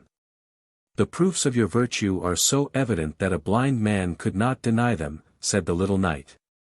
Continue the affair with Kraczynski. You will have no hindrance in this, but aid, in proof of which I give you my hand as to an honorable cavalier. Come to sup with me this evening. Melehovich pressed the hand extended to him, and inclined for the third time. From the corners of the room other officers moved toward him, saying, We did not know you, but whoso loves virtue will not withdraw his hand from you today. But the young Tartar straightened himself suddenly, pushed his head back like a bird of prey ready to strike, and said, I am standing before my betters. Then he went out of the room. It was noisy after his exit. It is not to be wondered at, said the officers among themselves, his heart is indignant yet at the injustice, but that will pass. We must treat him differently. He has real knightly mettle in him. The hetman knew what he was doing. Miracles are happening, well, well. Pan Snitko was triumphing in silence, at last he could not restrain himself and said, Permit me, your grace, but that wolf was not a traitor. Not a traitor, retorted Zagloba. He was a traitor, but a virtuous one, for he betrayed not us, but the horde. Do not lose hope, Pan Snitko, I will pray today for your wit, and perhaps the Holy Ghost will have mercy. Basha was greatly comforted when Zagloba related the whole affair to her, for she had goodwill and compassion for Melehovich. Michael and I must go, said she, on the first dangerous expedition with him, for in this way we shall show our confidence most thoroughly. But the little knight began to stroke Baja's rosy face and said, O suffering fly, I know you. With you it is not a question of Melehovich, but you would like to buzz off to the steppe and engage in a battle. Nothing will come of that. Mulier insidiosa est, woman is insidious, said Zagloba, with gravity. At this time Melehovich was sitting in his own room with the Tartar messenger and speaking in a whisper. The two sat so near each other that they were almost forehead to forehead. A taper of mutton tallow was burning on the table, casting yellow light on the face of Melehovich, which, in spite of its beauty, was simply terrible. There were depicted on it hatred, cruelty, and a savage delight. Halim, listen, whispered Melehovich. Effendi, answered the messenger. Tell Kraczynski that he is wise, for in the letter there was nothing that could harm me, tell him that he is wise. Let him never write more clearly. They will trust me now still more, all of them, the hetman himself, Bogusz, Myslishevsky, the command here, all. Do you hear? May the plague stifle them. I hear, Effendi. But I must be in Rashkov first, and then I will return to this place. Effendi, young Novoveski will recognize you. He will not. He saw me at Kalnik, at Bratslav, and did not know me. He will look at me, wrinkle his brows, but will not recognize me. He was 15 years old when I ran away from the house. 8 times has winter covered the steppes since that hour. I have changed. The old man would know me, but the young one will not know me. I will notify you from Rashkov. Let Krachinsky be ready, and hold himself in the neighborhood. You must have an understanding with the Perkulabs. In Yampol, also, is our squadron. I will persuade Bogush to get an order from the hetman for me, that it will be easier for me to act on Krachinsky from that place. But I must return hither, I must. I do not know what will happen, how I shall manage. Fire burns me, in the night sleep flies from me. Had it not been for her, I should have died. Melihovich's lips began to quiver. And bending still again to the messenger, he whispered, as if in a fever, Halim, blessed be her hands, blessed her head, blessed the earth on which she walks. Do you hear, Halim? Tell them there that through her I am well. Chapter 26. Father Kaminsky had been a soldier in his youthful years and a cavalier of great courage. He was now stationed at Ashitsa and was reorganizing a parish. But as the church was in ruins, and parishioners were lacking, this pastor without a flock visited Hreptyoff, and remained there whole weeks, edifying the knights with pious instruction. He listened with attention to the narrative of Pan Mishalski, and spoke to the assembly a few evenings later as follows. I have always loved to hear narratives in which sad adventures find a happy ending. For from them it is evident that whomever God's hand guides, it can free from the toils of the pursuer and lead even from the Crimea to a peaceful roof. Therefore let each one of you fix this in his mind, for the Lord there is nothing impossible, and let no one of you even in direst necessity lose trust in God's mercy. This is the truth. It was praiseworthy in Pan Mishalski to love a common man with brotherly affection. The Saviour himself gave us an example when he, though of royal blood, loved common people and made many of them apostles and helped them to promotion, so that now they have seats in the heavenly Senate. But personal love is one thing, and general love, that of one nation to another, is something different. The love which is general, our Lord, the Redeemer, observed no less earnestly than the other. And where do we find this love? When, O man, you look through the world, there is such hatred in hearts everywhere, as if people were obeying the commands of the devil and not of the Lord. It will be hard, Your Grace, said Zagloba, to persuade us to love Turks, Tartars, or other barbarians whom the Lord God himself must despise thoroughly. I am not persuading you to that, but I maintain this, that children of the same mother should have love for one another, but what do we see? From the days of Melnitsky, or for 30 years, no part of these regions is dried from blood. But whose fault is it? Whoso will confess his fault first, him will God pardon. Your Grace is wearing the robes of a priest today, but in youth you slew rebels, as we have heard, not at all worse than others. I slew them, for it was my duty as a soldier to do so, that was not my sin, but this, that I hated them as a pestilence. I had private reasons which I will not mention, for those are old times and the wounds are healed now. I repent that I acted beyond my duty. I had under my command 100 men from the squadron of Pan Nevedovsky, and going often independently with my men, I burned, slaughtered, and hanged. You, gentlemen, know what times those were. The Tartars, called in by Melnitsky, burned and slew, we burned and slew, the Cossacks left only land and water behind them in all places, committing atrocities worse than ours and the Tartars. There is nothing more terrible than civil war. What times those were no man will ever describe, enough that we and they fought more like mad dogs than men. Once news was sent to our command that ruffians had besieged Pan Rashitsky in his Fort Alice.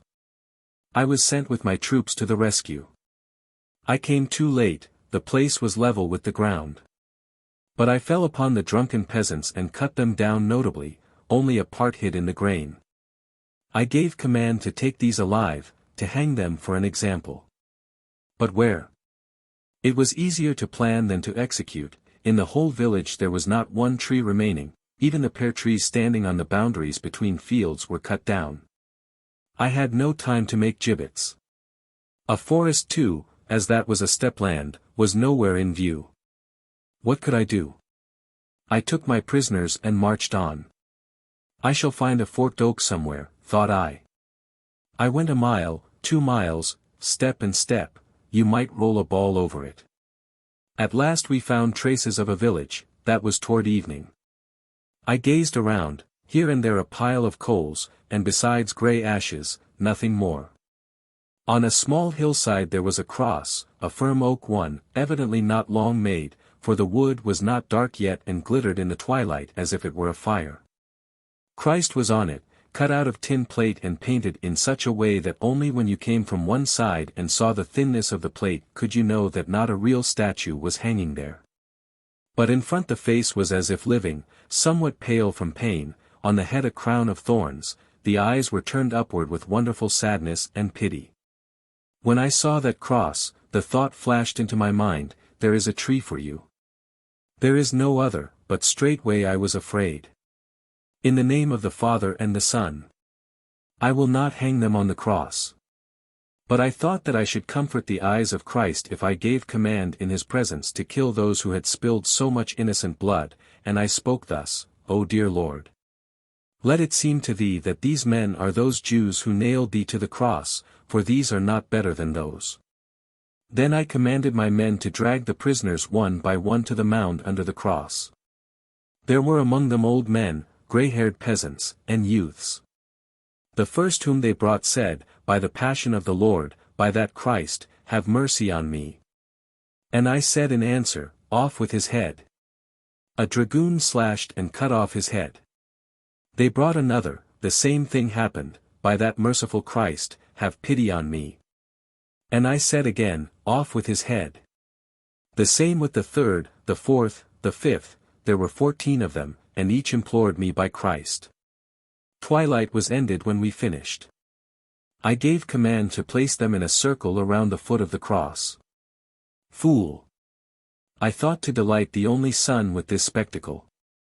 They quivered a while yet, one with his hands, another with his feet, again one floundered like a fish pulled out of water, but that was short.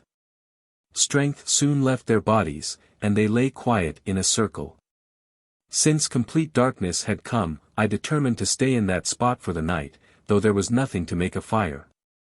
God gave a warm night, and my men lay down on horse blankets, but I went again under the cross to repeat the usual, Our Father, at the feet of Christ and commit myself to his mercy. I thought that my prayer would be the more thankfully accepted, because the day had passed in toil and in deeds of a kind that I accounted to myself as a service. It happens frequently to a wearied soldier to fall asleep at his evening prayers. It happened so to me. The dragoons, seeing how I was kneeling with head resting on the cross, understood that I was sunk in pious meditation, and no one wished to interrupt me. My eyes closed at once, and a wonderful dream came down to me from that cross. I do not say that I had a vision, for I was not and am not worthy of that, but sleeping soundly, I saw as if I had been awake the whole passion of the Lord. At sight of the suffering of the innocent lamb the heart was crushed in me, tears dropped from my eyes, and measureless pity took hold of me. O Lord, said I have a handful of good men. Dost thou wish to see what our cavalry can do?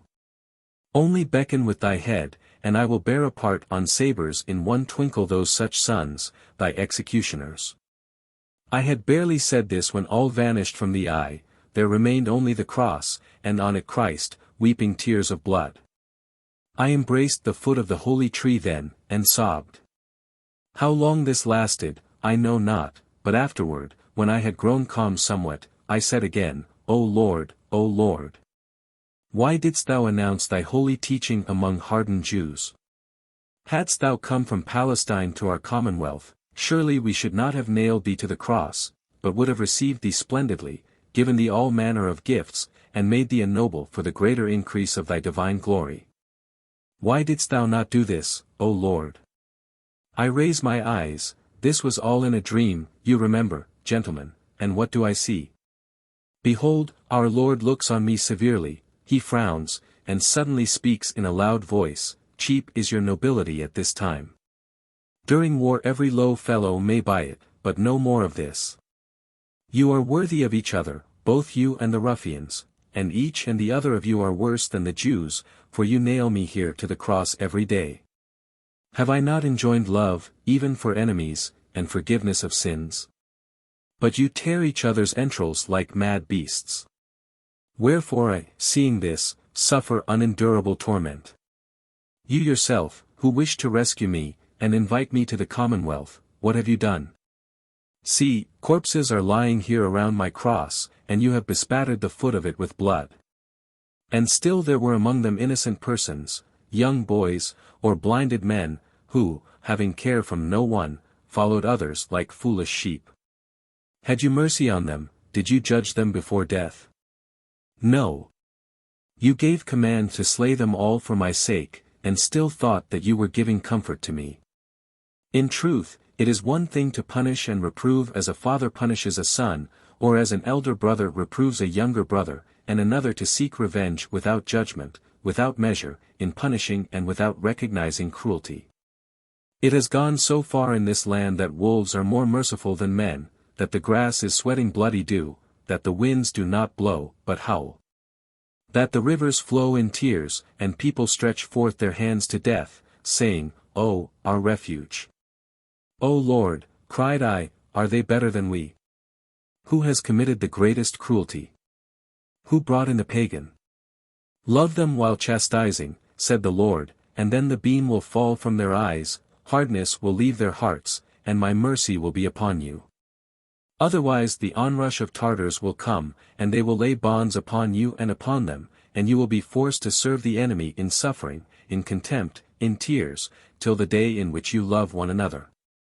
But if you exceed the measure in hatred, then there will not be mercy for one or the other, and the pagan will possess this land for the ages of ages. I grew terrified hearing such commands, and long I was unable to speak till, throwing myself on my face, I asked, O Lord, what have I to do to wash away my sins? To this the Lord said, Go, repeat my words, proclaim love. After that my dream ended. As night in summer is short, I woke up about dawn, all covered with dew. I looked, the heads were lying in a circle about the cross, but already they were blue. A wonderful thing, yesterday that sight delighted me. Today terror took hold of me, especially at sight of one youth, perhaps 17 years of age, who was exceedingly beautiful. I ordered the soldiers to bury the bodies decently under that cross. From that day forth I was not the same man. At first I thought to myself, the dream is an illusion, but still it was thrust into my memory, and, as it were, took possession of my whole existence. I did not dare to suppose that the Lord himself talked with me, for, as I have said, I did not feel myself worthy of that. But it might be that conscience, hidden in my soul in time of war, like a Tartar in the grass, spoke up suddenly, announcing God's will. I went to confession, the priest confirmed that supposition. It is, said he, the evident will and forewarning of God, obey, or it will be ill with thee. Thenceforth I began to proclaim love. But the officers laughed at me to my eyes. What, said they, is this a priest to give us instruction? Is it little insult that these dog brothers have worked upon God? Are the churches that they have burned few in number, are the crosses that they have insulted not many? Are we to love them for this? In one word, no one would listen to me. After Beresteco I put on these priestly robes so as to announce with greater weight the word and the will of God. For more than 20 years I have done this without rest. God is merciful. He will not punish me, because thus far my voice is a voice crying in the wilderness. Gracious gentlemen, love your enemies, punish them as a father, reprimand them as an elder brother, otherwise woe to them, but woe to you also, woe to the whole commonwealth. Look around. What is the result of this war and the animosity of brother against brother?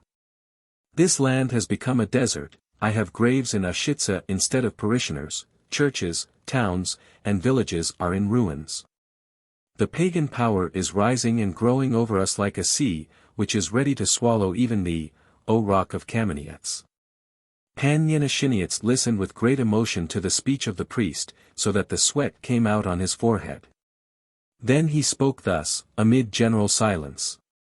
That among Cossacks there are worthy cavaliers, a proof is here present in Pan Motovidlo, whom we all love and respect.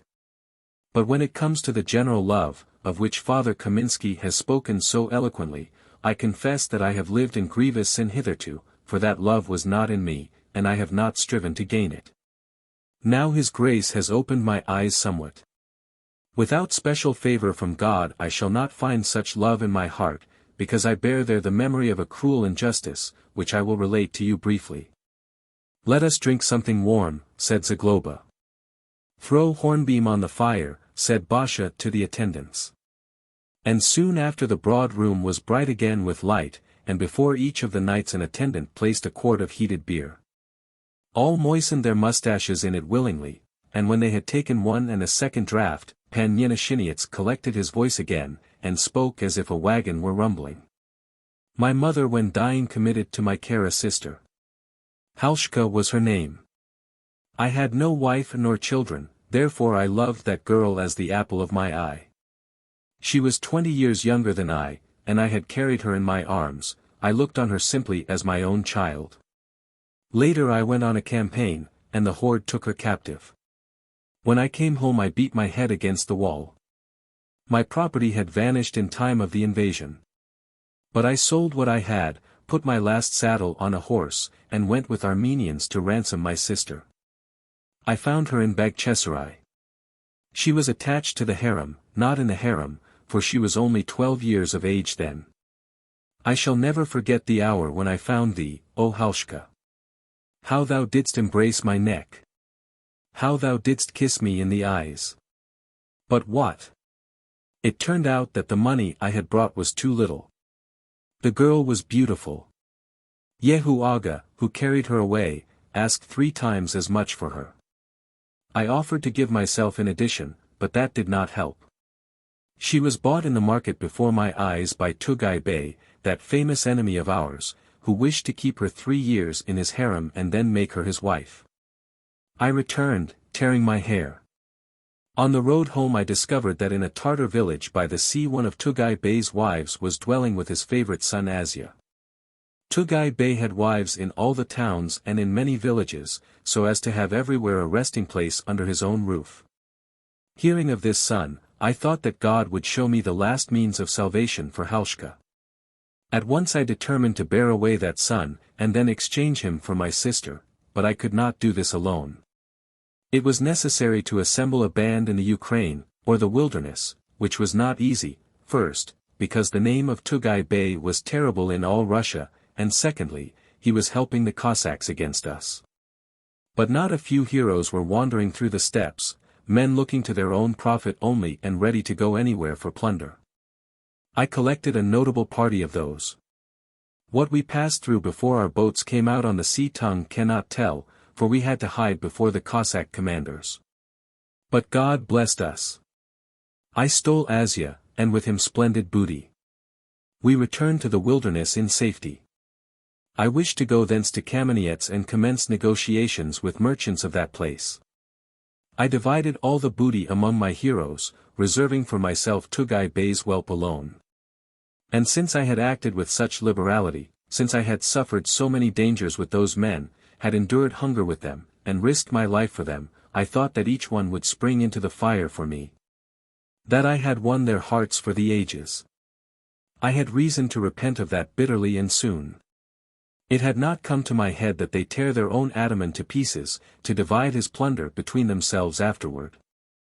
I forgot that among them there are no men of faith, virtue, gratitude, or conscience. Near Kamenets the hope of a rich ransom for Asya tempted my followers. They fell on me in the night time like wolves, throttled me with a rope, cut my body with knives, and at last, thinking me dead, threw me aside in the desert and fled with the boy. God sent me rescue and gave back my health. But my Halshka is gone forever. Maybe she is living there yet somewhere, maybe after the death of Tugay Bey another pagan took her, maybe she has received the faith of Muhammad, maybe she has forgotten her brother. Maybe her son will shed my blood sometime. That is my history." Here Pan Yenashinyets stopped speaking and looked on the ground gloomily. "What streams of our blood and tears have flowed for these regions," said Pan Michalski. "Thou shalt love thine enemies," put in Father Kaminsky. "And when you came to health did you not look for that whelp?" asked Zagloba. "As I learned afterward," answered Pan Yenashinyets, "another band fell on my robbers and cut them to pieces. They must have taken the child with the booty. I searched everywhere, but he vanished as a stone dropped into water." "Maybe you met him afterward, but could not recognize him," said Basha. "I do not know whether the child was as old as 3 years. I barely learned that his name was Asya. But I should have recognized him, for he had tattooed over each breast a fish in blue." All at once Melahovich, who had sat in silence hitherto, spoke with a strange voice from the corner of the room. "You would not have known him by the fish, for many Tartars bear the same sign, especially those who live near the water." "Not true," answered the hoary Pan Hromika. "After Beresteko we examined the carrion of Tugay Bey, for it remained on the field, and I know that he had fish on his breast, and all the other slain Tartars had different marks. But I tell you that many wear fish." "True, but they are of the devilish Tugay Bey stock." Further conversation was stopped by the entrance of Pan Lelchitz, whom Pan Michael had sent on a reconnaissance that morning, and who had returned just then. "Pan Commandant," said he in the door, "at Saratsky Brod, on the Moldavian side, there is some sort of band moving toward us." "What kind of people are they?" asked Pan Michael. "Robbers. There are a few Wallachians, a few Hungarians. Most of them are men detached from the horde, altogether about 200 in number. Those are the same of whom I have tidings that they are plundering on the Moldavian side," said Wołodyjowski. "The Perculab must have made it hot for them there, hence they are escaping toward us. But of the horde alone there will be about 200. They will cross in the night, and at daylight we shall intercept them. Pan Motovidlo and Melahovich will be ready at midnight. Drive forward a small herd of bullocks to entice them, and now to your quarters." The soldiers began to separate, but not all had left the room yet when Basha ran up to her husband, threw her arms around his neck, and began to whisper in his ear. He laughed, and shook his head repeatedly. Evidently she was insisting, while pressing her arms around his neck with more vigor. Seeing this, Zagloba said, "Give her this pleasure once, if you do, I, old man, will clatter on with you." Chapter 27. Independent detachments, occupied in robbery on both banks of the Dniester, were made up of men of all nationalities inhabiting the neighboring countries.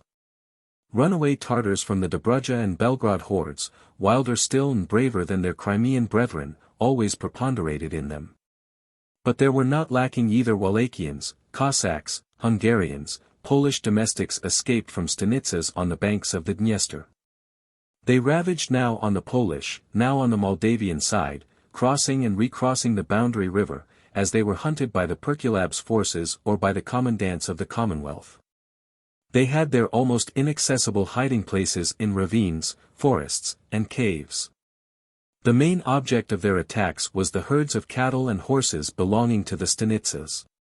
These herds did not leave the steppes even in winter, seeking sustenance for themselves under the snow.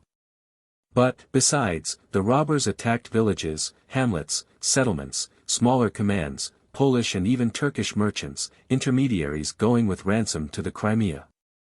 These bands had their own order and their leaders, but they joined forces rarely. It happened often even that larger bands cut down smaller ones. They had increased greatly everywhere in the Russian regions, especially since the time of the Cossack Wars, when safety of every kind vanished in those parts. The bands on the Dniester, reinforced by fugitives from the horde, were peculiarly terrible. Some appeared numbering 500. Their leaders took the title of Bey. They ravaged the country in a manner thoroughly Tartar, and more than once the commandants themselves did not know whether they had to do with bandits or with advanced chambuls of the whole horde. Against mounted troops, especially the cavalry of the Commonwealth, these bands could not stand in the open field, but, caught in a trap, they fought desperately, knowing well that if taken captive the halter was waiting for them. Their arms were various. Bows and guns were lacking them, which, however, were of little use in night attacks. The greater part were armed with daggers and Turkish yataghans, slingshots, Tartar sabers, and with horse skulls fastened to oak clubs with cords. This last weapon, in strong hands, did terrible service, for it smashed every saber. Some had very long forks pointed with iron, some spears, these in sudden emergencies they used against cavalry. The band which had halted at Sorotsky Broad must have been numerous or must have been in extreme peril on the Moldavian side, since it had ventured to approach the command at Hreptyoff. In spite of the terror which the name alone of Pan Wołodyjowski roused in the robbers on both sides of the boundary.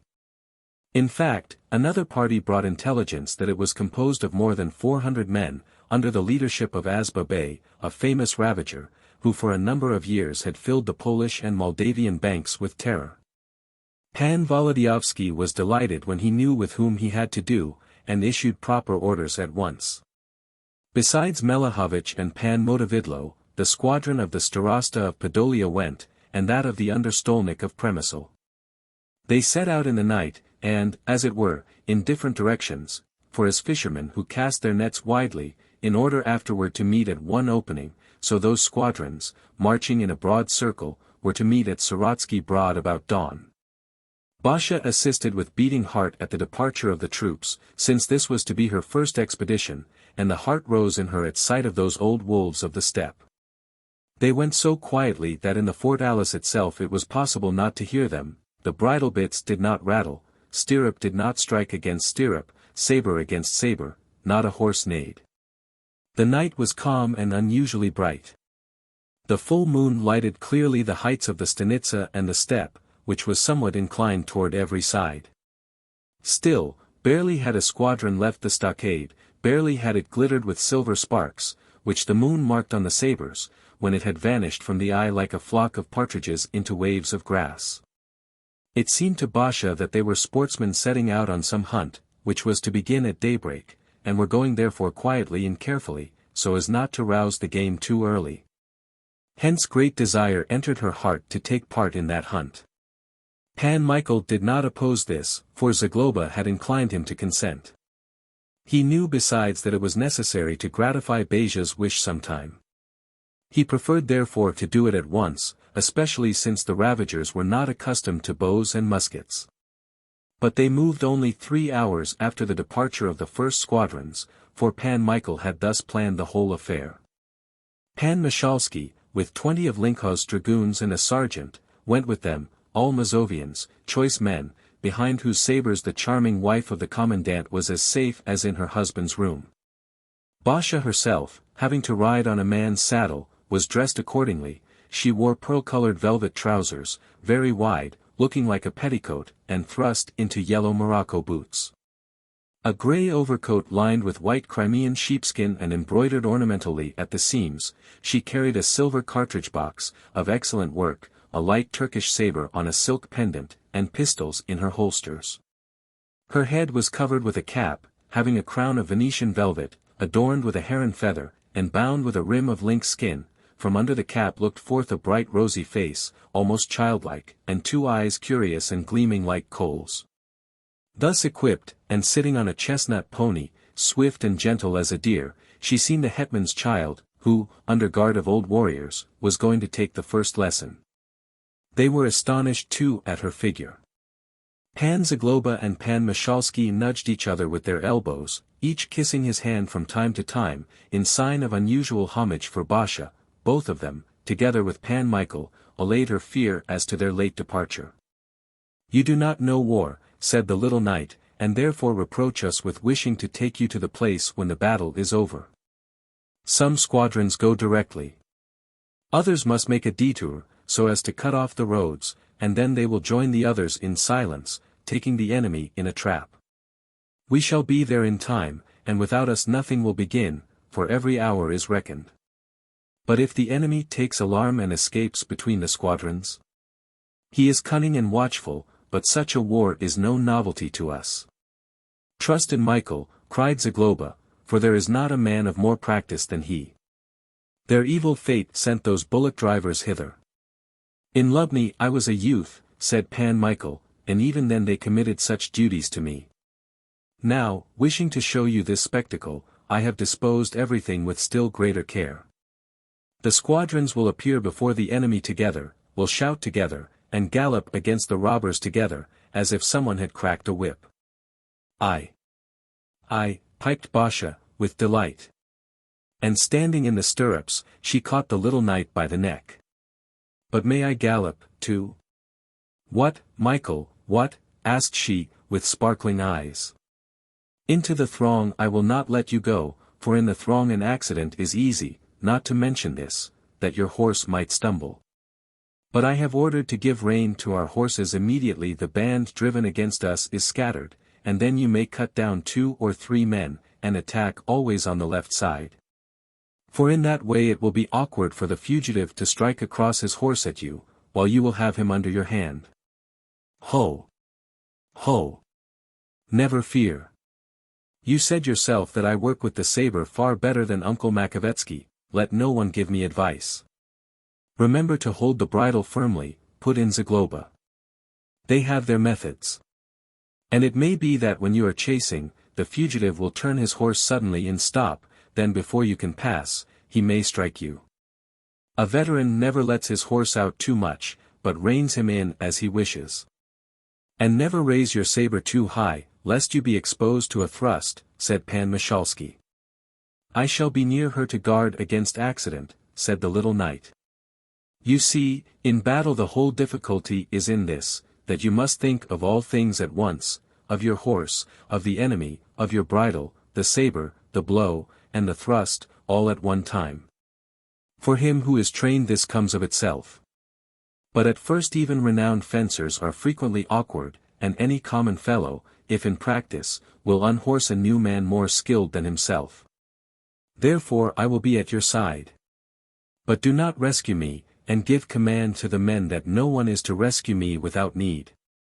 Well, well. We shall see yet what your courage will be when it comes to a trial, answered the little knight, laughing. Or if you will not seize one of us by the skirts, finished Zagloba. We shall see, said Basha, with indignation. Thus conversing, they entered a place covered here and there with thicket. The hour was not far from daybreak, but it had become darker, for the moon had gone down. A light fog had begun to rise from the ground and conceal distant objects. In that light fog and gloom, the indistinct thickets at a distance took the forms of living creatures in the excited imagination of Basha. More than once it seemed to her that she saw men and horses clearly. Michael, what is that? Asked she, whispering, and pointing with her finger. Nothing, bushes. I thought it was horsemen. Shall we be there soon? The affair will begin in something like an hour and a half. Ha! Are you afraid? No. But my heart beats with great desire. I fear nothing and nothing. See, what hoarfrost lies there. It is visible in the dark. In fact, they were riding along a strip of country on which the long dry stems of steppe grass were covered with hoarfrost. Pan Michael looked and said, Motovidlo has passed this way. He must be hidden not more than a couple of miles distant. It is dawning already. In fact, day was breaking. The gloom was decreasing. The sky and earth were becoming gray, the air was growing pale, the tops of the trees and the bushes were becoming covered, as it were, with silver. The farther clumps began to disclose themselves, as if someone were raising a curtain from before them one after another. Meanwhile from the next clump a horseman came out suddenly. From Pan Motovidlo? Asked Wołodyjowski, when the Cossack stopped right before them. Yes, your grace. What is to be heard? They crossed Sorotsky Broad, turned toward the bellowing of the bullocks, and went in the direction of Kalusik. They took the cattle, and are at Yurgov Poli. And where is Pan Motovidlo?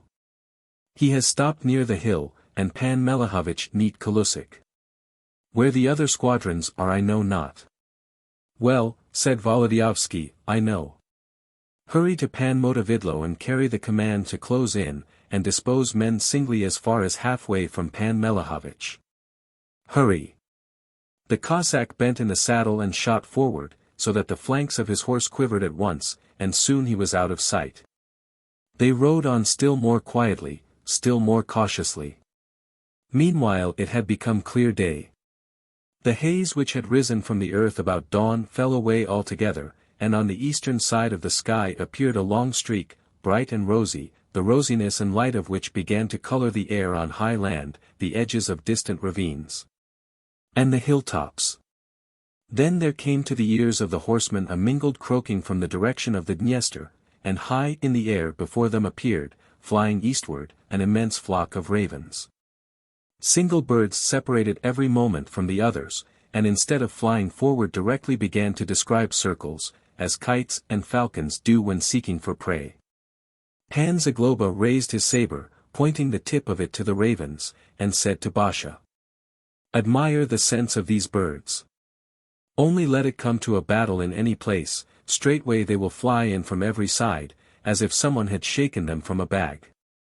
But let the same army march alone, or go out to meet friends, the birds will not come. Thus are these creatures able to divine the intentions of men, though no one assists them.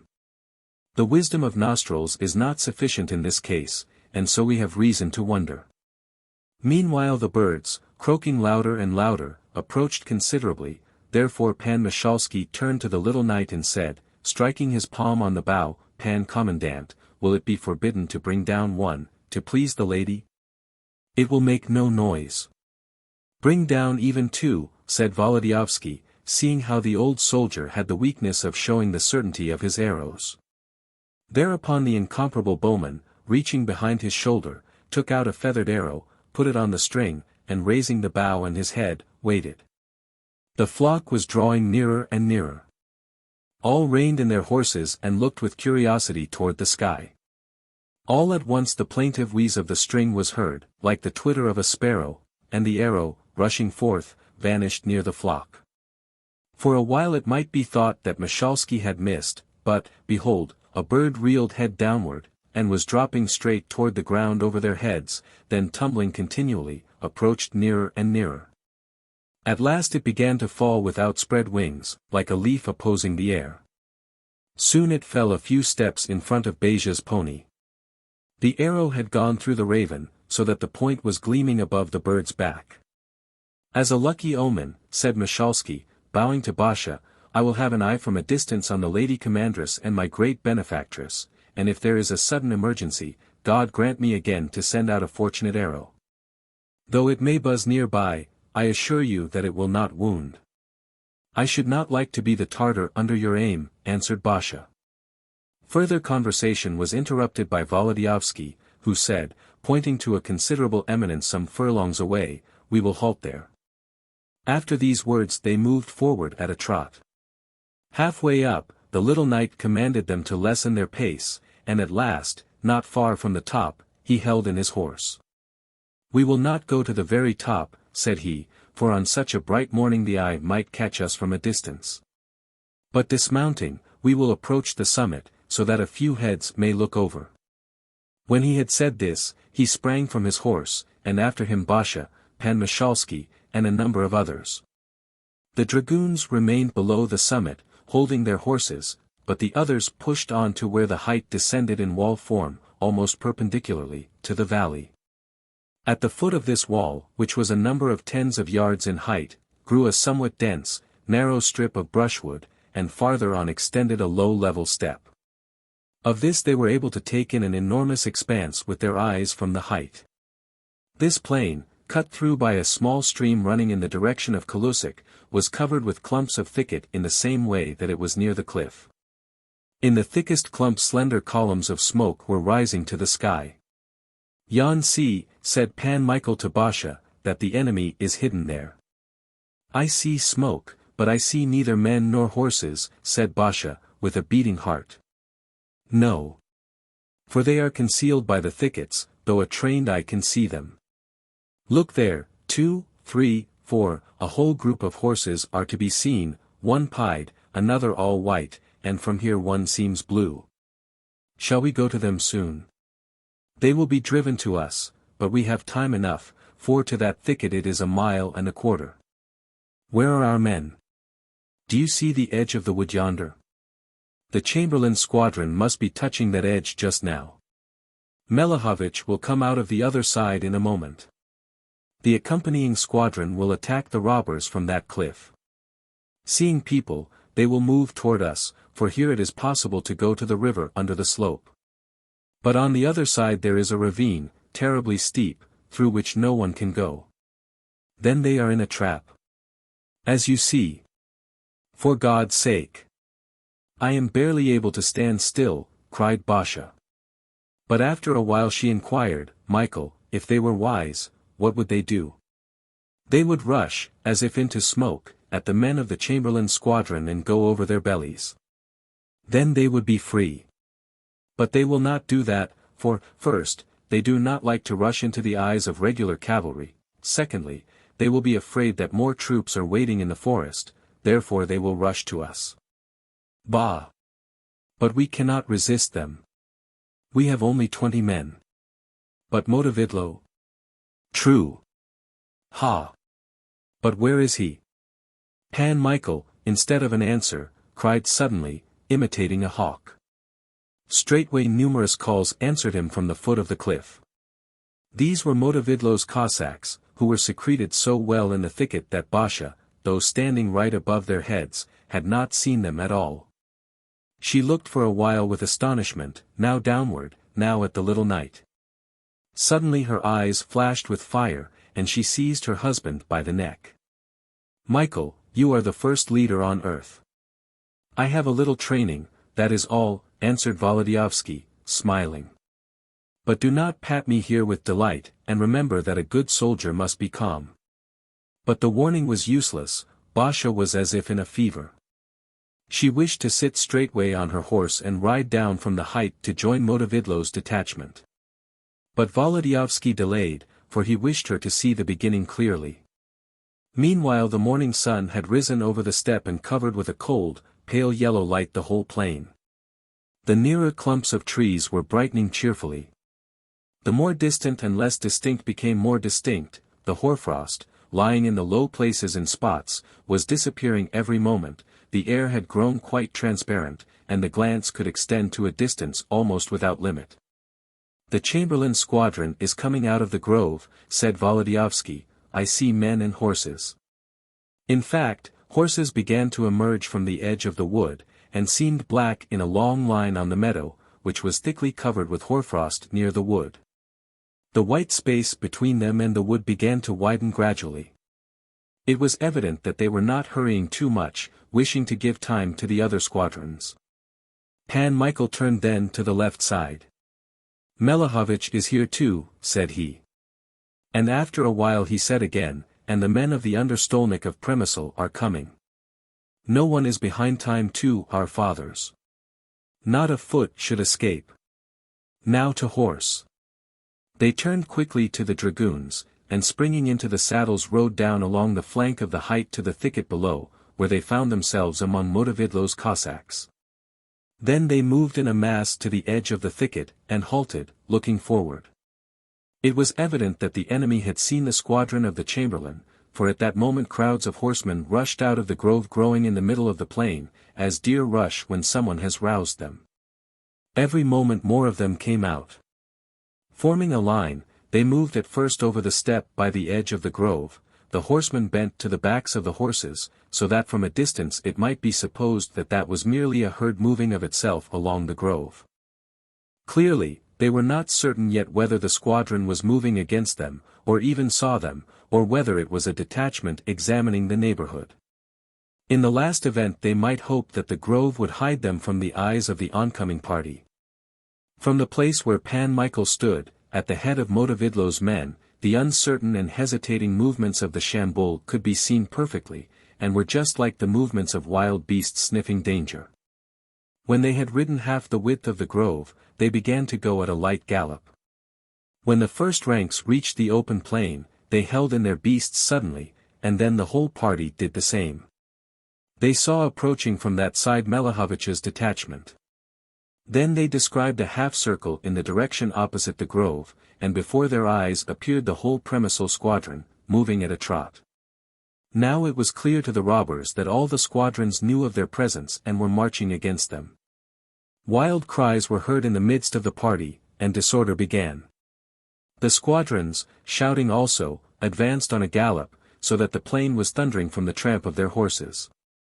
Seeing this, the robber Shambul extended in the form of a bench in the twinkle of an eye, and chased with what breath was in the breasts of their horses toward the elevation near which the little knight stood with Motovidlo and his men. The space between them began to decrease with astonishing rapidity. Basha grew somewhat pale from emotion at first, and her heart thumped more powerfully in her breast. But knowing that people were looking at her, and not noticing the least alarm on any face, she controlled herself quickly. Then the crowd, approaching like a whirlwind, occupied all her attention. She tightened the rein, grasped her saber more firmly, and the blood again flowed with great impulse from her heart to her face. "Good," said the little knight. She looked only at him. Her nostrils quivered, and she whispered, "Shall we move soon?" "There is time yet," answered Pan Michael. "But the others are chasing on, like a grey wolf who feels dogs behind him. Now not more than half a furlong divides them from the thicket. The outstretched heads of the horses are to be seen, with ears lying down, and over them Tartar faces, as if grown to the mane. They are nearer and nearer. Basha hears the snorting of the horses. And they, with bared teeth and staring eyes, show that they are going at such speed that their breath is stopping. Wołodyjowski gives a sign, and the Cossack muskets, standing hedge-like, incline toward the onrushing robbers. Fire! A roar, smoke, it was as if a whirlwind had struck a pile of chaff. In one twinkle of an eye the party flew apart in every direction, howling and shouting. With that the little knight pushed out of the thicket, and at the same time Melehovich's squadron, and that of the chamberlain, closing the circle, forced the scattered enemy to the center again in one group. The horde seek in vain to escape singly, in vain they circle around, they rush to the right, to the left, to the front, to the rear, the circle is closed up completely, the robbers come therefore more closely together in spite of themselves. Meanwhile the squadrons hurry up, and a horrible smashing begins. The ravagers understood that only he would escape with his life who could batter his way through. Hence they fell to defending themselves with rage and despair, though without order and each for himself independently. In the very beginning they covered the field thickly, so great was the fury of the shock. The soldiers, pressing them and urging their horses on in spite of the throng, hewed and thrust with that merciless and terrible skill which only a soldier by profession can have. The noise of pounding was heard above that circle of men, like the thumping of flails wielded by a multitude quickly on a threshing space. The horde were slashed and cut through their heads, shoulders, necks, and through the hands with which they covered their heads, they were beaten on every side unceasingly, without quarter or pity. They too struck, each with what he had, with daggers, with sabers, with slingshots, with horse skulls. Their horses, pushed to the center, rose on their haunches, or fell on their backs. Others, biting and whining, kicked at the throng, causing confusion unspeakable. After a short struggle in silence, a howl was torn from the breasts of the robbers, superior numbers were bending them, better weapons, greater skill. They understood that there was no rescue for them, that no man would leave there, not only with plunder, but with life. The soldiers, warming up gradually, pounded them with growing force. Some of the robbers sprang from their saddles, wishing to slip away between the legs of the horses. These were trampled with hoofs, and sometimes the soldiers turned from the fight and pierced the fugitives from above. Some fell on the ground, hoping that when the squadrons pushed toward the center, they, left beyond the circle, might escape by flight. In fact, the party decreased more and more, for every moment horses and men fell away. Seeing this, Azba Bey collected, as far as he was able, horses and men in a wedge, and threw himself with all his might on Motovidlo's Cossacks, wishing to break the ring at any cost. But they hurled him back, and then began a terrible slaughter. At that same time Melehovich, raging like a flame, split the party, and leaving the halves to 2 other squadrons, sprang himself on the shoulders of those who were fighting with the Cossacks. It is true that a part of the robbers escaped from the ring to the field through this movement and rushed apart over the plain, like a flock of leaves. But soldiers in the rear ranks who could not find access to the battle, through the narrowness of the combat, rushed after them straightway in 2s and 3s or singly. Those who were unable to break out went under the sword in spite of their passionate defense and fell near each other, like grain which harvesters are reaping from opposite sides. Basha moved on with the Cossacks, piping with a thin voice to give herself courage, for at the first moment it grew a little dark in her eyes, both from the speed and the mighty excitement. When she rushed up to the enemy, she saw before her at first only a dark, moving, surging mass. An overpowering desire to close her eyes altogether was bearing her away. She resisted the desire, it is true. Still she struck with her saber somewhat at random. Soon her daring overcame her confusion, she had clear vision at once. In front she saw heads of horses, behind them inflamed and wild faces, one of these gleamed right there before her. Basha gave a sweeping cut, and the face vanished as quickly as if it had been a phantom. That moment the calm voice of her husband came to her ears. Good. That voice gave her uncommon pleasure. She piped again more thinly, and began to extend disaster, and now with perfect presence of mind. Behold, again some terrible head, with flat nose and projecting cheekbones, is gnashing its teeth before her. Basha gives a blow at that one. Again a hand raises a slingshot. Basha strikes at that. She sees some face in a sheepskin, she thrusts at that. Then she strikes to the right, to the left, straight ahead. And whenever she cuts, a man flies to the ground, tearing the bridle from his horse. Basha wonders that it is so easy, but it is easy because on one side rides, stirrup to her stirrup, the little knight, and on the other Pan Motovidlo. The first looks carefully after her, and quenches a man as he would a candle, then with his keen blade he cuts off an arm together with its weapon. At times he thrusts his sword between Basha and the enemy, and the hostile saber flies upward as suddenly as would a winged bird. Pan Motovidlo, a phlegmatic soldier, guarded the other side of the meddlesome lady. And as an industrious gardener, going among trees, trims or breaks off dry branches, so he time after time brings down men to the bloody earth, fighting as coolly and calmly as if his mind were in another place. Both knew when to let Basha go forward alone, and when to anticipate or intercept her. There was watching over her from a distance still a third man, the incomparable archer, standing purposely at a distance, put every little while the butt of an arrow on the string, and sent an unerring messenger of death to the densest throng. But the pressure became so savage that Pan Michael commanded Basha to withdraw from the whirl with some men, especially as the half-wild horses of the horde began to bite and kick. Basha obeyed quickly. For although eagerness was bearing her away, and her valiant heart urged her to continue the struggle, her woman's nature was gaining the upper hand of her ardor. And in presence of that slaughter and blood, in the midst of howls, groans, and the agonies of the dying, in an atmosphere filled with the odor of flesh and sweat, she began to shudder. Withdrawing her horse slowly, she soon found herself behind the circle of combatants, hence Pan Michael and Pan Motovidlo, relieved from guarding her, were able to give perfect freedom at last to their soldierly wishes. Pan Mishalski, standing hitherto at a distance, approached Basha. "Your ladyship, my benefactress, fought really like a cavalier," said he. "A man not knowing that you were there might have thought that the Archangel Michael had come down to help our Cossacks, and was smiting the dog brothers. What an honor for them to perish under such a hand, which on this occasion let it not be forbidden me to kiss." So saying, Pan Mishalski seized Basha's hand and pressed it to his mustache. "Did you see? Did I do well, really?" inquired Basha, catching the air in her distended nostrils and her mouth. "A cat could not do better against rats. The heart rose in me at sight of you, as I love the Lord God. But you did well to withdraw from the fight, for toward the end there is more chance for an accident. My husband commanded me, and when leaving home, I promised to obey him at once. May my vow remain? No.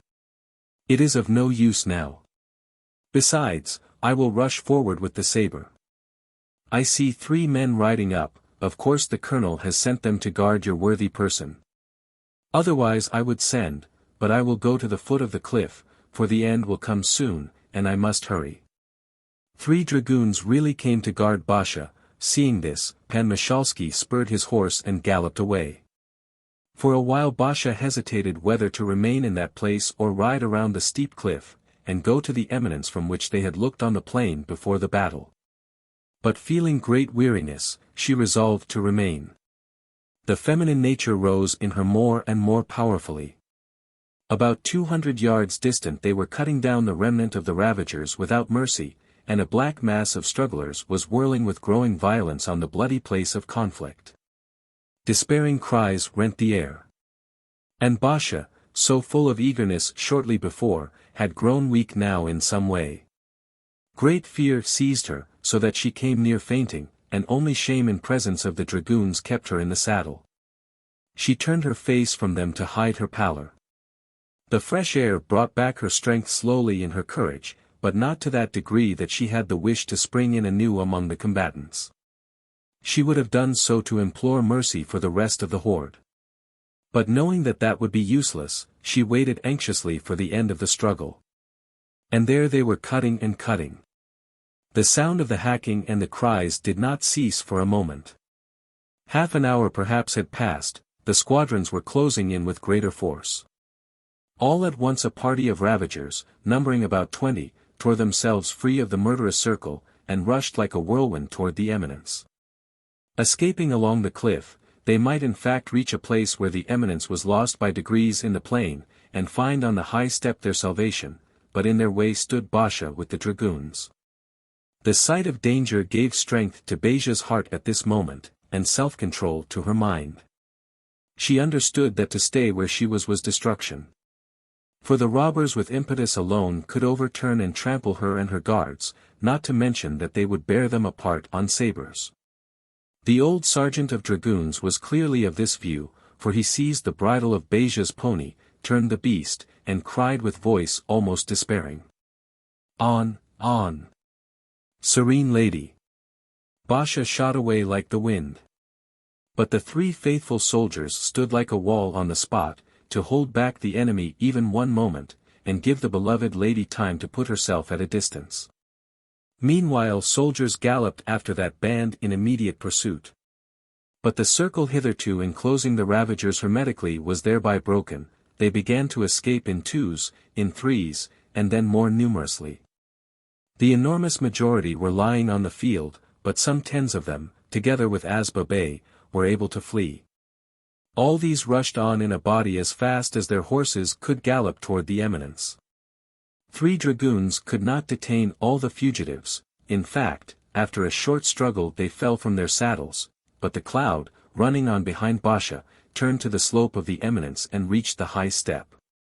The Polish squadrons in the front ranks and the nearer Lithuanian Tartars rushed with all speed some 10s of steps behind them.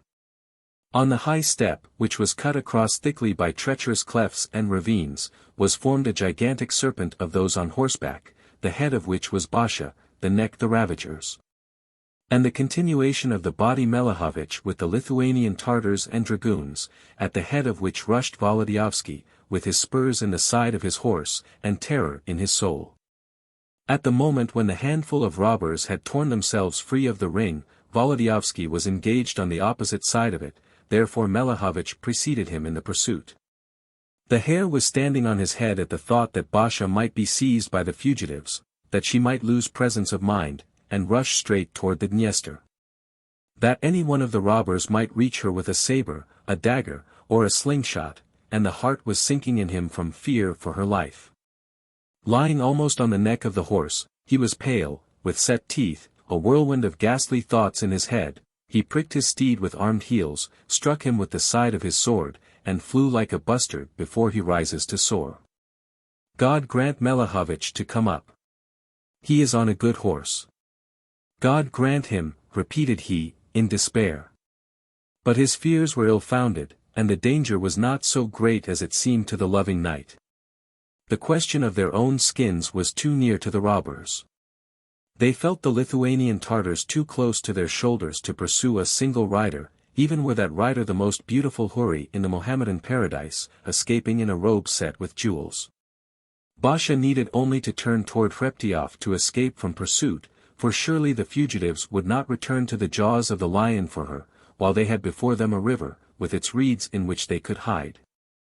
The Lithuanian Tartars had better horses, and Basha was sitting on a pony incomparably swifter than the ordinary shaggy beasts of the horde, which were enduring in flight, but not so swift as horses of high blood. Besides, she not only did not lose presence of mind, but her daring nature asserted itself with all force, and knightly blood played again in her veins.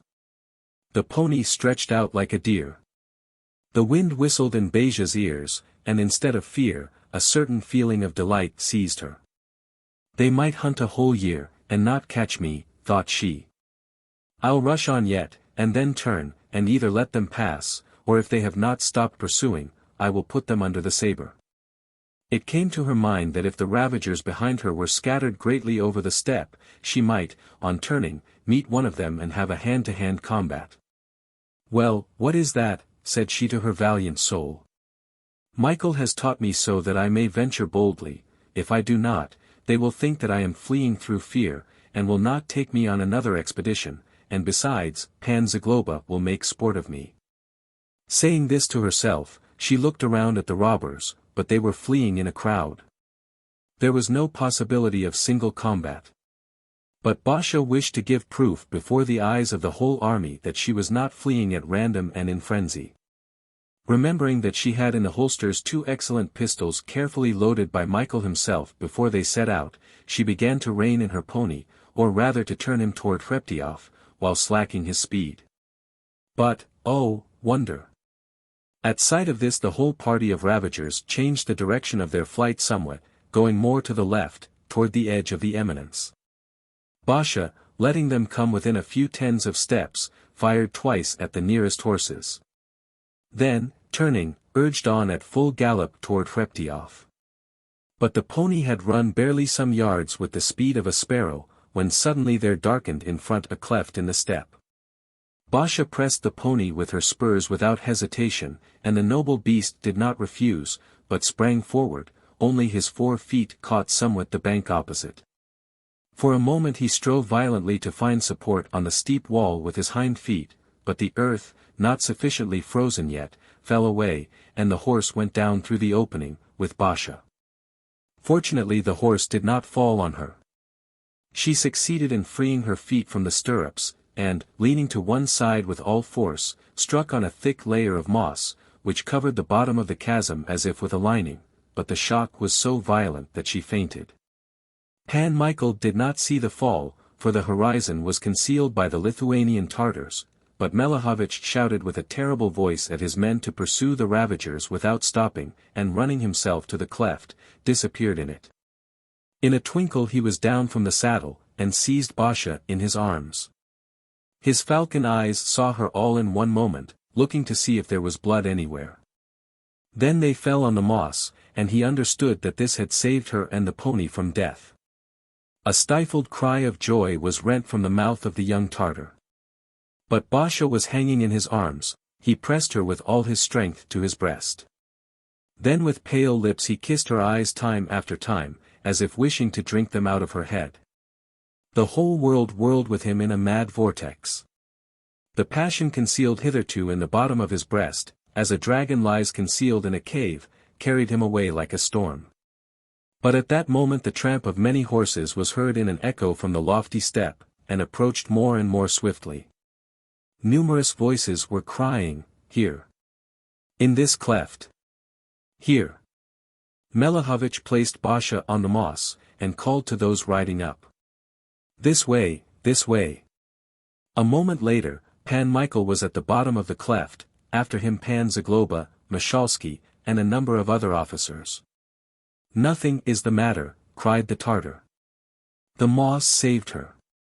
Pan Michael grasped his insensible wife by the hands, others ran for water, which was not near. Zagloba, seizing the temples of the unconscious woman, began to cry. Basha, Basha, dearest. Basha. Nothing is the matter with her, said Melehovich, pale as a corpse. Meanwhile Zagloba clapped his side, took a flask, poured Gorelka on his palm, and began to rub her temples. Then he put the flask to her lips. This acted evidently, for before the men returned with water, she had opened her eyes and began to catch for air, coughing meanwhile, for the Gorelka had burned the roof of her mouth and her throat. In a few moments she had recovered completely. Pan Michael, not regarding the presence of officers and soldiers, pressed her to his bosom, and covered her hands with kisses, saying, "Oh, my love, the soul came near leaving me. Has nothing hurt? Does nothing pain you?" "Nothing is the matter," said Basha. "Aha! I remember now that it grew dark in my eyes, for my horse slipped. But is the battle over?" "It is. Azba Bey is killed. We will go home at once, for I am afraid that fatigue may overcome you." "I feel no fatigue whatever." Then, looking quickly at those present, she distended her nostrils, and said, "But do not think, gentlemen, that I fled through fear. Oh ho! I did not even dream of it. As I love Michael, I galloped ahead of them only for sport, and then I fired my pistols. A horse was struck by those shots, and we took one robber alive," put in Melehovich. "And what?" asked Basha. "Such an accident may happen anyone in galloping, is it not true? No experience will save one from that, for a horse will slip sometimes." "Ha! It is well that you watched me, gentlemen, for I might have lain here a long time. Pan Melehovich saw you first, and first saved you, for we were galloping behind him," said Wołodyjowski. Basha, hearing this, turned to Melehovich and reached her hand to him. "I thank you for good offices." He made no answer, only pressed the hand to his mouth, and then embraced with submission her feet, like a peasant. Meanwhile more of the squadron assembled at the edge of the cleft. Pan Michael simply gave orders to Melehovich to form a circle around the few robbers who had hidden from pursuit, and then started for Hreptyoff. On the road Basha saw the field of battle once more from the height. The bodies of men and horses lay in places in piles, in places singly. Through the blue sky flocks of ravens were approaching more and more numerously, with great cawing, and coming down at a distance, waited till the soldiers, still going about on the plain, should depart. "Here are the soldiers' gravediggers," said Zagloba, pointing at the birds with his saber. "Let us only go away, and wolves will come too, with their orchestra, and will ring with their teeth over these dead men. This is a notable victory, though gained over such a vile enemy. For that Azba has ravaged here and there for a number of years. Commandants have hunted him like a wolf, always in vain, till at last he met Michael, and the black hour came on him. Is Azba Bey killed? Melehovich overtook him first. And I tell you if he did not cut him over the ear. The saber went to his teeth. Melehovich is a good soldier," said Basha. Here she turned to Zagloba, "And have you done much?" "I did not chirp like a cricket, nor jump like a flea, for I leave such amusement to insects. But if I did not, men did not look for me among moss, like mushrooms, no one pulled my nose, and no one touched my face.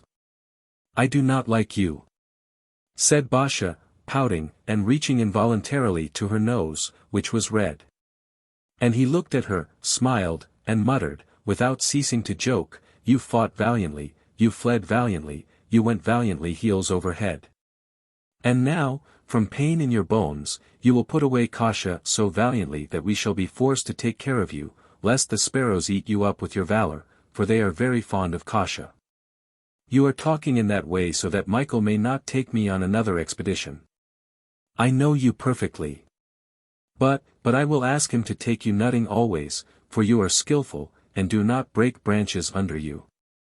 My God, that is gratitude to me. And who persuaded Michael to let you go? I reproach myself now severely, especially since you pay me so for my devotion. Wait. You will cut stalks now on the square at Hreptyoff with a wooden sword. Here is an expedition for you. Another woman would hug the old man, but this scolding Satan frightens me first and threatens me afterward. Basha, without hesitating long, embraced Zagloba. He was greatly delighted, and said, "Well, well. I must confess that you helped somewhat to the victory of today, for the soldiers, since each wished to exhibit himself, fought with terrible fury." "As true as I live," cried Pan Mishalski, "a man is not sorry to die when such eyes are upon him." "Vivat Our Lady," cried Pan Yenishinietz. "Vivat," cried 100 voices. "God give her health." Here Zagloba inclined toward her and muttered, after faintness. And they rode forward joyously, shouting, certain of a feast in the evening. The weather became wonderful. The trumpeters played in the squadrons, the drummers beat their drums, and all entered Hreptyoff with an uproar. Chapter 28. Beyond every expectation, the Wołodyjowskis found guests at the fortalice. Pan Bogusz had come. He had determined to fix his residence at Hreptyoff for some months, so as to treat through Melehovich with the Tartar captains Alexandrovich, Moravsky, Tverovsky, Krachinsky, and others, either of the Lithuanian or Ukraine Tartars, who had gone to the service of the Sultan. Pan Bogusz was accompanied also by old Pan Novoveski and his daughter Eva, and by Pani Bosky, a sedate person, with her daughter, Panna Zozia, who was young yet, and very beautiful. The sight of ladies in the wilderness and in wild Hreptyoff delighted, but still more astonished, the soldiers. The guests, too, were surprised at sight of the commandant and his wife. For the first, judging from his extended and terrible fame, they imagined to be some kind of giant, who by his very look would terrify people, his wife as a giantess with brows ever frowning and a rude voice. Meanwhile they saw before them a little soldier, with a kindly and friendly face, and also a tiny woman, rosy as a doll, who, in her broad trousers and with her saber, seemed more like a beautiful boy than a grown person. None the less did the hosts receive their visitors with open arms. Basha kissed heartily, before presentation, the 3 women. When they told who they were, and whence they had come, she said, "I should rejoice to bend the heavens for you, ladies, and for you, gentlemen. I am awfully glad to see you. It is well that no misfortune has met you on the road, for in our desert, you see, such a thing is not difficult, but this very day we have cut the ravagers to pieces." Seeing then that Pani Bosky was looking at her with increasing astonishment, she struck her saber, and added with great boastfulness, "Ah, but I was in the fight. Of course I was. That's the way with us. For God's sake, permit me, ladies, to go out and put on clothing proper to my sex, and wash my hands from blood a little, for I am coming from a terrible battle. Oh, if we hadn't cut down Asba today, perhaps you ladies would not have arrived without accident at Hreptyoff. I will return in a moment, and Michael will be at your service meanwhile." She vanished through the door. And then the little knight, who had greeted Pan Novoveski already, pushed up to Pani Bosky. "God has given me such a wife," said he to her, "that she is not only a loving companion in the house, but can be a valiant comrade in the field. Now, at her command I offer my services to your ladyship." "May God bless her in everything," answered Pani Bosky, "as he has blessed her in beauty. I am Antonia Bosky. I have not come to exact services from your grace, but to beg on my knees for aid and rescue in misfortune. Zozia, kneel down here too before the knight, for if he cannot help us, no man can." Pani Bosky fell on her knees then, and the comely Zozia followed her example. Both, shedding ardent tears, began to cry, "Save us, knight! Have pity on orphans!" A crowd of officers, made curious, drew near on seeing the kneeling women, and especially because the sight of the comely Zozia attracted them. The little knight, greatly confused, raised Pani Bosky, and seated her on a bench. "In God's name," asked he, "what are you doing? I should kneel first before a worthy woman. Tell, your ladyship, in what I can render assistance, and as God is in heaven, I will not delay. He will do what he promises. I, on my part, offer myself. Zagloba sum. It is enough for you to know that, said the old warrior, moved by the tears of the women. Then Pani Boski beckoned to Zofia. She took quickly from her bosom a letter, which she gave to the little knight. He looked at the letter and said, "From the hetman." Then he broke the seal and began to read. Very dear and beloved Wołodyjowski. I send from the road to you, through Pan Bogusz, my sincere love and instructions, which Pan Bogusz will communicate to you personally. I have barely recovered from fatigues in Yavorov, when immediately another affair comes up. This affair is very near my heart, because of the affection which I bear soldiers, whom if I forgot, the Lord God would forget me. Pan Boski, a cavalier of great honor and a dear comrade, was taken by the horde some years since, near Kamenets. I have given shelter to his wife and daughter in Yavorov, but their hearts are weeping, one for a husband, the other for a father. I wrote through Piotrovich to Pan Zlotnitsky, our resident in the Crimea, to look for Pan Boski everywhere. They found him, it seems, but the Tartars hid him afterward, therefore he could not be given up with other prisoners, and doubtless is rowing in a galley to this time. The women, despairing and hopeless, have ceased to importune me. But I, on returning recently, and seeing their unappeased sorrow, could not refrain from attempting some rescue. You are near the place, and have concluded, as I know, brotherhood with many Mirzas. I send the ladies to you, therefore, and do you give them aid.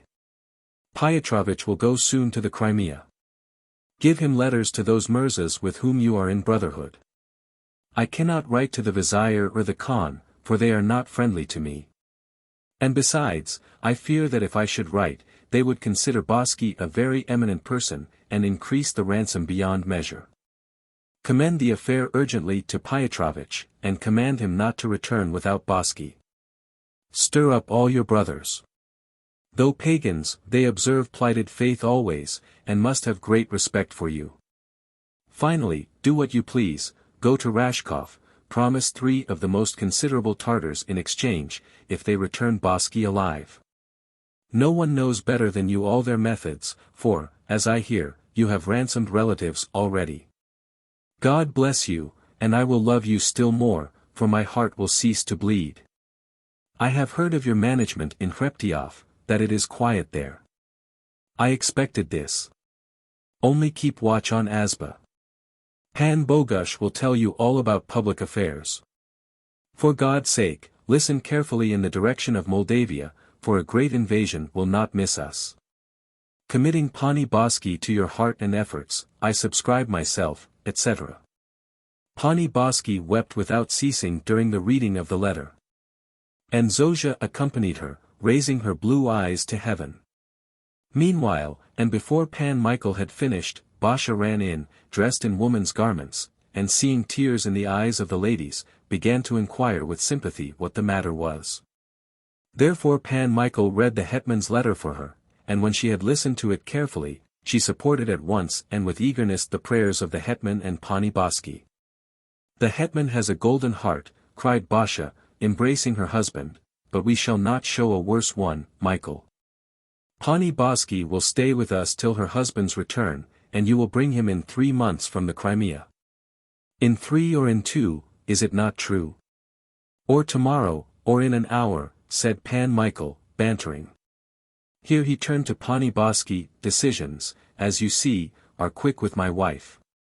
May God bless her for that, said Pani Boski.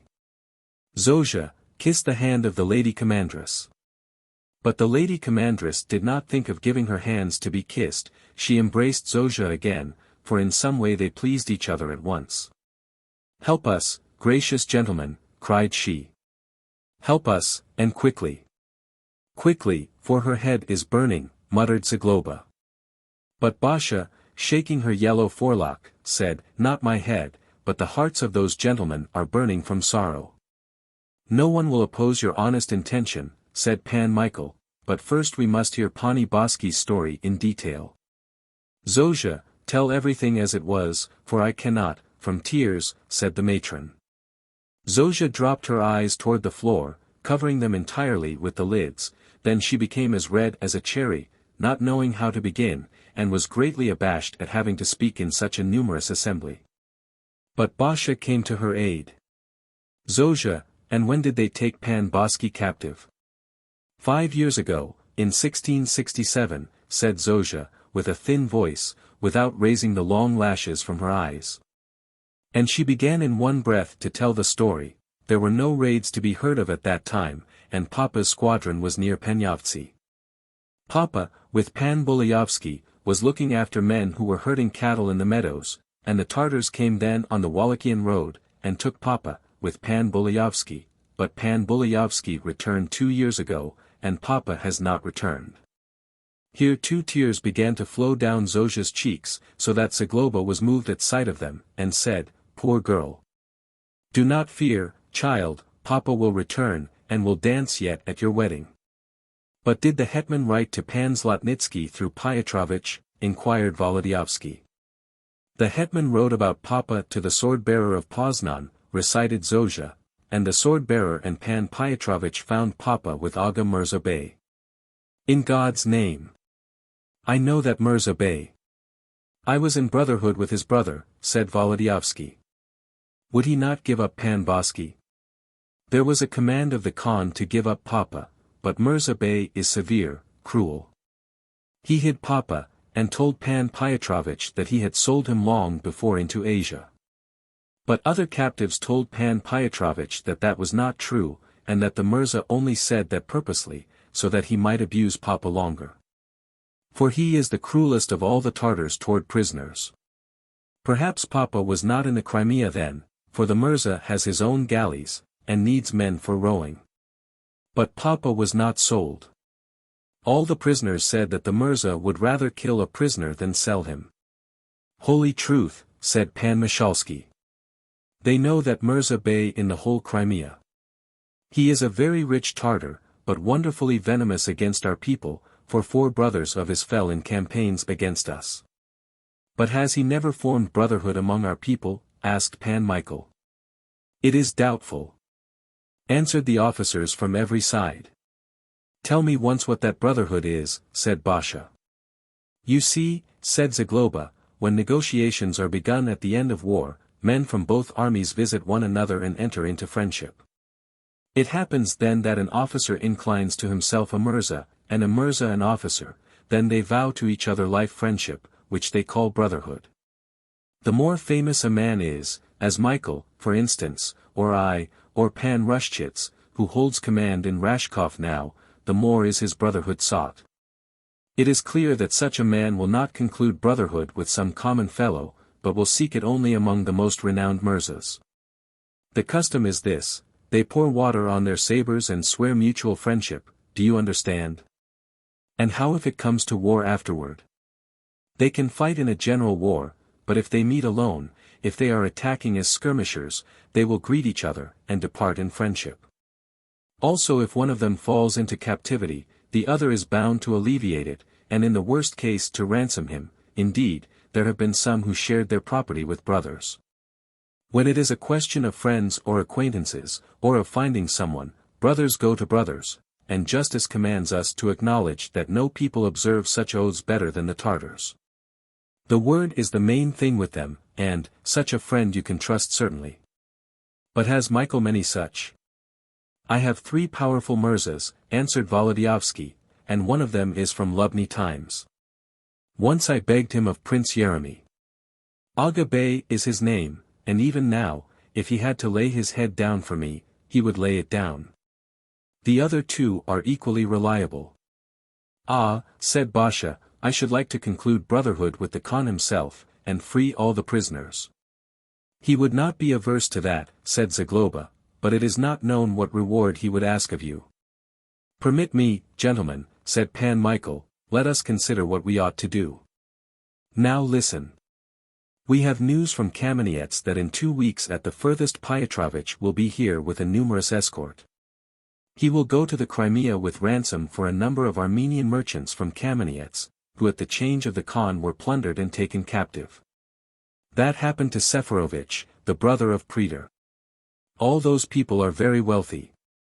They will not spare money, and Pietrovitch will go well provided. No danger threatens him. For, first, winter is near, and it is not the time for chambuls, and, secondly, with him are going Navarag, the delegate of the Patriarch of Ekmidzin, and the 2 Anadrats from Kaffa, who have a safe conduct from the young Khan. I will give letters to Pietrovitch to the residents of the Commonwealth and to my brothers. Besides, it is known to you, gentlemen, that Pan Rushchitz, the commandant at Rashkov, has relatives in the horde, who, taken captive in childhood, have become thoroughly Tartar, and have risen to dignities. All these will move earth and heaven, will try negotiations. In case of stubbornness on the part of the Mirza, they will rouse the Khan himself against him, or perhaps they will twist the Mirza's head somewhere in secret. I hope, therefore, that if, which God grant, Pan Bosky is alive, I shall get him in a couple of months without fail, as the hetman commands, and my immediate superior here present. At this Pan Michael bowed to his wife. His immediate superior sprang to embrace the little knight the second time. Pani and Panna Bosky clasped their hands, thanking God, who had permitted them to meet such kindly people. Both became notably cheerful, therefore. If the old Khan were alive, said Pan Yenashinets, all would go more smoothly, for he was greatly devoted to us, and of the young one they say the opposite. In fact, those Armenian merchants for whom Pan Pietrovitch is to go, were imprisoned in Baghchisarai itself during the time of the young Khan, and probably at his command.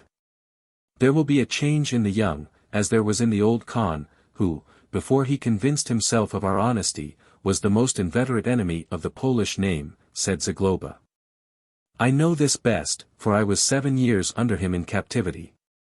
Let the sight of me give comfort to your ladyship, continued he, taking a seat near Pani Bosky. 7 years is no joke.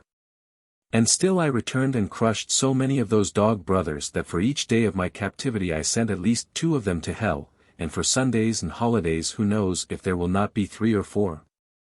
Ha! 7 years. Repeated Pani Bosky, with a sigh. May I die if I add a day. 7 years in the very palace of the Khan, confirmed Zagloba, blinking mysteriously. And you must know that that young Khan is my, here he whispered something in the ear of Pani Bosky, burst into a loud ha, ha, ha, and began to stroke his knees with his palms. Finally he slapped Pani Bosky's knees, and said, they were good times, were they not? In youth every man you met was an enemy, and every day a new prank, ha. The sedate matron became greatly confused, and pushed back somewhat from the jovial knight. The younger women dropped their eyes, divining easily that the pranks of which Pan Zagloba was talking must be something opposed to their native modesty, especially since the soldiers burst into loud laughter. It will be needful to send to Pan Rushchitz at once, said Basha, so that Pan Pietrovitch may find the letters ready in Rashkov. Hasten with the whole affair, added Pan Bogush, while it is winter, for, first, no chambuls come out, and roads are safe, secondly, in the spring God knows what may happen. Has the hetman news from Tsargrad? Inquired Wołodyjowski. He has. And of this we must talk apart. It is necessary to finish quickly with those captains. When will Melehovich come back? For much depends on him. He has only to destroy the rest of the ravagers, and afterward bury the dead. He ought to return today or tomorrow morning. I commanded him to bury only our men, not Asba's, for winter is at hand, and there is no danger of infection. Besides, the wolves will clear them away. The hetman asks, said Pan Bogush, that Melehovich should have no hindrance in his work, as often as he wishes to go to Rashkov, let him go. The hetman asks, too, to trust him in everything, for he is certain of his devotion. He is a great soldier, and may do us much good. Let him go to Rashkov and whithersoever he pleases, said the little knight. Since we have destroyed Asba, I have no urgent need of him. No large band will appear now till the first grass. Is Asba cut to pieces then? Inquired Novoveski.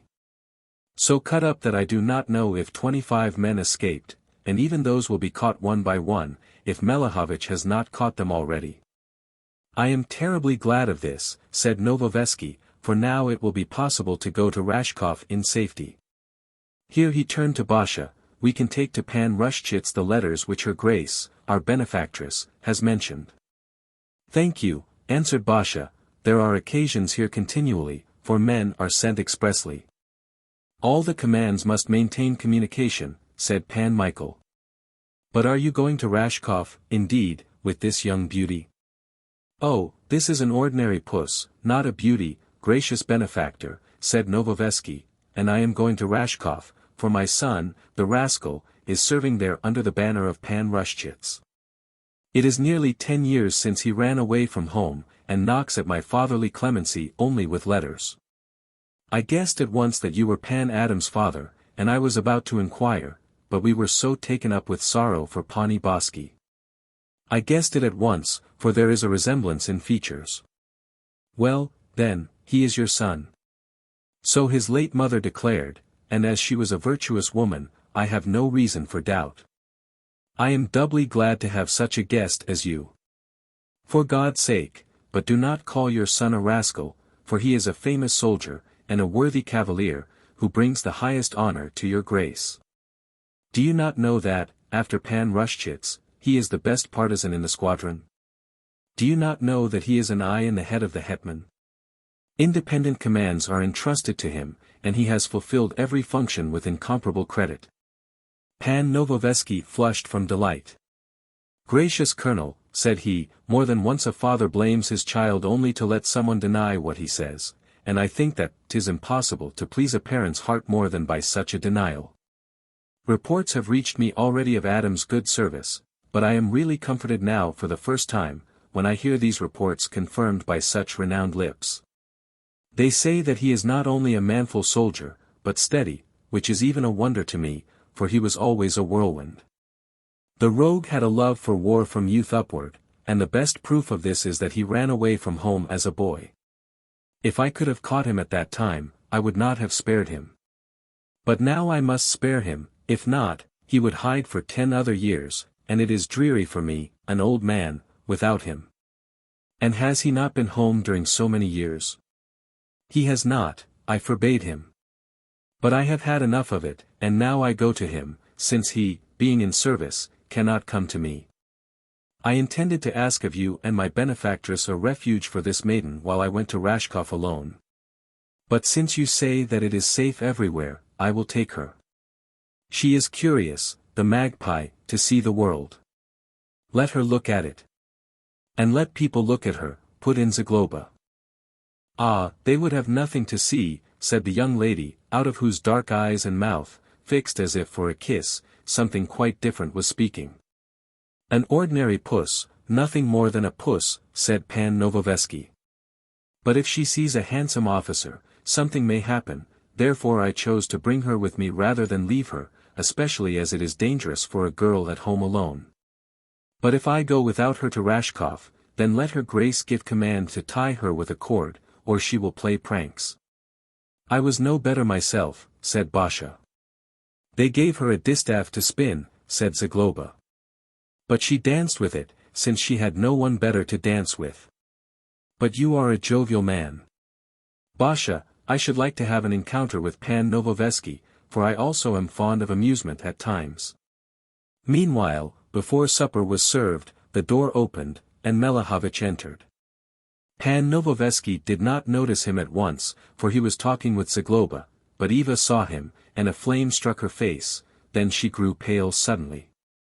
Pan Commandant, said Melehovich to Pan Michael, according to order, those men were caught. Well, where are they? According to order, I had them hanged. Well done. And have your men returned? A part remained to bury the bodies. The rest are with me. At this moment Pan Novoveski raised his head, and great astonishment was reflected on his face. In God's name, what do I see? Cried he. Then he rose, went straight to Melehovich, and said, Asya. And what art thou doing here, ruffian?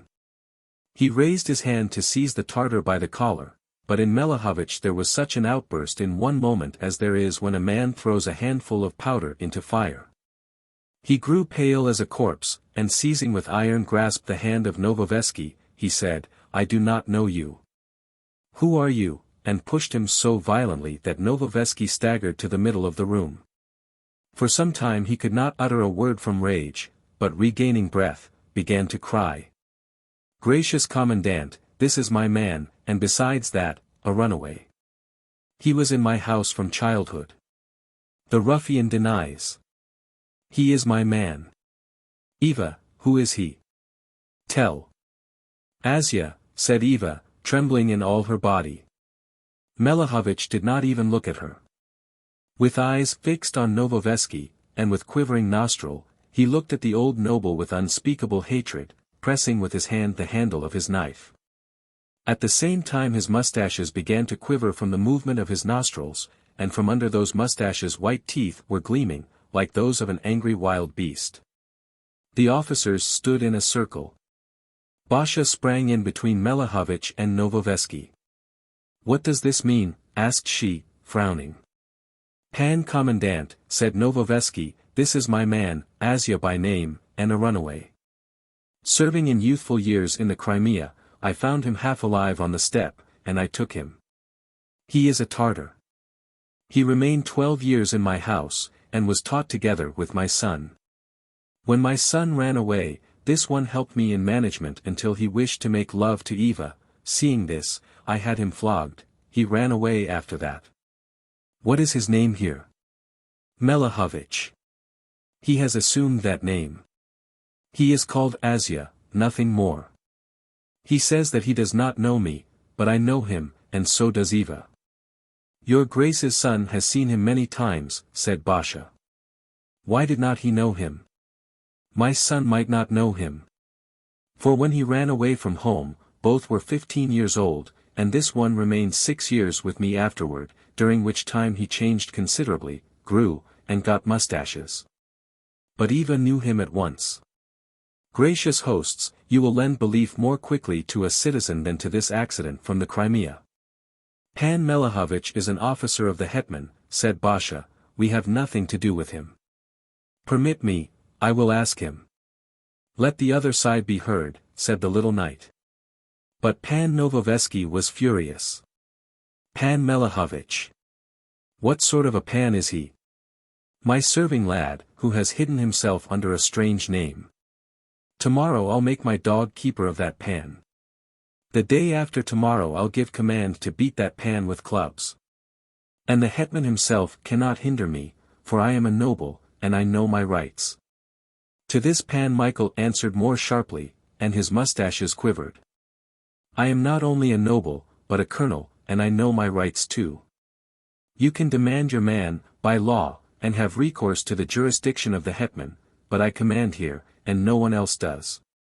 Pan Novoveski moderated at once, remembering that he was talking, not only to a commandant, but to his own son's superior, and besides the most noted knight in the Commonwealth. "Pan Colonel," said he, in a milder tone, "I will not take him against the will of your grace, but I bring forward my rights, and I beg you to believe me." "Melehovich, what do you say to this?" asked Wołodyjowski. The Tartar fixed his eyes on the floor, and was silent. "That your name is Asya we all know," added Pan Michael. "There are other proofs to seek," said Novoveski. "If he is my man, he has fish tattooed in blue on his breast." Hearing this, Pan Yenashinets opened his eyes widely in his mouth, then he seized himself by the head, and cried, "Asya, Tugaybayevich." All eyes were turned on him. He trembled throughout his whole body, as if all his wounds were reopened, and he repeated, "That is my captive. That is Tugay Bey's son. As God lives, it is he." But the young Tartar raised his head proudly, cast his wildcat glance on the assembly, and pulling open suddenly the clothes on his bosom, said, "Here are the fish tattooed in blue. I am the son of Tugay Bey." Chapter 29. All were silent, so great was the impression which the name of the terrible warrior had made. Tugay Bey was the man who, in company with the dreadful Melnitsky, had shaken the entire Commonwealth. He had shed a whole sea of Polish blood, he had trampled the Ukraine, Volhynia, Podolia, and the lands of Galicia with the hoofs of horses. Had destroyed castles and towns, had visited villages with fire, had taken tens of thousands of people captive. The son of such a man was now there before the assembly in the stanitsa of Hreptyoff, and said to the eyes of people, I have blue fish on my breast, I am Asya, bone of the bone of Tugay Bey. But such was the honor among people of that time for famous blood that in spite of the terror which the name of the celebrated Mirza must have called forth in the soul of each soldier, Melehovich increased in their eyes as if he had taken on himself the whole greatness of his father. They looked on him with wonderment, especially the women, for whom every mystery becomes the highest charm. He too, as if he had increased in his own eyes through his confession, grew haughty. He did not drop his head a whit, but said in conclusion, That noble, here he pointed at Novoveski, says I am his man. But this is my reply to him, my father mounted his steed from the backs of men better than you. He says truly also that I was with him, for I was, and under his rods my back streamed with blood, which I shall not forget, so help me God. I took the name of Melehovich to escape his pursuit. But now, though I might have gone to the Crimea, I am serving this fatherland with my blood and health, and I am under no one but the hetman. My father was a relative of the Khan, and in the Crimea wealth and luxury were waiting for me, but I remained here in contempt, for I love this fatherland, I love the hetman, and I love those who have never disdained me. When he had said this, he bowed to Wołodyjowski, bowed so low before Basha that his head almost touched her knees, then, without looking on anyone again, he took his saber under his arm, and walked out. For a time yet silence continued. Zagloba spoke first. Ha! Where is Pan Snitko? But I said that a wolf was looking out of the eyes of that Asya, and he is the son of a wolf. The son of a lion, said Wołodyjowski, and who knows if he hasn't taken after his father. As God lives, gentlemen, did you notice how his teeth glittered, just like those of old Tugay when he was in anger, said Pan Michalski. By that alone I should have known him, for I saw old Tugay often. Not so often as I, said Zagloba.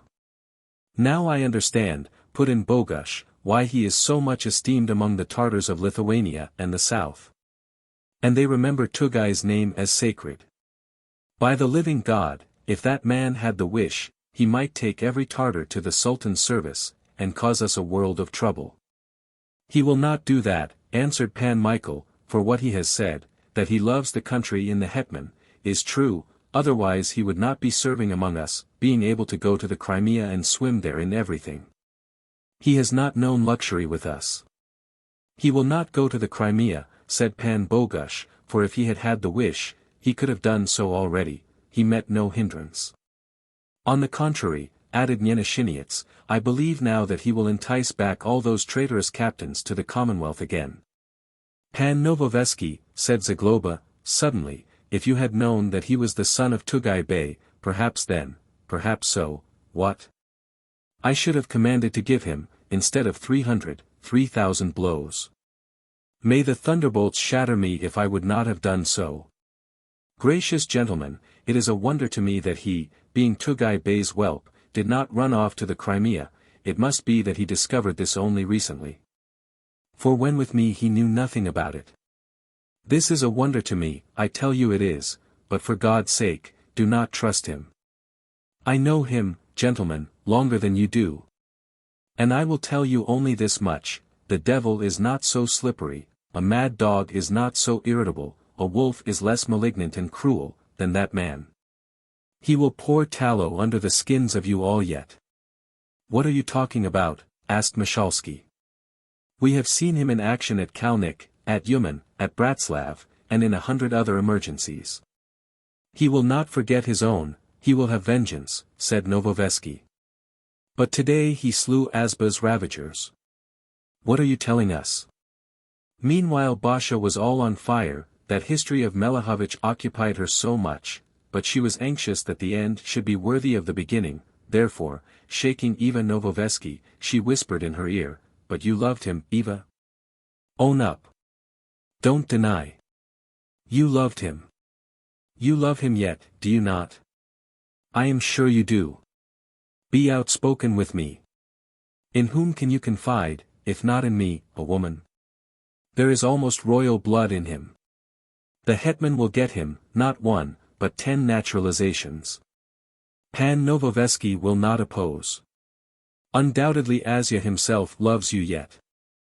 I know already, I know. Never fear.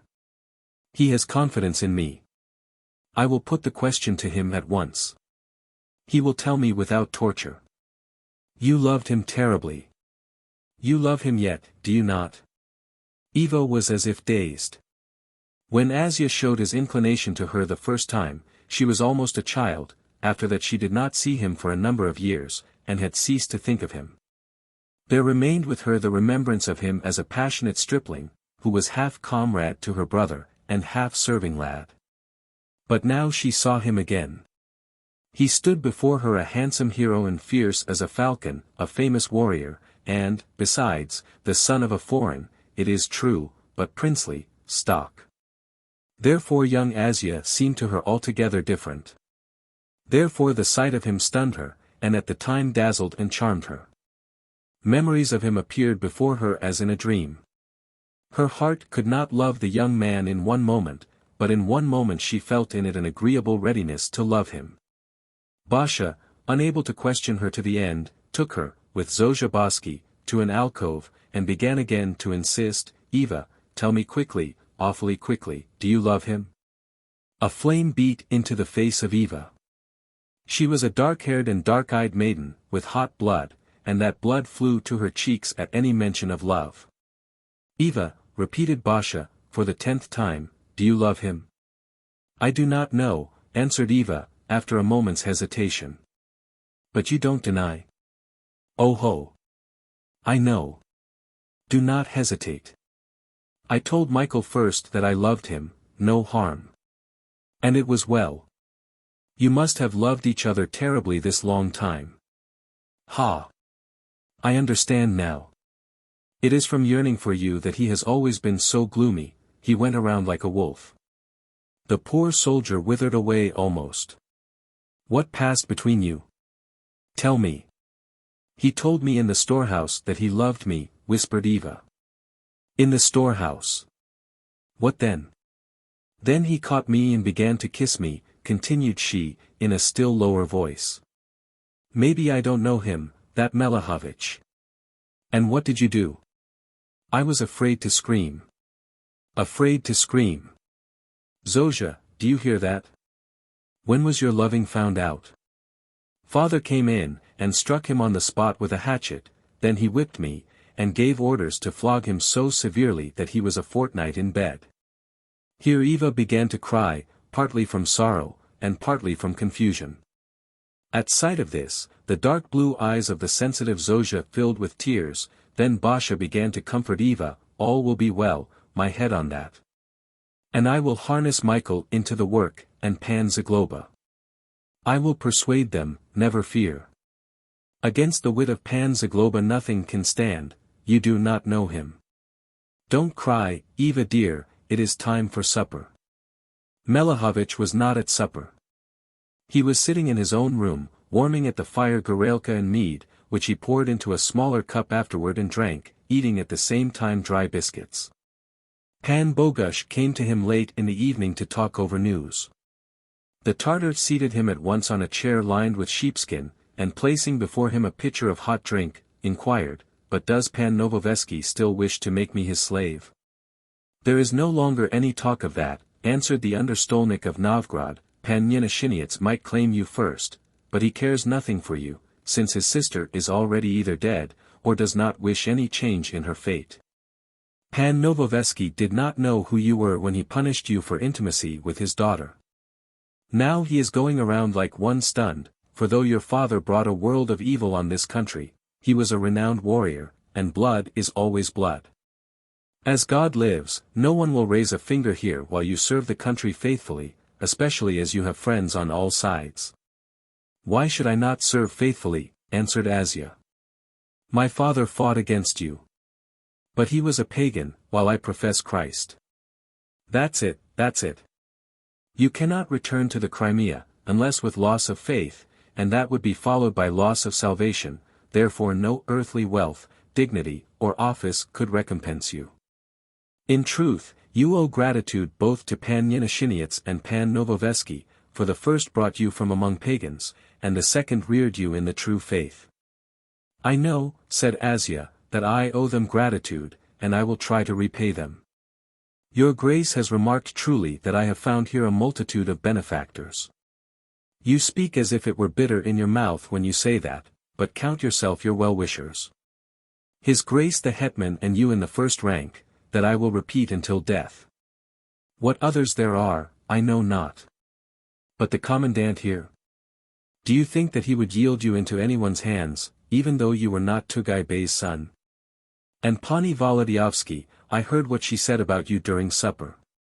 Even before, when Novoveski recognized you, she took your part. Pan Wołodyjowski would do everything for her, for he does not see the world beyond her.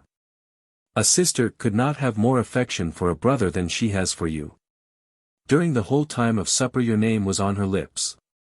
The young Tartar bent his head suddenly, and began to blow into the cup of hot drink. When he put out his somewhat blue lips to blow, his face became so Tartar-like that Pan Bogusz said, "As God is true, how entirely like Tugay Bey you were this moment passes imagination. I knew him perfectly. I saw him in the palace of the Khan and on the field, I went to his encampment it is small to say 20 times. May God bless the just, and the plague choke evildoers," said Asia. To the health of the hetman. Pan Bogusz drank, and said, "Health and long years.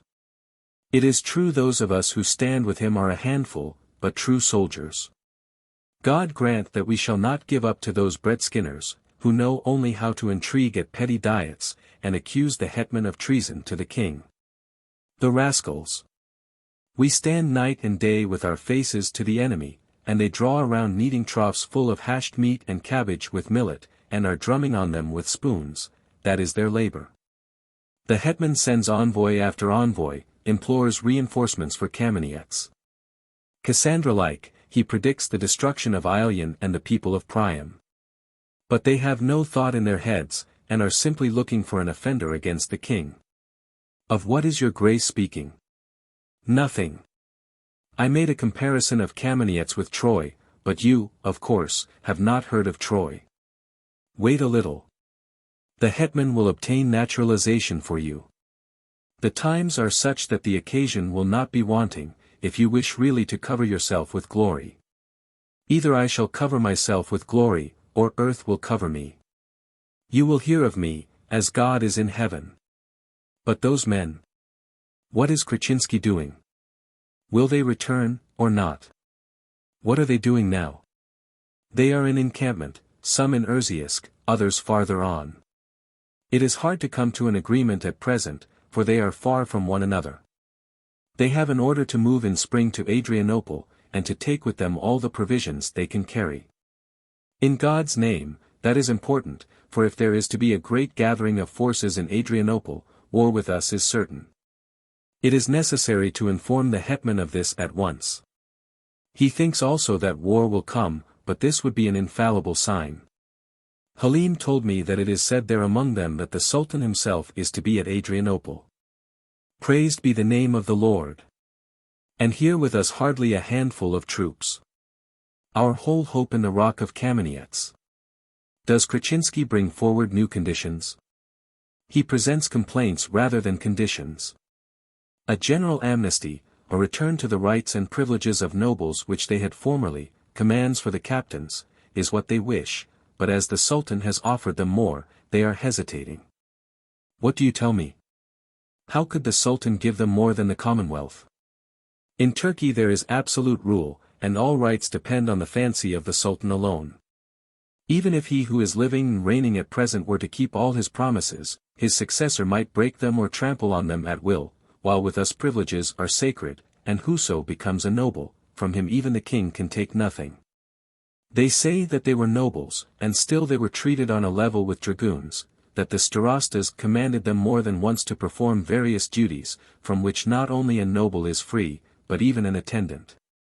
But if the hetman promises them, no one doubts the high mind of the hetman, and all love him in their hearts secretly, but they think thus to themselves, the crowd of nobles will shout down the hetman as a traitor. At the king's court they hate him, a confederacy threatens him with impeachment. How can he do anything?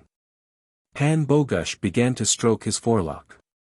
Well, what? They know not themselves what to do. And will they remain with the Sultan? No. But who will command them to return to the Commonwealth? I. How is that? I am the son of Tugay Bey. My Asya, said Pan Bogusz, after a while, I do not deny that they may be in love with your blood and the glory of Tugay Bey, though they are our Tartars, and Tugay Bey was our enemy.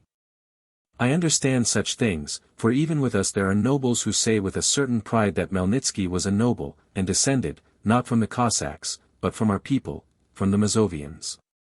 Well, though such a rascal that in hell a worse is not to be found, they are glad to recognize him, because he was a renowned warrior. Such is the nature of man.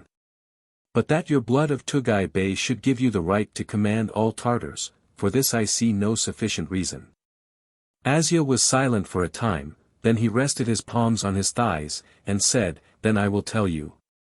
Krachinsky and other Tartars obey me. For besides this, that they are simple Tartars and I a prince, there are resources and power in me. But neither you know them, nor does the hetman himself know them. What resources, what power? I do not know how to tell you, answered Asya, in Russian. But why am I ready to do things that another would not dare? Why have I thought of that of which another would not have thought? What do you say? Of what have you thought? I have thought of this, that if the hetman would give me the will and the right, I would bring back, not merely the captains, but would put half the horde in the service of the hetman. Is there little vacant land in the Ukraine and the wilderness? Let the hetman only announce that if a Tartar comes to the Commonwealth he will be a noble, will not be oppressed in his faith, and will serve in a squadron of his own people, that all will have their own hetman, as the Cossacks have. And my head for it, the whole Ukraine will be swarming soon. The Lithuanian Tartars will come, they will come from the south, they will come from Dobruja and Belgrade, they will come from the Crimea, they will drive their flocks, and bring their wives and children in wagons. Do not shake your head, your grace, they will come. As those came long ago who served the Commonwealth faithfully for generations. In the Crimea and everywhere the Khan and the Mirzas oppress the people. But in the Ukraine they will have their sabers, and take the field under their own hetman. I swear to you that they will come, for they suffer from hunger there from time to time. Now, if it is announced among the villages that I, by the authority of the hetman, call them, that Tugay Bey's son calls, thousands will come here. Pan Bogusz seized his own head, by the wounds of God, Asya, whence did such thoughts come to you? What would there be? There would be in the Ukraine a Tartar nation, as there is a Cossack. You have granted privileges to the Cossacks, and a hetman. Why should you not grant them to us? You ask what there would be.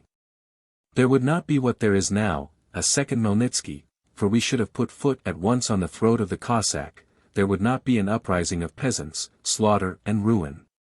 There would be no Doroshenko, for let him but rise, and I should be the first to bring him on a halter to the feet of the hetman. And should the Turkish power think to move against us, we would beat the Sultan. Were the Khan to threaten raids, we would beat the Khan. Is it so long since the Lithuanian Tartars, and those of Podolia, did the like, though remaining in the Mohammedan faith?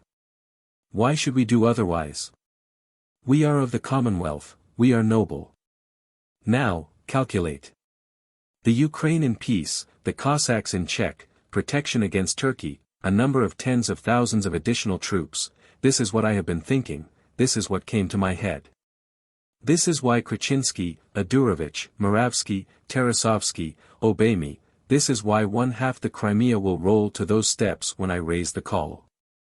Pan Bogusz was as much astonished and weighed down by the words of Asya as if the walls of that room in which they were sitting had opened on a sudden, and new, unknown regions had appeared to his eyes. For a long time he could not utter a word, and merely gazed on the young Tartar, but Asya began to walk with great strides up and down in the room. At last he said, "Without me this cannot be done, for I am the son of Tugay Bey. And from the Dnieper to the Danube there is no greater name among the Tartars." After a while he added, "What are Krachinsky, Tarasovsky, and others to me?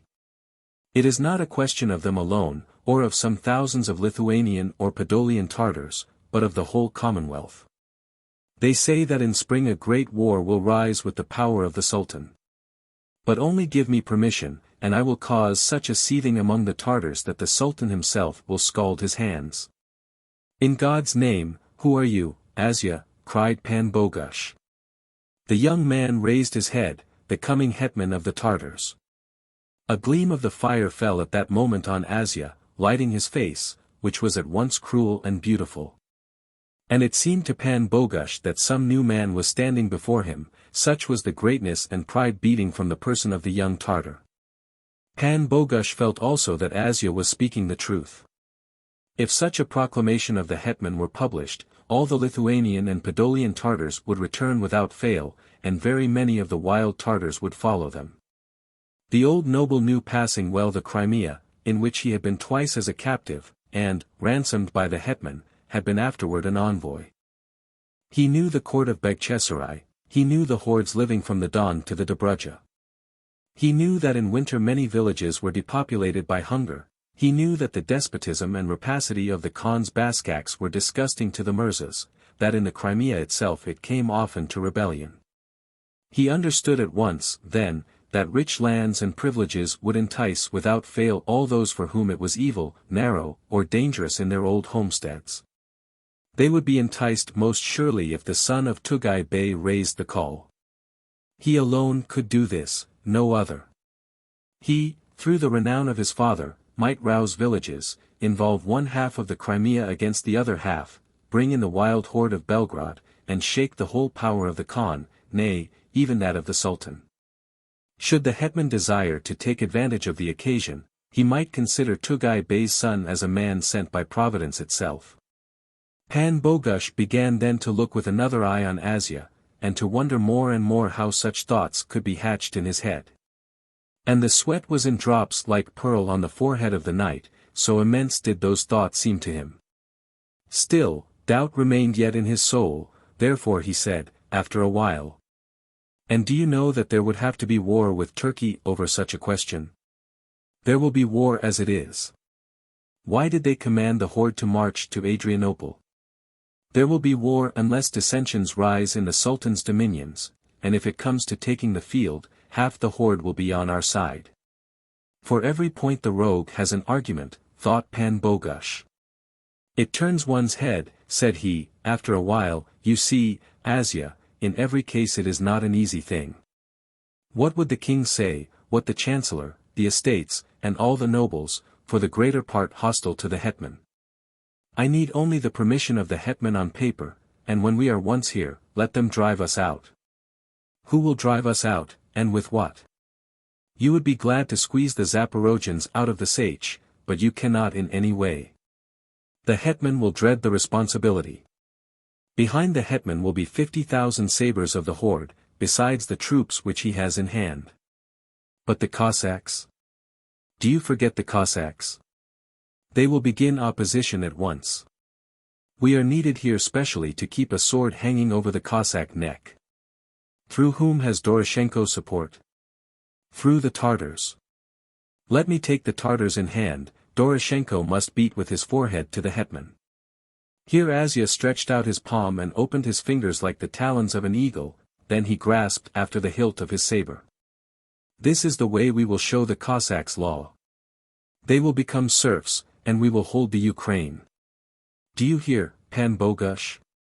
You think that I am a small man, but I am not so small as it seems to Novovesky, the commandant of this place, and you, Pan Bogush. Behold, I have been thinking over this day and night, till I have grown thin, till my face is sunken. Look at it, your grace, it has grown black. But what I have thought out, I have thought out well. And therefore I tell you that in me there are resources and power. You see yourself that these are great things. Go to the hetman, but go quickly. Lay the question before him. Let him give me a letter touching this matter, and I shall not care about the estates.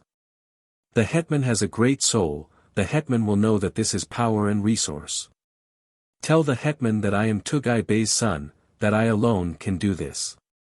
Lay it before him, let him consent to it, but in God's name, let it be done in time, while there is snow on the steppe, before spring, for in spring there will be war. Go at once and return at once, so that I may know quickly what I am to do. Pan Bogusz did not observe even that Azya spoke in a tone of command, as if he were a hetman giving instructions to his officer. Tomorrow I will rest, said he, and after tomorrow I will set out. God grant me to find the hetman in Yavorov. Decision is quick with him, and soon you will have an answer. What does your grace think, will the hetman consent? Perhaps he will command you to come to him. Do not go to Rashkov, then, at present, you can go more quickly to Yavorov from this place. Whether he will agree, I know not, but he will take the matter under prompt consideration, for you present powerful reasons. By the living God, I did not expect this of you, but I see now that you are an uncommon man, and that the Lord God predestined you to greatness. Well, Azya, lieutenant in a Tartar squadron, nothing more, and such things are in his head that fear seizes a man. Now I shall not wonder even if I see a heron feather in your cap, and a bunchuk above you. I believe now what you tell me, that these thoughts have been burning you in the night time. I will go at once, the day after tomorrow, but I will rest a little. Now I will leave you, for it is late, and my head is as noisy as a sawmill. Be with God, Azya. My temples are aching as if I had been drunk. Be with God, Azya, son of Tugai Bey. Here Pan Bogusz pressed the thin hand of the Tartar, and turned toward the door, but on the threshold he stopped again, and said, How is this? New troops for the Commonwealth, a sword ready above the neck of the Cossack, Doroshenko conquered, dissension in the Crimea, the Turkish power weakened, an end to the raids against Russia, for God's sake. When he had said this, Pan Bogusz went out. Azya looked after him a while, and whispered, But for me a bunchuk, a baton, and, with consent or without, she. Otherwise woe to you. Then he finished the Gorelka, and threw himself onto the bed, covered with skins. The fire had gone down in the chimney, but through the window came in the clear rays of the moon, which had risen high in the cold wintry sky. Azya lay for some time quietly, but evidently was unable to sleep. At last he rose, approached the window, and looked at the moon, sailing like a ship through the infinite solitudes of heaven. The young Tartar looked at it long. At last he placed his fists on his breast, pointed both thumbs upward, and from the mouth of him who barely an hour before had confessed Christ, came, in a half-chant, a half-drawl, in a melancholy key. La Allah illa Allah. Muhammad Rasul Allah. Chapter 30. Meanwhile Basha was holding counsel from early morning with her husband and Pan Zagloba how to unite two loving and straitened hearts. The two men laughed at her enthusiasm, and did not cease to banter her. Still, yielding to her usually in everything, as to a spoiled child, they promised at last to assist her. The best thing, said Zagloba, is to persuade old Novoveski not to take the girl with him to Rashkov. Tell him that the frosts have come, and that the road is not perfectly safe. Here the young people will see each other often, and fall in love with all their might. That is a splendid idea, cried Basha. Splendid or not, said Zagloba, do not let them out of your sight. You are a woman, and I think this way, you will solder them at last, for a woman carries her point always, but see to it that the devil does not carry his point in the meanwhile. That would be a shame for you, since the affair is on your responsibility. Basha began first of all to spit at Pan Zagloba, like a cat, then she said, You boast that you were a Turk in your youth, and you think that everyone is a Turk. Azya is not that kind. Not a Turk, only a Tartar. Pretty image. She would vouch for Tartar love. They are both thinking more of weeping, and that from harsh sorrow. Eva, besides, is a most honest maiden. Still, she has a face as if someone had written on her forehead, "Here are lips for you." Ho! She is a doll. Yesterday I fixed it in my mind that when she sits opposite a nice fellow, her sighs are such that they drive her plate forward time after time, and she must push it back again. A real doll, I tell you. Do you wish me to go to my own room? Asked Basha. You will not go when it is a question of matchmaking. I know you'll not go. But still, 'tis too early for you to make matches, for that is the business of women with grey hair. Pani Boski told me yesterday that when she saw you returning from the battle in trousers, she thought that she was looking at Pani Wołodyjowski's son, who had gone to the woods on an expedition. You do not love dignity. But dignity, too, does not love you, which appears at once from your slender form. You are a regular student, as God is dear to me. There is another style of women in the world now. In my time, when a woman sat down, the chair squeaked in such fashion that you might think someone had sat on the tail of a dog, but as to you, you might ride bareback on a tomcat without great harm to the beast. They say, too, that women who begin to make matches will have no posterity. Do they really say that? Asked the little knight, alarmed. But Zagloba began to laugh. And Basha, putting her rosy face to the face of her husband, said, in an undertone, Ah, Michael, at a convenient time we will make a pilgrimage to Częstochowa, then maybe the Most Holy Lady will change matters. That is the best way indeed, said Zagloba. Then they embraced at once, and Basha said, But now let us talk of Asia and poor Eva, of how we are to help them. We are happy, let them be happy. When Novoveski goes away, it will be easier for them, said the little knight, for in his presence they could not see each other, especially as Asia hates the old man. But if the old man were to give him Eva, maybe, forgetting former offenses, they would begin to love each other as son-in-law and father-in-law. According to my head, it is not a question of bringing the young people together, for they love each other already, but of bringing over the old man. He is a misanthrope, said Basha. Baska, said Zagloba, imagine to yourself that you had a daughter, and that you had to give her to some Tartar. Asia is a prince. I do not deny that Tugay Bey comes of high blood. Ketling was a noble. Still Krisia would not have married him if he had not been naturalized. Then try to obtain naturalization for Asia. Is that an easy thing? Though someone were to admit him to his escutcheon, the Diet would have to confirm the choice. And for that, time and protection are necessary. I do not like this, that time is needed, for we could find protection.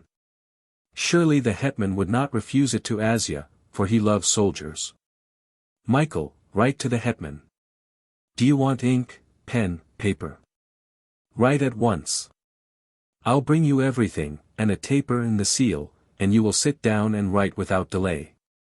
O Almighty God, cried he, I asked a sedate, sober wife of thee, and thou didst give me a whirlwind.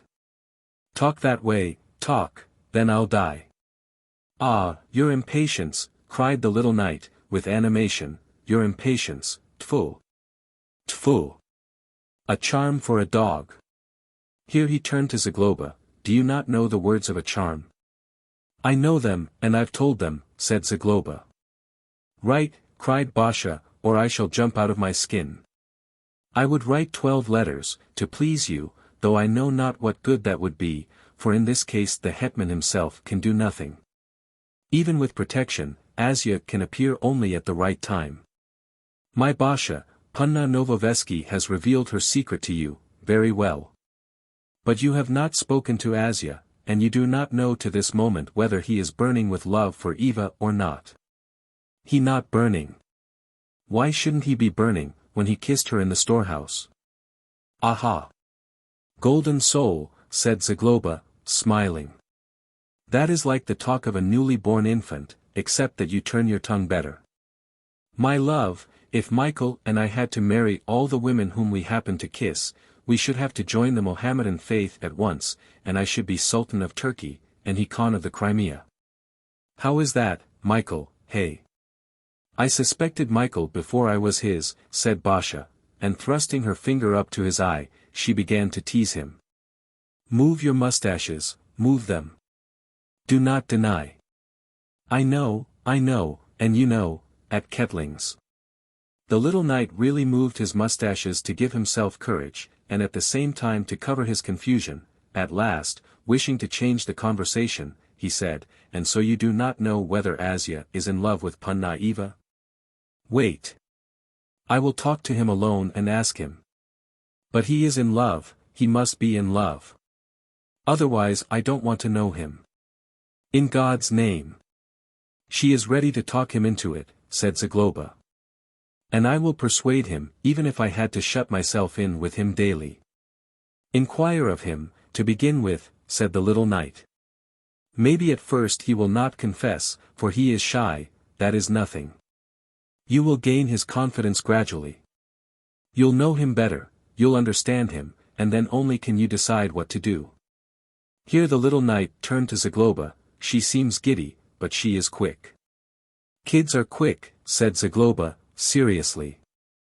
Further conversation was interrupted by Pan Bogusz, who rushed in like a bomb, and had barely kissed Beja's hands when he exclaimed, "May the bullet strike that Asia. I could not close my eyes the whole night. May the woods cover him." "What did Pan Asia bring against your grace?" asked Basha. "Do you know what we were making yesterday?" And Pan Bogusz, staring, began to look around on those present. "What?" "History. As God is dear to me, I do not lie." "What history?" "The history of the Commonwealth, that is, simply a great man. Pan Sobieski himself will be astonished when I lay Asia's ideas before him. A great man, I repeat to you. And I regret that I cannot tell you more, for I am sure that you would be as much astonished as I.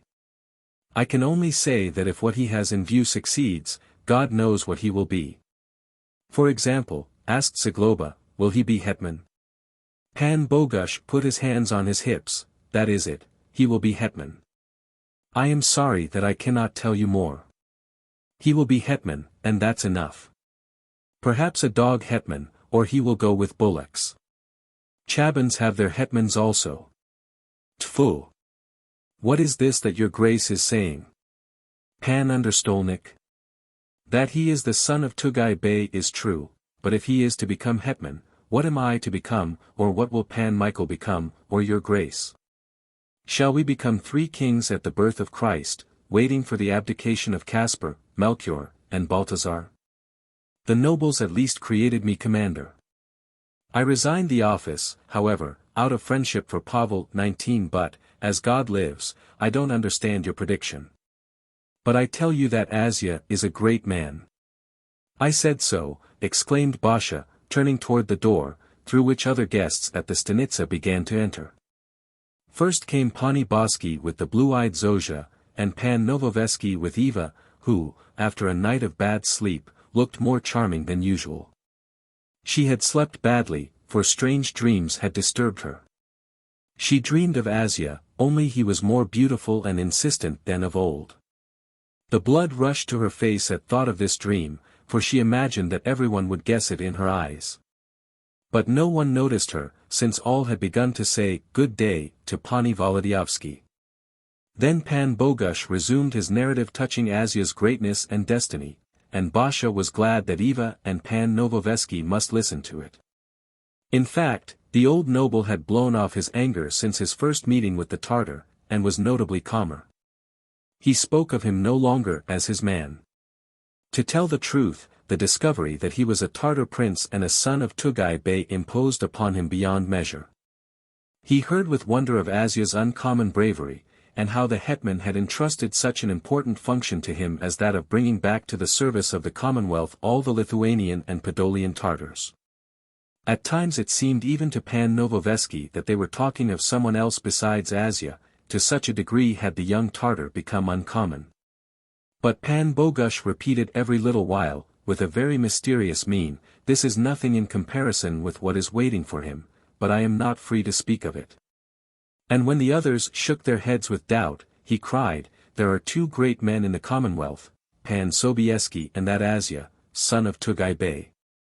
"By the dear God," said Pan Novoveski, made impatient at last, "prince or not prince, what can he be in this commonwealth, unless he is a noble?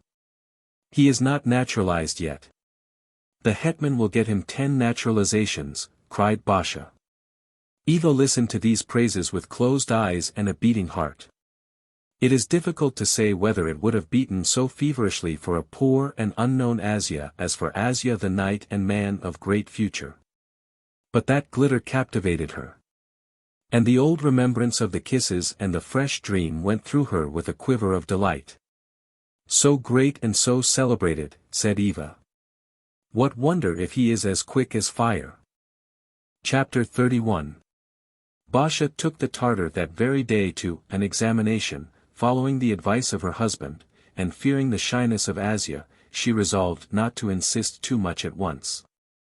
Still, he had barely appeared before her when she said, straight from the bridge, "Pan Bogusz says that you are a great man, but I think that the greatest man cannot avoid love." Asia closed his eyes, inclined his head, and said, "Your grace is right.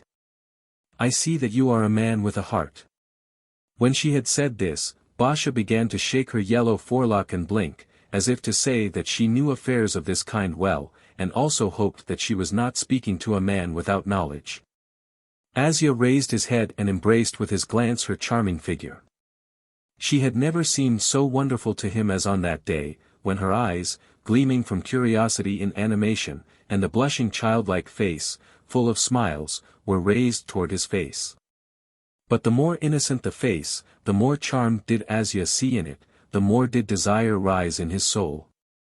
The more powerfully did love seize and intoxicate him as with wine, and drive out all other desires, save this one alone, to take her from her husband, bear her away, hold her forever at his breast, press her lips to his lips. Feel her arms twined around his neck, to love even to forget himself, even to perish alone, or perish with her. At thought of this the whole world whirled around with him, new desires crept up every moment from the den of his soul, like serpents from crevices in a cliff. But he was a man who possessed also great self-control. Therefore he said in spirit, "It is impossible yet," and he held his wild heart at check when he chose, as a furious horse is held on a lariat. He stood before her apparently cold, though he had a flame in his mouth and eyes, and his deep pupils told all that his compressed lips refused to confess. But Basha, having a soul as pure as water in a spring, and besides a mind occupied entirely with something else, did not understand that speech. She was thinking in the moment what further to tell the Tartar. And at last, raising her finger, she said, "More than one bears in his heart hidden love, and does not dare to speak of it to anyone, but if he would confess his love sincerely, perhaps he might learn something good." Asia's face grew dark for a moment, a wild hope flashed through his head like lightning, but he recollected himself, and inquired, "Of what does your grace wish to speak?" "Another would be hasty with you," said Basha, "since women are impatient, and not deliberate, but I am not of that kind. As to helping, I would help you willingly, but I do not ask your confidence in a moment, I only say this to you, do not hide. Come to me even daily. I have spoken of this matter with my husband already. Gradually you will come to know and see my goodwill, and you will know that I do not ask through mere curiosity, but from sympathy, and because if I am to assist, I must be certain that you are in love. Besides, it is proper that you show it first. When you acknowledge it to me, perhaps I can tell you something." Tugay Bey's son understood now in an instant how vain was that hope which had gleamed in his head a moment before. He divined at once that it was a question of Eva Novoveski, and all the curses on the whole family which time had collected in his vengeful soul came to his mouth. Hatred burst out in him like a flame. The greater, the more different were the feelings which had shaken him a moment earlier. But he recollected himself. He possessed not merely self-control, but the adroitness of Orientals.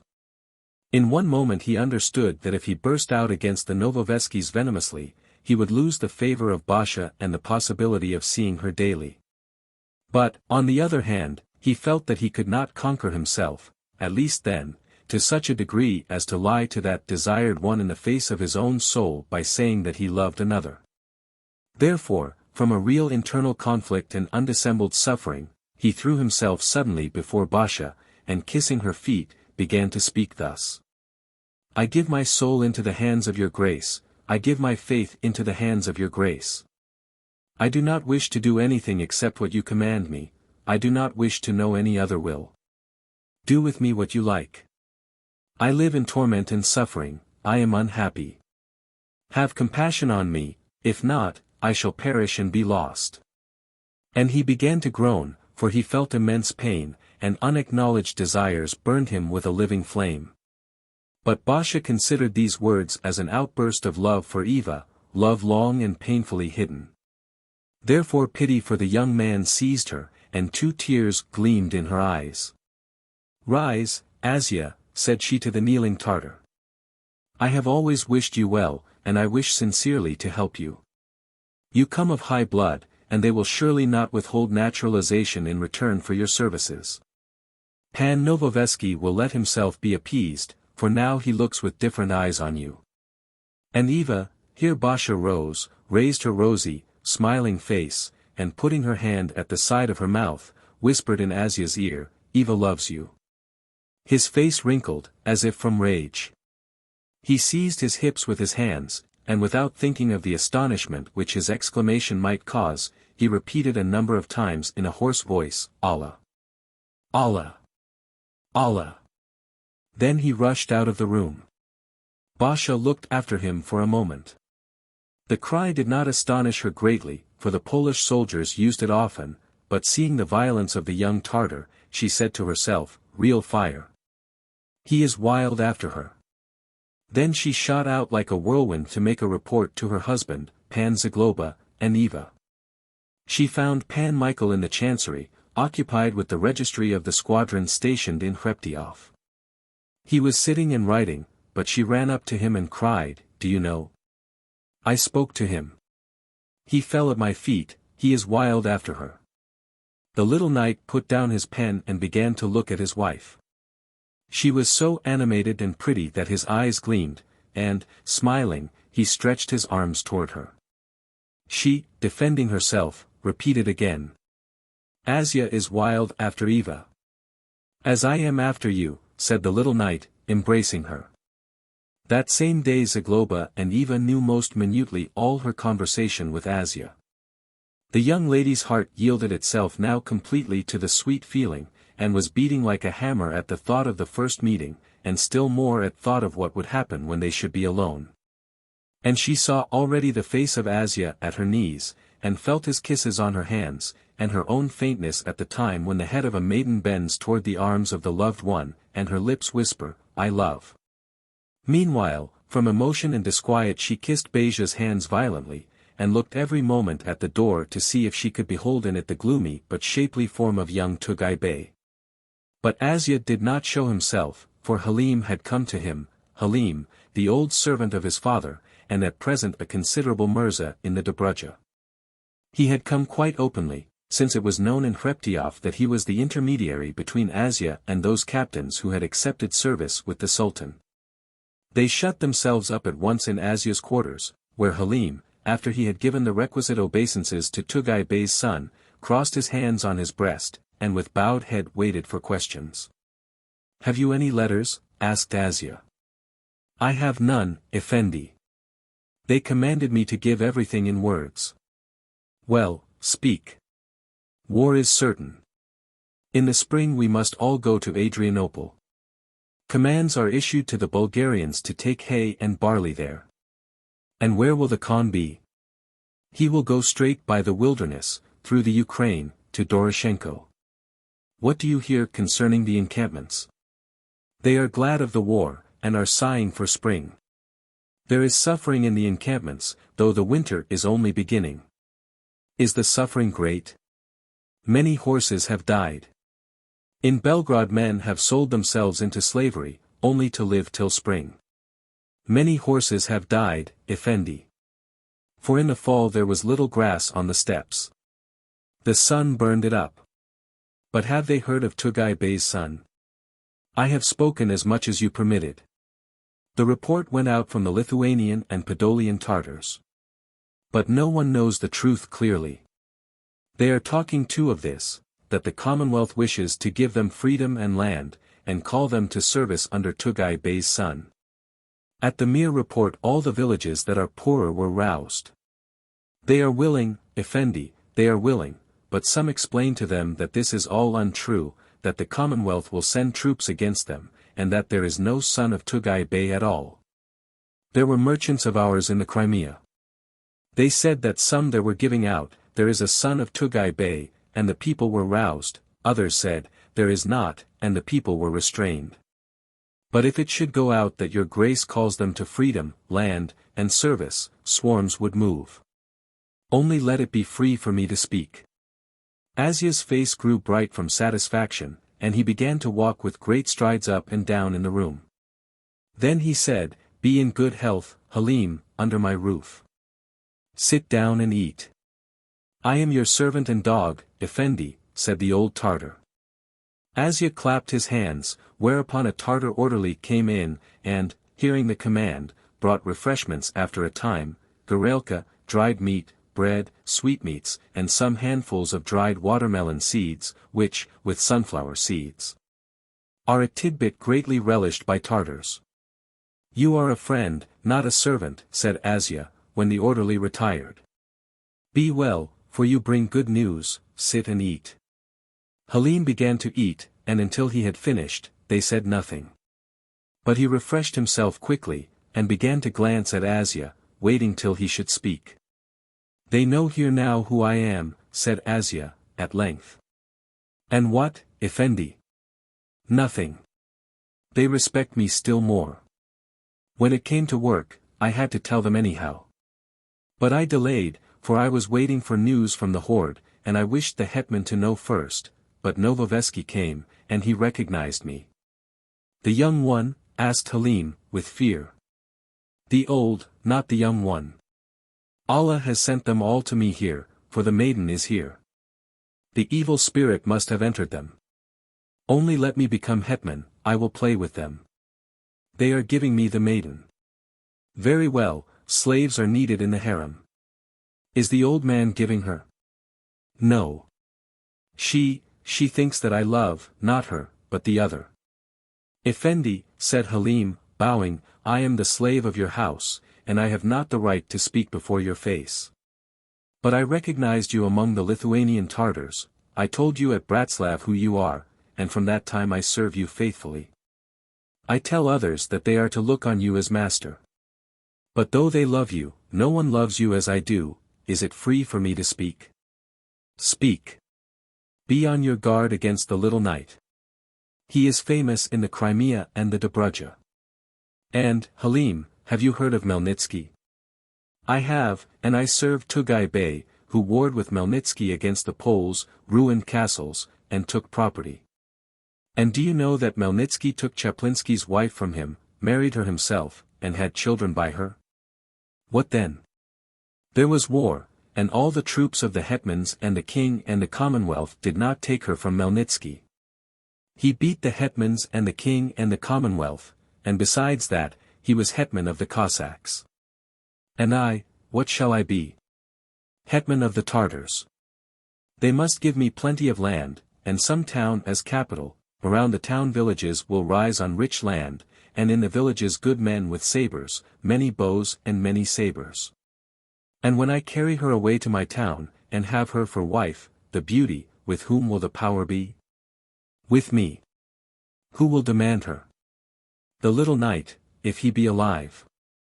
Even should he be alive, and howl like a wolf and beat with his forehead to the king with complaint, do you think that they would raise war with me for one bright tress? They have had such a war already, and half the Commonwealth was flaming with fire. Who will take her? Is it the hetman? Then I will join the Cossacks, will conclude brotherhood with Doroshenko, and give the country over to the Sultan. I am a second Melnitsky, I am better than Melnitsky, in me a lion is dwelling. Let them permit me to take her, I will serve them, beat the Cossacks, beat the Khan, and beat the Sultan. But if not, I will trample all Lihistan 20 with hoofs, take hetmans captive, scatter armies, burn towns, slay people. I am Tugai Bey's son, I am a lion. Here Asya's eyes blazed with a red light, his white teeth glittered like those of old Tugai. He raised his hand and shook his threatening fist toward the north, and he was great and terrible and splendid, so that Halim bowed to him repeatedly, and said hurriedly, in a low voice. Allah Karim. Allah Karim. 21. Then silence continued for a long time. Asya grew calm by degrees. At last he said, Bogush came here. I revealed to him my strength and resource. Namely, to have in the Ukraine, at the side of the Cossack nation, a Tartar nation, and besides the Cossack hetman a Tartar hetman. Did he approve it? He seized himself by the head, and almost beat with the forehead. Next day he galloped off to the hetman with the happy news. Effendi, said Halim, timidly, but if the great lion should not approve it? Sobieski. Yes. A ruddy light began to gleam again in Asya's eyes. But it remained only during one twinkle. His face grew calm immediately, then he sat on a bench, and resting his head on his hands, fell into deep thought. I have weighed in my mind, said he, at last, what the Grand Hetman may answer when Bogush gives him the happy news. The Hetman is wise, and will consent. The Hetman knows that in spring there will be war with the Sultan, for which there are neither men nor money in the Commonwealth. And when Doroshenko and the Cossacks are on the side of the Sultan, final destruction may come on Lehistan, and all the more that neither the king nor the estates believe that there will be war, and are not hurrying to prepare for it. I have an attentive ear here on everything, I know all, and Bogush makes no secret before me of what they say at the hetman's headquarters. Pan Sobieski is a great man. He will consent, for he knows that if the Tartars come here for freedom and land, a civil war may spring up in the Crimea and the steppes of the Dobruja, that the strength of the horde will decrease. And that the Sultan himself must see to quieting those outbreaks. Meanwhile, the hetman will have time to prepare himself better, the Cossacks and Doroshenko will waver in loyalty to the Sultan. This is the only salvation for the Commonwealth, which is so weak that even the return of a few thousand Lithuanian Tartars means much for it. The hetman knows this, he is wise, he will consent. I bow before your reason, answered Halim. But what will happen if Allah takes from the great lion his light, or if Satan so blinds him with pride that he will reject your plans? Asya pushed his wild face up to Halim's ear, and whispered, You remain here now until the answer comes from the hetman, until then I will not go to Rashkov. If they reject my plans, I will send you to Krachinsky and the others. You will give them the order to advance to this side of the river almost up to Hreptyov, and to be in readiness. And I with my men here will fall on the command the first night I choose, and do this for them. Here Asya drew his finger across his neck, and after a while added, Fate, fate, fate. Halim thrust his head down between his shoulders, and on his beast-like face an ominous smile appeared. Allah! And that to the little falcon? That to him first. And then to the Sultan's dominions. To the Sultan's dominions, with her. Chapter 32. A fierce winter covered the forests with heavy snow clusters and icicles, and filled ravines to their edges with drifts, so that the whole land seemed a single white plain. Great, sudden storms came, in which men and herds were lost under the pall of snow, roads grew misleading and perilous. Still, Pan Bogush hastened with all his power to Yavorov to communicate Asya's great plans to the hetman as quickly as possible. A noble of the border, reared in continual danger of Cossacks and Tartars, penetrated with the thought of perils which threatened the country from insurrections, from raids, from the whole power of the Turks. He saw in those plans almost the salvation of the country. He believed sacredly that the hetman, held in homage by him, and by all men of the frontier, would not hesitate a moment when it was a question of the power of the Commonwealth, hence he rode forward with joy in his heart, in spite of snowdrifts, wrong roads, and tempests.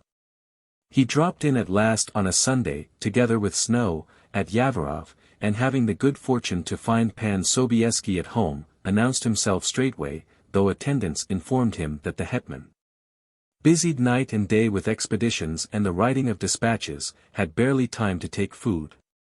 But beyond expectation, the hetman gave command to call him at once. Therefore, after he had waited only a short time, the old soldier bowed to the knees of his leader. He found Pan Sobieski changed greatly, and with a face full of care. For those were well nigh the most grievous years of his life. His name had not thundered yet through every corner of Christendom, but the fame of a great leader and a terrible crusher of the Mussulman encircled him already in the Commonwealth. Owing to that fame, the grand baton was confided to him in time, and the defense of the eastern boundary, but with the dignity of hetman they had given him neither money nor men. Still, victory had followed his steps hitherto as faithfully as his shadow follows a man. With a handful of troops he had won victory at Podhates. With a handful of troops he had passed like a flame through the length and the breadth of the Ukraine, rubbing into dust chambuls of many thousands, capturing insurgent cities, spreading dread and terror of the Polish name. But now there hung over the Commonwealth a war with the most terrible of the powers of that period, for it was a war with the whole Mussulman world. It was no longer a secret for Sobieski that since Doroshenko had given up the Ukraine and the Cossacks to the Sultan, the latter had promised to move Turkey, Asia Minor, Arabia, and Egypt as far as the interior of Africa, to proclaim a sacred war. And go in his own person to demand the new Pashalik 22 from the Commonwealth. Destruction, like a bird of prey, was floating over all southern Russia, and meanwhile there was disorder in the Commonwealth. The nobles were uproarious in defense of their incompetent king, and, assembled in armed camps, were ready for civil war, if for any. The country, exhausted by recent conflicts and military confederations, had become impoverished. Envy was storming in it, mutual distrust was rankling in men's hearts. No one wished to believe that war with the Mussulman power was imminent. And they condemned the great leader for spreading news about it purposely to turn men's minds from home questions. He was condemned greatly for this also, that he was ready himself to call in the Turks, if only to secure victory to his adherents. They made him simply a traitor, and had it not been for the army, they would not have hesitated to impeach him. In view of the approaching war, to which thousands of legions of wild people would march from the east, he was without an army, he had merely a handful, so small that the Sultan's court counted more servants. He was without money, without means of repairing the ruined fortresses, without hope of victory, without possibility of defense, without the conviction that his death, as formerly the death of Jalkiewski, would rouse the torpid country and give birth to an avenger. That was the reason that care had settled on his forehead, and the lordly countenance, like that of a Roman conqueror with a forehead in laurels, bore traces of hidden pain and sleepless nights.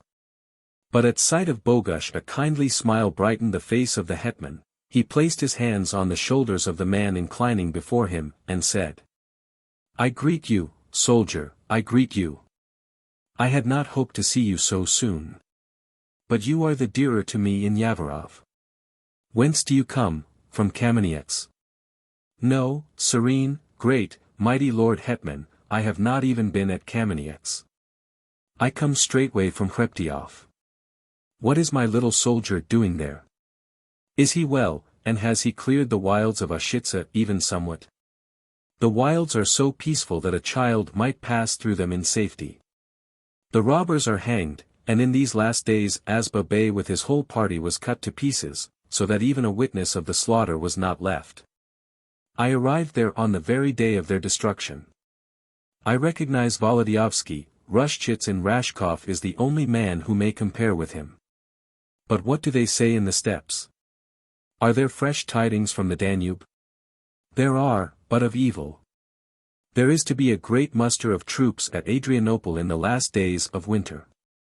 I know that already. There are no tidings now save of evil, evil from the Commonwealth, evil from the Crimea and from Stambul. But not altogether, for I myself bring such good tidings that if I were a Turk or a Tartar I should surely mention a present. Well, then, you have fallen from heaven to me.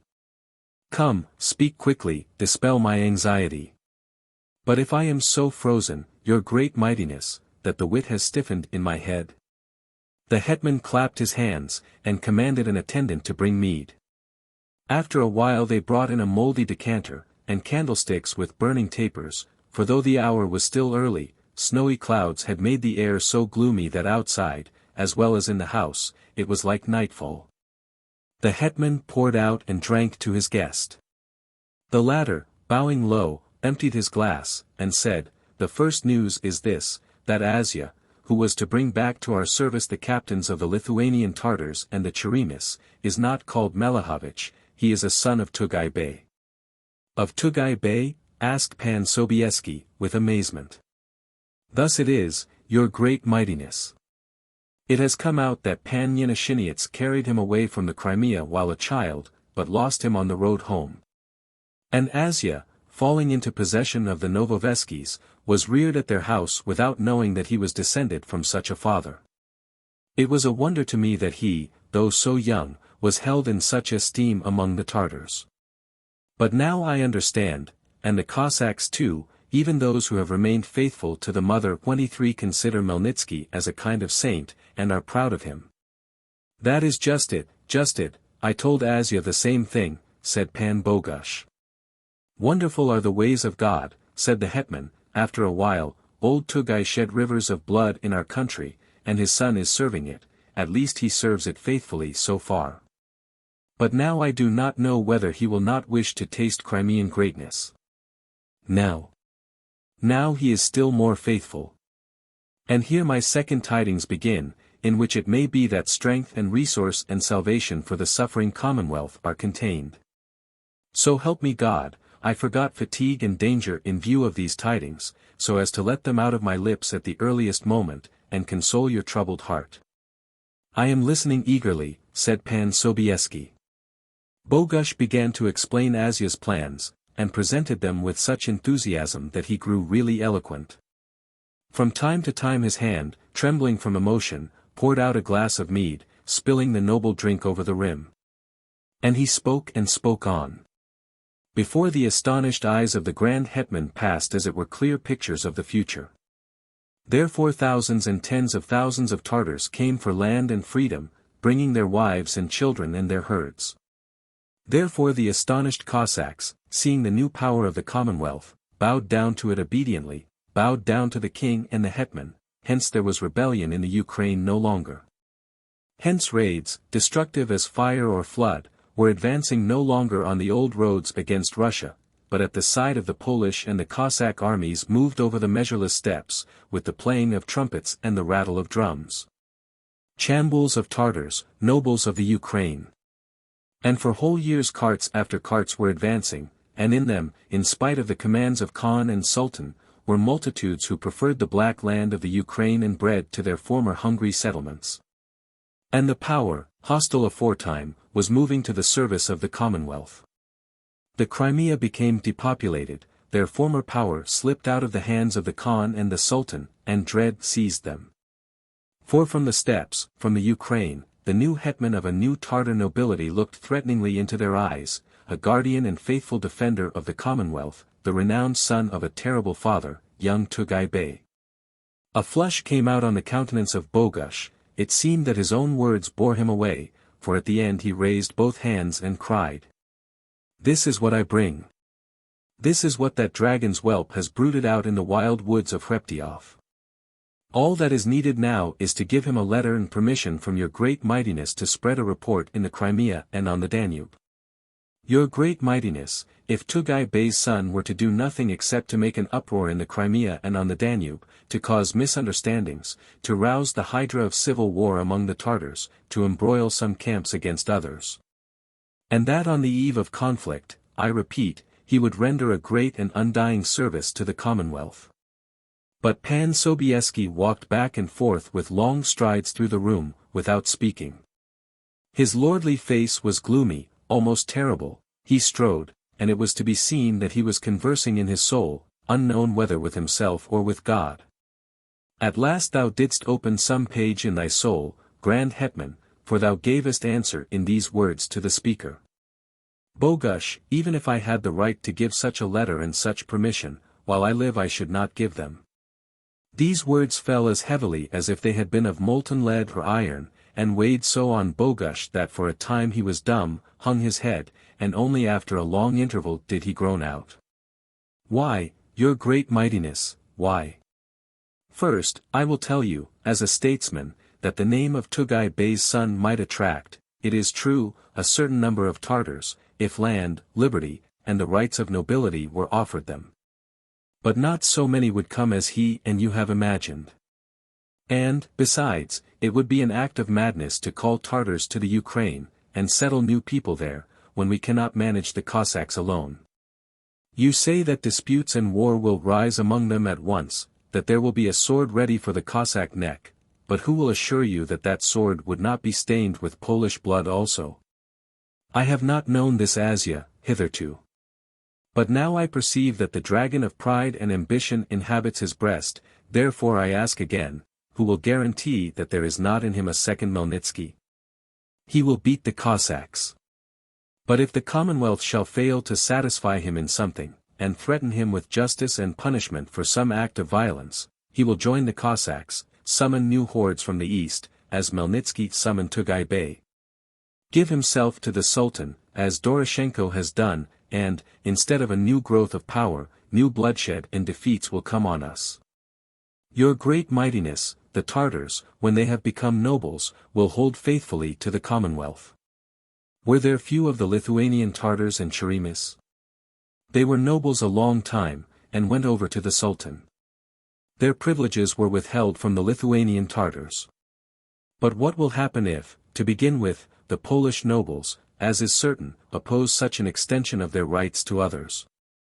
With what face, with what conscience, will you give to wild and predatory hordes, who have been destroying our country continually, the power and the right to determine the fate of that country, to choose kings, and send deputies to the diets? Why give them such a reward? What madness has come to the head of this Tartar, and what evil spirit seized you, my old soldier, to let yourself be so beguiled and seduced as to believe in such dishonor and such an impossibility? Bogusz dropped his eyes, and said with an uncertain voice, I knew beforehand that the estates would oppose, but Asia said that if the Tartars were to settle with permission of your great mightiness, they would not let themselves be driven out. Man! Why, he threatened, he shook his sword over the Commonwealth, and you did not see it. Your great mightiness, said Bogusz, in despair, it might be arranged not to make all the Tartars nobles, only the most considerable, and proclaim the rest free men. Even in that situation they would answer the summons of Tugai Bey's son. But why is it not better to proclaim all the Cossacks free men? Cease, old soldier. I tell you that an evil spirit has taken possession of you. Your great mightiness. And I say farther, here Pan Sobieski wrinkled his lion-like forehead and his eyes gleamed, even if everything were to happen as you say, even if our power were to increase through this action. Even if war with Turkey were to be averted, even if the nobles themselves were to call for it, still, while this hand of mine wields a saber and can make the sign of the cross, never and never will I permit such a thing. So help me God. Why, your great mightiness, repeated Bogusz, wringing his hands. Because I am not only a Polish hetman, but a Christian hetman, for I stand in defense of the cross. And even if those Cossacks were to tear the entrails of the Commonwealth more cruelly than ever, I will not cut the necks of a blinded but still Christian people with the swords of pagans. For by doing so I should say, Raka, to our fathers and grandfathers, to my own ancestors, to their ashes, to the blood and tears of the whole past Commonwealth. As God is true. If destruction is waiting for us, if our name is to be the name of a dead and not of a living people, let our glory remain behind and a memory of that service which God pointed out to us. Let people who come in after time say, when looking at those crosses and tombs, here is Christianity, here they defended the cross against Mohammedan foulness, while there was breath in their breasts, while the blood was in their veins. And they died for other nations. This is our service, Bogusz. Behold, we are the fortress on which Christ fixed his crucifix, and you tell me, a soldier of God, nay, the commander of the fortress, to be the first to open the gate and let in pagans, like wolves to a sheepfold, and give the sheep. The flock of Jesus, to slaughter. Better for us to suffer from chambuls, better for us to endure rebellions, better for us to go to this terrible war. Better for me and you to fall, and for the whole commonwealth to perish, than to put disgrace on our name, to lose our fame, and betray that guardianship and that service of God. When he had said this, Pan Sobieski stood erect in all his grandeur. On his face there was a radiance such as must have been on that of Godfrey de Bouillon when he burst in over the walls of Jerusalem, shouting, "God wills it." Pan Bogusz seemed to himself dust before those words, and Azya seemed to him dust before Pan Sobieski, and the fiery plans of the young Tartar grew black and became suddenly in the eyes of Bogusz something dishonest and altogether infamous. For what could he say after the statement of the hetman that it was better to fall than to betray the service of God? What argument could he bring? Therefore he did not know, poor knight, whether to fall at the knees of the hetman, or to beat his own breast, repeating, "Mea culpa, mea maxima culpa." But at that moment the sound of bells was given out from the neighboring Dominican monastery. Hearing this, Pan Sobieski said, "They are sounding for vespers, Bogusz, let us go and commit ourselves to God." Chapter 33. As much as Pan Bogusz hastened when going from Hreptyoff to the hetman, so much did he loiter on the way back. He halted a week or two in each more considerable place. He spent Christmas in Lvov, and the new year came on him there. He carried, it is true, the hetman's instructions for the son of Tugay Bey. But they contained merely injunctions to finish the affair of the captains promptly, and a dry and even threatening command to leave his great plans. Pan Bogusz had no reason to push on, for Azya could do nothing among the Tartars without a document from the hetman. He loitered, therefore, visiting churches along the road, and doing penance because he had joined Azya's plans. Meanwhile guests had swarmed into Hreptyoff immediately after the new year. From Kamenets came Navarag, a delegate from the Patriarch of Ekmidzin, with him the two Anadrats, skillful theologians from Kaffa, and a numerous retinue. The soldiers wondered greatly at the strange garments of these men, at the violet and red Crimean caps, long shawls, velvet and silk, at their dark faces, and the great gravity with which they strode, like bustards or cranes, through the Hreptyoff stanitsa. Pan Zahariash Pietrovich, famed for his continual journeys to the Crimea, nay, to Tsargrad itself, and still more for the eagerness with which he sought out and ransomed captives in the markets of the East, accompanied, as interpreter, Navarag and the Anadrats. Pan Volodyovski counted out to him at once the sum needful to ransom Pan Bosky, and since the wife had not money sufficient, he gave from his own. Basha added her earrings with pearls, so as to aid more efficiently the suffering lady and her charming daughter. Pan Seferovich, praetor of Kamenets, came also, a rich Armenian whose brother was groaning in Tartar bonds, and two women, still young and of beauty far from inconsiderable, though somewhat dark, Pani Narasevich and Pani Kyrmovich. Both were concerned for their captive husbands. The guests were for the greater part in trouble, but there were joyous ones also. Father Kaminsky had sent, to remain for the carnival at Hreptyoff, under Baja's protection, his niece Panna Kaminsky. And on a certain day Pan Novovesky the younger, that is, Pan Adam, burst in like a thunderbolt. When he had heard of the arrival of his father at Hreptyoff he obtained leave at once from Pan Rushchitz, and hastened to meet him. Pan Adam had changed greatly during the last few years. First of all, his upper lip was shaded thickly by a short mustache, which did not cover his teeth, white as a wolf's teeth, but was handsome and twisted. Secondly, the young man, always stalwart, had now become almost a giant. It seemed that such a dense and bushy forelock could grow only on such an enormous head, and such an enormous head could find needful support only on fabulous shoulders. His face, always dark, was swarthy from the winds, his eyes were gleaming like coals, defiance was as if written on his features. When he seized a large apple he hid it so easily in his powerful palm that he could play guess which one. And when he put a handful of nuts on his knee and pressed them with his hand he made snuff of them. Everything in him went to strength, still he was lean, his stomach was receding, but the chest above it was as roomy as a chapel. He broke horseshoes with ease, he tied iron rods around the necks of soldiers, he seemed even larger than he was in reality. When he walked, planks creaked under him, and when he stumbled against a bench, he knocked splinters from it. In a word, he was a man in 100, in whom life, daring, and strength were boiling, as water in a cauldron. Not being able to find room, in even such an enormous body, it seemed that he had a flame in his breast and his head, and involuntarily one looked to see if his forelock were not steaming. In fact, it steamed sometimes, for he was good at the goblet. To battle he went with a laugh which recalled the neighing of a charger.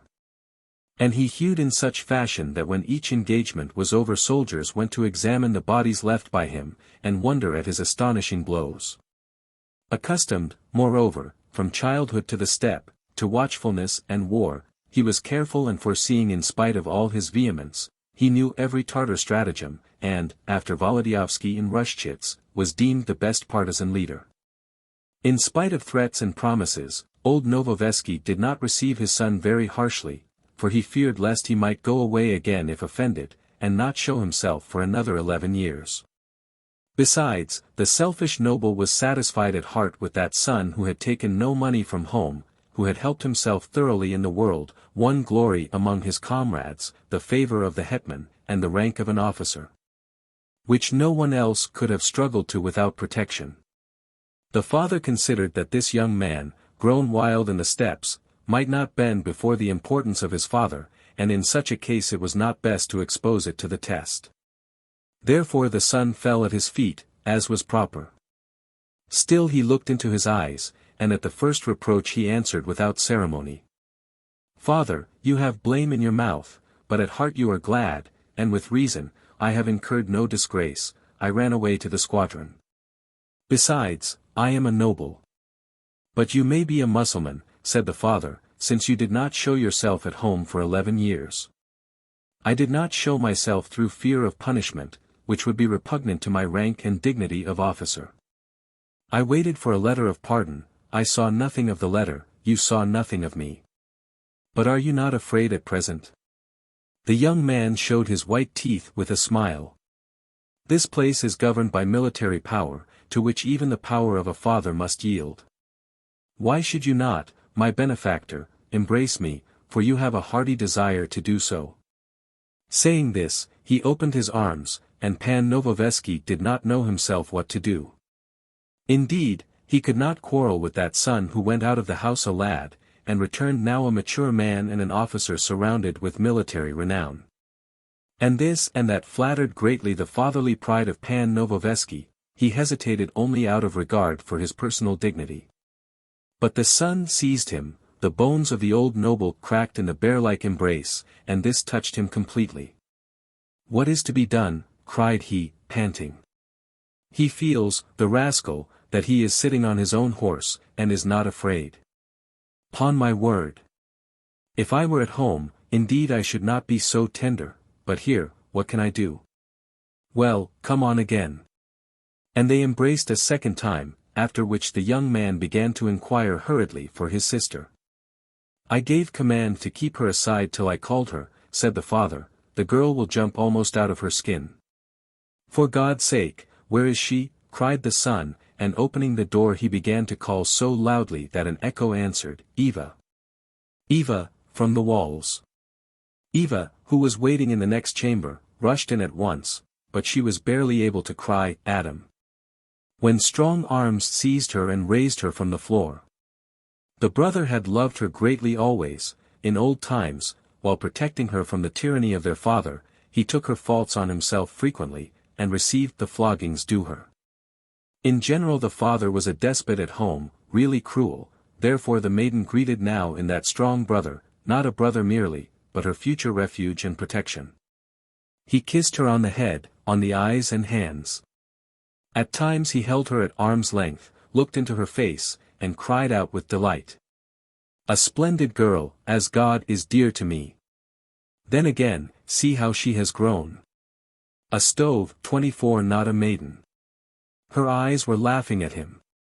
They began to talk then very rapidly, of their long separation, of home and the wars. Old Pan Nowowiejski walked around them and muttered, The son made a great impression on him. But at times disquiet touching his own future authority seemed to seize him. Those were the days of great parental power, which grew to boundless preponderance afterward. But this son was that partisan, that soldier from the wild stanitsas, who, as Pan Novoveski understood at once, was riding on his own special horse. Pan Novoveski guarded his parental authority jealously. He was certain, however, that his son would always respect him, would give him his due, but would he yield always like wax, would he endure everything as he had endured when a stripling? Bah! Thought the old man, if I make up my mind to it, I'll treat him like a stripling. He is daring, a lieutenant, he imposes on me, as I love God. To finish all, Pan Novoveski felt that his fatherly affection was growing each minute, and that he would have a weakness for that giant of a son. Meanwhile Eva was twittering like a bird, overwhelming her brother with questions. When would he come home, and wouldn't he settle down, wouldn't he marry?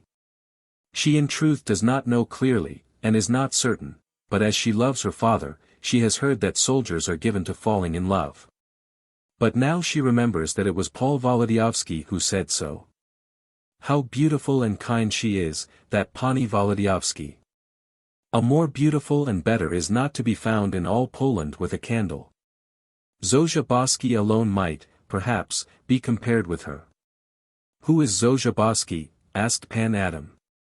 She who with her mother is stopping here, whose father was carried off by the Tartars. If you see her yourself you will fall in love with her. Give us Zofia Boski, cried the young officer. The father and Eva laughed at such readiness. Love is like death, said Pan Adam, it misses no one. I was still smooth-faced, and Pani Wołodyjowski was a young lady, when I fell terribly in love with her. Oi! Dear God! How I loved that Basha! But what of it? I will tell her so, thought I. I told her, and the answer was as if someone had given me a slap in the face. Shoo, cat away from the milk. She was in love with Pan Wołodyjowski, it seems, already, but what is the use in talking? She was right. Why? Asked old Pan Novoveski. Why? This is why, because I, without boasting, could meet everyone else with the saber, but he would not amuse himself with me while you could say, Our Father, twice. And besides he is a partisan beyond compare, before whom Ruszczyk himself would take off his cap. What, Pan Ruszczyk? Even the Tartars love him. He is the greatest soldier in the Commonwealth. And how he and his wife love each other. Ai. Enough to make your eyes ache to look at them, put in Eva. Ai, your mouth waters. Your mouth waters, for your time has come too, exclaimed Pan Adam. And putting his hands on his hips he began to nod his head, as a horse does. But she answered modestly. I have no thought of it. Well, there is no lack of officers and pleasant company here. But, said Eva, I do not know whether father has told you that Asya is here. Asya Melehovich, the Lithuanian Tartar. I know him, he is a good soldier. But you do not know, said old Pan Novoveski, that he is not Melehovich, but that Asya who grew up with you. In God's name, what do I hear? Just think. Sometimes that came to my head too. But they told me that his name was Melehovich, therefore I thought, well, he is not the man, Asya with the Tartars is a universal name. I had not seen him for so many years that I was not certain. Our Asya was rather ugly and short, and this one is a beauty. He is ours, said old Novoveski, or rather not ours, for do you know what has come out, whose son he is? How should I know? He is the son of the great Tugay Bey. The young man struck his powerful palms on his knees till the sound was heard through the house. I cannot believe my ears. Of the great Tugay Bey? If that is true, he is a prince and a relative of the Khan. There is no higher blood in the Crimea than Tugay Bey's. It is the blood of an enemy. It was that in the father, but the son serves us, I have seen him myself 20 times in action. Ha! I understand now whence comes that devilish daring in him. Pan Sobieski distinguished him before the whole army, and made him a captain. I am glad from my soul to greet him, a strong soldier, from my whole heart I will greet him. But be not too familiar with him. Why? Is he my servant, or ours? I am a soldier, he is a soldier, I am an officer, he is an officer. If he were some fellow of the infantry who commands his regiment with a reed, I shouldn't have a word to say. But if he is the son of Tugay Bey, then no common blood flows in him. He is a prince, and that is the end of it, the hetman himself will provide naturalization for him. How should I thrust my nose above him, when I am in brotherhood with Kulak Mirza, with Bakshi Aga and Sukiman? None of these would be ashamed to herd sheep for Tugay Bey. Eva felt a sudden wish to kiss her brother again. Then she sat so near him that she began to stroke his bushy forelock with her shapely hand. The entrance of Pan Michael interrupted this tenderness. Pan Adam sprang up to greet the commanding officer, and began at once to explain that he had not paid his respects first of all to the commandant, because he had not come on service, but as a private person. Pan Michael embraced him cordially and said, "And who would blame you, dear comrade, if after so many years of absence you fell at your father's knees first of all? It would be something different were it a question of service. But have you no commission from Pan Rushchitz? Only obeisances." Pan Rushchitz went down to Yagerlik, for they informed him that there were multitudes of horse tracks on the snow. "My commandant received your letter and sent it to the horde to his relatives and brothers, instructing them to search and make inquiries there, but he will not write himself. My hand is too heavy, he says, and I have no experience in that art." "He does not like writing, I know," said Pan Michael. "The saber with him is always the basis." Here the mustaches of the little knight quivered, and he added, not without a certain boastfulness, "And still you were chasing Asba Bey 2 months for nothing." "But your grace gulped him as a pike does a whiting," cried Pan Adam, with enthusiasm. "Well, God must have disturbed his mind, that when he had escaped from Pan Rushchitz, he came under your hand. He caught it." These words tickled the little knight agreeably, and wishing to return politeness for politeness, he turned to Pan Novoveski and said, "The Lord Jesus has not given me a son so far. But if ever he does, I should wish him to be like this cavalier." "There is nothing in him," answered the old noble, "nothing, and that is the end of it." But in spite of these words he began to puff from delight. "Here is another great treat for me." Meanwhile the little knight stroked Eva's face, and said to her, "You see that I am no stripling, but my Basha is almost of your age. Therefore I am thinking that at times she should have some pleasant amusement, proper for youthful years. It is true that all here love her beyond description, and you, I trust, see some reason for it." "Beloved God," said Eva, "there is not in the world another such woman." "I have said that just now." The little knight was rejoiced beyond measure, so that his face shone, and he asked, "Did you say that really?" "As I live she did," cried father and son together. "Well, then, array yourself in the best, for, without Beja's knowledge, I have brought an orchestra from Kamenets. I ordered the men to hide the instruments in straw, and I told her that they were gypsies who had come to shoe horses. This evening I'll have tremendous dancing. She loves it, though she likes to play the dignified matron." When he had said this, Pan Michael began to rub his hands, and was greatly pleased with himself. Chapter 34. The snow fell so thickly that it filled the Stanitsa trench altogether, and settled on the stockade wall like a mound. Outside were night and a storm, but the chief room in Hreptyoff was blazing with light. There were 2 violins, a bass viol, a flageolet, a French horn, and 2 bugles. The fiddlers worked away till they were turning in their seats. The cheeks of the flageolet player and the buglers were puffed out, and their eyes were bloodshot. The oldest officers sat on benches at the wall, one near another, as grey doves sit before their coats in a roof, and while drinking mead and wine looked at the dancers. Basha opened the ball with Pan Michalski, who, despite advanced years, was as great a dancer as a bowman. Basha wore a robe of silver brocade edged with ermine, and resembled a newly blown rose in fresh snow.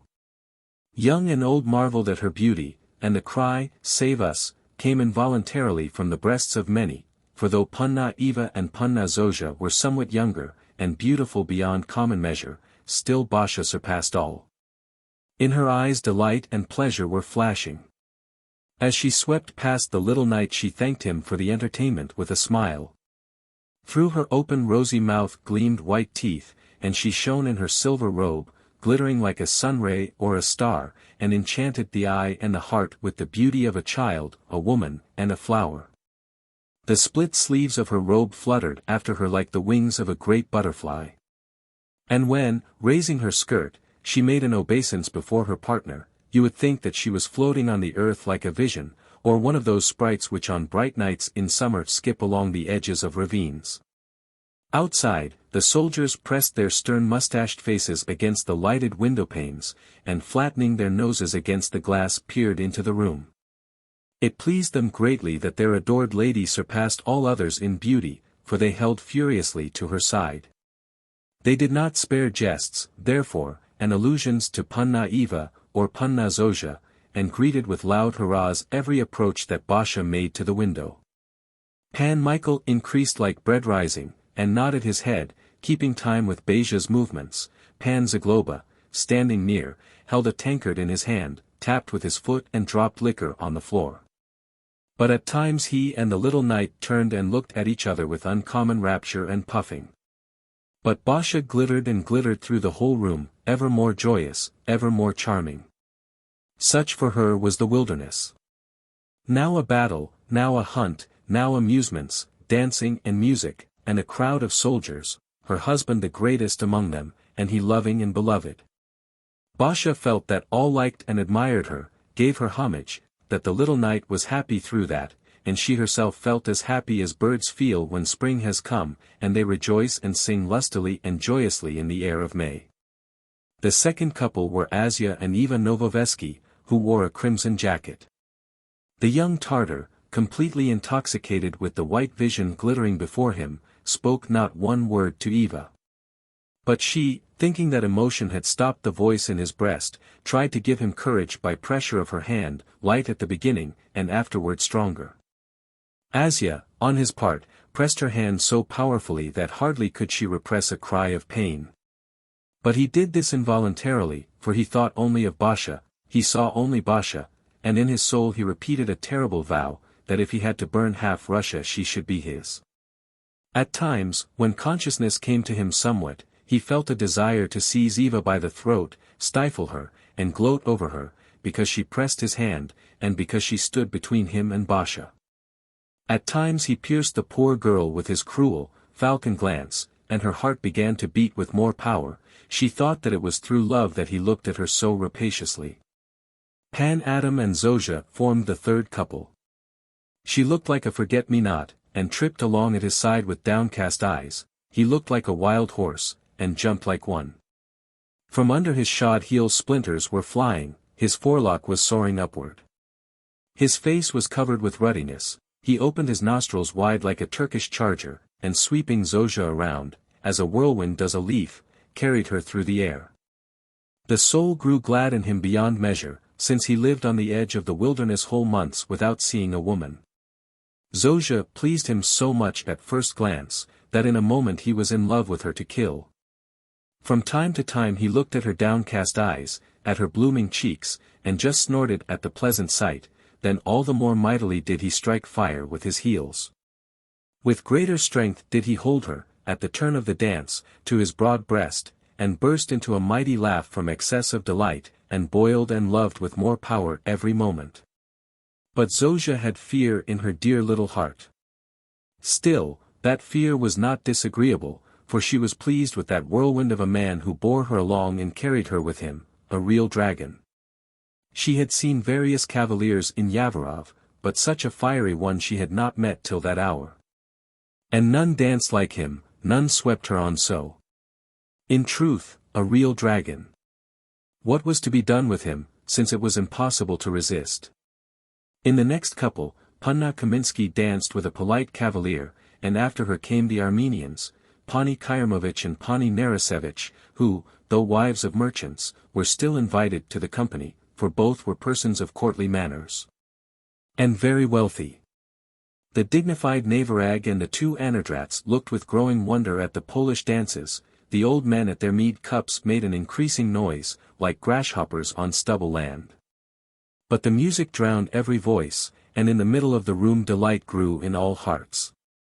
Meanwhile Basha left her partner, ran panting to her husband, and clasped her hands before him.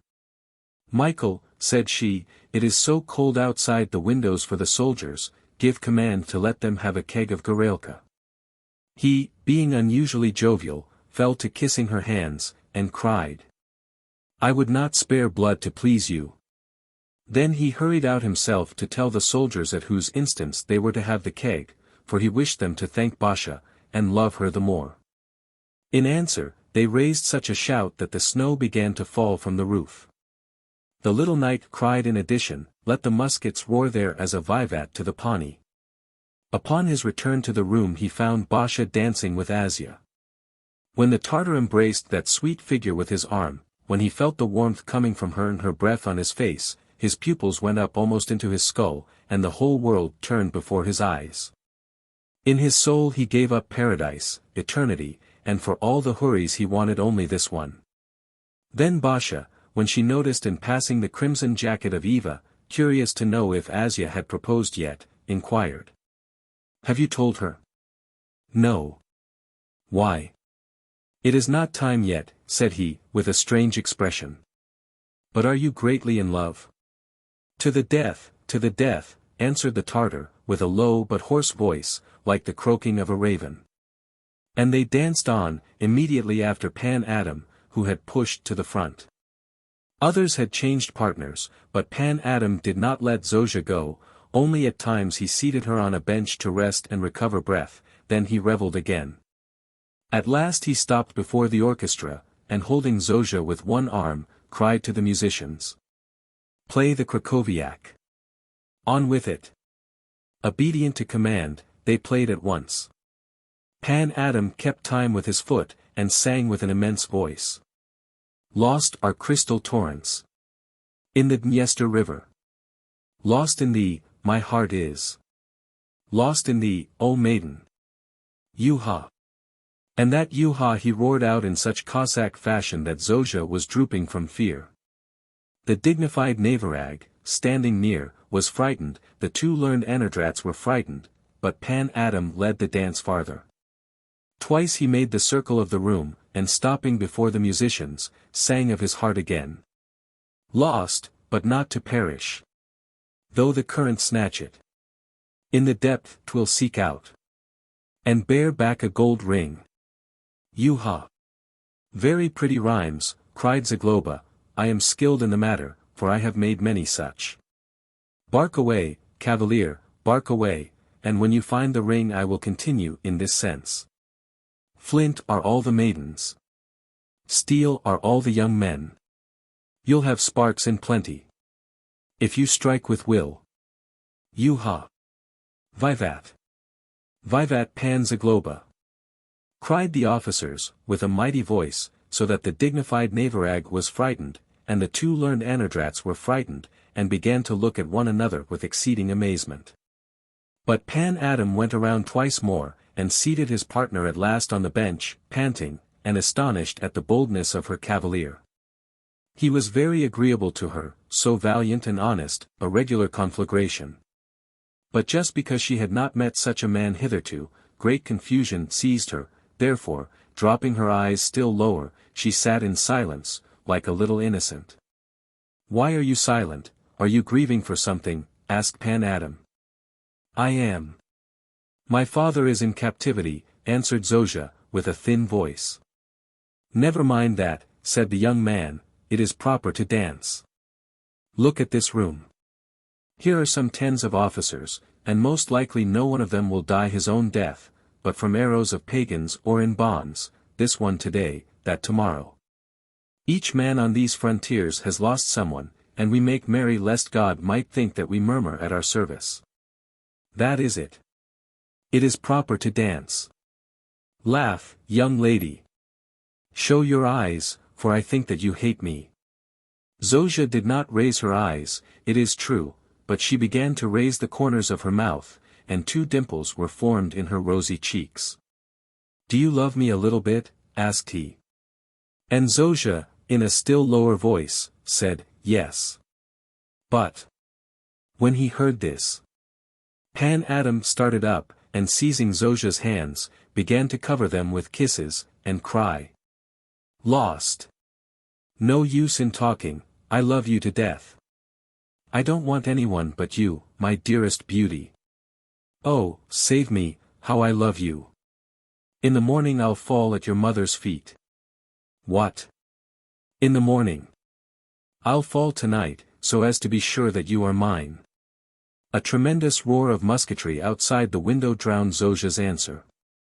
The delighted soldiers were firing, as a vivat for Basha, the window panes rattled, the walls trembled. The dignified Navarag was frightened a 3rd time, the 2 learned Anadrats were frightened, but Zagloba, standing near, began to pacify them. With the Poles, said he to them, there is never rejoicing without outcry and clamor.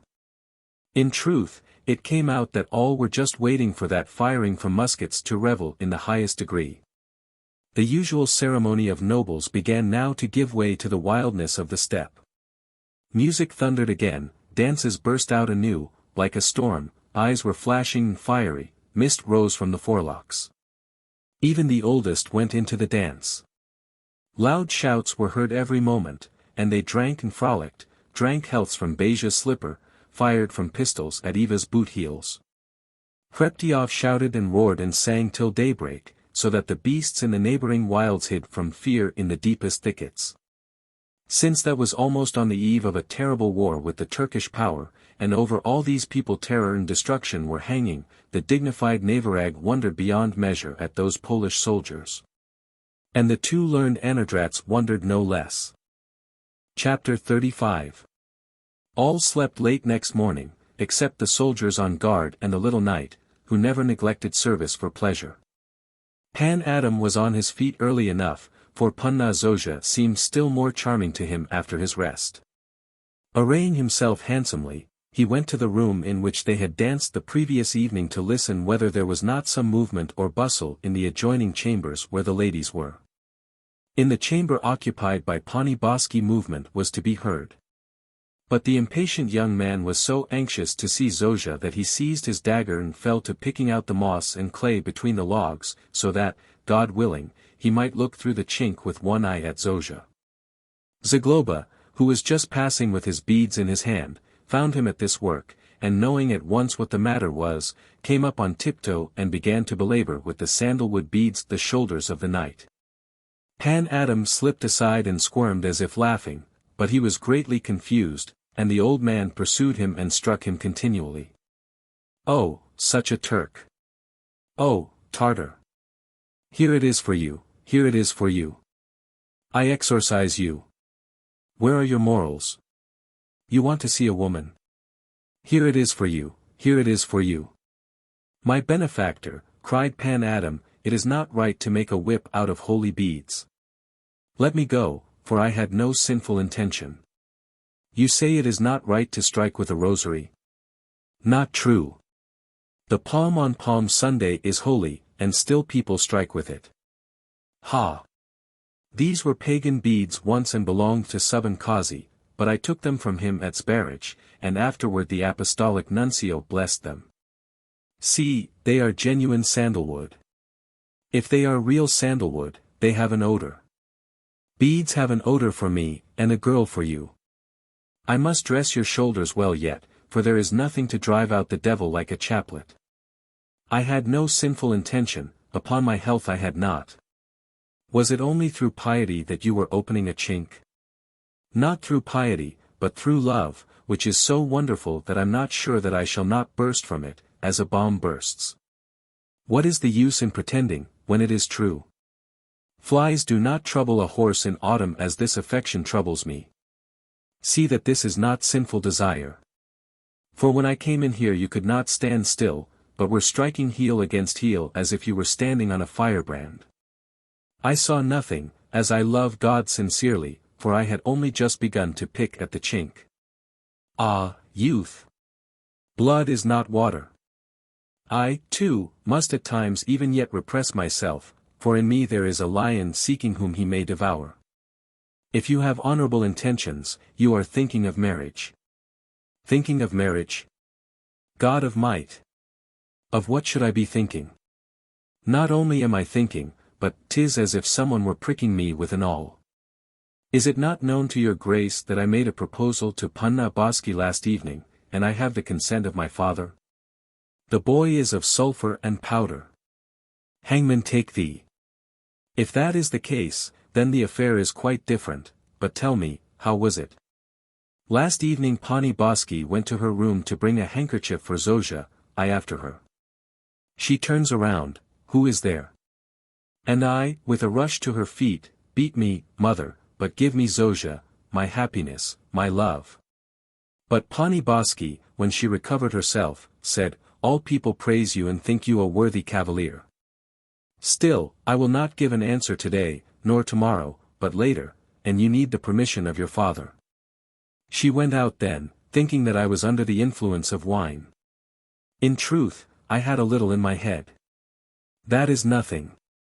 All had some in their heads. Did you not see the pointed caps sidewise on the heads of Navarag and the Anadrats toward the end? I did not notice them, for I was settling in my mind how to get my father's consent in the easiest way. Well, did it come hard? Toward morning we both went to our room, and because it is well to hammer iron while it is hot, I thought to myself at once that it was necessary to feel, even from afar, how my father would look at the matter. Listen, father, I want Zosha terribly, and I want your consent, and if you don't give it, then, as God lives, I'll go to the Venetians to serve, and that's all you'll hear of me. Then did not he fall on me with great rage, oh, such a son! Said he, you can do without permission. Go to the Venetians, or take the girl, only I tell you this, that I will not give you a copper, not only of my own, but of your mother's money, for it is all mine. Zagloba thrust out his underlip. Oh, that is bad. But wait. When I heard that, I said, but am I asking for money, or do I need it? I want your blessing, nothing more, for the property of pagans that came to my sabre is enough to rent a good estate or purchase a village. What belongs to mother, let that be a dower for Eva, I will add 1 or 2 handfuls of turquoise and some silk and brocade, and if a bad year comes, I'll help my father with ready money. My father became dreadfully curious then. Have you such wealth? Asked he. In God's name, where did you get it? Was it from plunder, for you went away as poor as a Turkish saint? Fear God, father, answered I. It is 11 years since I began to bring down this fist, and, as they say, it is not of the worst, and shouldn't it collect something?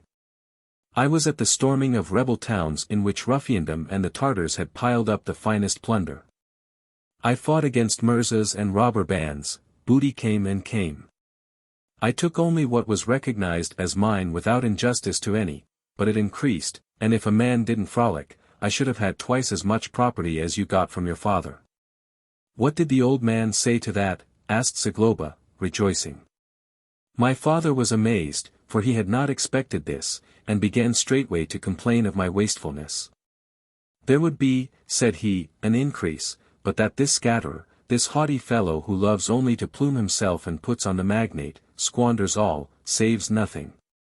Then curiosity conquered him, and he began to ask particularly what I have. And seeing that I could travel quickly by smearing with that tar, I not only concealed nothing, but lied a little, though usually I will not overcolor, for I think thus to myself, truth is oats, and lying chopped straw. My father bethought himself, and now for plans, this or that, land, might have been bought, said he, this or that lawsuit might have been kept up, said he. We might have lived at each side of the same boundary, and when you were away I could have looked after everything. And my worthy father began to cry. Adam, said he, that girl has pleased me terribly. She is under the protection of the hetman, there may be some profit out of that, too, but do you respect this my second daughter, and do not squander what she has, for I should not forgive you at my death hour. And I, my gracious benefactor, just roared at the very suspicion of injustice to Zofia. My father and I fell into each other's embraces, and wept till the first cockcrow, precisely. The old rogue! Muttered Zagloba, then he added aloud, ah, there may be a wedding soon, and new amusements in Hreptyoff, especially since it is carnival time. There would be one tomorrow if it depended on me, cried Pan Adam, abruptly. But this is what, my leave will end soon, and service is service, so I must return to Rashkov.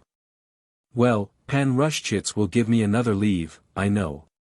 But I am not certain that there will not be delays on the part of the ladies. For when I push up to the old one, she says, my husband is in captivity. When I speak to the daughter, she says, Papa is in captivity. What of that? I do not keep that Papa in bonds, do I? I'm terribly afraid of these obstacles. If it were not for that, I would take Father Kaminsky by the sutan and wouldn't let him go till he had tied Zofia and me. But when women get a thing into their heads you can't draw it out with nippers. I'd give my last copper, I'd go in person for Papa, but I've no way of doing it. Besides, no one knows where he is, maybe he is dead, and there is the work for you. If they ask me to wait for him, I might have to wait till the day of judgment. Pietrovitch, Navarag, and the Anadrats will take the road tomorrow, there will be tidings soon. Jesus save us! Am I to wait for tidings? There can be nothing before spring, meanwhile I shall wither away, as God is dear to me. My benefactor, all have faith in your wit and experience, knock this waiting out of the heads of these women. My benefactor, in the spring there will be war.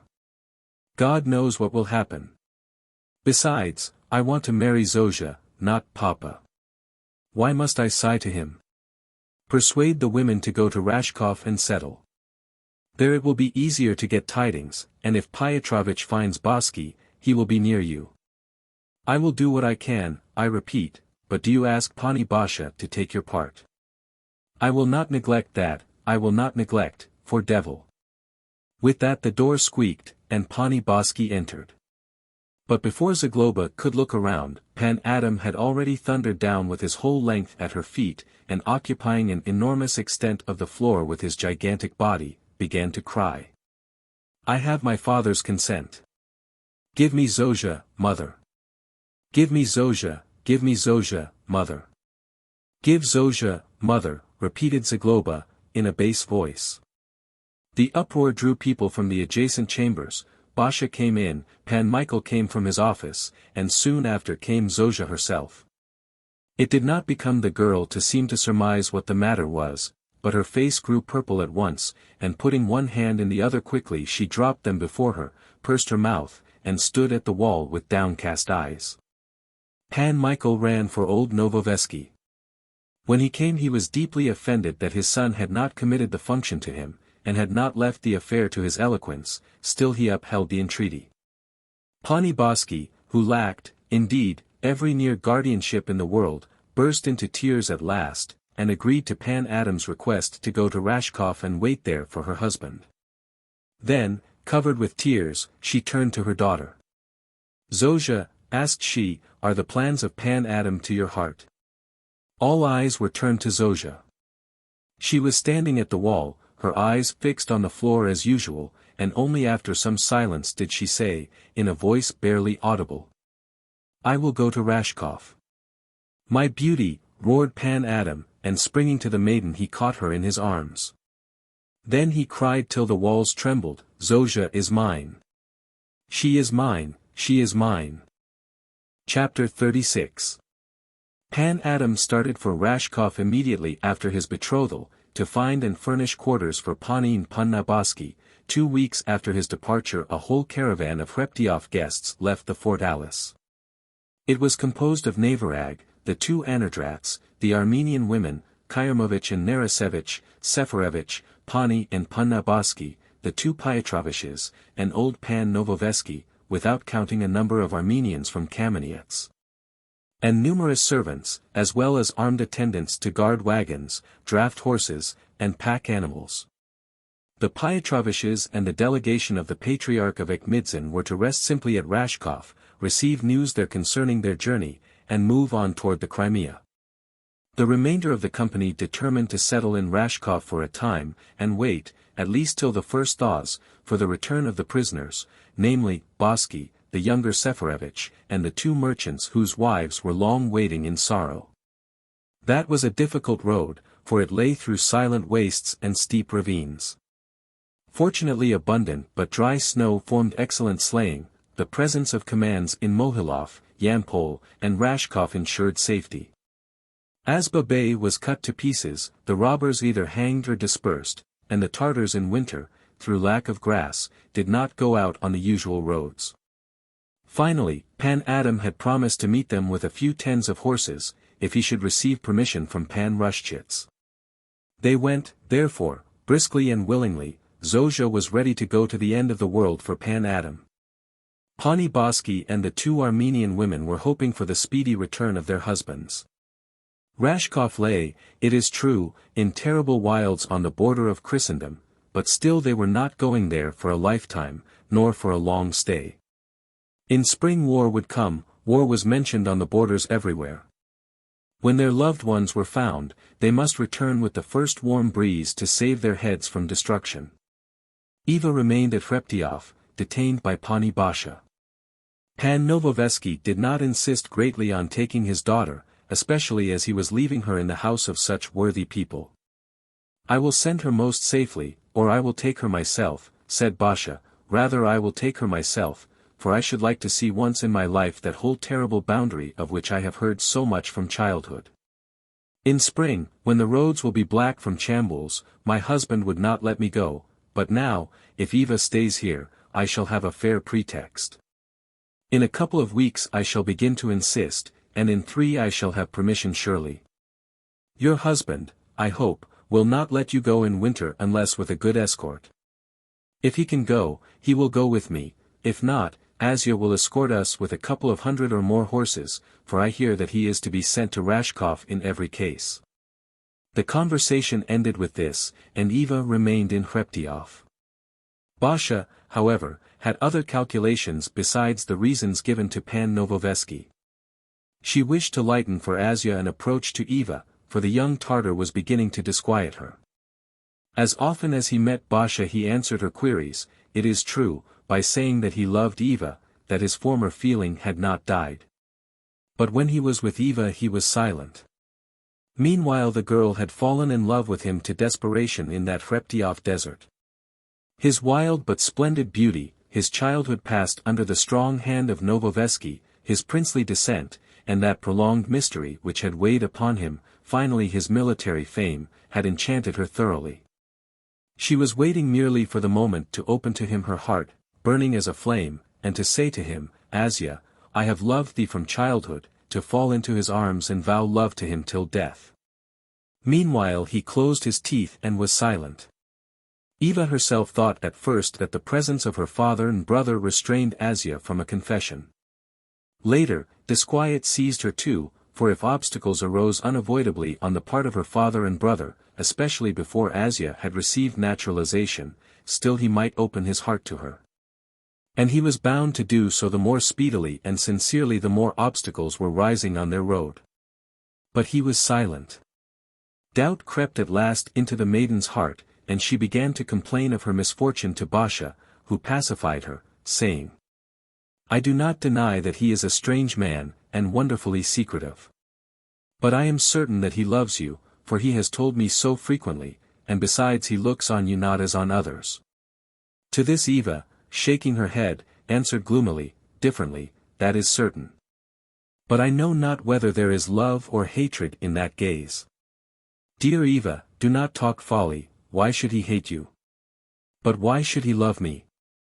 Here Basha began to pass her small hands over the maiden's face. "But why does Michael love me? And why did your brother, when he had barely seen Zozia, fall in love with her? Adam has always been hasty. Asya is haughty, and dreads refusal, especially from your father. Your brother, having been in love himself, would understand more quickly the torture of that feeling. This is how it is. Be not foolish, Eva, have no fear. I will stir up Asia well, and you'll see how courageous he'll be. In fact, Basha had an interview with Asia that very day, after which she rushed in great haste to Eva. It is all over, cried she on the threshold. What? Asked Eva, flushing. Said I to him, what are you thinking of, to feed me with ingratitude? I have detained Eva purposely that you might take advantage of the occasion, but if you do not, know that in 2, or at furthest 3 weeks, I will send her to Rashkov. I may go myself with her, and you'll be left in the lurch. His face changed when he heard of the journey to Rashkov, and he began to beat with his forehead to my feet. I asked him then what he had on his mind, and he answered, on the road I will confess what I have in my breast. On the road, said he, will be the best occasion, on the road will happen what is to happen, what is predestined. I will confess all, I will disclose all, for I cannot live longer in this torment. His lips began to quiver, so anxious was he before, for he has received some unfavorable letters from Kamenets. He told me that he must go to Rashkov in every event, that there is an old command of the hetman to my husband touching that matter. But the period is not mentioned in the command, for it depends on negotiations which he is carrying on there with the captains. But now, said he, the time is approaching, and I must go to them beyond Rashkov, so that at the same time I can conduct your grace and Panna Eva. I told him in answer that it was unknown whether I should go or not, for it would depend on Michael's permission. When he heard this he was frightened greatly. Ai, you are a fool, Eva. You say that he doesn't love you, but he fell at my feet. And when he implored me to go, I tell you he just whined, so that I had a mind to shed tears over him. Do you know why he did that? He told me at once. I, said he, will confess what I have in my heart. But without the prayers of your grace I shall do nothing with the Novoveskis, I shall only rouse anger and hatred in them against myself. My fate is in the hands of your grace, my suffering, my salvation. For if your grace will not go, then better that the earth swallowed me, or that living fire burned me. That is how he loves you. Simply terrible to think of. And if you had seen how he looked at that moment you would have been frightened. No, I am not afraid of him, answered Eva, and she began to kiss Beja's hands. Go with us, repeated she, with emotion, go with us. You alone can save us, you alone will not fear to tell my father, you alone can effect something. Go with us. I will fall at the feet of Pan Wołodyjowski to get leave for you. Without you, father and Asia will spring at each other with knives. Go with us, go with us. And saying this, she dropped to Beja's knees and began to embrace them with tears. God grant that I go, said Basha. I will lay all before Michael, and will not cease to torment him. It is safe now to go even alone, and what will it be with such a numerous retinue? Maybe Michael himself will go, if not, he has a heart, and will give me permission. At first he will cry out against it. But just let me grow gloomy, he will begin to walk around me at once, look into my eyes, and give way. I should prefer to have him go too, for I shall be terribly lonely without him, but what is to be done? I will go anyhow to give you some solace. In this case it is not a question of my wishes, but of the fate of you and Asia. Michael loves you both, he will consent. After that interview with Basha, Asia flew to his own room, as full of delight and consolation as if he had gained health after a sore illness. A while before wild despair had been tearing his soul. That very morning he had received a dry and brief letter from Pan Bogusz of the following contents. My beloved Asia, I have halted in Kamenets, and to Hreptyoff I will not go this time. First, because fatigue has overcome me, and secondly, because I have no reason to go. I have been in Yavorov. The hetman not only refuses to grant you permission by letter to cover your mad designs with his dignity, but he commands you sternly, and under pain of losing his favor, to drop them at once. I, too, have decided that what you have told me is worthless. It would be a sin for a refined, Christian people to enter into such intrigues with pagans. And it would be a disgrace before the whole world to grant the privileges of nobility to malefactors, robbers, and shedders of innocent blood. Moderate yourself in this matter, and do not think of the office of hetman, since it is not for you, though you are Tugai Bey's son. But if you wish to re-establish promptly the favor of the hetman, be content with your office, and hasten especially that work with Krachinsky, Adurovich, Tarasovsky, and others, for thus you will render best service. The hetman's statement of what you are to do, I send with this letter, and an official command to Pan Wołodyjowski, that there be no hindrance to you in going and coming with your men. You'll have to go on a sudden to meet those captains, of course. Only hurry, and report to me carefully at Kamenets, what you hear on the other bank. Commending you herewith to the favor of God, I remain, with unchanging good wishes. Martsin Bogush of Zyemblitz. Undercarver of Novgorod. When the young Tartar received this letter, he fell into a terrible fury. First he crushed the letter in his hand into bits, then he stabbed the table time after time with his dagger. Next he threatened his own life and that of the faithful Halim, who on his knees begged him to undertake nothing till he had recovered from rage and despair. That letter was a cruel blow to him. The edifices which his pride and ambition had reared, were as if blown up with powder, his plans were destroyed. He might have become the third hetman in the Commonwealth, and held its fate in his hand. And now he sees that he must remain an obscure officer, for whom the summit of ambition would be naturalization. In his fiery imagination he had seen crowds bowing down daily before him, and now it will come to him to bow down before others. It is no good for him either that he is the son of Tugai Bey, that the blood of reigning warriors flows in his veins, that great thoughts are born in his soul, nothing, all nothing. He will live unrecognized and die in some distant little fortalice forgotten. One word broke his wing. One "no" brought it about, that, henceforward, he will not be free to soar like an eagle to the firmament, but must crawl like a worm on the ground. But all this is nothing yet, in comparison with the happiness which he has lost. She for the possession of whom he would have given blood and eternity, she for whom he was flaming like fire, she whom he loved with eyes, hearty soul, blood, would never be his. That letter took from him her, as well as the baton of a hetman. Melnitsky might carry off Chaplinsky's wife. Asya, a hetman, might carry off another man's wife, and defend himself even against the whole Commonwealth, but how could that Asya take her, Asya, a lieutenant of Lithuanian Tartars, serving under command of her husband? When he thought of this, the world grew black before his eyes, empty, gloomy, and the son of Tugai Bey was not sure but he would better die, than live without a reason to live, without happiness, without hope, without the woman he loved. This pressed him down the more terribly since he had not looked for such a blow, nay, considering the condition of the Commonwealth, he had become more convinced every day that the hetman would confirm those plans. Now his hopes were blown apart like mist before a whirlwind. What remained to him? To renounce glory, greatness, happiness, but he was not the man to do that. At the first moment the madness of anger and despair carried him away. Fire was passing through his bones and burning him fiercely, hence he howled and gnashed his teeth, and thoughts equally fiery and vengeful were flying through his head.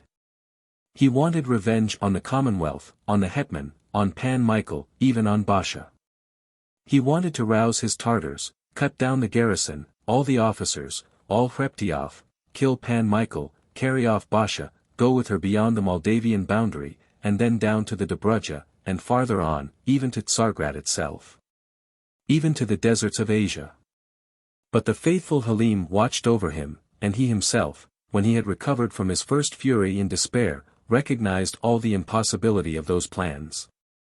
Asya in this too resembled Melnitsky. As in Melnitsky, so in him, a lion and a serpent dwelt in company. Should he attack Hreptyoff with his faithful Tartars, what would come of that? Would Pan Michael, who is as watchful as a stork, let himself be surprised? And even if he should, would that famous partisan let himself be slaughtered, especially as he had at hand more and better soldiers?